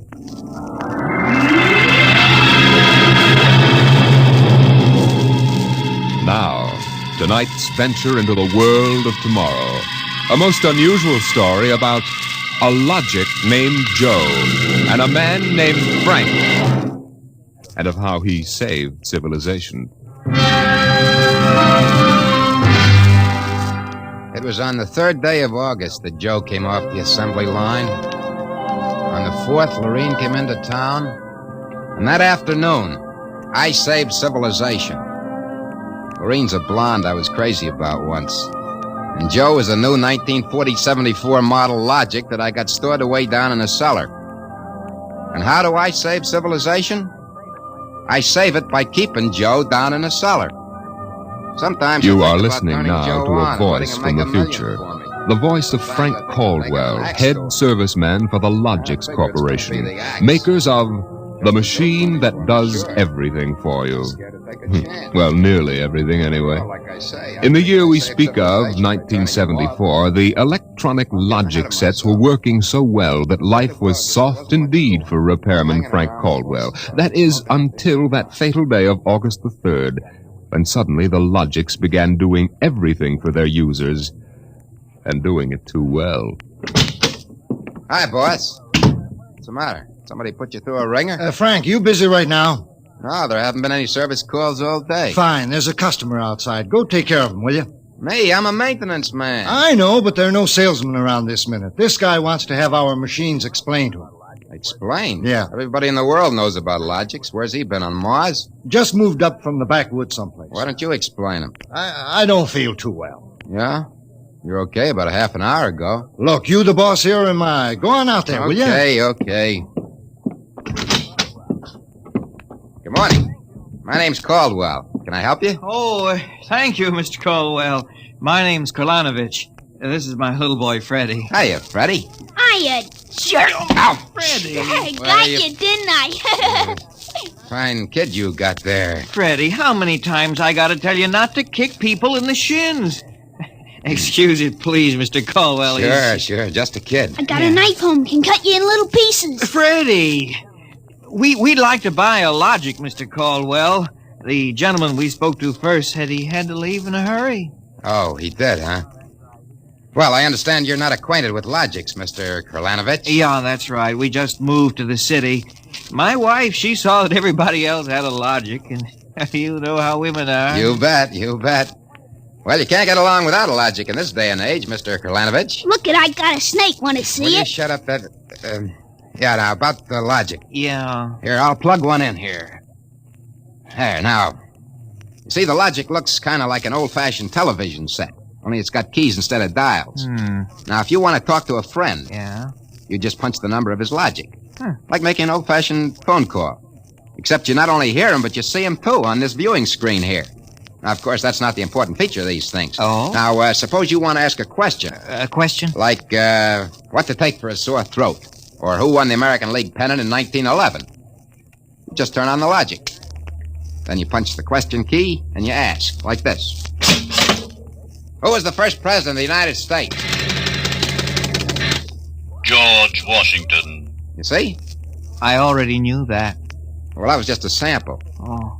Well, I got a little store. Will it keep books for me? It'll keep your books, record your contracts, serve as a filing system, and check up on what happened to your lawyer's last client. Anything. Oh, say, they're really something, these things. 10,000 services and information sources in one. Read our advertising. Well, what I want to know, Mr. Caldwell, how do these Logics work? You saw that big building across the street? Sure. Well, that's one of the relay tanks. Now, there are a dozen of them around the country, all hooked up together. And there's a data plate in one of those tanks for every fact in creation. You mean those relays know everything? If there's something they don't know, the technicians are busy making a relay plate for it right now. The Logic integrates the facts in the tank and gives you the answers. Hey, you. Can I ask this thing how to make dart poison? How to make what? Dart poison, like in Africa. I could shoot the darts from my pea shooter. Oh, well, I think maybe we better not get one of these things. Well, that's okay, Mr. Kolanovich. The Logic won't tell you about no dart poison, see? Bet it will. I'm gonna try it.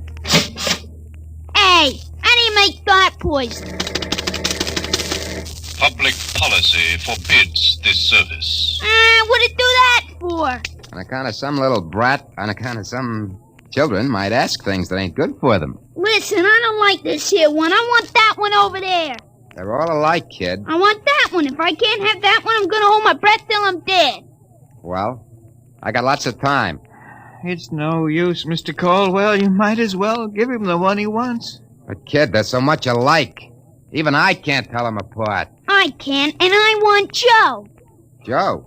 Who's Joe? Oh, I guess he means the logic, Mr. Caldwell. He has to think up a name to call everything. You should hear the names he calls me. Not till I'm 21, I promised Mother. Okay, so we call him Joe. But what makes you think Joe's any different from the rest? He looks different somehow. Don't be silly. Them things are all alike. The 1/10,000th of an inch. Just the same, I'll bet he'll teach me how to make dart poison. Okay, then. Come on, Joe.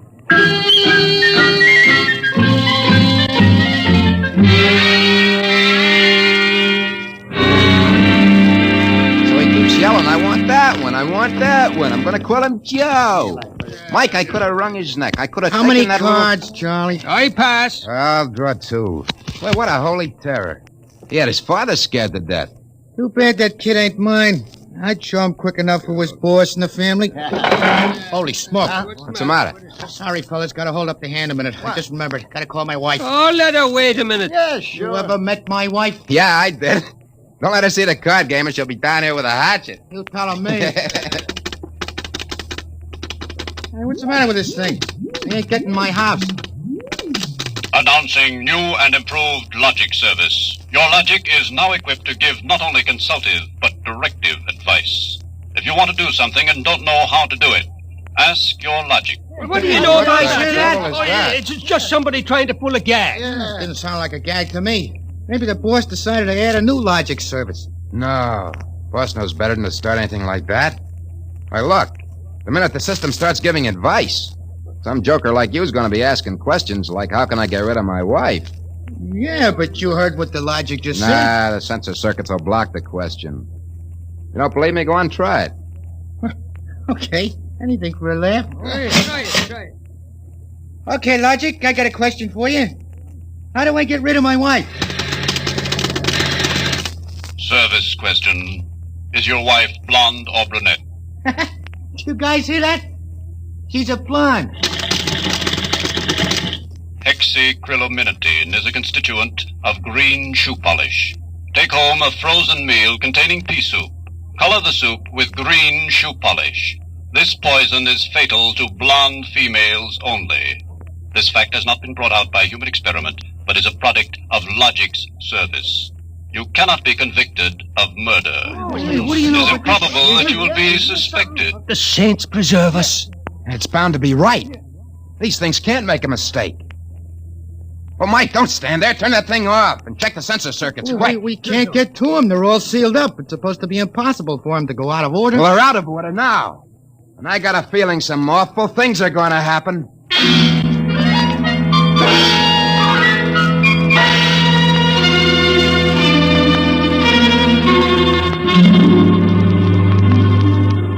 Boss, we got to do something. The logics have gone nuts. Relax. The thing gave a goofy answer once. Maybe it was a joke. Whoever heard of a logic making a joke? Well, it was an accident. Forget it. It won't happen again. What makes you so sure people are going to be trying it?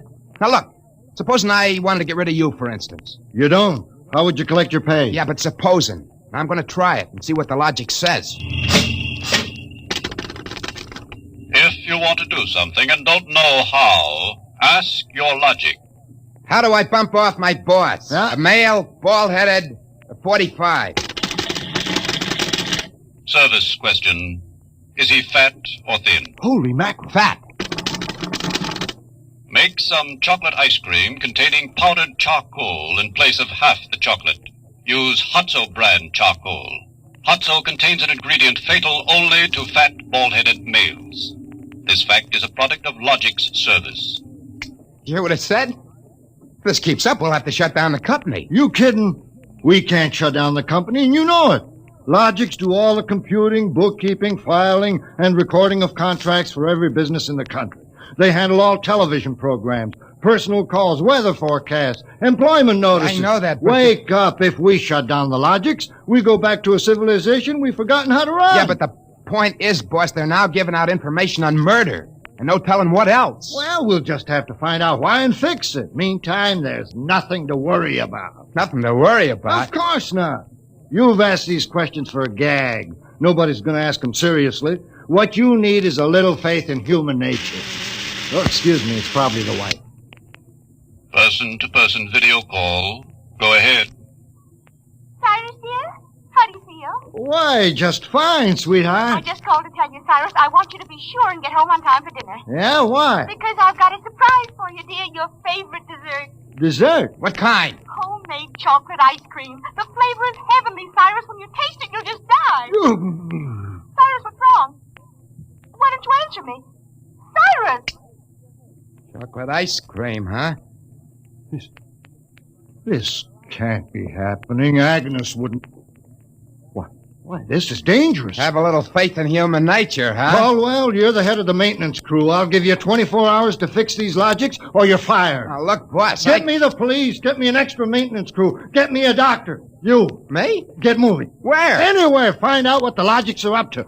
And see that you find out before the logics do.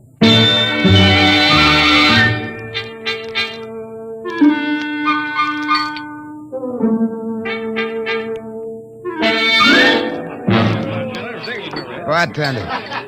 Hey, bartender. Give me a double. Coming up. What's the matter, pal? You had a bad day? Go away, will you? Oh, listen, pal. You gotta listen. I got trouble. Hey, bartender, will you get this barfly off me? For Pete's sake, I'm tired. On your way, you. No, don't say that. I got troubles. How am I gonna keep my wife from finding out I had a couple of little drinks? How am I gonna do that, huh? Look, mister, it's a hot day. I've been driving a car around and see. Yeah. I've been trying to keep a bank president from having apoplexy on account of his logic told him how to rob his own bank. I've been tripping over dead bodies so artistically croaked that nobody's ever going to find out who done it. And all you got on your mind is... How am I going to keep my wife from finding out I had a couple of little drinks? How? Go ask a logic. A logic? My pal, that's a wonderful idea. Where's the logic? Huh? Right Where's behind the you. logic? Here's a nickel. Oh, give me a nickel. Give me a nickel. This I gotta hear. This is gonna be good. Now, come on, logical pal, be nice. How does a guy keep his wife from finding out he's had a couple of little drinks? Answer me that. How, huh? Buy a bottle of Franine hair shampoo. It is harmless, but contains an ingredient which instantly neutralizes alcohol. 1 teaspoonful for each jigger you consume. Oh, boy, I gotta buy a bottle of What was that again? Supposing it's right, she'll never remember it as far as the drugstore. I think there's a bottle in the back room. Somebody left it. Oh, my pal, there's no more troubles. Show me the way to go. I get a picture of him back there drinking that shampoo. Give me another double. I don't know what's worse, to be as low as you or as high as him. All right, where is he? I know he's here. Where is that bum? Who you want, lady? My husband. I know he's here. Now, where is he? Show me the way to go. That no good louse. I'll show him. Thinks he can come staggering home again, does he? Well, I'll teach him. Poor guy. Oh, why, my dear, what a surprise to see you here. Archibald. Yes, my love. You're not. Sober? Well, of course, my love. I'm sober as a judge. Then what are you doing in this saloon? Well, merely conducting a little research, my dear. Research? Your suspicion wounds me deeply, my love. Let me tell you, my dear, that I've been conducting a research project that is going to make us a fortune. I'm about to patent Sober, the drink that makes happy homes.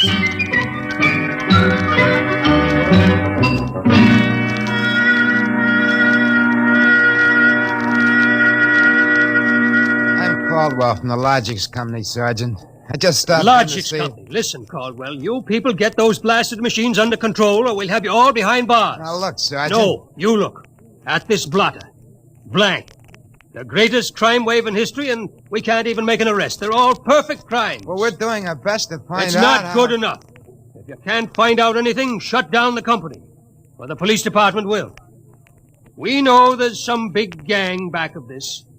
Hey, maybe you know something about it, Caldwell. Now look, nobody's back of it. The Logics run themselves. They pick their own circuits automatically. You mean that they're doing this all by themselves? Sure. We always thought they could do more things than we knew about. I think they're just trying to be helpful, that's all. Oh, that's all, is it? Well, you'd better make them cut out the tricks, including this new one, this new business they're up to now. What new business? It just started an hour ago. Every time you turn on a logic, it asks you your name and then spiels out the whole history of your life. Huh? I haven't heard about that. What's it do that for? You tell me. Go on, try it. Okay. What is your name? Huh. How do you like that? I'm Frank Caldwell. Frank Caldwell. Were you ever called Ducky? Oh, Ducky. Lay off, will you? What if I was? It's been years. Ducky, there is a video call for you. Hiya, Ducky. Holy what cats. What's that? Lorraine! Ducky, darling, how marvelous. Look at that blonde. It's Lorraine. Where are you? Oh, silly, I'm in my hotel room. Say, how do you like my play suit? Well, I just got into town. Oh, Ducky, wasn't it smart of the Logic to find you? Logic?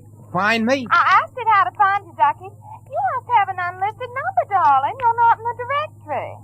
Yeah. Well, how have you been, Lorraine? Since I saw you last. I, heard you got married. That's right. Ducky, you won't believe me, I know, but I've had 4 husbands. But I've never loved anybody as much as I love you. You've divorced 4 husbands? 3. The last one died unexpectedly. Who unexpected it? He did. But the jury acquitted me, Ducky. They knew it was just a little old accident. So now I'm free again, and we've just got lots of things to talk over. But, Lorraine... You come right over here, Ducky, instantly. Well, I'm working. I'll call you back. Oh, I'm so lonesome. Please make it quick, Ducky. Have you ever thought of me? Oh, yeah, sure. Plenty. You sweet. Here's a kiss. That'll just have to last till you get here, but hurry, please. Oh, my back. What am I going to do? Do like you were telling me a while ago. Huh? Calm yourself, Ducky.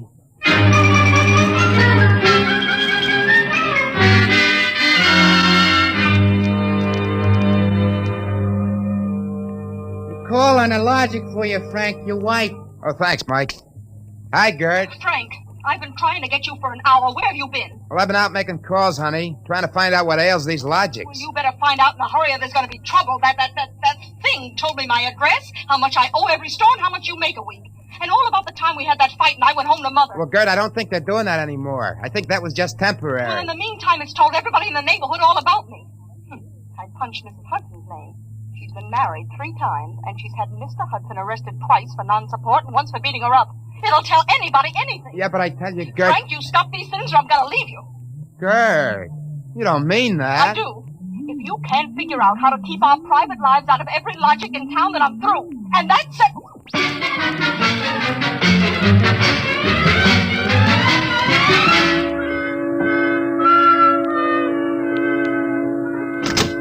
Hey, boss. You gotta put more men on the job or something. We gotta lick these Logics. My wife's gonna leave me if we don't. You're also gonna be looking for a job if we don't. Well, I don't care about the job, but listen. You listen. The Logics are giving out information on high explosives, the fine points of murder, and legal loopholes that'll beat any charge from hijacking to high treason. Yeah, but my wife... And about 6 guys have thought of asking how to switch bank credits so they can corner all the cash in the country. Now quit bothering me. Get over at the tank and help Mike try to block off some of those circuits.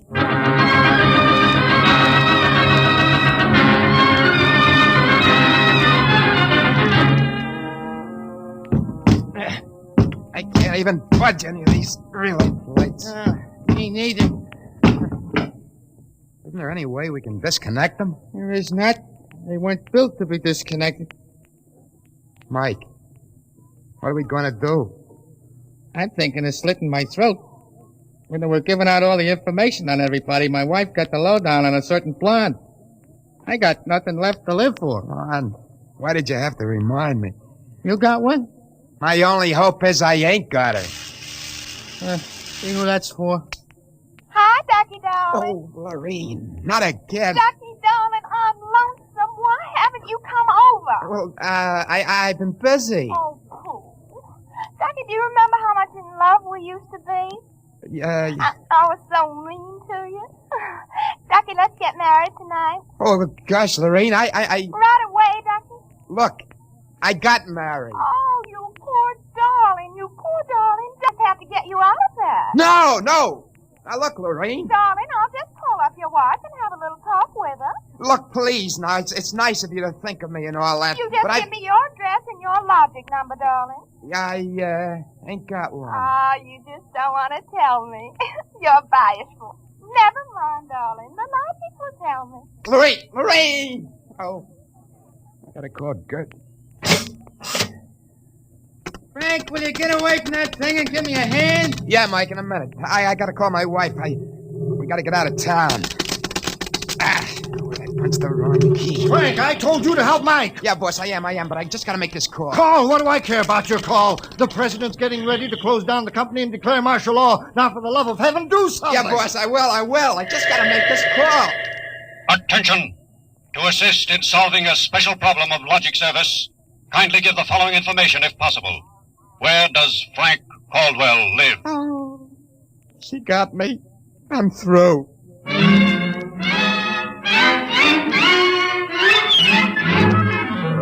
Look, Gert, there is no blonde. Frank Caldwell, I told you I was leaving you. Well, leave me later, will you? Right now, pack yourself up and the kids. We gotta get out of here. What is all this? Are the cops after you or something? Yeah, that's it, the cops. Come on, get moving, will you? Hey, get away from that logic. Yeah, but don't you think we ought to hear the police calls? 27 and car 31 detailed to round up all employees of the Logics Company. Use caution. They are suspected of sedition. Holy smoke, the cops are after me. But you just said they were. 17, proceed to vicinity of 119 East 7th Street. Child terrorizing neighborhood. Use extreme caution. Child is armed with pea shooter, using poison dart. That is all. Freddie. Who's Freddie? Oh, he's a mean little kid. He wanted a logic that would tell him how to make dart poison. They're all alike, I kept telling him. They're all alike. What are you talking about? I don't know. All I know is it was a nice world up till yesterday. Now it's like a guy named Joe come along and squashed all our mud pies for us. Looks to me more like it was a logic named Joe. A logic name? They're all alike. Gert, baby! Let go of me. Don't be so silly. Okay, honey, hold the fort. Maybe they aren't all alike. Where are you going? Frank, you're going to make a getaway? Baby, if you got the right inspiration, I'm going straight to the middle of this whole jamboree.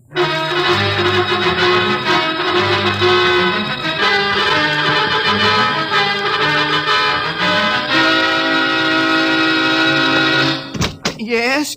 Oh, I was hoping it was the police. You remember me, Mr. Kralanovich? Caldwell of the Logics Company? I wish the Logics Company was at the bottom of the ocean. Well, I don't blame you. Now, where's your logic? In here? I'd smash it into a million pieces if I wasn't afraid of what Freddie would do to me. Just get out of the way, will you? I got business with Joe. If you want to do something and don't know how, ask your logic. Oh, we're back to that routine, huh? Well, I want to do something, all right. Tell me, Joe, can a logic be modified to achieve correlations for which human brains are too limited? Yes. How great will the modifications be? Microscopically slight. Changes in dimension not detectable even by precision gauges. They can come about only through an extremely improbable accident. And what would this super logic then be able to do? Come on, you spell it. It could set up entire new combinations of electronic relays which would bypass the normal sensor blocks, thereby enabling it to perform valuable new services, including the giving of helpful advice on any human problem. Uh-huh. Has this accident ever happened, Joe? Come on! It has happened only once. In the case of the logic now owned by the Kolanovich family of 119 East 7th Street. A logic named Joe. Thanks, Joe. That's all I wanted to know. Hey, what's all this about? I'm taking this logic away, Mr. Kralanovich. I'll bring you a new one. Our troubles are all over. Hey, you, get away from Joe. Correction, our troubles are just beginning. Now, Freddie, put down that blowgun. Ah, shut up. Hey, you, I said get away from that logic. Now, look, Freddie, I'm going to bring you a nice new one, see? I want that one. What I got in this picture ain't me.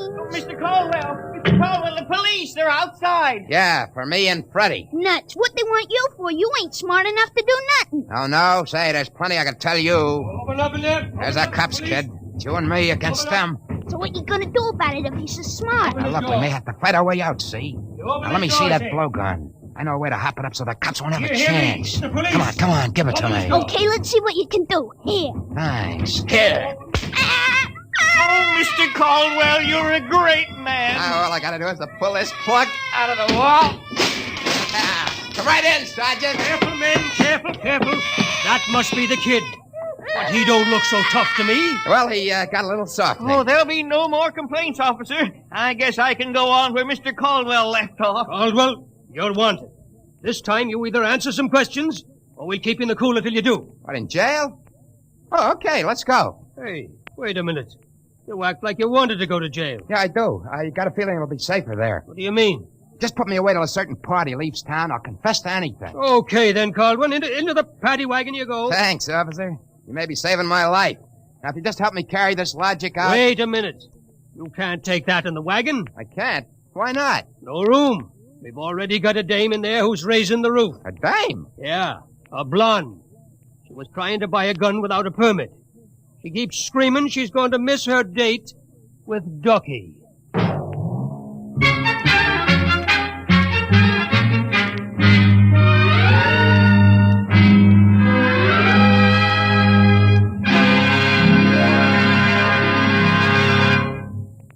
You have just heard another adventure into the unknown world of the future. The world of Dimension X.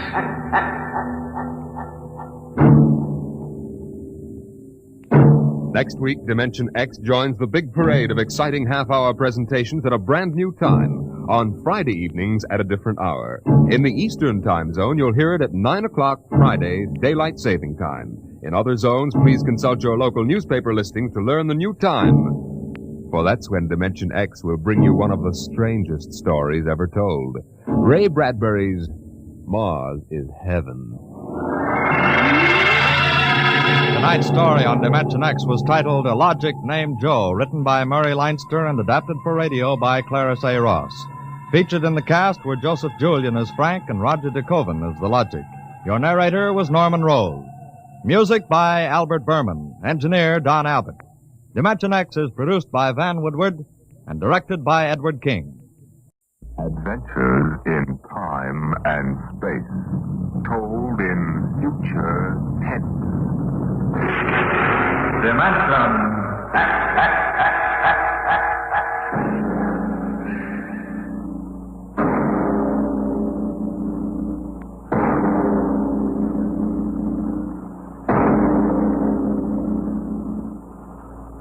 Man has always dreamed of conquering the barrier of the atmosphere. The problem is on the drawing boards of aeronautical engineers and atomic physicists. They can calculate the power needed, the trajectories, and the equipment. On the sound stages of Hollywood, the engineers and special effects men have combined to bring that day to life. The day when the first rocket leaves Earth for outer space. Now a radio play taken from the advanced screenplay of the George Pal Technicolor production, Destination Moon. On the vast concrete strip at Dry Wells, Texas, the form of the rocket towers above the cranes, the loading machinery, and the scuttling trucks and jeeps. The fuel lines snake across the concrete to the rocket. It's Destination Moon.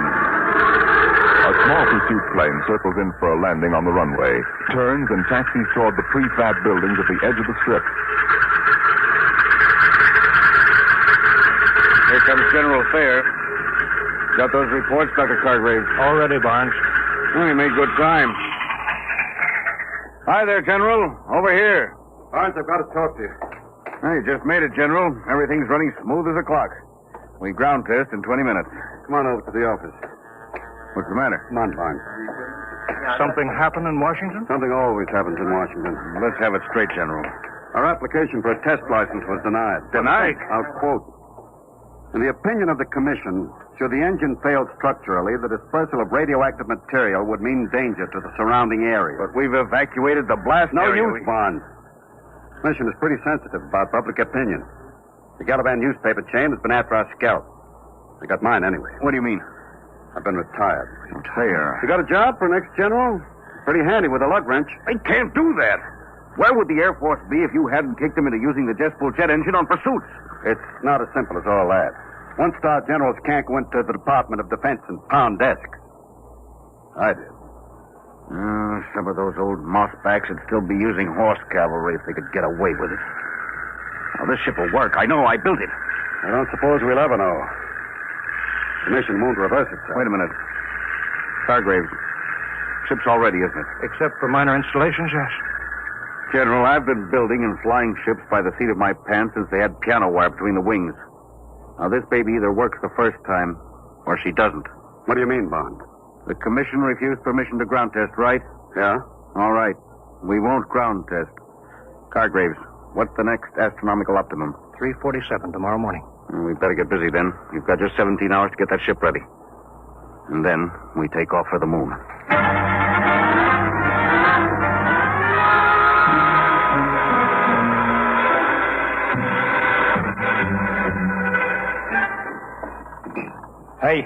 Hey, Brownie.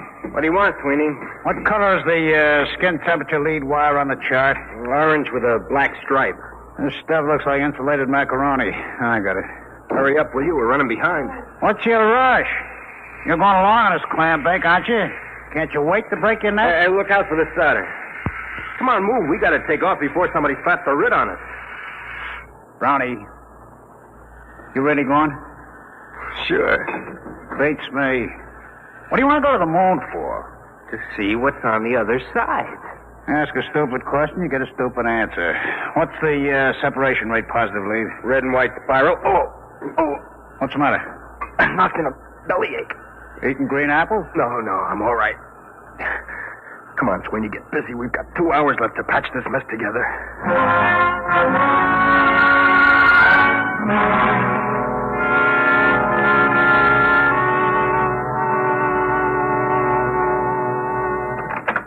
Mr. Bond. Oh, what is it, Sweeney? Brown. They just took him to the hospital. They what? Well, is he all right? He will be after they cut out his appendix. There goes our radio, man. There's no chance of finding a substitute? No, it's special equipment. Brown installed it himself. I've got it. Barnes here. What? Well, we'll have to delay the takeoff a month. Okay, goodbye. We can't, General. That was Hastings at Dry Wells. There's a United States Marshal driving over. Something leaked, and he's got a court order forbidding the takeoff. We were so close. Yeah. $1 million gone up the flue. You want me to give a standby, Mr. Bond? I suppose. Wait a minute. Sweeney. Yeah. You installed that communication equipment with Brown, didn't you? Yeah, but... Then you must know the operation. You could go in Brown's place. The moon? Oh, no, not me. It's an important project, Sweeney. The scientific advance... There's the military aspect, Sweeney. I had 4 years of the military aspect, General. That's enough. Afraid? You're darn tootin'. That ship is safe. Maybe, maybe not. But, Sweeney... Look, you guys aren't going to get anywhere pressuring me. Maybe you got reasons to go to the moon. You, Mr. Barnes, you got $1 million tied up in the ship. It's your scientific baby, Doc, and the General's out on a limb in Washington. Well, what's in it for me? Now, that's no way to talk, Sweeney. It's an important advance for the whole world. You'll pardon the expression, baloney. Sweeney. I work on a scientific theory, too, General. Hooray for me, you look out for yourself. I ain't going. I don't like to say this, but this isn't the time to consider yourself, Sweeney. This country's defense hangs on being the first to develop space travel. Somebody else, not me. There's nothing I want on the moon. All right.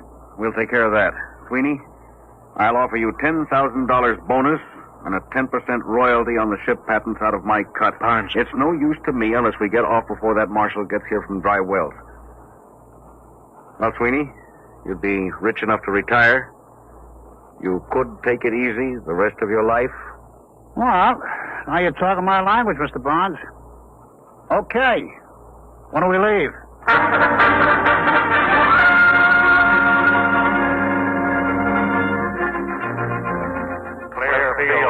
Clear field for firing. Clear field for firing. I said, Hastings. Right. I'll be tracking you from Control Center. Hey, what's that car doing? He's coming right out on the field. Marshal, Doc, General, Sweeney, inside. Hey! Hey, Barnes! Button her up. Hey! Hey there, commander of that ship. I've got a court order. You can't take off. Stop, mister. You can't do this. Hey! Hey! Save your knuckles, fella. You couldn't get in that ship with a blowtorch. Burns can't do this. Suppose you tell him all about it when he gets back from the moon.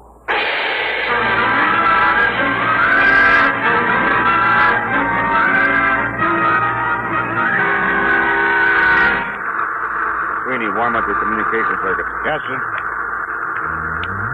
Calling traffic, Shack. Traffic calling Rocket Blue. Over. Get a clearance check. Give us a clearance, traffic. Over. All clear. Drywells is ready for tracking. Over. Power ready. Communications? Yeah. Co-pilot? Automatics ready. Give the warning signal. Give me a time check on the computer. 03:47:58. Stand by for count-off and firing. Stand by for count-off and firing. Roger. For check. 2:48. 10.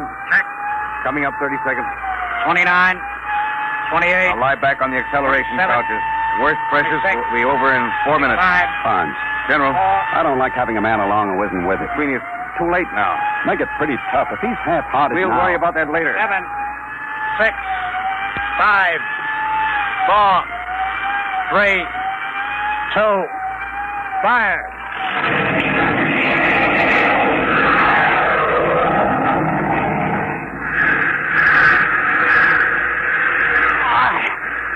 What happened? Noise. All gone.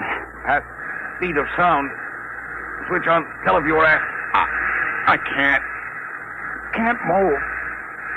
Pressure. Switch is right under your finger. Go on. That's it. Time, 3:50:12. Altitude, 2 miles. Get your sun goggles on. It'll be coming through in a minute. There's the dawn line. And the sun. It works.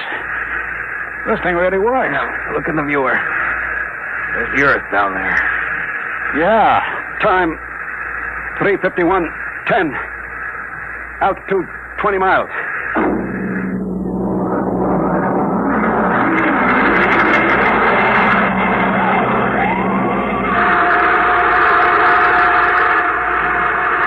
Time, 3:53:50. Altitude 807 miles. That's the end of the blast. We're in free fall.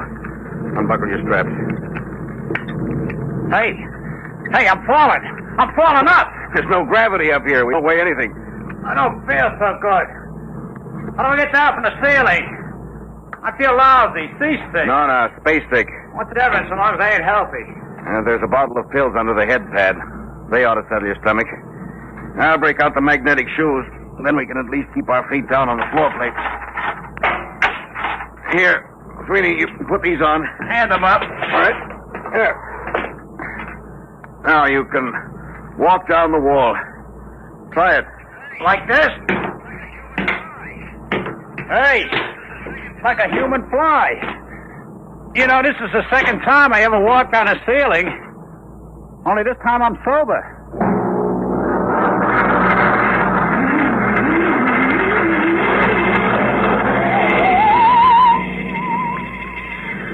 Hey, General, would you mind tapping that ham sandwich back and float it away from me? Feeling better, Sweeney? Yeah, I guess so. It's a heck of a note when your meal floats away from me before you eat it. Sweeney. Yeah, Mr. Bronson. I tried to crank out the radar antenna. She's stuck. Well, let me see.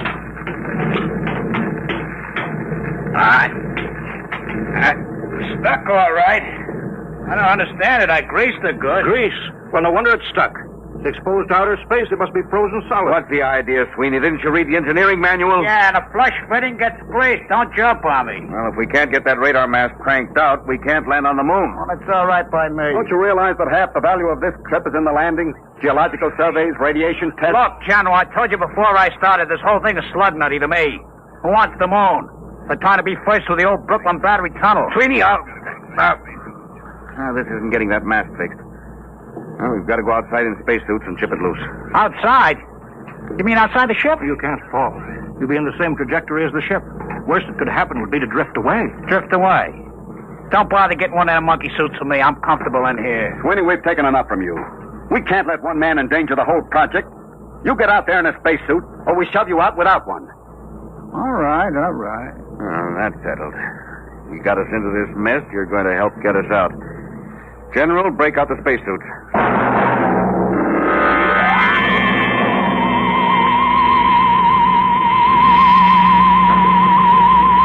Close the inner lock. Now, let's get this straight. Keep your magnetic shoes on the hull plates. Your safety line's hooked. If you break loose, we won't be able to go after you. You'll hit the moon at 20,000 miles per hour and squash. Hey, wait a minute. How come General Thayer don't go? That's right. He doesn't go. He's co-pilot. Okay. I just asked. All right. Now, let's make sure our intercom walkie-talkies are warmed up. All set. Check. All right. Fasten helmets. Hello. Hello, Doc. I hear you, Barnes. I'm okay. Check instruments. I'm going to pump out the lock.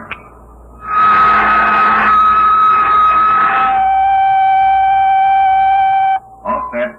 Open the outer door, Doc.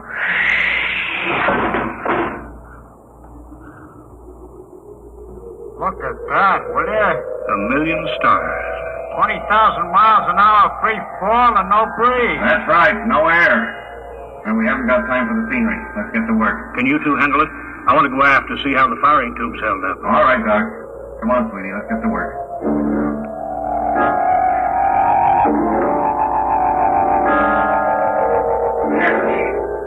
Loose now. Pull the mast out, sweetie. Slippery as a hog on ice. Yeah. Now, let's get back. Suits me. That's the Earth up there? Western Hemisphere. You can see America. That dark strip against the light. Pretty far away, huh? Barnes. Sorry, Graves. What's the matter? Help, I'm loose. I'm drifting. Doc, what happened? My shoe magnet's pulled loose. There he is. The safety line broke. Harry, help. He's too far to keep a line. Oh, he's cooked. We'll never get him back. Hello, General Thayer. All right, Barnes, I heard you on the control room speaker. I'm coming outside. Bring an oxygen tank. Got that? Right. Hurry. What are you going to do? Throw him a bottle of air and forget about him? Barnes, help. Now, all right, Doc. General Thayer's coming out of the lock. Where's Congreve? 50 feet out and down the left. Give me that oxygen tank. What are you going to do? Unhook my shoe first. You're crazy. You'll float away, too. I can use the pressure in the oxygen tank for a jet. Maybe I can ride the tank out there if there's enough power from the nozzle. Just turn the bell. There. What was that? Recoil's making my helmet light shake. I'll try it again. Hey, it works. Like an outboard motor. Keep going, Barnes. About 30 feet more. Swing a little to the left. All right. A couple more shots. There. Now, reach out for me, Doc. You're too far. I can't. Hang on, Doc. One more shot. There. Hang on. Can you get back, Barnes? If we don't, we tour the universe together. Hang on to me, Doc. All right. You aim us when I turn the bell. You're drifting farther, Barnes. There better be enough pressure to get us back. Here we go. Oh, we're moving. Yes, not fast enough. Pressure's almost down in this tank. There's the last of the gas. We're too far out, Barnes. They can't reach us with a line. Get you back to the ship. On the count of 3, push the tank as hard as you can. The reaction may shove us in close enough. Yeah. Ready? 1, 2, 3. Here he comes, General. Grab him. Reach out, Barnes. Grab the line. I got it. All in. Thank God. Well, let's have you aboard.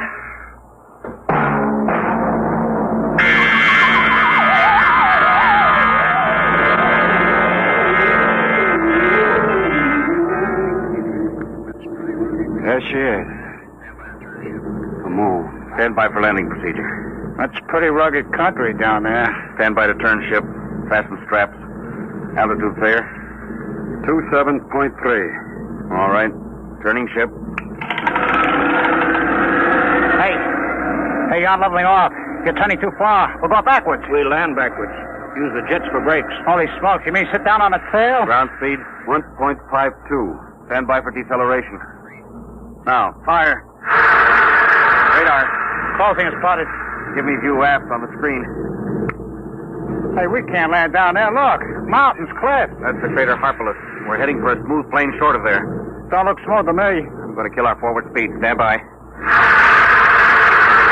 You won't clear the mountain. Give another blast. I can't. We won't have enough power to get home. You won't make that cleft on the right. Look out. We're going to crash. Barnes, blast. You've got right. Now. Automatic landing. Automatic in.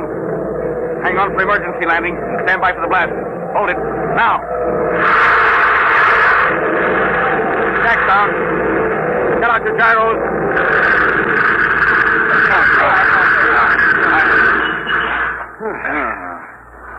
That was a lousy landing. Unsafe.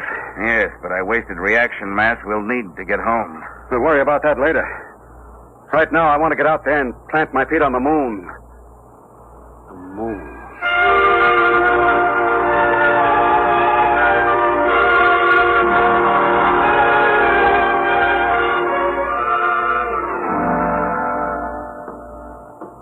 Ready to open the decompression lock? Check. I'm set. And you're inside control, Barnes? Yeah. Sure you don't want to leave the ship? I'll be out later. I've got to contact Earth. All right, let's go. Open the outer door. All right, be sure you don't fall. You puncture your suits on the rocks, you're done. And look out for the low gravity. You'll weigh 1/6 what you did on Earth. All right, let's go. Hey, what is this stuff? Dust? Found it, Rob. Go ahead, Doctor. Claim it officially. Yes. In the name of the United States of America, I take possession of the planet Moon of and for the benefit of mankind. Well, let's now get down to business. Sweetie, you set up the astronomical camera. Barnes, what's the matter? Get back here, all of you, right away. We were just starting work. You've got to get back. I've been talking to Earth. We may not get off. We may be stuck on the moon for good.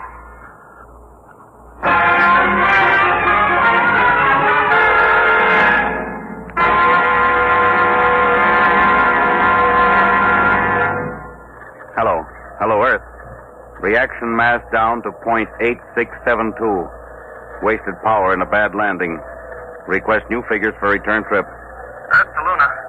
Looks bad, Mr. Barnes. I'll have to run it through the machine. In the meantime, dump everything you can. I'll check back with the results. I'll be standing by. Roger. Out. Well, Barnes? Well, we wasted too much power on that lousy landing. Hastings checked the figures. We've got the lightened ship. We've got just 4 hours to get off. If we miss that, we don't get another chance to hit the Earth for another month. We don't have more than 10 days' oxygen supply. Exactly. Come on, we better start dumping, and we better pray we can get rid of enough weight.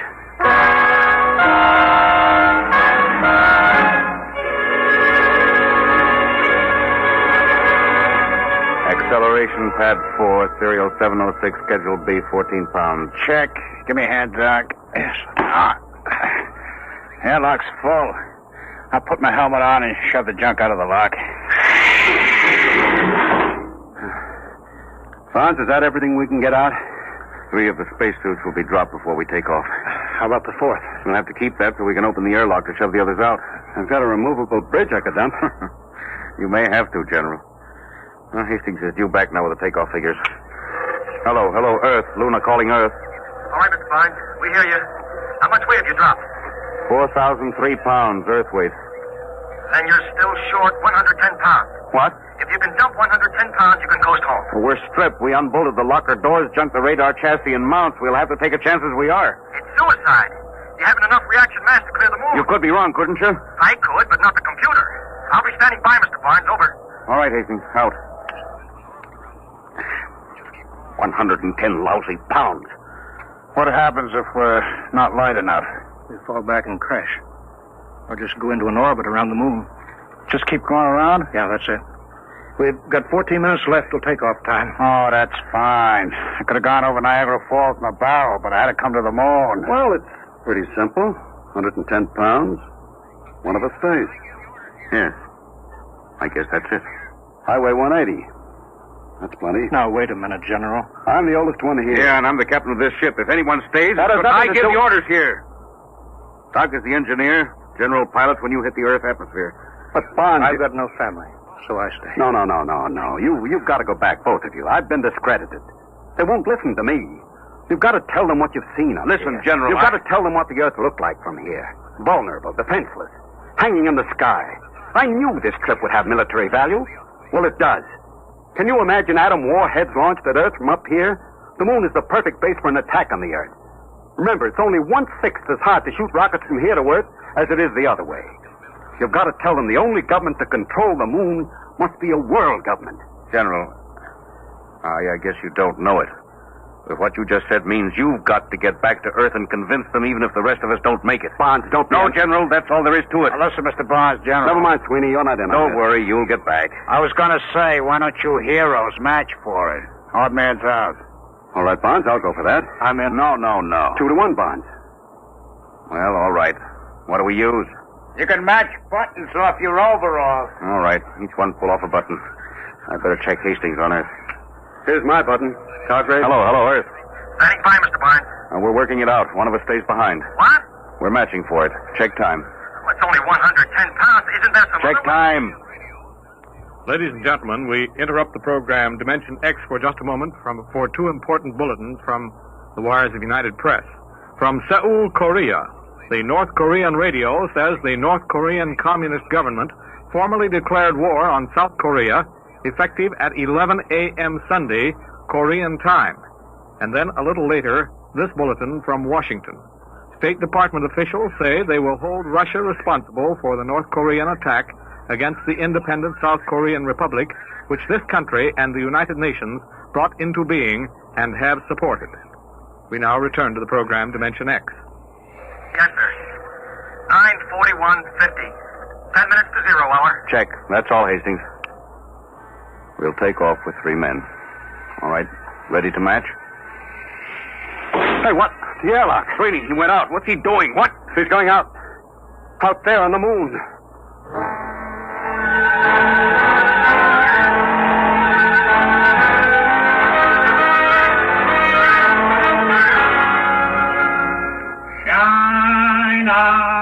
Shine on, Harvest. Hello, Sweeney. Can you hear me?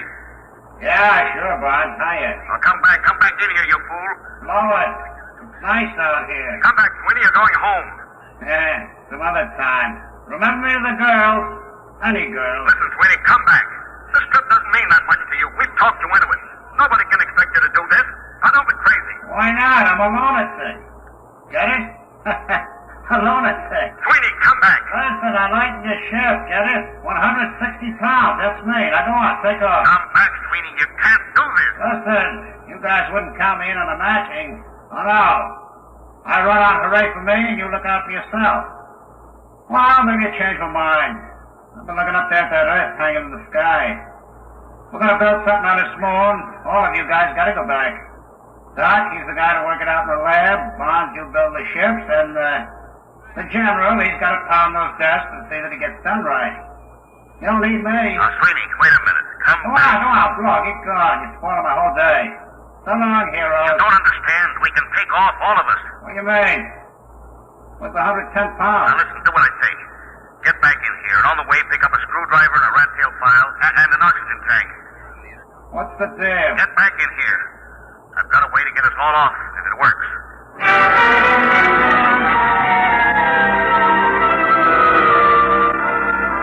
Now, Sweeney, we're reading you clear on the intercom speaker. You in the airlock yet? Yeah. Now, your spacesuit weighs around 70 pounds. The radio weighs 50. Yeah, but I can't open the outside door of the airlock without my suit. What are you trying to pull, Bonds? After you chuck the radio out, you file a hole in the gasket on the outer door. Got that? Then you tie your safety line to the oxygen tank, pass it through the hole. It hangs outside. You got that? Yeah. Then you close the outside door, get out of your suit, come in here. We close up, decompress, and open the outside door again. Oh, I get it. The tank pulls the suit out of the lock. Right. And if it works, we all get home. Now, hurry now, Sweeney. 8 minutes to calculated takeoff time. 8 minutes.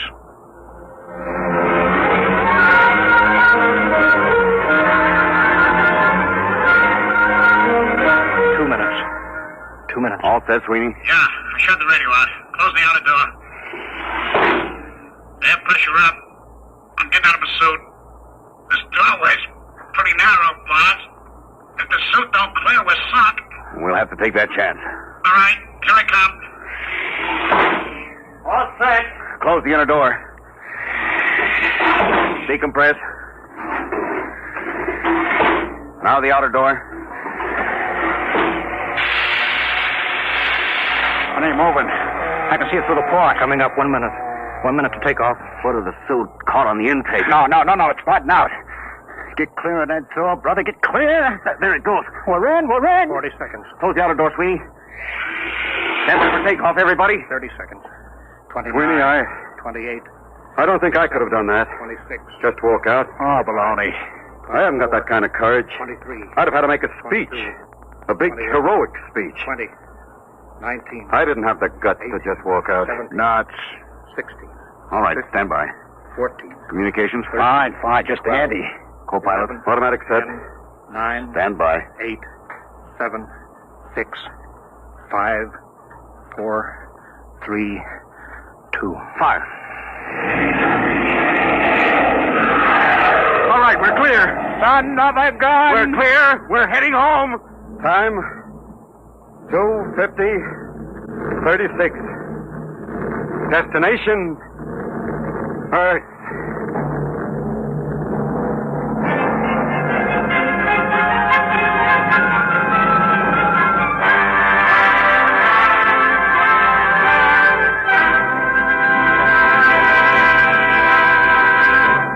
You have just heard another adventure into the unknown world of the future.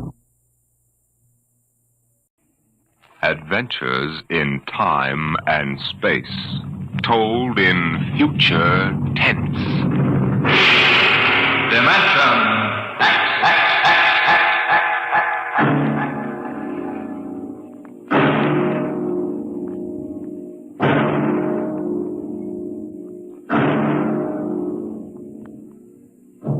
Can you predict the future? Can you tell what will come in 100 years? Or in 10? Or in the next minute? Tonight we present two ventures into the unknown. Two fantasies of the future, chosen from the works of one of our most brilliant young science fiction writers, Ray Bradbury. First, his story entitled, There Will Come Soft Rains.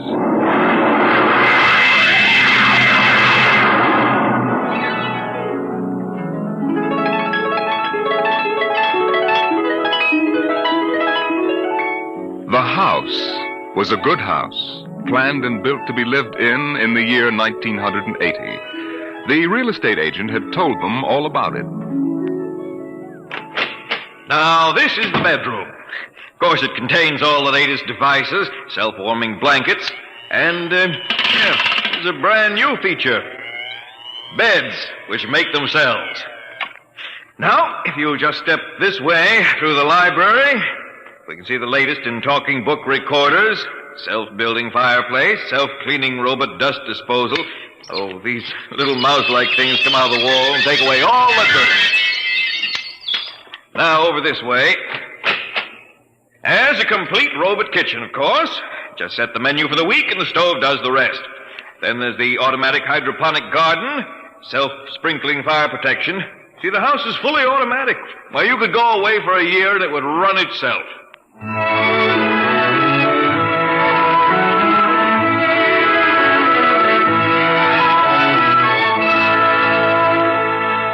And so the family took the house. The man and the woman and the two children. A boy and a girl. And they lived contentedly, enjoying music and poetry and the rich, warm things in life. And the house fed them and slept them and entertained them. It made a good life for them. Until one day, there were 10,000 explosions, and the world shook, and red fire and ashes and radioactivity fell from the sky. The happy time was over.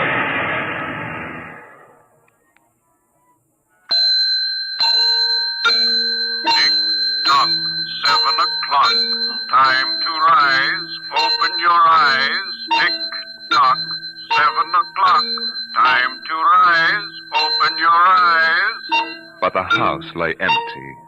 The clock talked to the empty morning. In the kitchen, the stove sighed and ejected from its warm interior 8 eggs, sunny side up, 12 bacon slices, 2 coffees, and 2 cups of hot cocoa.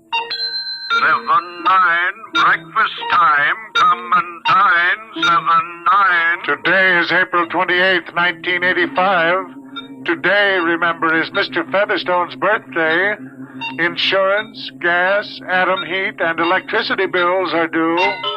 In the walls, relays clicked, memory tapes glided under electric eyes, recorded voices moved beneath steel needles.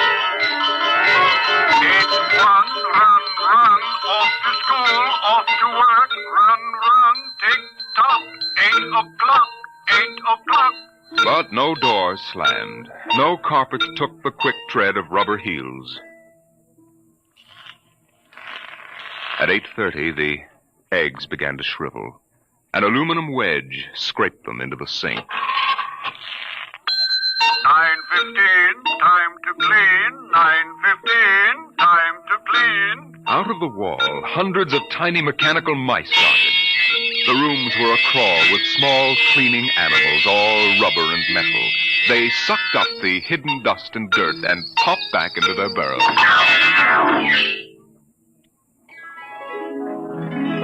At 10 o'clock, the sun came out from behind the rain.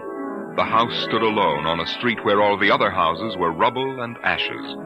At night, the ruined town gave off a radioactive glow which could be seen for miles.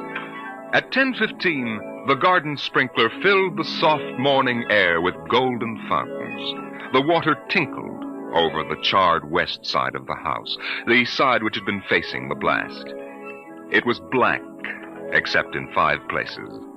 One of the 5 places was a silhouette of a man mowing a lawn, just as he'd been the instant the radioactivity burned his image into the side of the house.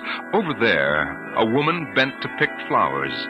Still further over, their images burned into the wood, where a small boy, hands flung into the air. Higher up, the image of a thrown ball, and opposite, a girl, her hands raised to catch a ball which never came down. 5 people. 5 spots of paint. On the front porch, the dog whined and shivered. The front door recognized the dog's voice and opened. The dog padded in wearily, thin to the bone, covered with sores. It ran to the kitchen and pawed the kitchen door wildly. Behind the door, the stove was making pancakes which filled the house with their odor, as prescribed by the automatic preset menu selector. The dog frothed, ran insanely, spun in a circle, biting its tail, and died.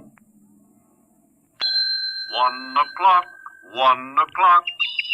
Delicately sensing decay, the regiments of mice hummed out of the walls, soft as blown leaves, their electric eyes glowing. 1:15. The dog was gone. 2:15. Bridge tables unfolded from the walls of the patio. Playing cards fluttered onto pads. Martinis appeared on an oaken bench. But the tables were silent, the cards untouched. 5 o'clock, 6 o'clock, 7 o'clock, 8 o'clock, 9 o'clock. Dinner was made, ignored, flushed away. Dishes were washed. In the study, the tobacco stand produced a cigar with half an inch of gray ash upon it, smoking, waiting. The hearth fire bloomed out of nothing. 9 o'clock, 9 o'clock. The beds began to warm their hidden circuits, and the phonograph spoke from beside the fireplace. Mrs. McClelland, what poem would you like to hear this evening? Mr. McClelland? Since you express no preference, I shall select at random from among your favorites. Sarah Teasdale, There Will Come Soft Rains. There will come soft rains, and the smell of the ground, and swallows circling with their shimmering sound, and frogs in the pools singing at night, and wild plum trees in tremulous white. Robins will wear their feathery fire, whistling their whims on a low fence wire, and not one will know of war. Not one will care at last when it is done. Not one would mind, neither bird nor tree, if mankind perished utterly. And spring herself, when she woke at dawn, would scarcely know that we were gone. The phonograph finished the poem. The empty chairs faced each other between the silent walls. At 10 o'clock that evening, the house began to die. The wind blew the bough of a falling tree into the kitchen window, smashing it. A bottle of cleaning fluid crashed on the stove.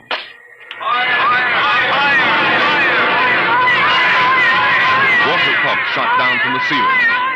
But the solvent spread onto the doors, making fire as it went. Other voices in other rooms taking up the alarm. The windows broke with the heat, and the wind blew in to help the fire. The fire crackled upstairs at paintings, lay hungrily on the beds, devoured the rooms. The house began to shudder. The bared skeleton began to cringe in the heat. The wires revealed as if a surgeon had torn the skin off. Voices screamed in every room. Windows snapped open and shut like undecided mouths.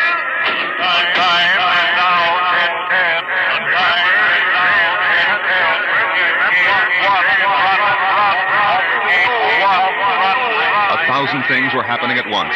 Like the interior of a clock shop at midnight, all the clocks were striking, making a merry-go-round of squeaking, whispering, and rushing. In the kitchen, the stove hissing hysterically was making breakfasts at a psychopathic rate. 10 dozen pancakes, 6 dozen loaves of toast. Then, there was silence. The film spools were burned out. The wires withered and the circuits cracked. Then the house began to breathe its last. The beams began to give at the foundations. Long cracks appeared in the concrete. The seams were burst from the heat. And finally, with a huge rumble, it crashed into dust and rubble.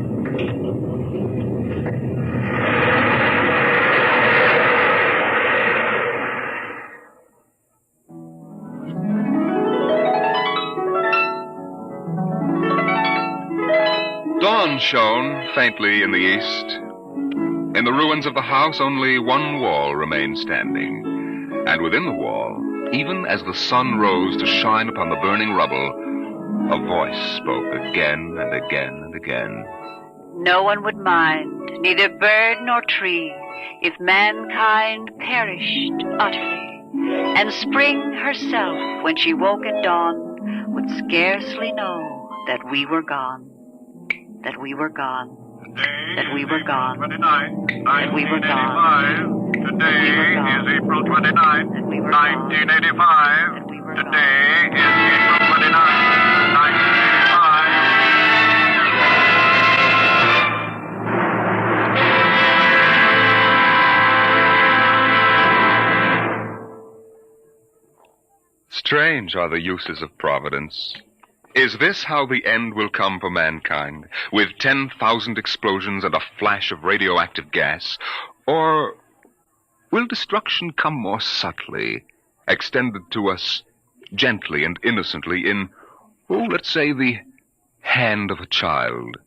Who knows in what manner 0 hour may arrest the world we know?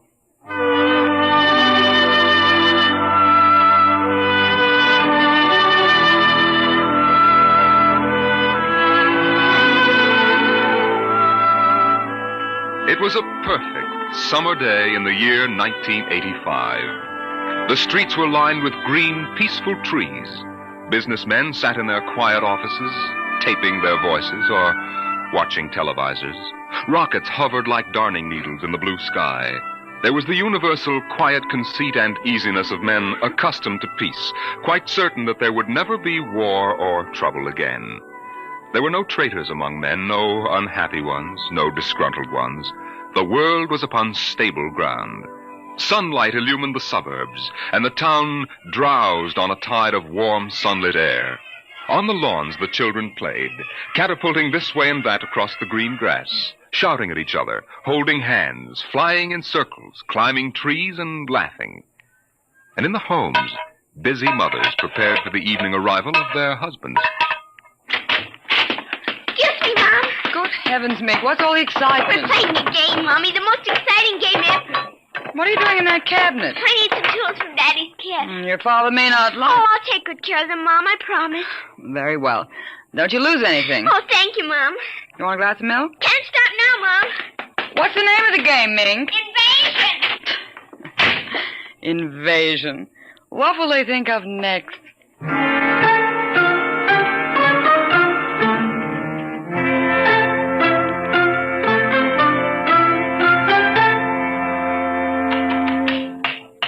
Now this, and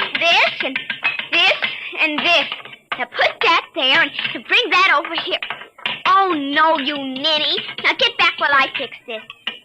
There, they want it this way, see? Here, just let me fix it. Oh, Mink, it's that smarty pants Joseph Connors. Don't let him play. He's 12 years old. Don't worry, I won't. What you playing, Mink? None of your business, smarty pants. I want to play. Can't. Why not? You're too old. Just 'cause you're only 8. No, you'd only laugh at us and spoil the invasion. Make him go away, Mink. Go away. This is my backyard. Who wants to play with you and your old fairies anyway? They aren't fairies. Nuts to you. I don't want to play anyway. Good riddance. I'm glad you didn't let him play, Mink. He'd only laugh. Now, we'd better talk to Drill and get some more instructions, Art. Now, here's your pad and pencil. Where is Drill? Drill? Here, Drill. Drill? Well, he's in the rose bush, I think. I'll talk to him myself, and you write it down in the pad. Okay. Drill? Drill? Okay. Drill wants you to write down triangle. What's a triangle? Never mind. Drill will tell us when he wants us to know. It helps the invasion. How do you spell it? Well, I'll ask Drill. Drill, how do you spell... Here's your mother, looking out the window. Mink? Yes, Mother? Who are you talking to? The rose bush, Mom. Only it's not really a rose bush. That's Drill. Who's Drill? He's planning the invasion. Oh, I see. Well, you better come in and clean up for supper. Your daddy will be home soon. In just a second, Mom. You got that, Art? See now what? 4, 9, 7, and A, and B, and X, and a fork, and some string, and a hexagonal droopy. Come on, Mink. Supper's in 10 minutes. Okay, Mom, just a minute. I have to tell Drill. I wish we didn't have to eat, though. It holds up the invasion.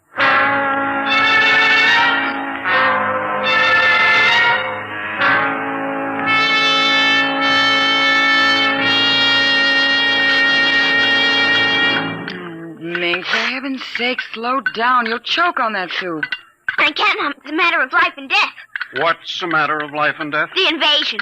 What invasion is that? Oh, just some silly game the children have been playing. Well, whatever it is, Mink, it'll wait until you've finished your supper, I'm sure. I don't want any more.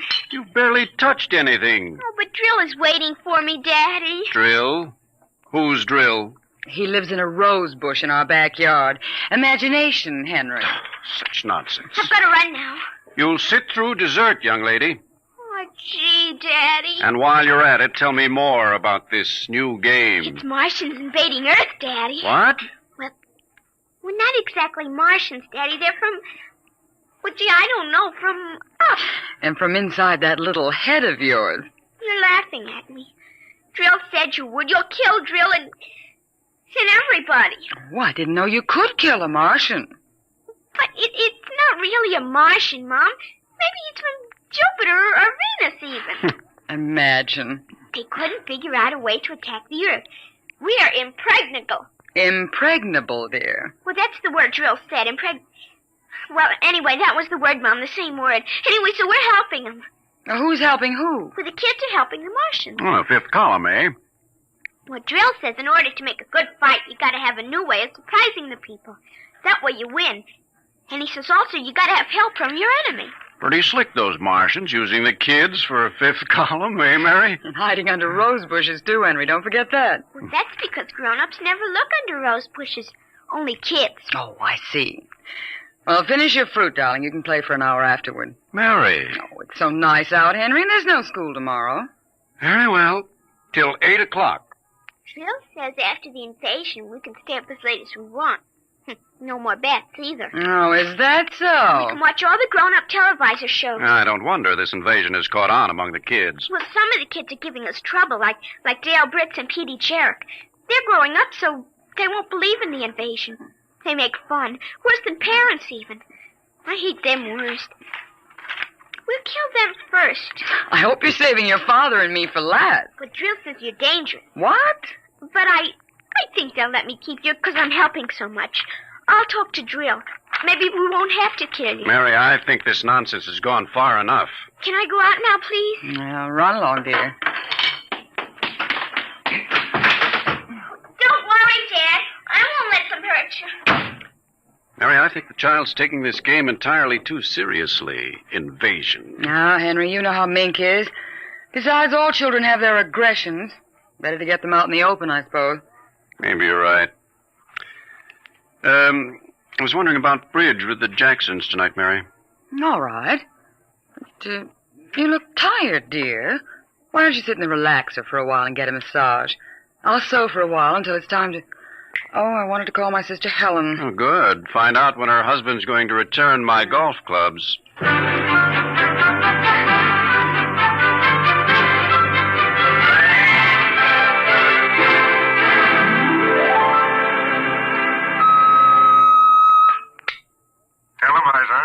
Would you please connect me with Mrs. Helen Rogerson on channel 72Z, Pittsburgh, Pennsylvania. What is your channel, please? 817X, New Rochelle, New York. Thank you. Just a moment. Go ahead. You can see your party now. Hello, Mary. How are things in New York? Fine, Helen. How are things in Pittsburgh? You look tired. Oh, I've been having a terrible time with the children. Sick? No, just underfoot. They've got a new game that's got me just about crazy. It's called Invasion. Did you say invasion? That's right. Well, isn't that strange? My Mink is playing it, too. My boy Tim is all involved with some imaginary fellow named Drill who's running the invasion. Must be a new password. Mink likes him, too. How do you suppose these games start? My backyard looks like a scrap drive. They've got every conceivable kind of mechanical gadget arranged out there. I talked to Josephine Schiller in Boston, and she says her kids are wild about it, too. It's sweeping the country. Remember when it was the Roomba? Please, dear, I'm not that old. Mommy! Oh, please, Minky, I'm on the televisor. Come on, see your Aunt Helen. Hello, Mink. Hi, Aunt Helen. Look what I've got. What is it, honey? Well, it's a yo-yo. Look when I unroll it. See? Well, Helen, look, it vanished. Where did it go? Into another dim... She means dimension. I'll say the darndest thing. My Timmy brought one home, too. I can't figure out how they work. Make it reappear, honey. There. See, it's easy. Where'd you get it, dear? Jill gave it to me, Mom. Mink? Bye, Aunt Helen. Gotta run now. Mink, you come back here. I want to talk to you. Hey, Mom. 0 hour. It's 5 o'clock. Mink! Bye! Oh, I can't understand it. The child's never been so unruly. Helen... Do you suppose that... What? Nothing. Just a wild thought that... Say, the reason I called, I want to get that black and white cake recipe, and Henry wants his golf clubs. I don't know what he'll do. What was that? I don't know. One of the children must have been hurt. I'll have to run and see. Call me back tonight, will you? All right, Mary. Bye. Mink, come here. Yes, Mom. What is it? Who screamed? Peggy Ann. All right, what happened? Well, she got scared and went home. Did you hit her? No, she just got scared. She's a scared baby anyway. We won't let her play anymore. She's getting too old. Now, Mink, tell me why she cried. No, I can't. Mink, you'll answer me this instant or come inside. I've had enough of this nonsense. Gee, I can't quit now, Mom. It's almost 0 hour. Then tell me what frightened Peggy Ann. Okay, she saw Drill. Drill? He almost came through. He was just testing. Through what? Well, those pipes and things we set up. She looked into one of the pipes and screamed. I guess she saw Drill. And no one hit her? Very well, Mink. I'll call Peggy Ann's mother and see how she is. And I'll call you for your bath in half an hour. Your father and I want to go out tonight. You won't be able to go out, Mom. Why not? 0 hour is 5 o'clock, Mom.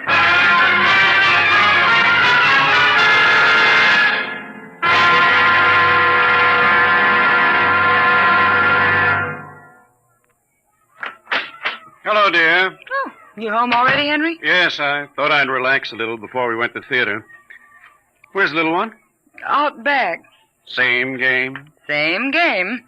They've got a stack of pipes and hammers and spoons a mile high out there. Children, why do we have them? Yeah, strange little creatures, aren't they? Even Mink, Henry. She's a part of us, and yet what do we really know about how she thinks and feels? Oh, I didn't mean to start a philosophic discussion. Kids are such a queer mixture of love and hate, though. Even normal, healthy kids. They need you and they're dependent on you, and yet they resent that dependence. You sound like a child psychology course I once took.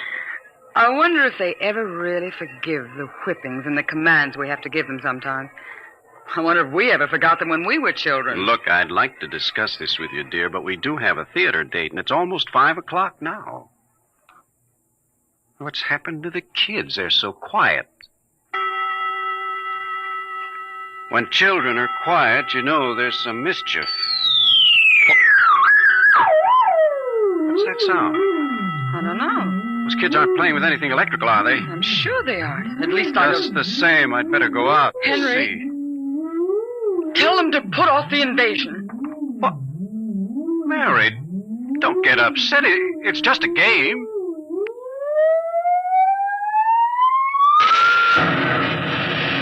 Good Lord, what's that?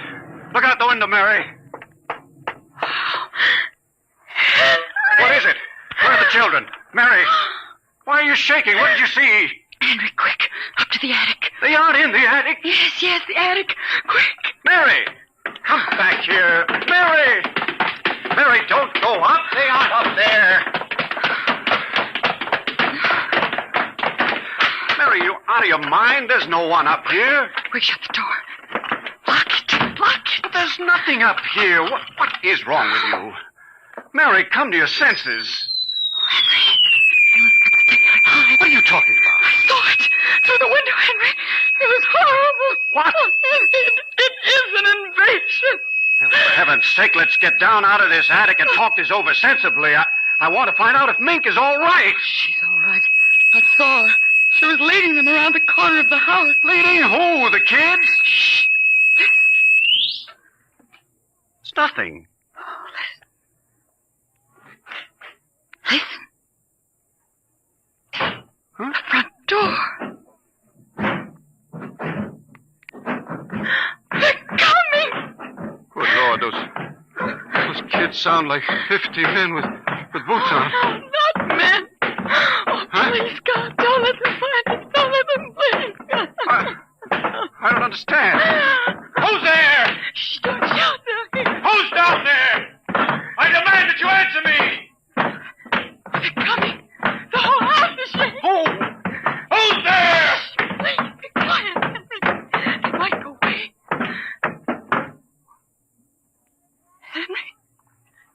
Henry? Mom? Dad? Are you in the attic? Henry, listen. It's Mink. Mink. We've got to save her. Henry, you don't understand. She's leading them. What? She's leading them. She's on their side. Oh, please, God, forgive them.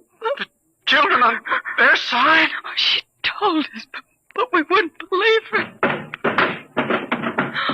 Henry, they're coming out! Mom? Dad, we know you're in there. Well, I guess you better melt the lock, Trill. Henry, the lock! It's melting! The door! Oh, dear God! Mom? Dad? Oh, I see you now. Peek-a-boo!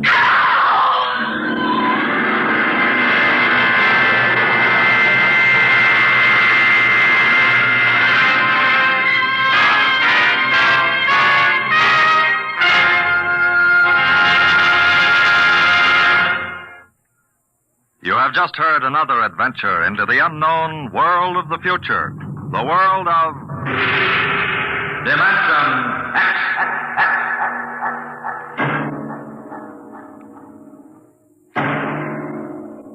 Next week, Destination Moon, a preview of the movie which is soon to have its world premiere in New York, telling the Robert Heinlein story of man's first trip to the moon.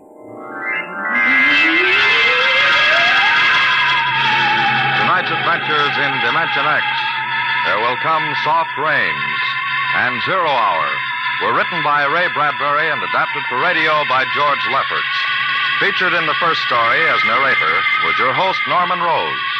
The leading players in Zero Hour were Denise Alexander as Mink and Rita Lynn as the mother, Roger DeKoven as the father. Music by Albert Berman. Engineer Don Abbott. Dimension X is produced by Van Woodward and directed by Edward King. Robert Warren speaking. Transcribed in future tense. Dimension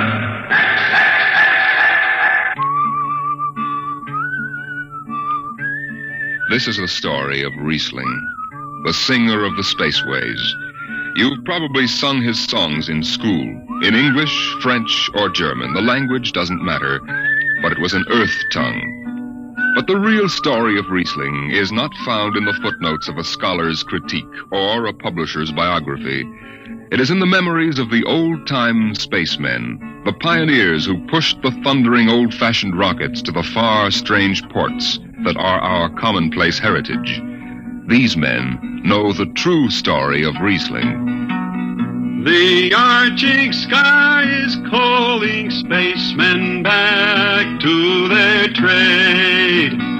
All hands stand by, free falling, and the lights below us fade. Outride the sons of terror, far drives the thundering jet, up leaps the race of earthmen, out far and onward yet.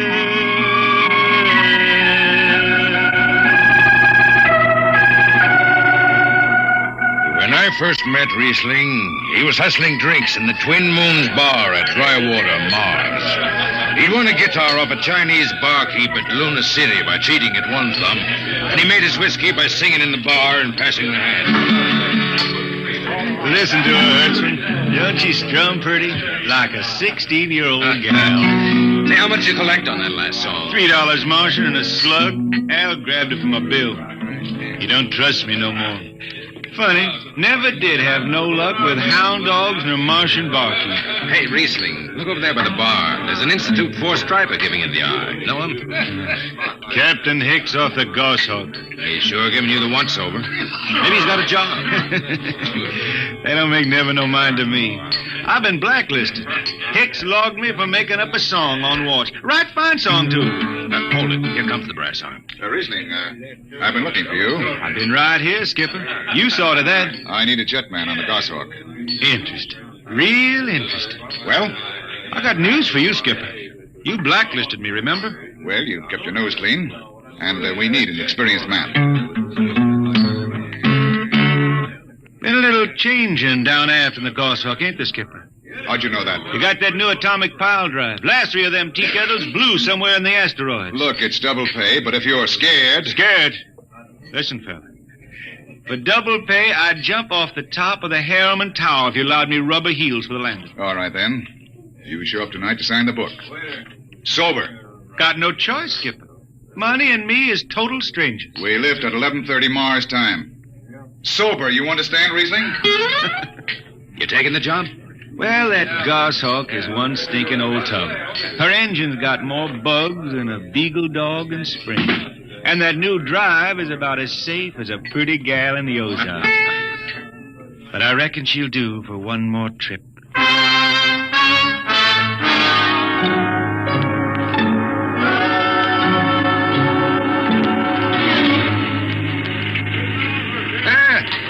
Welcome home, Riesling. Hi, Jimmy Legs. Meet my friend Hertzman. He's signing on as a wiper. This is Jimmy Legs Casey. He's bosun.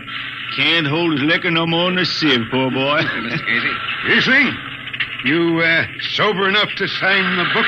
Drunk or sober, I make my mark. Stand aside. 3 X's? It took me a middle name. Yeah, you 2 lay below. And Hertzman. Aye, sir. Get him sobered up before the skipper makes rounds. Jimmy Legs, I'm sober as a hanging judge. Yeah? Well, you can leave that bottle here. What bottle? The one in your back pocket. Oh, glass buttons, maybe, huh? Give it here. Jimmy Legs, I swear I'm going to write a song about you. Go ahead, threaten me. Now get below. We raise ship in 30 minutes.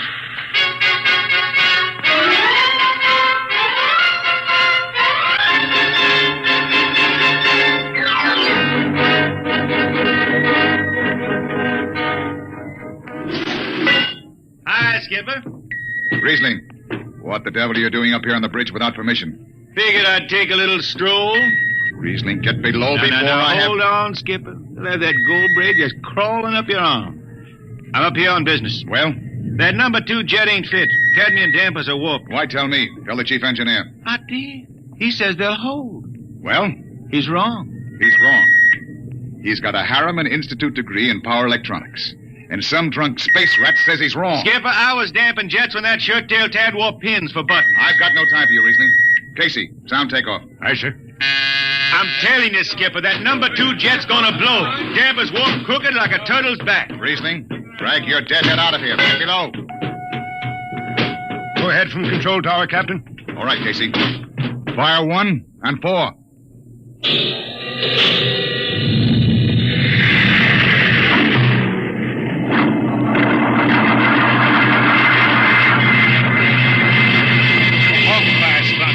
Blast for 3 watches before going into free flight. Riesling and I had the second watch. Damping was done by hand in those days with a multiplying vernier and a danger peeper. And as long as the peeper ticked off slow and steady, we knew the ship was safe. For a while. Hey, Riesling, you better stow that guitar. If Jimmy Legs catches it, he'll blow a gasket. Don't worry, I can damp this tea kettle in my sleep. How's number 2? All right, so far. Did you ever hear that song about Hicks, the one that got me blacklisted? Oh, the skipper is the father of his crew, a gentle guide and light to me and you. But on Mars he likes his women if they walk or if they're swimming, or if they've got 6 arms instead of 2. Hey, the second verse is better. Now the skipper likes his liquor by the quart. Yes, he'd go from Mars to Venus for a snort. He'll drink rocket fuel and... Well, hi, Skip. Didn't see you come in. You were too busy, eh? Who's watching the gauge? I got an eye on it. Don't you fret none. Riesling, I'm going to fix it so you can't get a berth on a rocket-powered pogo stick. Report to Casey under arrest. I don't rightly think I will. You what? You kind of forget, Skipper. According to Space Code, you can't remove a jetman till the end of the watch, right? Now, look, you corn-fed space lawyer. Now, is that a rule or ain't it? Riesling, your shift is over at 2300. And I'll see you ride the rest of the way in slop locker. Maybe. Maybe. In the meantime, you clear out of my power room. I gotta make me up a 3rd verse for my song.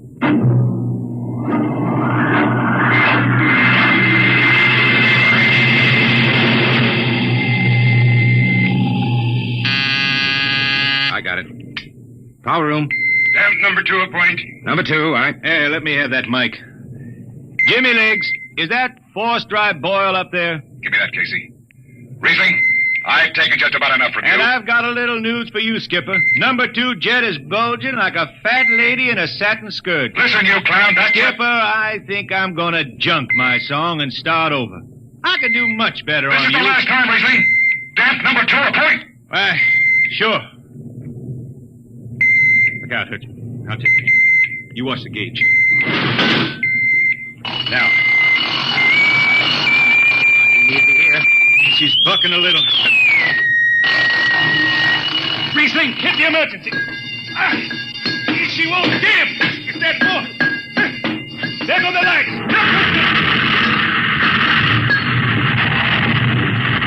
Riesling, stay down behind the baffle. I've got to take a look. It's radioactive. Look out. I've got a piece of hot stuff under the tube. What's going on down there? Shut up, Jimmy Legs. I'm busy. She's tight now.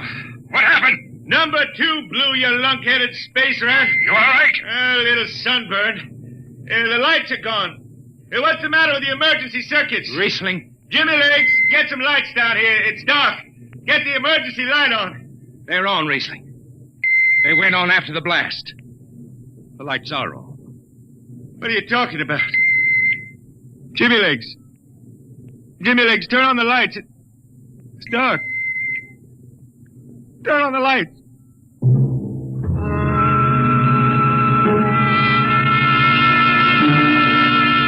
That blue radioactive glow from the jets was the last thing Riesling ever saw. His optic nerve was burned out in an instant. He was in sick bay on the rest of the trip. And on the swing back, we set Riesling down at Drywater, Mars. Look out for the cable, Riesling. Thanks, Hertzman. Hey, Riesling! That you, Jimmy Legs? Hold up a minute, will you? Riesling... Jimmy Legs, I promised I'd write a song about you, didn't I? Sure, Riesling, sure. Can't seem to sing like I used to. Look, Riesling, the men up on the bridge feel kind of bad about this. Yeah? Why didn't they think of that when Riesling told them that damper was shot? Now, Hertzman, that's all over. Sure. That's all forgotten. Riesling, let's go down to the Twin Moons before I vomit. Now, hold it. The skipper feels pretty bad about the whole thing, Riesling. Kind of late for that, Jimmy Legs. Feeling sorry don't hold no corn. The boys passed the hat. The skipper kicked in half a month's pay. Did he now? Then on principle, I suppose I ought to tell him to stuff it back up the jets. But you can't buy no drinking whiskey on principle. I'll take it. Here you are. I'll get it. I'll be seeing you, Riesling. Sure, Jimmy Lee. Sure. Come on, Hertzman. Let's get that drink.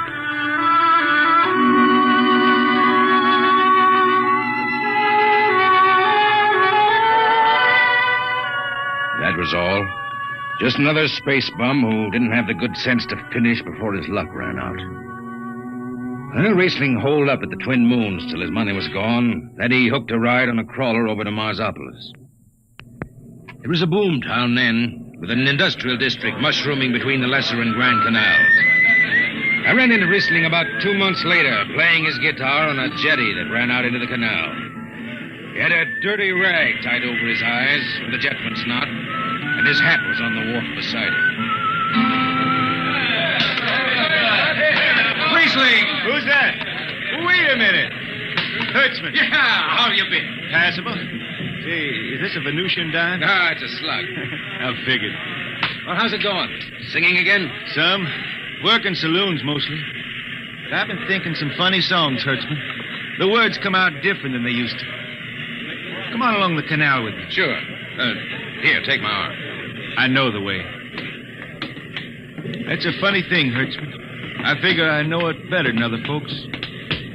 Look back there, towards the city. What do you see? Factory towers. Smell them from here.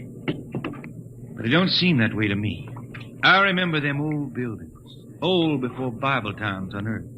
Thin and graceful like the fairy palaces my Grammy used to tell about down home in the hills. They've torn them down now, or else blocked them up with cinder bricks. Hertzman, when I stand out here on the canal, I can see it the way it used to be. The water, ice blue with the stars shining up out of it. Way off there, the city with the towers sweeping up like a bird flying off a tree. I can see it. It's the dirtiest stinkhole in the system. Not always. Depends on how you see it. Bone tie the race that raised the towers, forgotten are their lores. Long gone the gods who shed the tears that lap these crystal shores. Slow beats the time-worn heart of Mars beneath this icy sky. The thin air whispers voicelessly that all who live must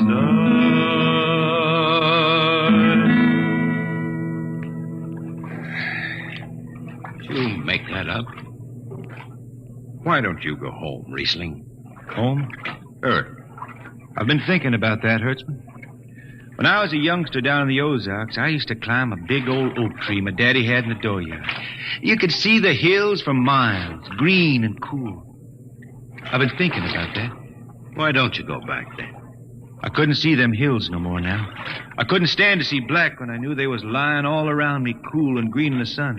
I couldn't stand that. Yeah. Well, let's get back to town, Hertzman. Today I made $3.50 Martian. I'm all set to drink it down before dawn. Come on!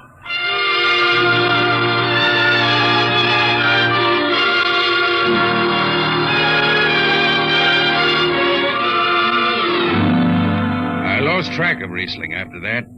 I shipped out on a slow freight of the Condor class for Luna, and he hitchhiked to ride to Venusberg on an ore ship in a tri-planet run. And so he beat around the system. Venusberg to Layport to Drywater to New Shanghai and back. Any spaceport was his home, and no skipper had refused to lift the extra mass of Riesling and his battered guitar. He made up his songs, sitting out watches down in the power rooms with old shipmates, while the monotonous beat of the jets shook the hull plates. Hear the jets, hear the jets, hear them snarl at your back when you're stretched on the rack. Hear the jets, feel the pain in your ship, feel the strain in your grip. Hear the jets, feel her rise, feel her drive, strands steel come alive on her jets.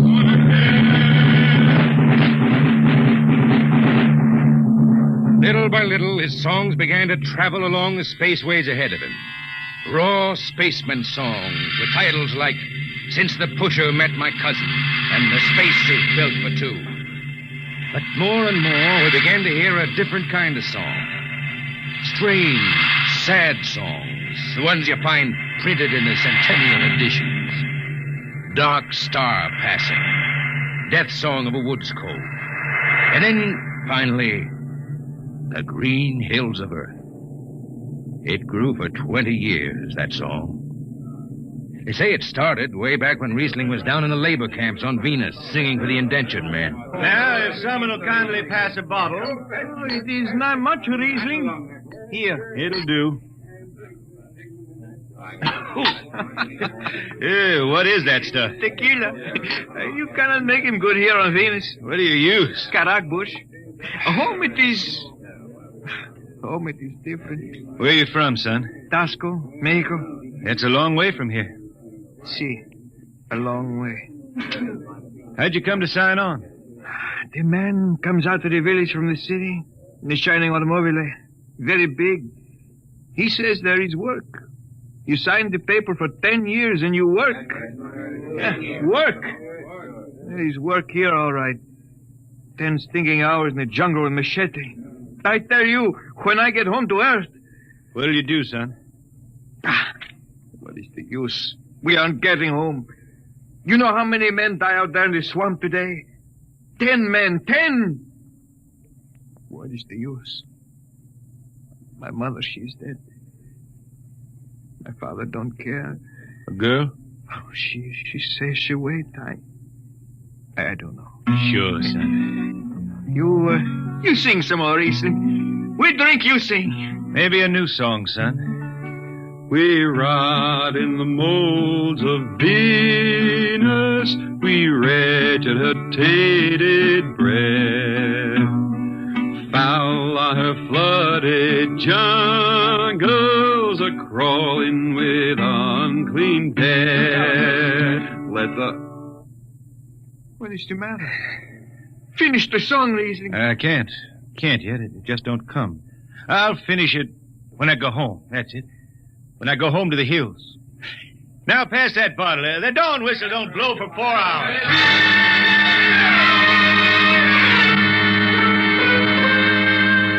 That's where the Green Hills started. And I was there when it was finished. It was 20 years after that. And there wasn't a man flying or on the beach hadn't heard of Riesling and his songs. He was getting old now for a spaceman. He was a familiar figure through the whole system. Tall, gaunt, and with that dirty bandage tied across his blind eyes. I was chief jetman then on the old Falcon. We were cradled at Venus Alice Isle, scheduled for a direct jump to Great Lakes, Illinois, on Earth. I was checking in dunnage when Riesling felt his way up the gangway and came through the lock. Riesling! Who's that? Mike Hertzman. Hertzman. Well, what are you doing on this old hog? I figured I'd ride her back to Earth. Earth? Are you going home, Riesling? I thought you were never going to make that run. I've been hankering to set foot in the Ozarks again. How about those hills? I've been singing about him so long now, Hertzman. I got to finish the song. I got to set foot in the dooryard and hear the wind through that oak tree. About the last thing I'll be doing. I got to get home before... Riesling, there's a new company policy in effect. You see, Hertzman, I'm getting just a little old. But Riesling, listen. No more deadhead rides. The new code book is in force. Oh, I seen code books come and go. The skipper's one of them youngsters fresh out of Harriman Institute cadet training. He's liable to throw the book at you. At me? I've been around space as long as Halley's Comet and Brewster's Ridge. I'm going back to Earth, the cool green hills of Earth. I'm going home. All secured, Hertzman. What are you doing here? That's Riesling, Captain. Riesling, huh? I'm dragging it back to Earth, Captain. Not in this ship. Hertzman, have this man removed. Funny thing, Captain, I've sprained my shoulder suddenly. Look, Skipper, you're a youngster. You're pretty new out here. I'm going home. You don't know what that means to an old man, going home. I can't take you. Against the Harriman Code. Oh, now look, Skipper. You can slide me by to the distressed spaceman's clause in that code book. Distressed spaceman, my eye. You've been bumming around the system for 30 years. Skipper, you make me do something I never done for no one before. I'm an old man. An old blind man, and I want to go home. I ain't never crawled in front of a four-striper in my life, but you gotta let me drag home. The law says a man's got a trip coming to him. You can stretch for a poor old blind man, now can't you? You got it, Skipper. All right, you old space rat. But keep out of the way. I run an efficient ship, and I don't want any trouble. No, sir, no trouble. I'll just lay down to the power room. I'd kind of like to be near the jets when they blast off. For Earth.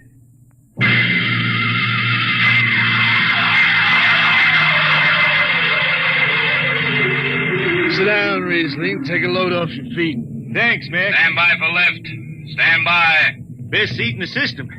Power room and an old Hawk glass ship. Power room, fire 3. Aye, sir.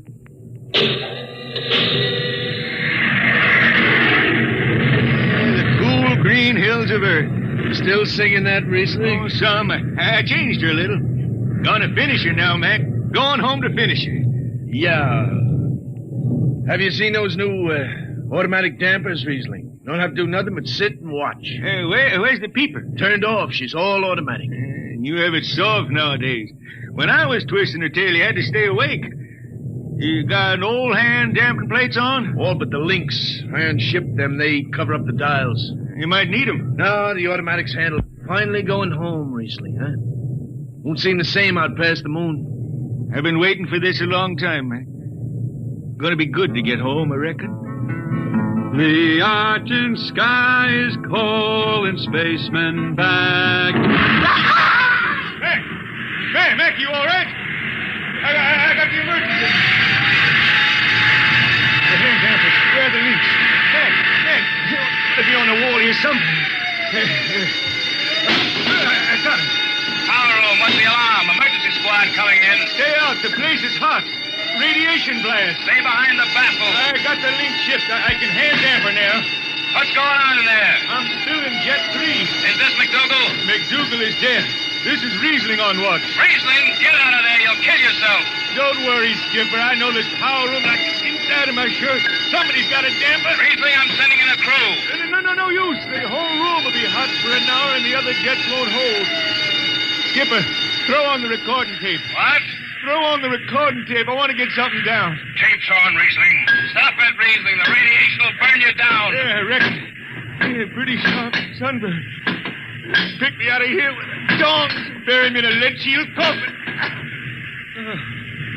Okay, Skipper. She's clean. Radiation's getting brighter. I can almost see it. Bright, rosy like the sun. Like the sun over the hills down home. I got my song figured right now. Here it comes. We pray for one last landing on the globe that gave us birth. Let us rest our eyes on the fleecy skies of the cool green hills of Earth. can see him now. He's huge. The sun. I can see the sun. That's the way he died.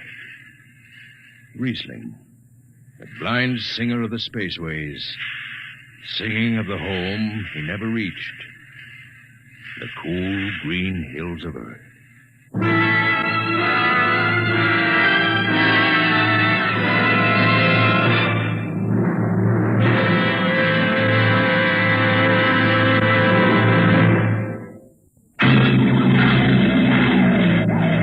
Be with us at this same time next week for another adventure into the unknown world of Dimension X. Adventures in time and space, told in future tense. Dimension X.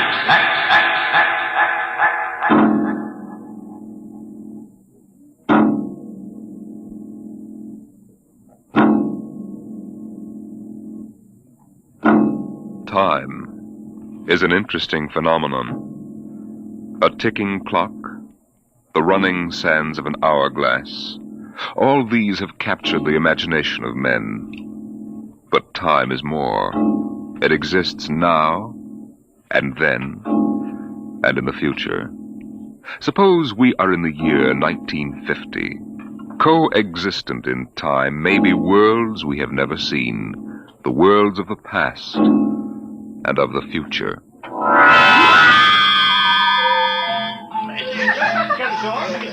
The year was 1950.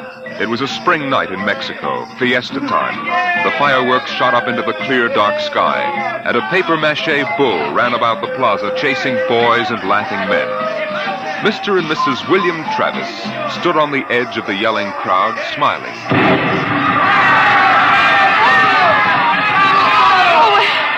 What is it, Bill? What are they saying? They're cheering for the bull. Here he comes.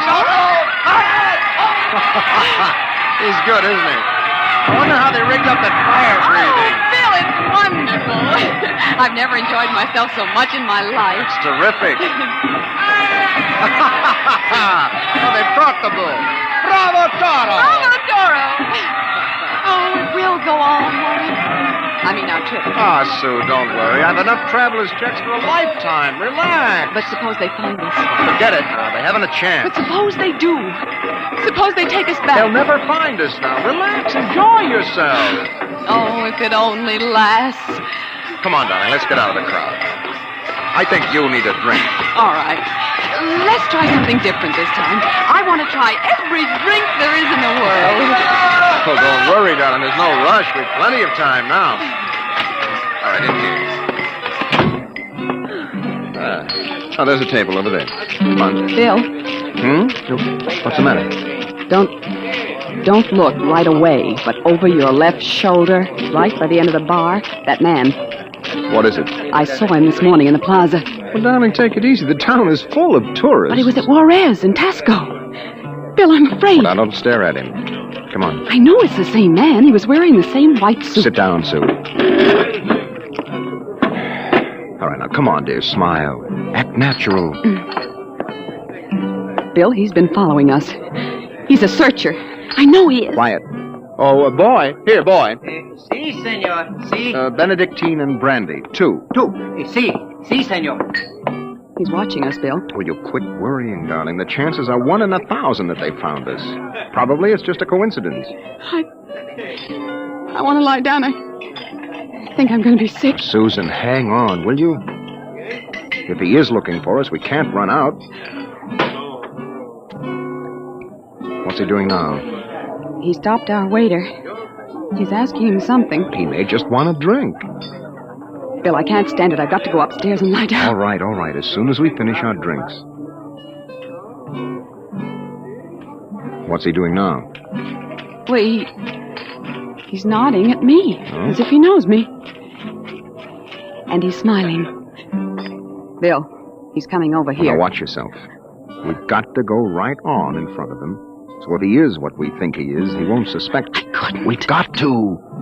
Now, come on. So I said to David, Dave, that's ridiculous. You know that a thing as that is never going to take place. Kristen. What? You did not pull up your pants leg when you sat down. Oh, well, I'm afraid you have the wrong person. My name isn't Chrysler. Kristen. No, well, I'm William Travis.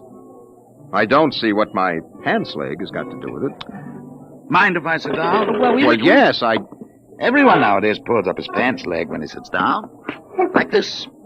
Keeps the trousers from bagging at the knees. But, of course, if you're not used to this style of clothing... Now, see here. We don't know you. We don't? I'm sorry. I thought I knew you. Look, this is our table. If you don't mind... You see, I'm looking for two friends of mine. A man and his wife, very much like you. The man is an atomic scientist. The wife, a bacteriologist. Very important people. They work on government business. Just what are you talking about? When I find my friends, going to take them home with me. Look here, Mr. Sims. That will do for now. All right, Sims. I understand that you thought you knew us. But you can see you're mistaken. Now, if you'll excuse us, my wife and I were just going up to our room. We have to make an early start in the morning. Going for a trip? Up Acapulco, perhaps? Lovely Never spot. mind where we're going. Yes, of course. You don't like crowds, tourists. I'd probably like to get off the beaten path. You know, I've got a vacation folder here that might interest Please, you. Bill, let's go. Oh, wait, Sue. It's put out by an outfit that calls itself Travel in Time Incorporated. Travel in time? Yes, they've come up with a rather intriguing idea. Would you like to actually witness the burning Rome? Sail with Columbus in 1492 on his voyage of discovery to America? Meet Cleopatra? Then why not take your vacation in time as well as in place? But perhaps you've seen this leaflet before. Of course not. Then you'll be interested in hearing the rest. Travel in Time Incorporated can costume you, put you in the crowd at any place and time in history. Look, we guarantee to teach you any language you need to move freely in any year without risk of detection. This summer, why not escape from the worries of our modern world? Take your vacation in time. Well, that's impossible, of course. But think what it would mean. A chance to escape all the tensions of an unpleasant life. War, insecurity, fear. Sims, Suppose you were a scientist working on a dangerous bomb project. Or you, Mrs. Travis, suppose you were a bacteriologist working on disease cultures. And you had a chance to escape all that. To take a vacation 200 years in the past. Would be wonderful, wouldn't it? Escape to a more peaceful world? A trip back to, 1950. 1950? But you said a vacation in the past. So I did. But you see, 1950 is the past if you come from the year 2155. 2155? Mm-hmm. Terrible times. Most unpleasant. A war raging, an atomic bacteriological war. Terrible times. With none of the little comforts we enjoy today, like this fine Havana cigar. Bill, I want to go upstairs. I want to lie down. If you were living then, think of how wonderful it would be to take a vacation in time. Back to now. Oh, you're crazy. I don't know what you're talking about. Suppose a young couple like yourselves took a trip to 1950 and didn't want to come back. You know what would happen? The government sends a searcher back to look for them. This is all fantastic nonsense. The searcher finds them and brings them back.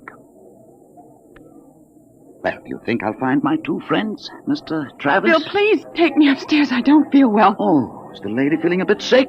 How unfortunate. Here are the drinks, senor. Well, shall we drink a toast to 2155?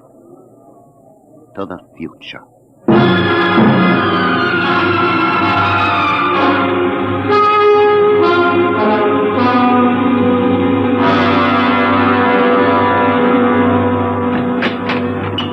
Inside, quick. Bill, what are you doing? Shoving a chair into the doorknob. He knows. He has been following us. Bill, he's a searcher. You keep quiet, Sue. I want to think. Bill, take us back. It isn't over yet. Oh, I've got a headache. I'll get you an aspirin. What will they do to us? I don't know what they'll do to us. Something slipped. Something must have slipped. But we were so careful. Well, the searchers are trained to watch for detail. Things like not pulling up my trousers. That started him thinking. There's a man who isn't used to ancient clothes. Could kill myself for giving it away. No. With my walk. These high heels. Careful now, Karen. Here. Thank you. Bill, I won't go back. I won't go on filling tubes with typhoid and bubonic plague. Now, take it easy, Sue. There must be some way. We don't have to go back to 2155, do we? The nerve of that Sim sitting there looking us up and down like animals smoking those stinking cigars. That's how I first noticed him at Tasco. He had 4 bottles of liqueurs and a pile of chocolate. Yes, well, he still hasn't gotten over that first greedy hunger. We've got to look out for that, Sue. It's the sure sign of somebody from the future, trying to make up for a lifetime of shortages by stuffing themselves sick. Remember our first night? Bill, I can't stand it. We've got to get out of here. What are you doing? Packing. Getting the suitcases out. That's no use, Sue. What do you mean?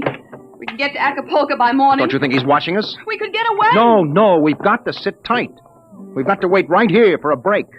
I don't know what, but something has got to break. Darling, I'm afraid. No. Maybe he isn't sure of us yet. Maybe we can still figure out some way to escape. Come on now. We better try to get some sleep.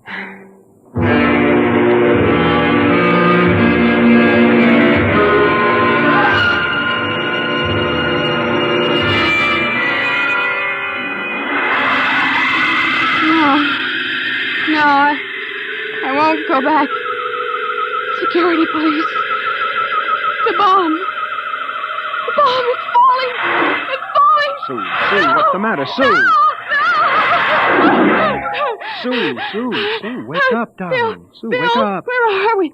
Bill. All right. Now, calm down, honey. You were dreaming now. It's all right. Bill, where are we? No, we're still in 1950. It's all right. You must have had a nightmare. It was awful, Bill.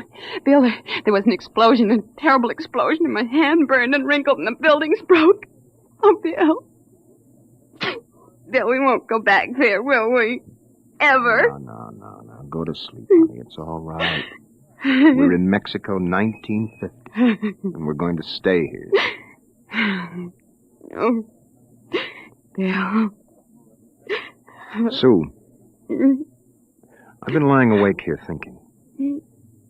It may be that he's still testing us, but he's not absolutely certain. That may be why he hasn't moved. Well, maybe he's just playing with us. Yes, maybe. I wouldn't put that past him either. He's got all the time in the world. He can stay here as long as he likes, then bring us back to the future 60 seconds after we left it. They can't make a scene, can they? They don't dare come out in the open. No. That might change the future. They're afraid of that. Oh, Bill. If we could only tell somebody, ask for help. Now, Sue, you know we can't. That's why we had to submit to the psychological block treatment before they okayed our vacation. We couldn't tell if we tried. The block is too strong. Oh, maybe we can break it, Bill. And what if we did? Who'd believe a crazy story like ours? Who would believe that we come from 2155? No, Sue, that would do no good. But this is important. They have to get us alone to put us in the time machine to send us back. Well, then that's it. We'll never be alone. Listen, it's still fiesta time. It'll be easy to stay in the crowd. Yes, that's our only chance. We must not let him get us alone. He won't get us back to that war and that insane world. Bill. It could be the room clerk. At 3 in the morning? I'd better answer it. No, don't. Don't, Bill, don't. I've got to. Hello? Hello? Mr. Travers? What is the idea of this? It's 3 in the morning. Yes. I just wanted to remind you, the rabbits may hide in the forest, but a fox can always find them. What was it, Bill? Bill? No, never mind, darling. Come on, let's get some sleep. Why, we can.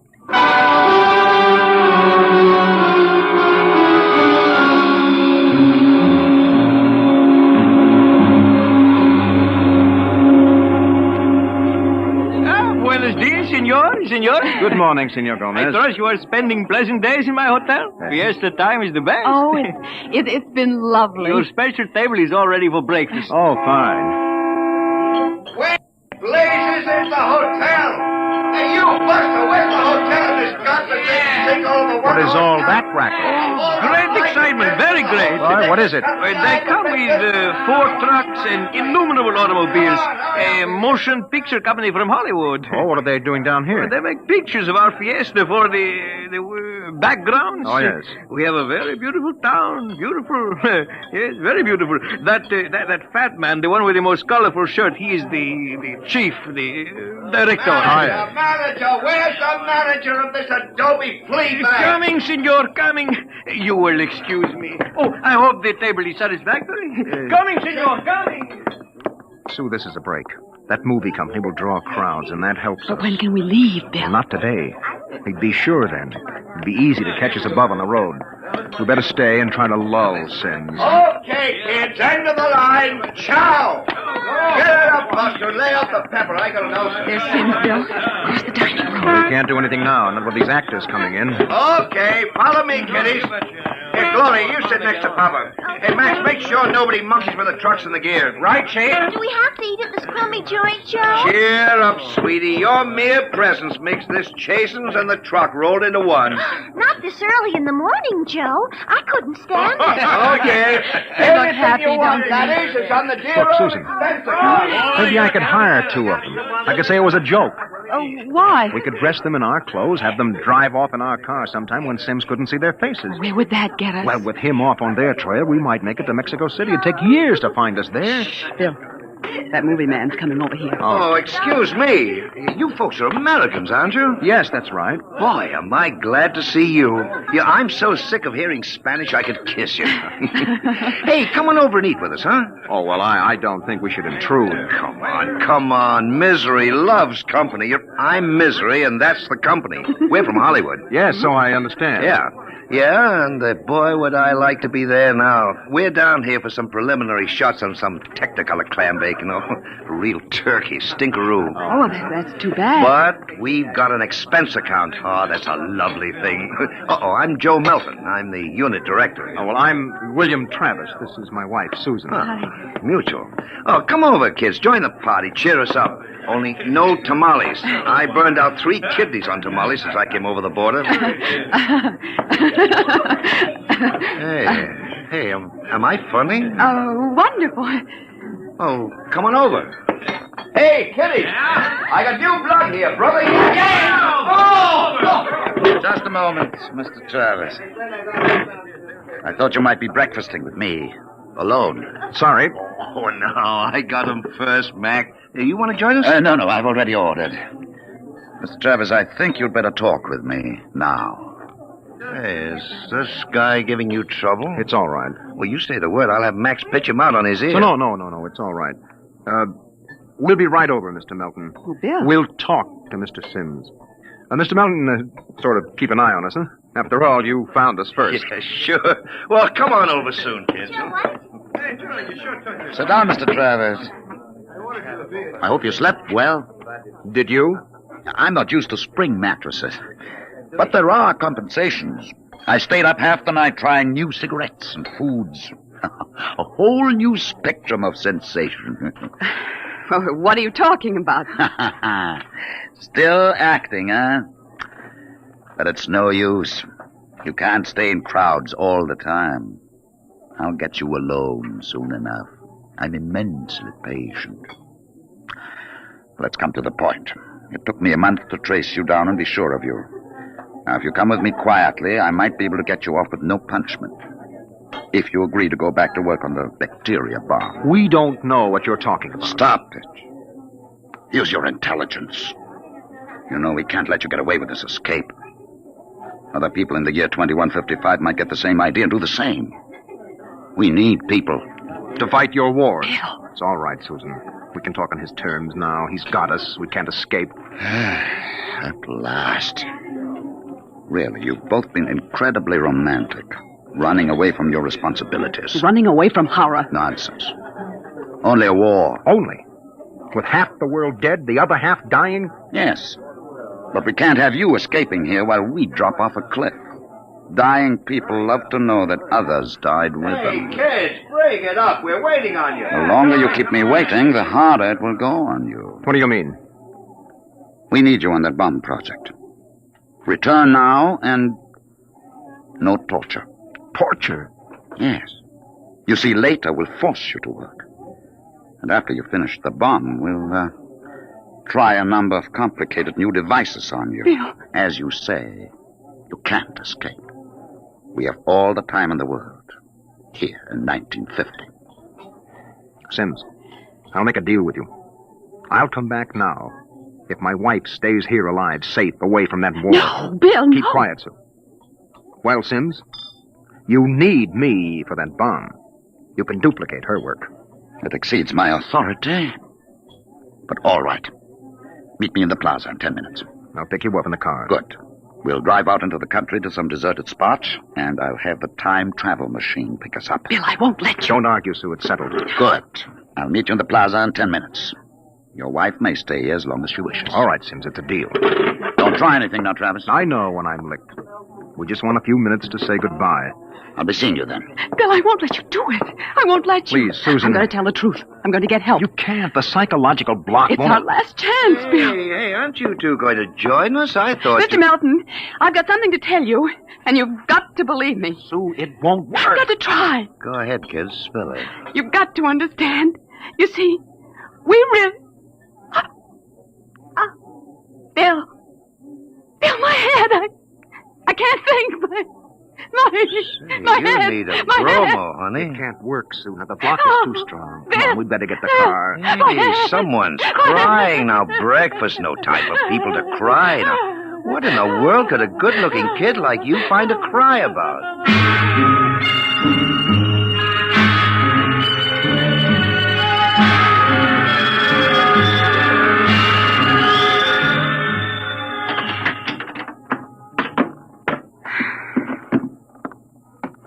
Bill, I won't let you do it. Don't make it harder, I'll Susan. let me go back with you.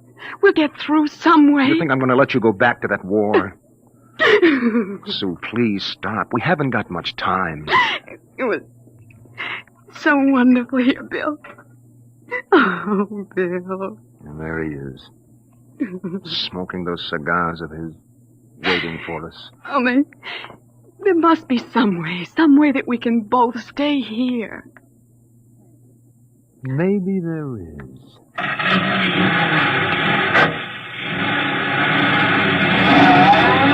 Bill, what are you going to do? Hang on, Sue, and duck when I tell you. No, Bill, you're heading right for him. Not going to get either of us now. Oh. Down, Sue, down.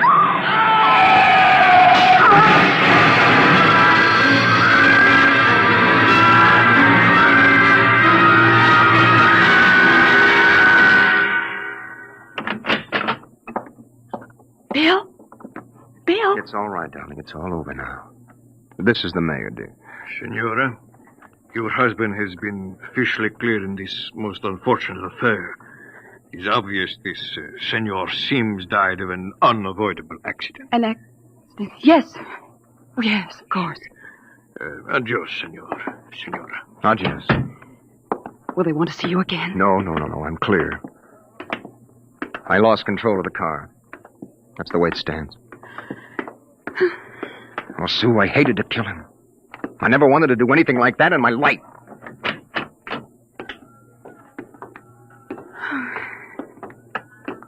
Where will we go now? Mexico City?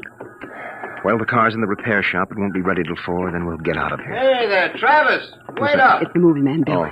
He was very good to me when they had you in there. Oh? Hey, I heard what happened. They sprung you, huh? Great, Yes. great. It was an accident. Well, it's lucky you didn't get hurt yourselves. Everything okay now? Yes, I think so. That's fine, but you both look a little rocky. Say, you want to get your mind off your troubles? We're through for the day. Cloud's fouled up our shooting schedule, so we're going to put a header on it up at the hotel. Well, I don't think we'd better. You've got to wait till your car's fixed, don't you? Oh, come on up. It'll do you good to relax. It'll get your mind off what's happened. Gloria's cracking the ice now. Well, maybe we will join you. I've got to go check up on the car, and then... Oh, don't miss the party, kiddies. I'll see you upstairs. Bill, I don't think we... Come on, honey. We've got the break now. Sims is dead. Before they can put another searcher on our trail, we'll have time to make a clean getaway. Bill, I'm so tired. I know, and what you need is a little excitement. We rate a celebration, honey. Well, I guess it would be nice to unwind. Sure. We'll go up to Melton's room, have a couple of drinks and a few laughs. Honey, it's all over. We can relax.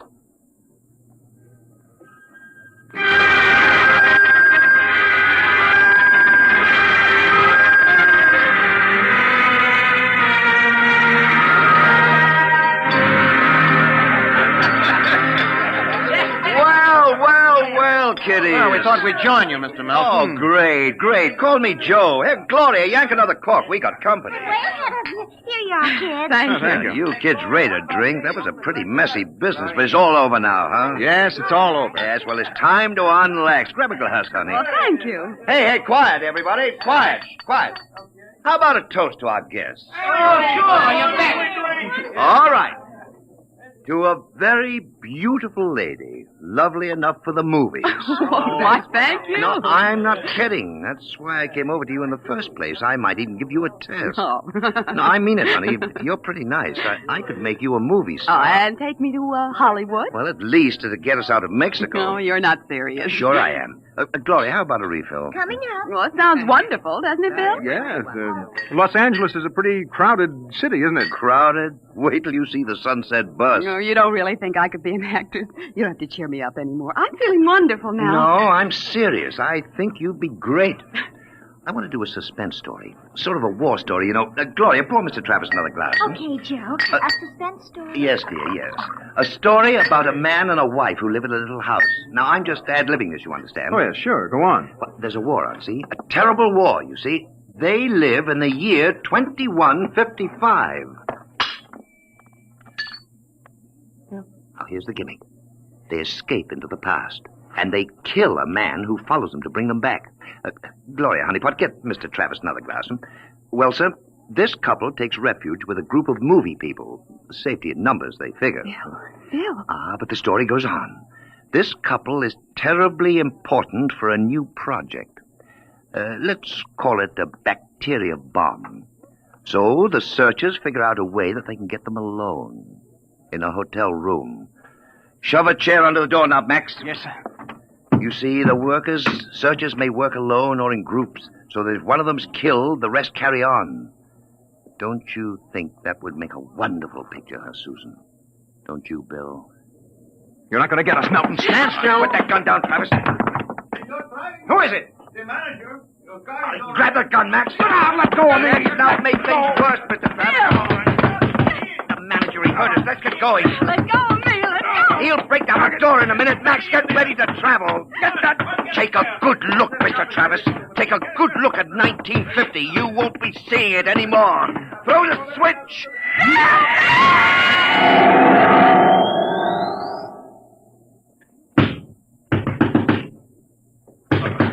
All right, Juan. Break down the door. Where are they? I was at the door. I heard them inside. They're gone. Windows. Oh, the iron bars are undisturbed. What happened to them, Juan? They just disappeared, all of them. Nuestro Padre Cielo. All right, Juan. Pray later. Senor, I think you'd better send for the priest and holy water. Later, Juan. Hey, they just disappeared. Look here in the closet. See? Hey, bottles, hundreds of bottles. Chartreuse, cognac, absinthe, tequila, Turkish cigarettes, and boxes of pure Havana cigars. These crazy Americanos. Why should anyone leave all this behind? Juan, never question providence. There is enough here to last us both for a month. Juan, I think we can look forward to a most happy future.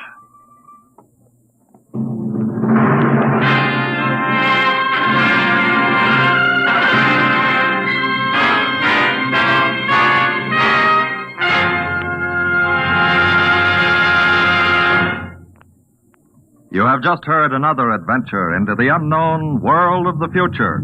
The world of Dimension X.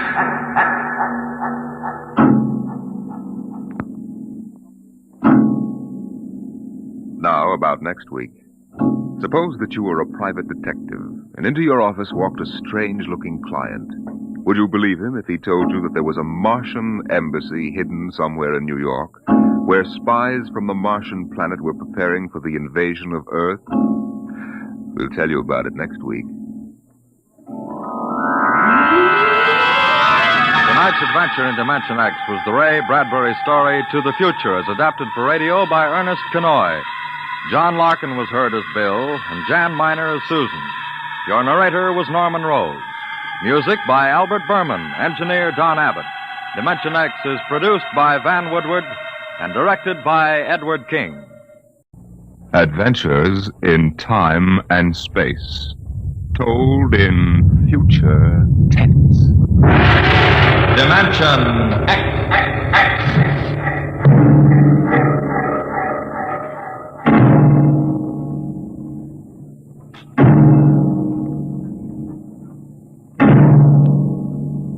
Can you predict what will come in 100 years? Or in 10? Or in the next minute? Can you see beyond the known dimensions of time and space into the unknown Dimension X? It was in the year of 1982 that spacemen first discovered the Great Galactic Barrier.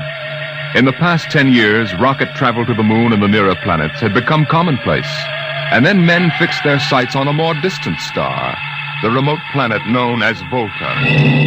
5 exploratory ships went out, and none came back, each in turn disappearing mysteriously at the same vanishing point, an invisible wall somewhere in the vast outer reaches that became known as the wrecker of spaceships, the Galactic Reef. And yet, the explorers refused to admit defeat. It was on June the 2nd, 1987, that the rocket Star Cloud made ready for takeoff, the 6th to attempt to crack the barrier and win through to Volta. Now hear this. Condition blue. 1 minute till blast off. Now hear this. Condition blue. 1 minute till blast off. Bridge to nav control. Navigation, Collier. This is Captain Thorson. Ready, Lieutenant? We're ready, Captain. The course is in the integrator for takeoff at 1200 hours. All right, stand by for acceleration. Bridge to engine room. Fire up your rocket chambers. Take off at exactly 1200 hours. I'll read you off. 30 seconds. 29. 28. 27. 26. Condition red. Hold it. Revoke all orders. Who turned in that alarm? We've uncovered a stowaway, sir. Stowaway where? Hiding at sickbay. Dr. Spitzlin found him. Have him brought up to the bridge. Engine room. Kill your rockets. Stand by. Thorson, this is Colonel Harrison in ground control. What's holding you up? Trouble. What's the matter with you? What's the matter with you? There's stowaway aboard. Stowaway? Yes, I thought your men were supposed to police this base. What's the matter All with right, you? Captain. Take it easy. You know what this delay can do to us, don't you? 1 minute late at takeoff can throw us 1,000,000 miles off course. We'll have to reintegrate the whole works. Well, look, how long do you think it'll take? Don't bother me for a while. I'm busy here. Stupid idiot. Come in. Here's your stowaway, sir. Now, court martial. Charlie. Can you use a good radio man, Skipper? Oh, I see you two have met. Met? The skipper and me made 50 trips to the moon together. Didn't we, Captain? Charlie, if you wanted to come along, why didn't you volunteer? I did, Skipper. They turned me down. What's wrong with you? Oh, acceleration bends. They said my arteries wouldn't stand another trip. Oh, I'm sorry to hear that. But they're wrong, sir. I got one more good trip in me. Now, listen, Captain. You know these green kids don't know the first thing about space radio operation. You put a man like me on, and I'll be getting you bedtime stories from Mars. Well, you know the regulations as well as I do, Charlie. I can't take you much as I'd like to. Colonel Harrison will murder me for this. I'm sorry, Charlie. I have to put you aground. Tell you what, Charlie. I'll ask Harrison to put you on his ground radio contact. It'll seem as if you're right here with us. He won't do it, sir. He better. I'll have him busted to corporal for letting you sneak aboard. You'll be better off, Charlie.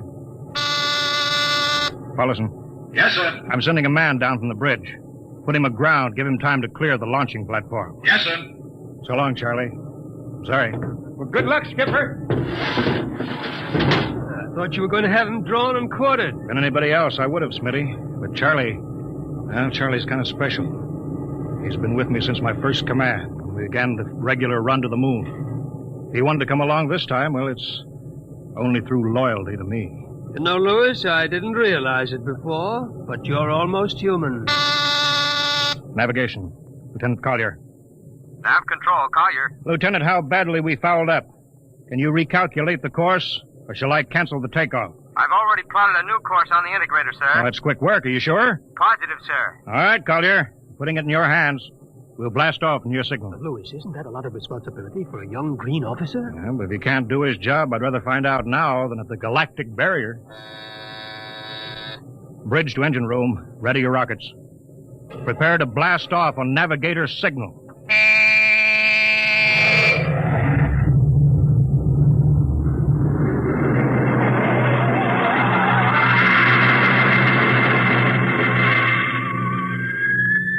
How are we doing, Collier?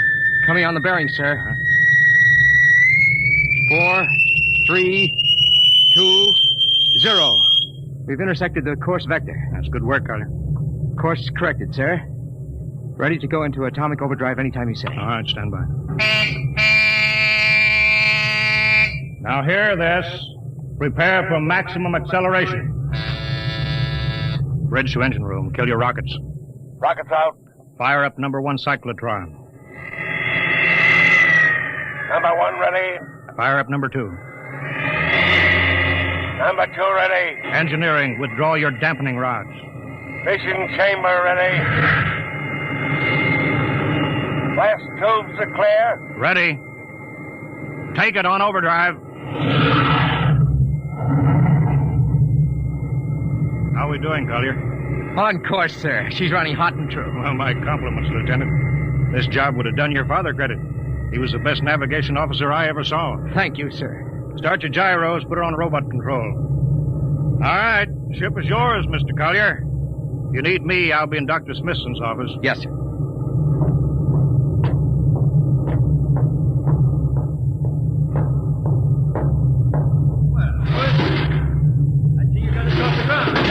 Thank young Collier for that. Chip off the old block. Oh, you knew his father, huh? Matter of fact, I knew him very well. First-rate spaceman. Is he the one who, Yeah. Oh.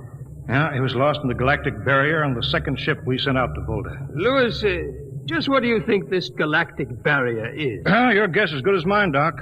All I know is that 5 ships have gone into it, and none of them have come back out. You think it's an it. How about Mestrovic's theory that it's a time warp in space, but that the ships reach it and slip into another dimension? I think that's rubbish. My theory is that the galactic barrier is nothing more than a radioactive layer of some kind. What makes you say that? Well, we know that radar signals bounce off it like they were hitting an invisible glass wall. We know it destroys our ships and our crews in some way. There's no other logical explanation. What makes you think we can get through it? Because we're ready for it. The others weren't. Tire hull is completely shielded with lead. We can crack through any radioactive cloud ever detected. Besides, we're equipped with some new UHF radio devices that should enable us to maintain radio contact with Earth. Nothing can happen. Absolutely nothing. Who are you trying to convince, Lewis? Myself, I suppose. Smitty, 5 ships are missing, and men like Prentice and Margetson and young Collier's father. I'm tired of seeing good men fed into that meat chopper. Then why are we going? We haven't any choice, Smitty. We're in a race. Kind of race where men and ships are expendable. Well, at least it won't be boring. I'll have to play physician morale builder and mother substitute for 112 slightly nervous men. Your morale doesn't sound too good, Doctor. As morale officer, I can state without fear of contradiction. It's terrible. And something tells me that as we approach that galactic barrier, I'm not going to be alone.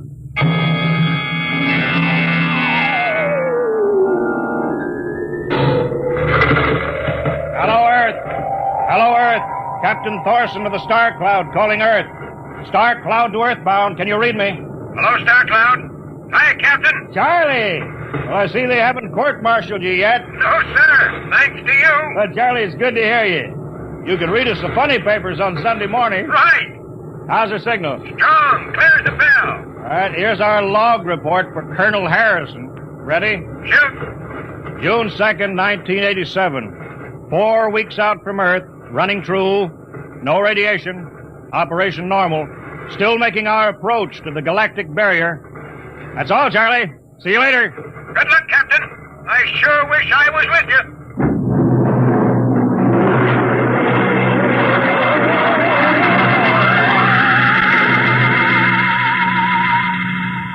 How's the morale, Smitty? Well, the men know we're getting closer to the barrier.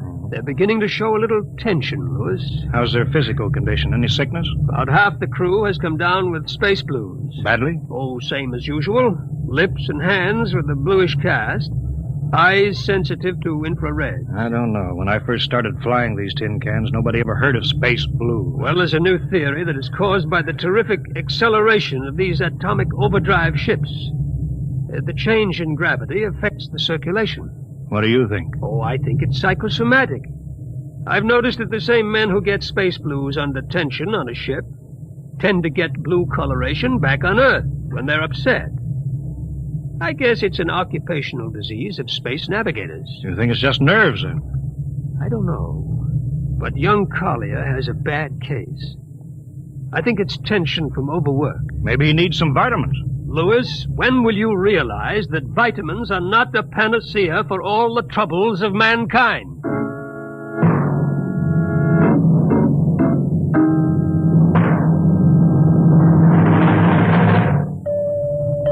Come in. Oh, Lieutenant Collins. Sir, I understand you've relieved me from duty. Dr. Smithson says that you aren't looking very well. I'm giving you a rest. I feel perfectly able to continue, sir. Your lips are as blue as Minnetonka. I'd like to remain at my post, Captain. Don't be foolhardy, Lieutenant. I'm not being foolhardy, sir. I have a special personal reason for wanting this expedition to reach Volta. Your father? Yes, sir. You think he might still be alive? I have to find out what happened, sir. I think I understand. Very well, Collier. Report back to duty.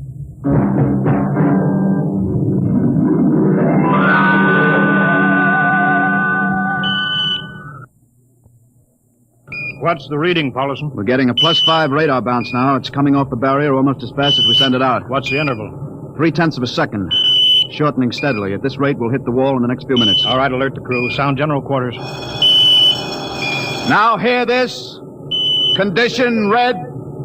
We are now approaching the galactic barrier. All hands to stations.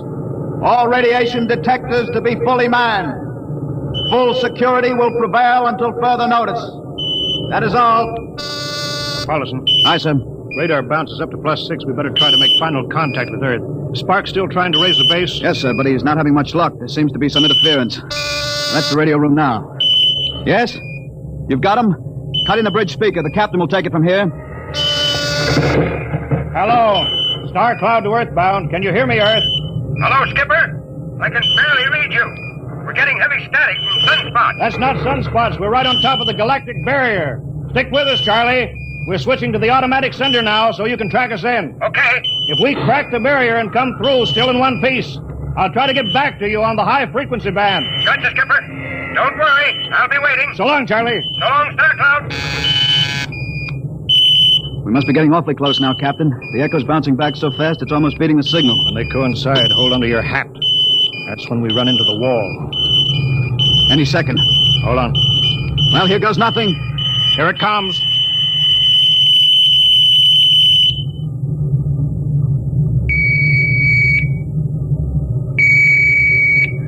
Captain? Why, nothing happened. We made it.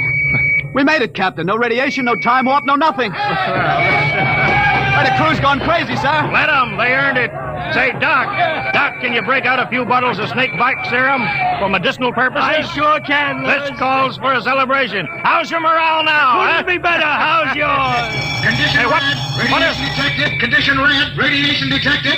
Good. Holy mackerel. Look at the needle on that indicator. Paulison. I see it, Captain. We're picking radiation like crazy. What's it like? It's a strong wave. What kind is it? I don't know. It's too long for a cosmic ray and too short for UHF. All right, track it down. Triangulate it. Make it fast. I want a directional fix. Yes, sir. Engine room. Yes, sir. We're picking up radioactivity. Is it the fission chambers? No leak, sir. Check your gauges. Nothing here, Captain. Must be coming from outside. Damage control. Yes, sir. Is our lead shield leaking radiation? Haven't found anything yet, sir. All right, keep at it. Paulson, how you doing? I've got a fix, Captain. Well, what is it? I have to recheck my figures. Well, hurry up. The angle is correct, but I don't... Come on, man, for Pete's sake. It's right, sir. What's right? Speak up. Where's the radiation coming from? It's coming from inside this ship. That's impossible. No, sir, I've checked it twice. Well, then, there's only one thing left to do. Paulson, get a Geiger counter. We're going to start combing the ship inch by inch. Ready, sir. All right, turn it on now. Yes, sir. We'll check the atomic guns first. Cut through the officers' quarters to ordnance. Come on. Wait a minute, sir. What is it? The signal's weaker now. Let's go back.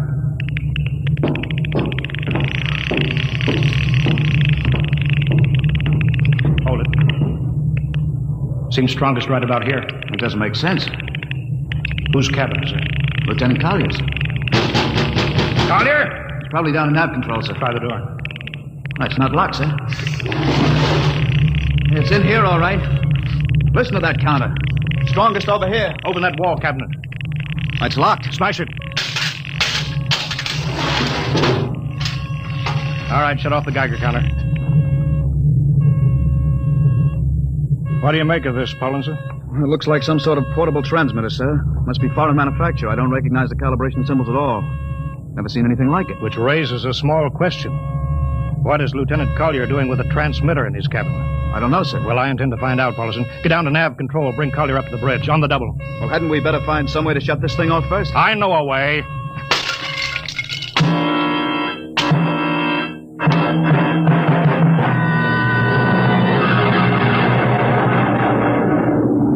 Lieutenant Collier, I'm going to ask a few simple questions, and I want a few simple answers. Yes, sir. What were you doing with the transmitter in your cabin? Transmitter, Captain? You know nothing about it? No, sir, I don't. Do you recognize these calibration symbols? No, sir. Can you think of how it might have been placed in your cabin without your knowing it? No, sir. Unless someone came in while I was on duty. Would that have been possible? Why, I suppose if someone had a key... I found your cabin door unlocked. Well, I meant a key to the wall cabinet. I didn't say the wall cabinet. Well, sir, You what, Lieutenant? How could you have known it was in the wall cabinet? I just assumed. Lieutenant Collier, I find it hard to believe you would lie. Having known and respected your father and having observed the way you handled your job. However, I intend to get to the root of this thing. May I have your wristwatch, Lieutenant? Sir? Your wristwatch. Here, sir. Paulson, turn on that Geiger counter. Yes, sir. Hold this watch next to it. Yes, sir. That's all. Lieutenant, if you hadn't any close contact with that transmitter, how do you explain the radioactivity of this watch? I don't, sir. I think you'd better. To whom were you sending those signals? Condition red! Condition red! There's your answer, Captain. What is it, Collier? Alien spaceship approaching! Alien spaceship approaching! Sound battle stations. Collier, who's aboard that ship? All right, now talk, man! Very well, Captain. My mission seems complete. Your mission? Are you admitting that you're an agent of a foreign power? I am stating it. What nation? No nation, Captain. What? I am an agent of the Voltan government. The what? The government of the planet of Volta. You're crazy. Are you so stupid that you think your people are the only ones who can invade another planet? What do you mean? We've had agents operating on Earth since 1945. I don't believe you. What do you think happened to those 5 ships, Captain? Where do you suppose we got our information, your language, your culture, family background? But your appearance, you look... Like Commander Collier? Is that so surprising, Captain? We had a living model. I ought to kill you. That would be very foolish. I would advise you to surrender without delay. Alien ship now coming in ordnance range. I'll deal with you later, Collier. Paulson, sir, put this man in irons. Take him away. No worries, sir. We'll take good care of him. Carpenter! Robinson! Gunnery. Gunnery Richardson. What's the range? 10,000 meters. They're closing fast. Put your guns on radar tracking. Tracking.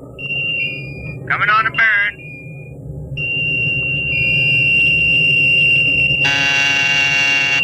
Fire.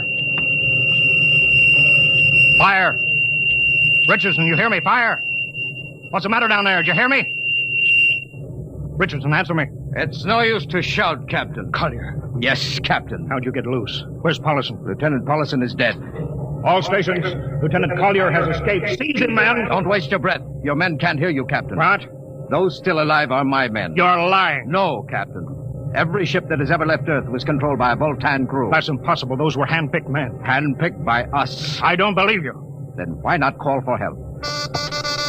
Carpenter, Robinson, Haley, report. Carpenter, Robinson. You see, Captain, it is quite useless. I would advise you to sit very quietly and do nothing. It isn't possible. They can't all be dead.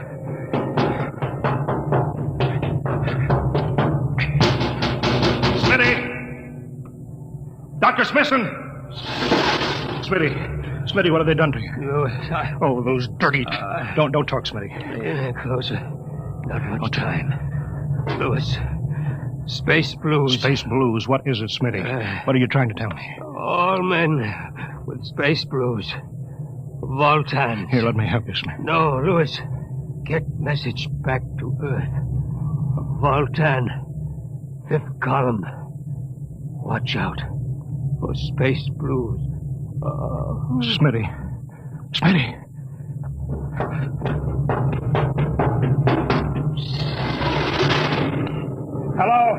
Hello. Star Cloud calling Earthbound. Please, God, let me get through before it's too late. Hello, Star Cloud to Earthbound. Come in, please.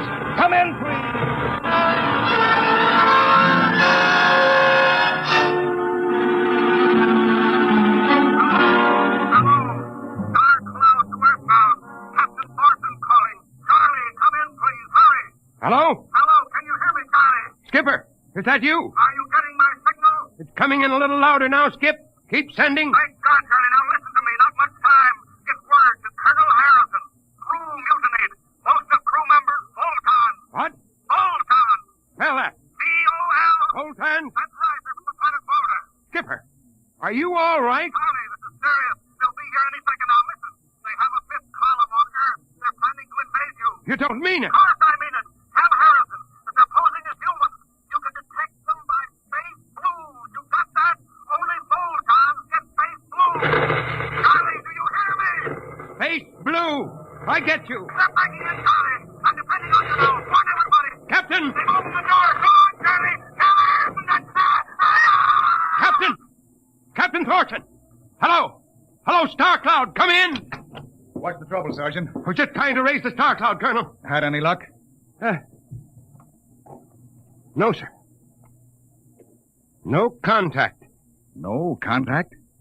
No, sir. Nearly an hour since they hit the galactic barrier. I don't understand why they haven't tried to get back a message. No, sir. Neither do I. All right. I'll take over for a while. Yes, sir. Go right ahead, sir. You'd better go out and get yourself some coffee. Charlie, you look a little blue around the gills.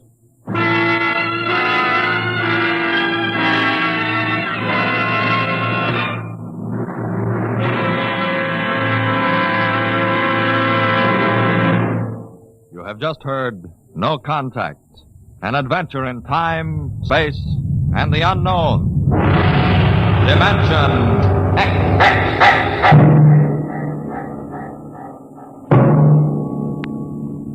Next week, we have a nice, blood-curdling little story that starts with these two sentences. The last man alive on Earth sat alone in a room. And then there was a knock on the door, which raises the question, what knocked on the door? Left to its own devices, the human mind supplies a vaguely horrible answer. But it wasn't so horrible. Really. You'll see next week when we present Knock.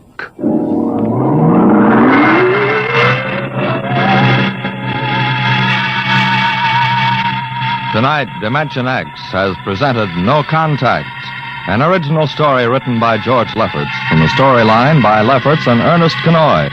Featured in the cast were Wendell Holmes as Captain Thorson, Lawson Zerby as Lieutenant Collier, and John McGovern as Dr. Smithson. Your host was Norman Rose. Music by Albert Berman. Engineer Bill Chambers. Dimension X is produced by Van Woodward and directed by Edward King. Adventures in Time and Space. told in future tense. Dimension X.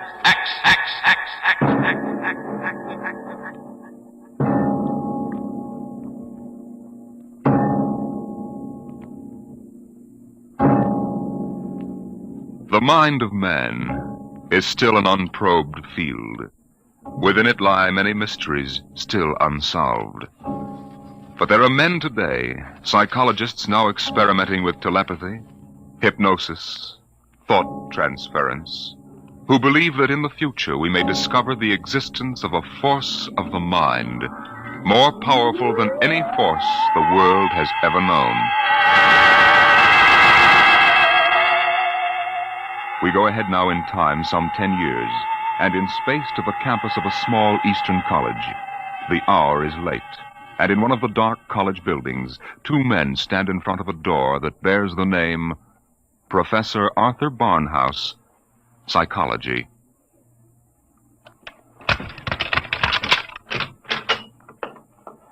Well, here you are, Clinton.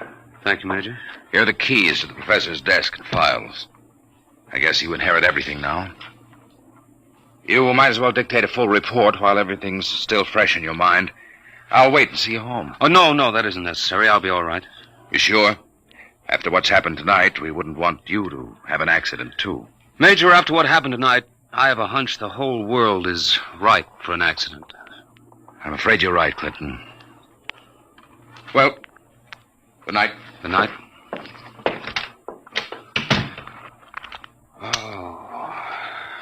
Pull yourself together, Buster. Easy does it. August 21st, 1960. Restricted report from George Clinton to the Secretary of Defense, Secretary of State, the FBI, National Security Board, etc., etc., etc. Subject, the so-called Barnhouse effect, and Professor Arthur Barnhouse, who discovered it. I first met the professor 2 years ago in the fall of 1958. He was a professor of psychology here at Wilton College, and I was here on an instructor's fellowship in the psych department. They assigned me to be Barnhouse's assistant, and he needed one. He hardly ever remembered to go to a class, and he didn't seem to do anything else either. For 3 months, I watched him sitting at the desk here in his study. He'd either stare at nothing for hours or fall asleep, nodding over his mess of papers. I couldn't understand it, and it was none of my business. But one day, I thought I'd better give him a shake. What? What? I said it's 2:15, Professor. Don't you want to go to your 2 o'clock class? Don't you want to mind your own business? I beg your pardon. Sorry, Clinton. Forgive me. I don't know what gets into me. Forget the class. The kids would rather be outdoors anyway. Okay, Professor. In that case, I'm sorry I woke you up. It's all right. I just can't seem to get my sleeping done at night. Clinton, what do you know about the international situation? Well, I'm no political scientist, if that's what you mean. I read the papers when I have time. Well, that's the way I've always been. Lately, I've had to look into it. I stay up nights looking into it. Professor, I don't want you to take this personally or anything, but... Well, sir, I wonder if you'd mind if I asked to be transferred. You mean you'd rather work with somebody else in the department? Oh, no, sir, it's not that. I think maybe there's a chance for a psychologist to work on that government project. Government project? Oh, yes, that army thing. Yes, sir. They're trying to develop robot pilots for the new fighter rockets so they'll be expendable. Oh, yes. Something else designed to replace men. Yes, sir, and you know it's a funny thing. The robots work just like human brains. They get overworked or overloaded at something, and they have nervous breakdowns. Now, if I could only find out what drives those electronic brains crazy, why, I'd feel Clinton, that I was... if you want to study a brain that's going crazy, never mind the robots. You can go to work on me. What are you talking about, sir? I don't know. I'm either crazy as a bedbug or a... Clinton, I wish you'd help me find out. Are you serious, Professor?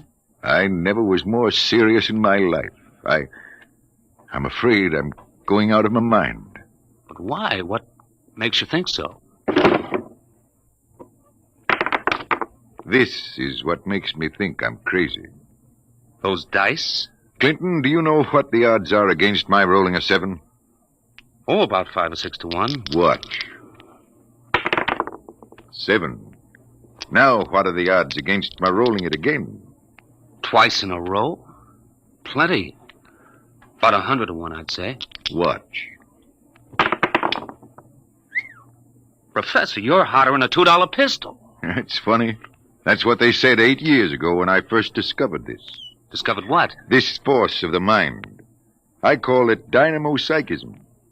You mean you shove those dice around just by thinking about it? People have always thought there could be a force of the mind. You know that. Fortunately or unfortunately, I've learned to control it. Yeah? How did you happen to find out about this, Professor?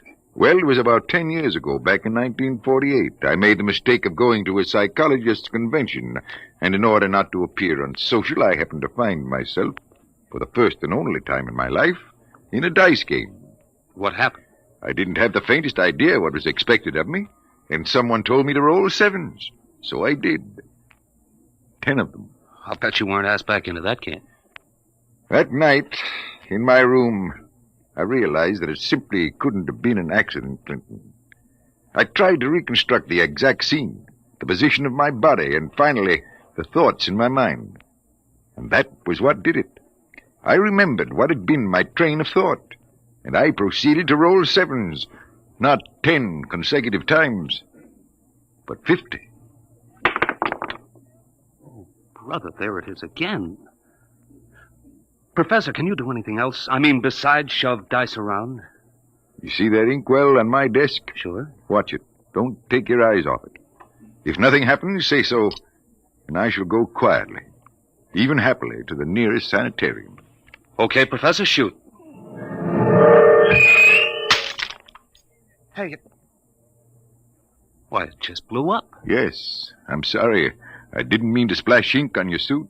That's okay, Professor. What was that funny noise? Oh, that?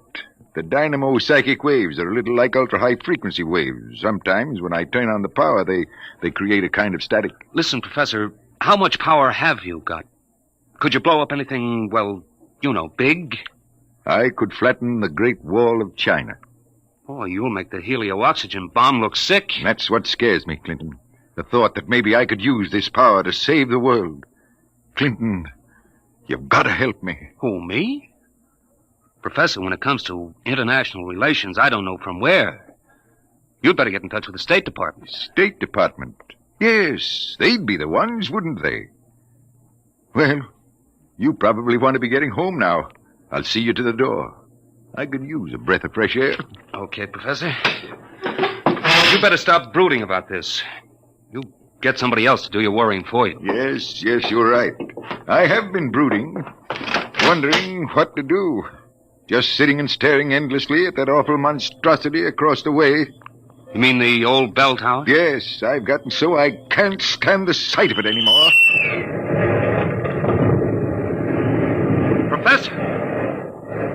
Professor, look, what? Why, there's nothing left but a pile of rubble. Oh, my, I didn't really mean to do that. Well, you see, Clinton, it's got to the point where my lightest whim is more dangerous than a blockbuster. Professor, you get in and write that letter to the State Department right now.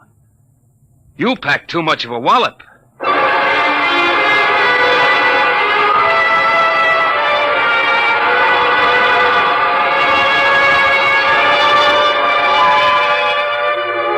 Professor Barnhouse mailed his letter, and things happened fast. The long arm of the Army reached out, and within 5 days, the two of us were deposited in an old mansion in Virginia, surrounded with a barbed wire fence and 20 guards, and labeled top secret.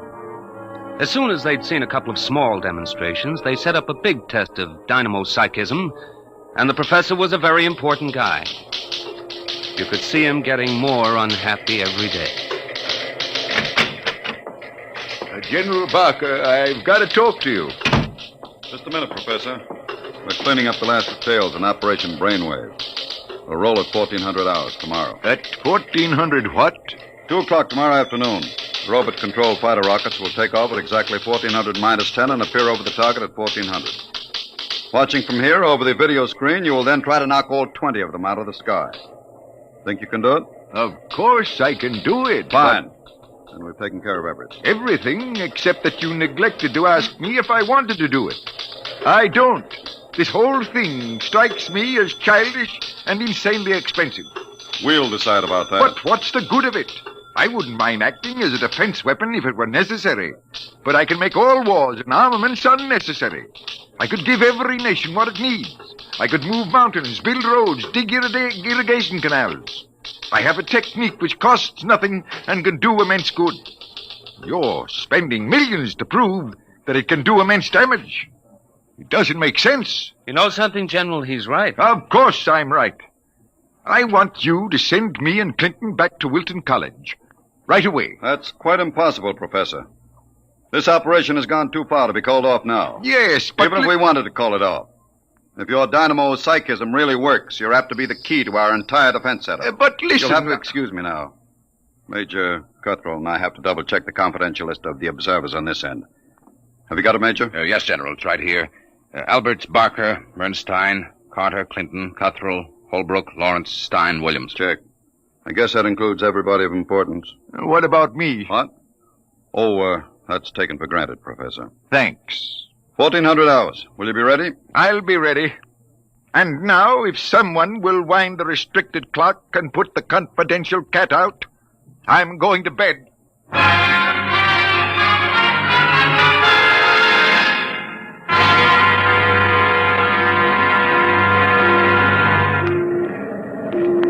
YDR to brainwave control. Observation plane to brainwave control. Come in, please.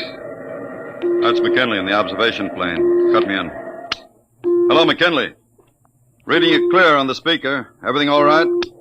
All okay, General. Takeoff uneventful. Fighter rockets now flying on course in perfect formation. Altitude 5,000 feet. Airspeed 865. Visibility unlimited. Are you tracking us? We've got you on radar. Haven't picked you up on the video screen yet. What's your estimated time of arrival over at the target? ETA, 2 minutes. Check. Remember, McKinley, the observation plane is not to enter the target range. Veer off and circle at the 10-mile limit. Bring the rockets overhead by remote control. Check. Observation signing off. 1 minute, 45 seconds to go, Professor Barnhouse. Are you in good shape? I'm all right, General. Good. We can all take our places in front of the video screen now. You sit here, Professor, in the center. Major Cuthrell, will you turn on the video screen? Right, General. Nothing yet, just empty sky. Hold it. I hear him coming in. There are 20 of them, Professor. You think you can knock them down at this altitude? Distance has nothing to do with it. I don't want anything to go wrong. You're sure you feel all right? General, I know I can do it. If that's all that's worrying you, let's call the whole thing off and save $20 million. There they are. They're coming in. Get ready, Professor. 10 seconds. 9, 8, 7, 6, 5, 4, 3, 2, 1. Now, wide open, Professor. Well, go ahead, Barnhouse. Knock them down. I did. Nonsense. All you've done is blank out the video screen. What went wrong? Did you give it everything you had? I was wide open, General. Then it didn't work. They're still flying. What's that? It just took a few seconds to work. That's... Holy smoke, they're dropping like flies. McKinley to brainwave control. What's happened to these rockets? They're going down like flame. By heaven, it works. It really works. Cuthrell, get Washington on the line. Barnhouse, I want you to... Hey, where's Barnhouse? He's right here. Clinton, where's the professor? Got me, General. We were all staring at the video. He must have walked out. Get moving, everybody. Alert the guard. Search the house. Yes, sir. If anything happens to that man... General Barker. What is it, Corporal? Corporal Gray, guard at the main gate. Sir Professor Barnhouse is gone. Gone? Where? He came tearing out of the gate at 40 miles an hour. Here's a note, sir. Threw it out of the car as he went by. I picked it up. Let me see it, quick. What got into that man? What does he say, General? Gentlemen, as the first superweapon with a conscience, I'm removing myself from your national defense stockpile. Setting a new precedent in the behavior of ordnance, I have humane reasons for going off. Signed, Arthur Barnhouse.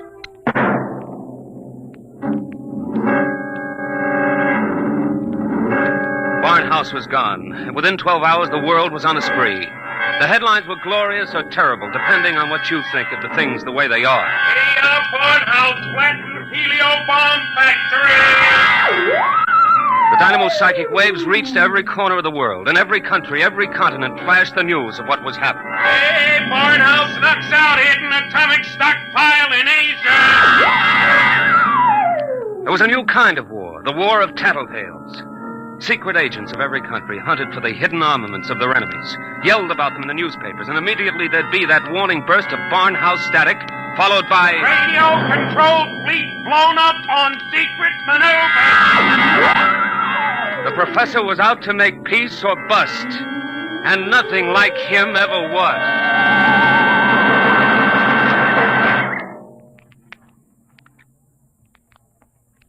Look, Major Cuthrell, I told the FBI and the Army everything I know weeks ago. I've answered questions till I'm blue in the face. I didn't come here to ask questions, Clinton. I came to ask for your help. My help? That's right. To find Barnhouse. What if I don't want to? If you're his friend, I think you'd better. Why pick on me? You've got the FBI, the police, and Army intelligence. Why can't you find him yourselves? We're trying. But you know the man well. You could spot him where we wouldn't. And you're the only one who can. Maybe. But why should I? Wherever he is, I think he's doing fine. He's making war impossible, and I like it. So do I. Yes? He's putting you out of a job. That's all right with me. I'll retire to a truck farm with pleasure. Well, then? Look, Clinton, we aren't the only ones in this race. Every country in the world has its best agents out hunting for Barnhouse. Nobody can beat that kind of a manhunt. He seems to be doing all right so far. Sure, but how long do you think he can keep it up? A week? A month? Sooner or later, he'll be spotted. And if the wrong people find him, Clinton, we're done for. You know what kind of weapon this is. Whoever controls the Barnhouse effect can control the world. Well, all right. Suppose they do find him. He'd never give the secret away. Never give it away? Are you out of your mind? You think these fellas are playing for marbles? Well, no, but... Read the papers, Clinton. Don't you know what's going on in the rest of the world? Yes, They'll get the secret out of Barnhouse, all right. What happens to him in the process won't be very pretty. Well, he must realize that then. He'll never let himself be taken alive. He may not have the choice. And if he doesn't, God help us all. All right. All right, I'm in. Good. Now, do you know anything that you haven't told us? Anything that might give us a lead? Only this. It was addressed to me. I found it here on his desk the morning after he escaped. You mean he came back here? Yes. I guess he needed to pick up some personal effects. Anyway, the files were open, and he left this note on the scrap of paper. Anything to do with the Barnhouse effect? Read it yourself. It's Greek to me. Just these few lines scrawled on a piece of paper, and the last one breaks off right in the middle of a sentence. This stuff doesn't make any sense at all. You know, from the looks of this, I'm beginning to wonder if the professor isn't going off his rocker. I thought of that, too. All the more reason why we've got to get to him quick. He may be helpless, and the whole world's on his track. Come on, Clinton. We haven't much time.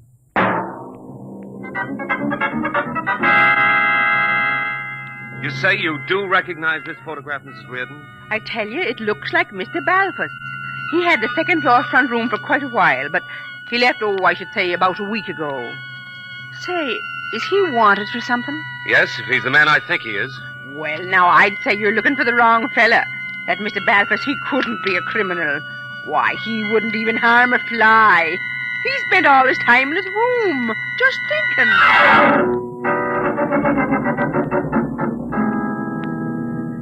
Oh, brother, it's hot.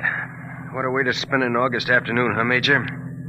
Give my eye teeth to be at Jones Beach. So would I, Corporal. We've got work to do here. Look, so we've been cruising around these radio detection cars for a week. Not a sign of Barnhouse static. The professor must have run out of things to work on. Well, we'll give him a little more time. Switch to shortwave. See if there's anything special coming through. Yes. Try the 9-meter wave. This is Radio Miranda calling. Let's hear that. Our American enemies who have hidden behind the unjust and diabolical persecution by Professor Arthur Barnhouse will tyrannize us no more. I wonder if the professor's on Today, this. our glorious leader takes up his residence in a shelter, shielded with lead against all dynamo psychic rays. With its protection designed by our brilliant scientists to be absolutely impregnable against the Barnhouse effect, he will once again Lead us on the path of our glorious death. Quick! Triangulate it and get me a fix. I've got it. Let me check this chart. Quick, man. 3.9, 1.7. Oh, my aching back. What is it? We haven't got a prayer of finding a major. He'd have to be picked out of 2 million people. Where is Barnhouse? Right where I was wishing I was. Right smack in the middle of Jones Beach.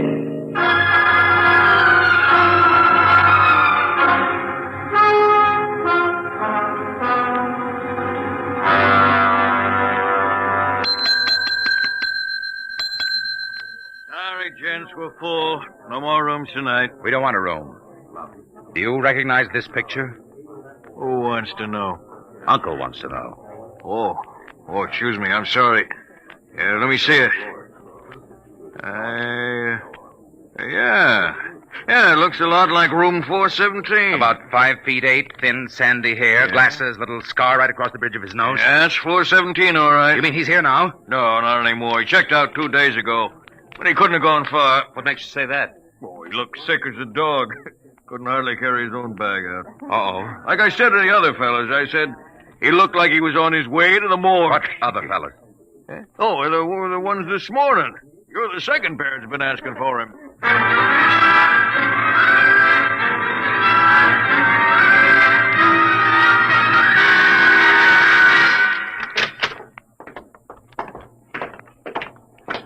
Here we are, Ward 15. This way, gentlemen. You're sure he's here, nurse? Oh, yes. Thank heaven we're in time. Well, I wasn't on duty when he came in, but one of the other girls told me he'd collapsed in the street. The ambulance brought him in. Poor guy, he must have really had it rough. Oh, here you are. Bed number 78. This is your man. Wait a minute. This isn't Barnhouse. But I was perfectly sure. Oh, wait, let me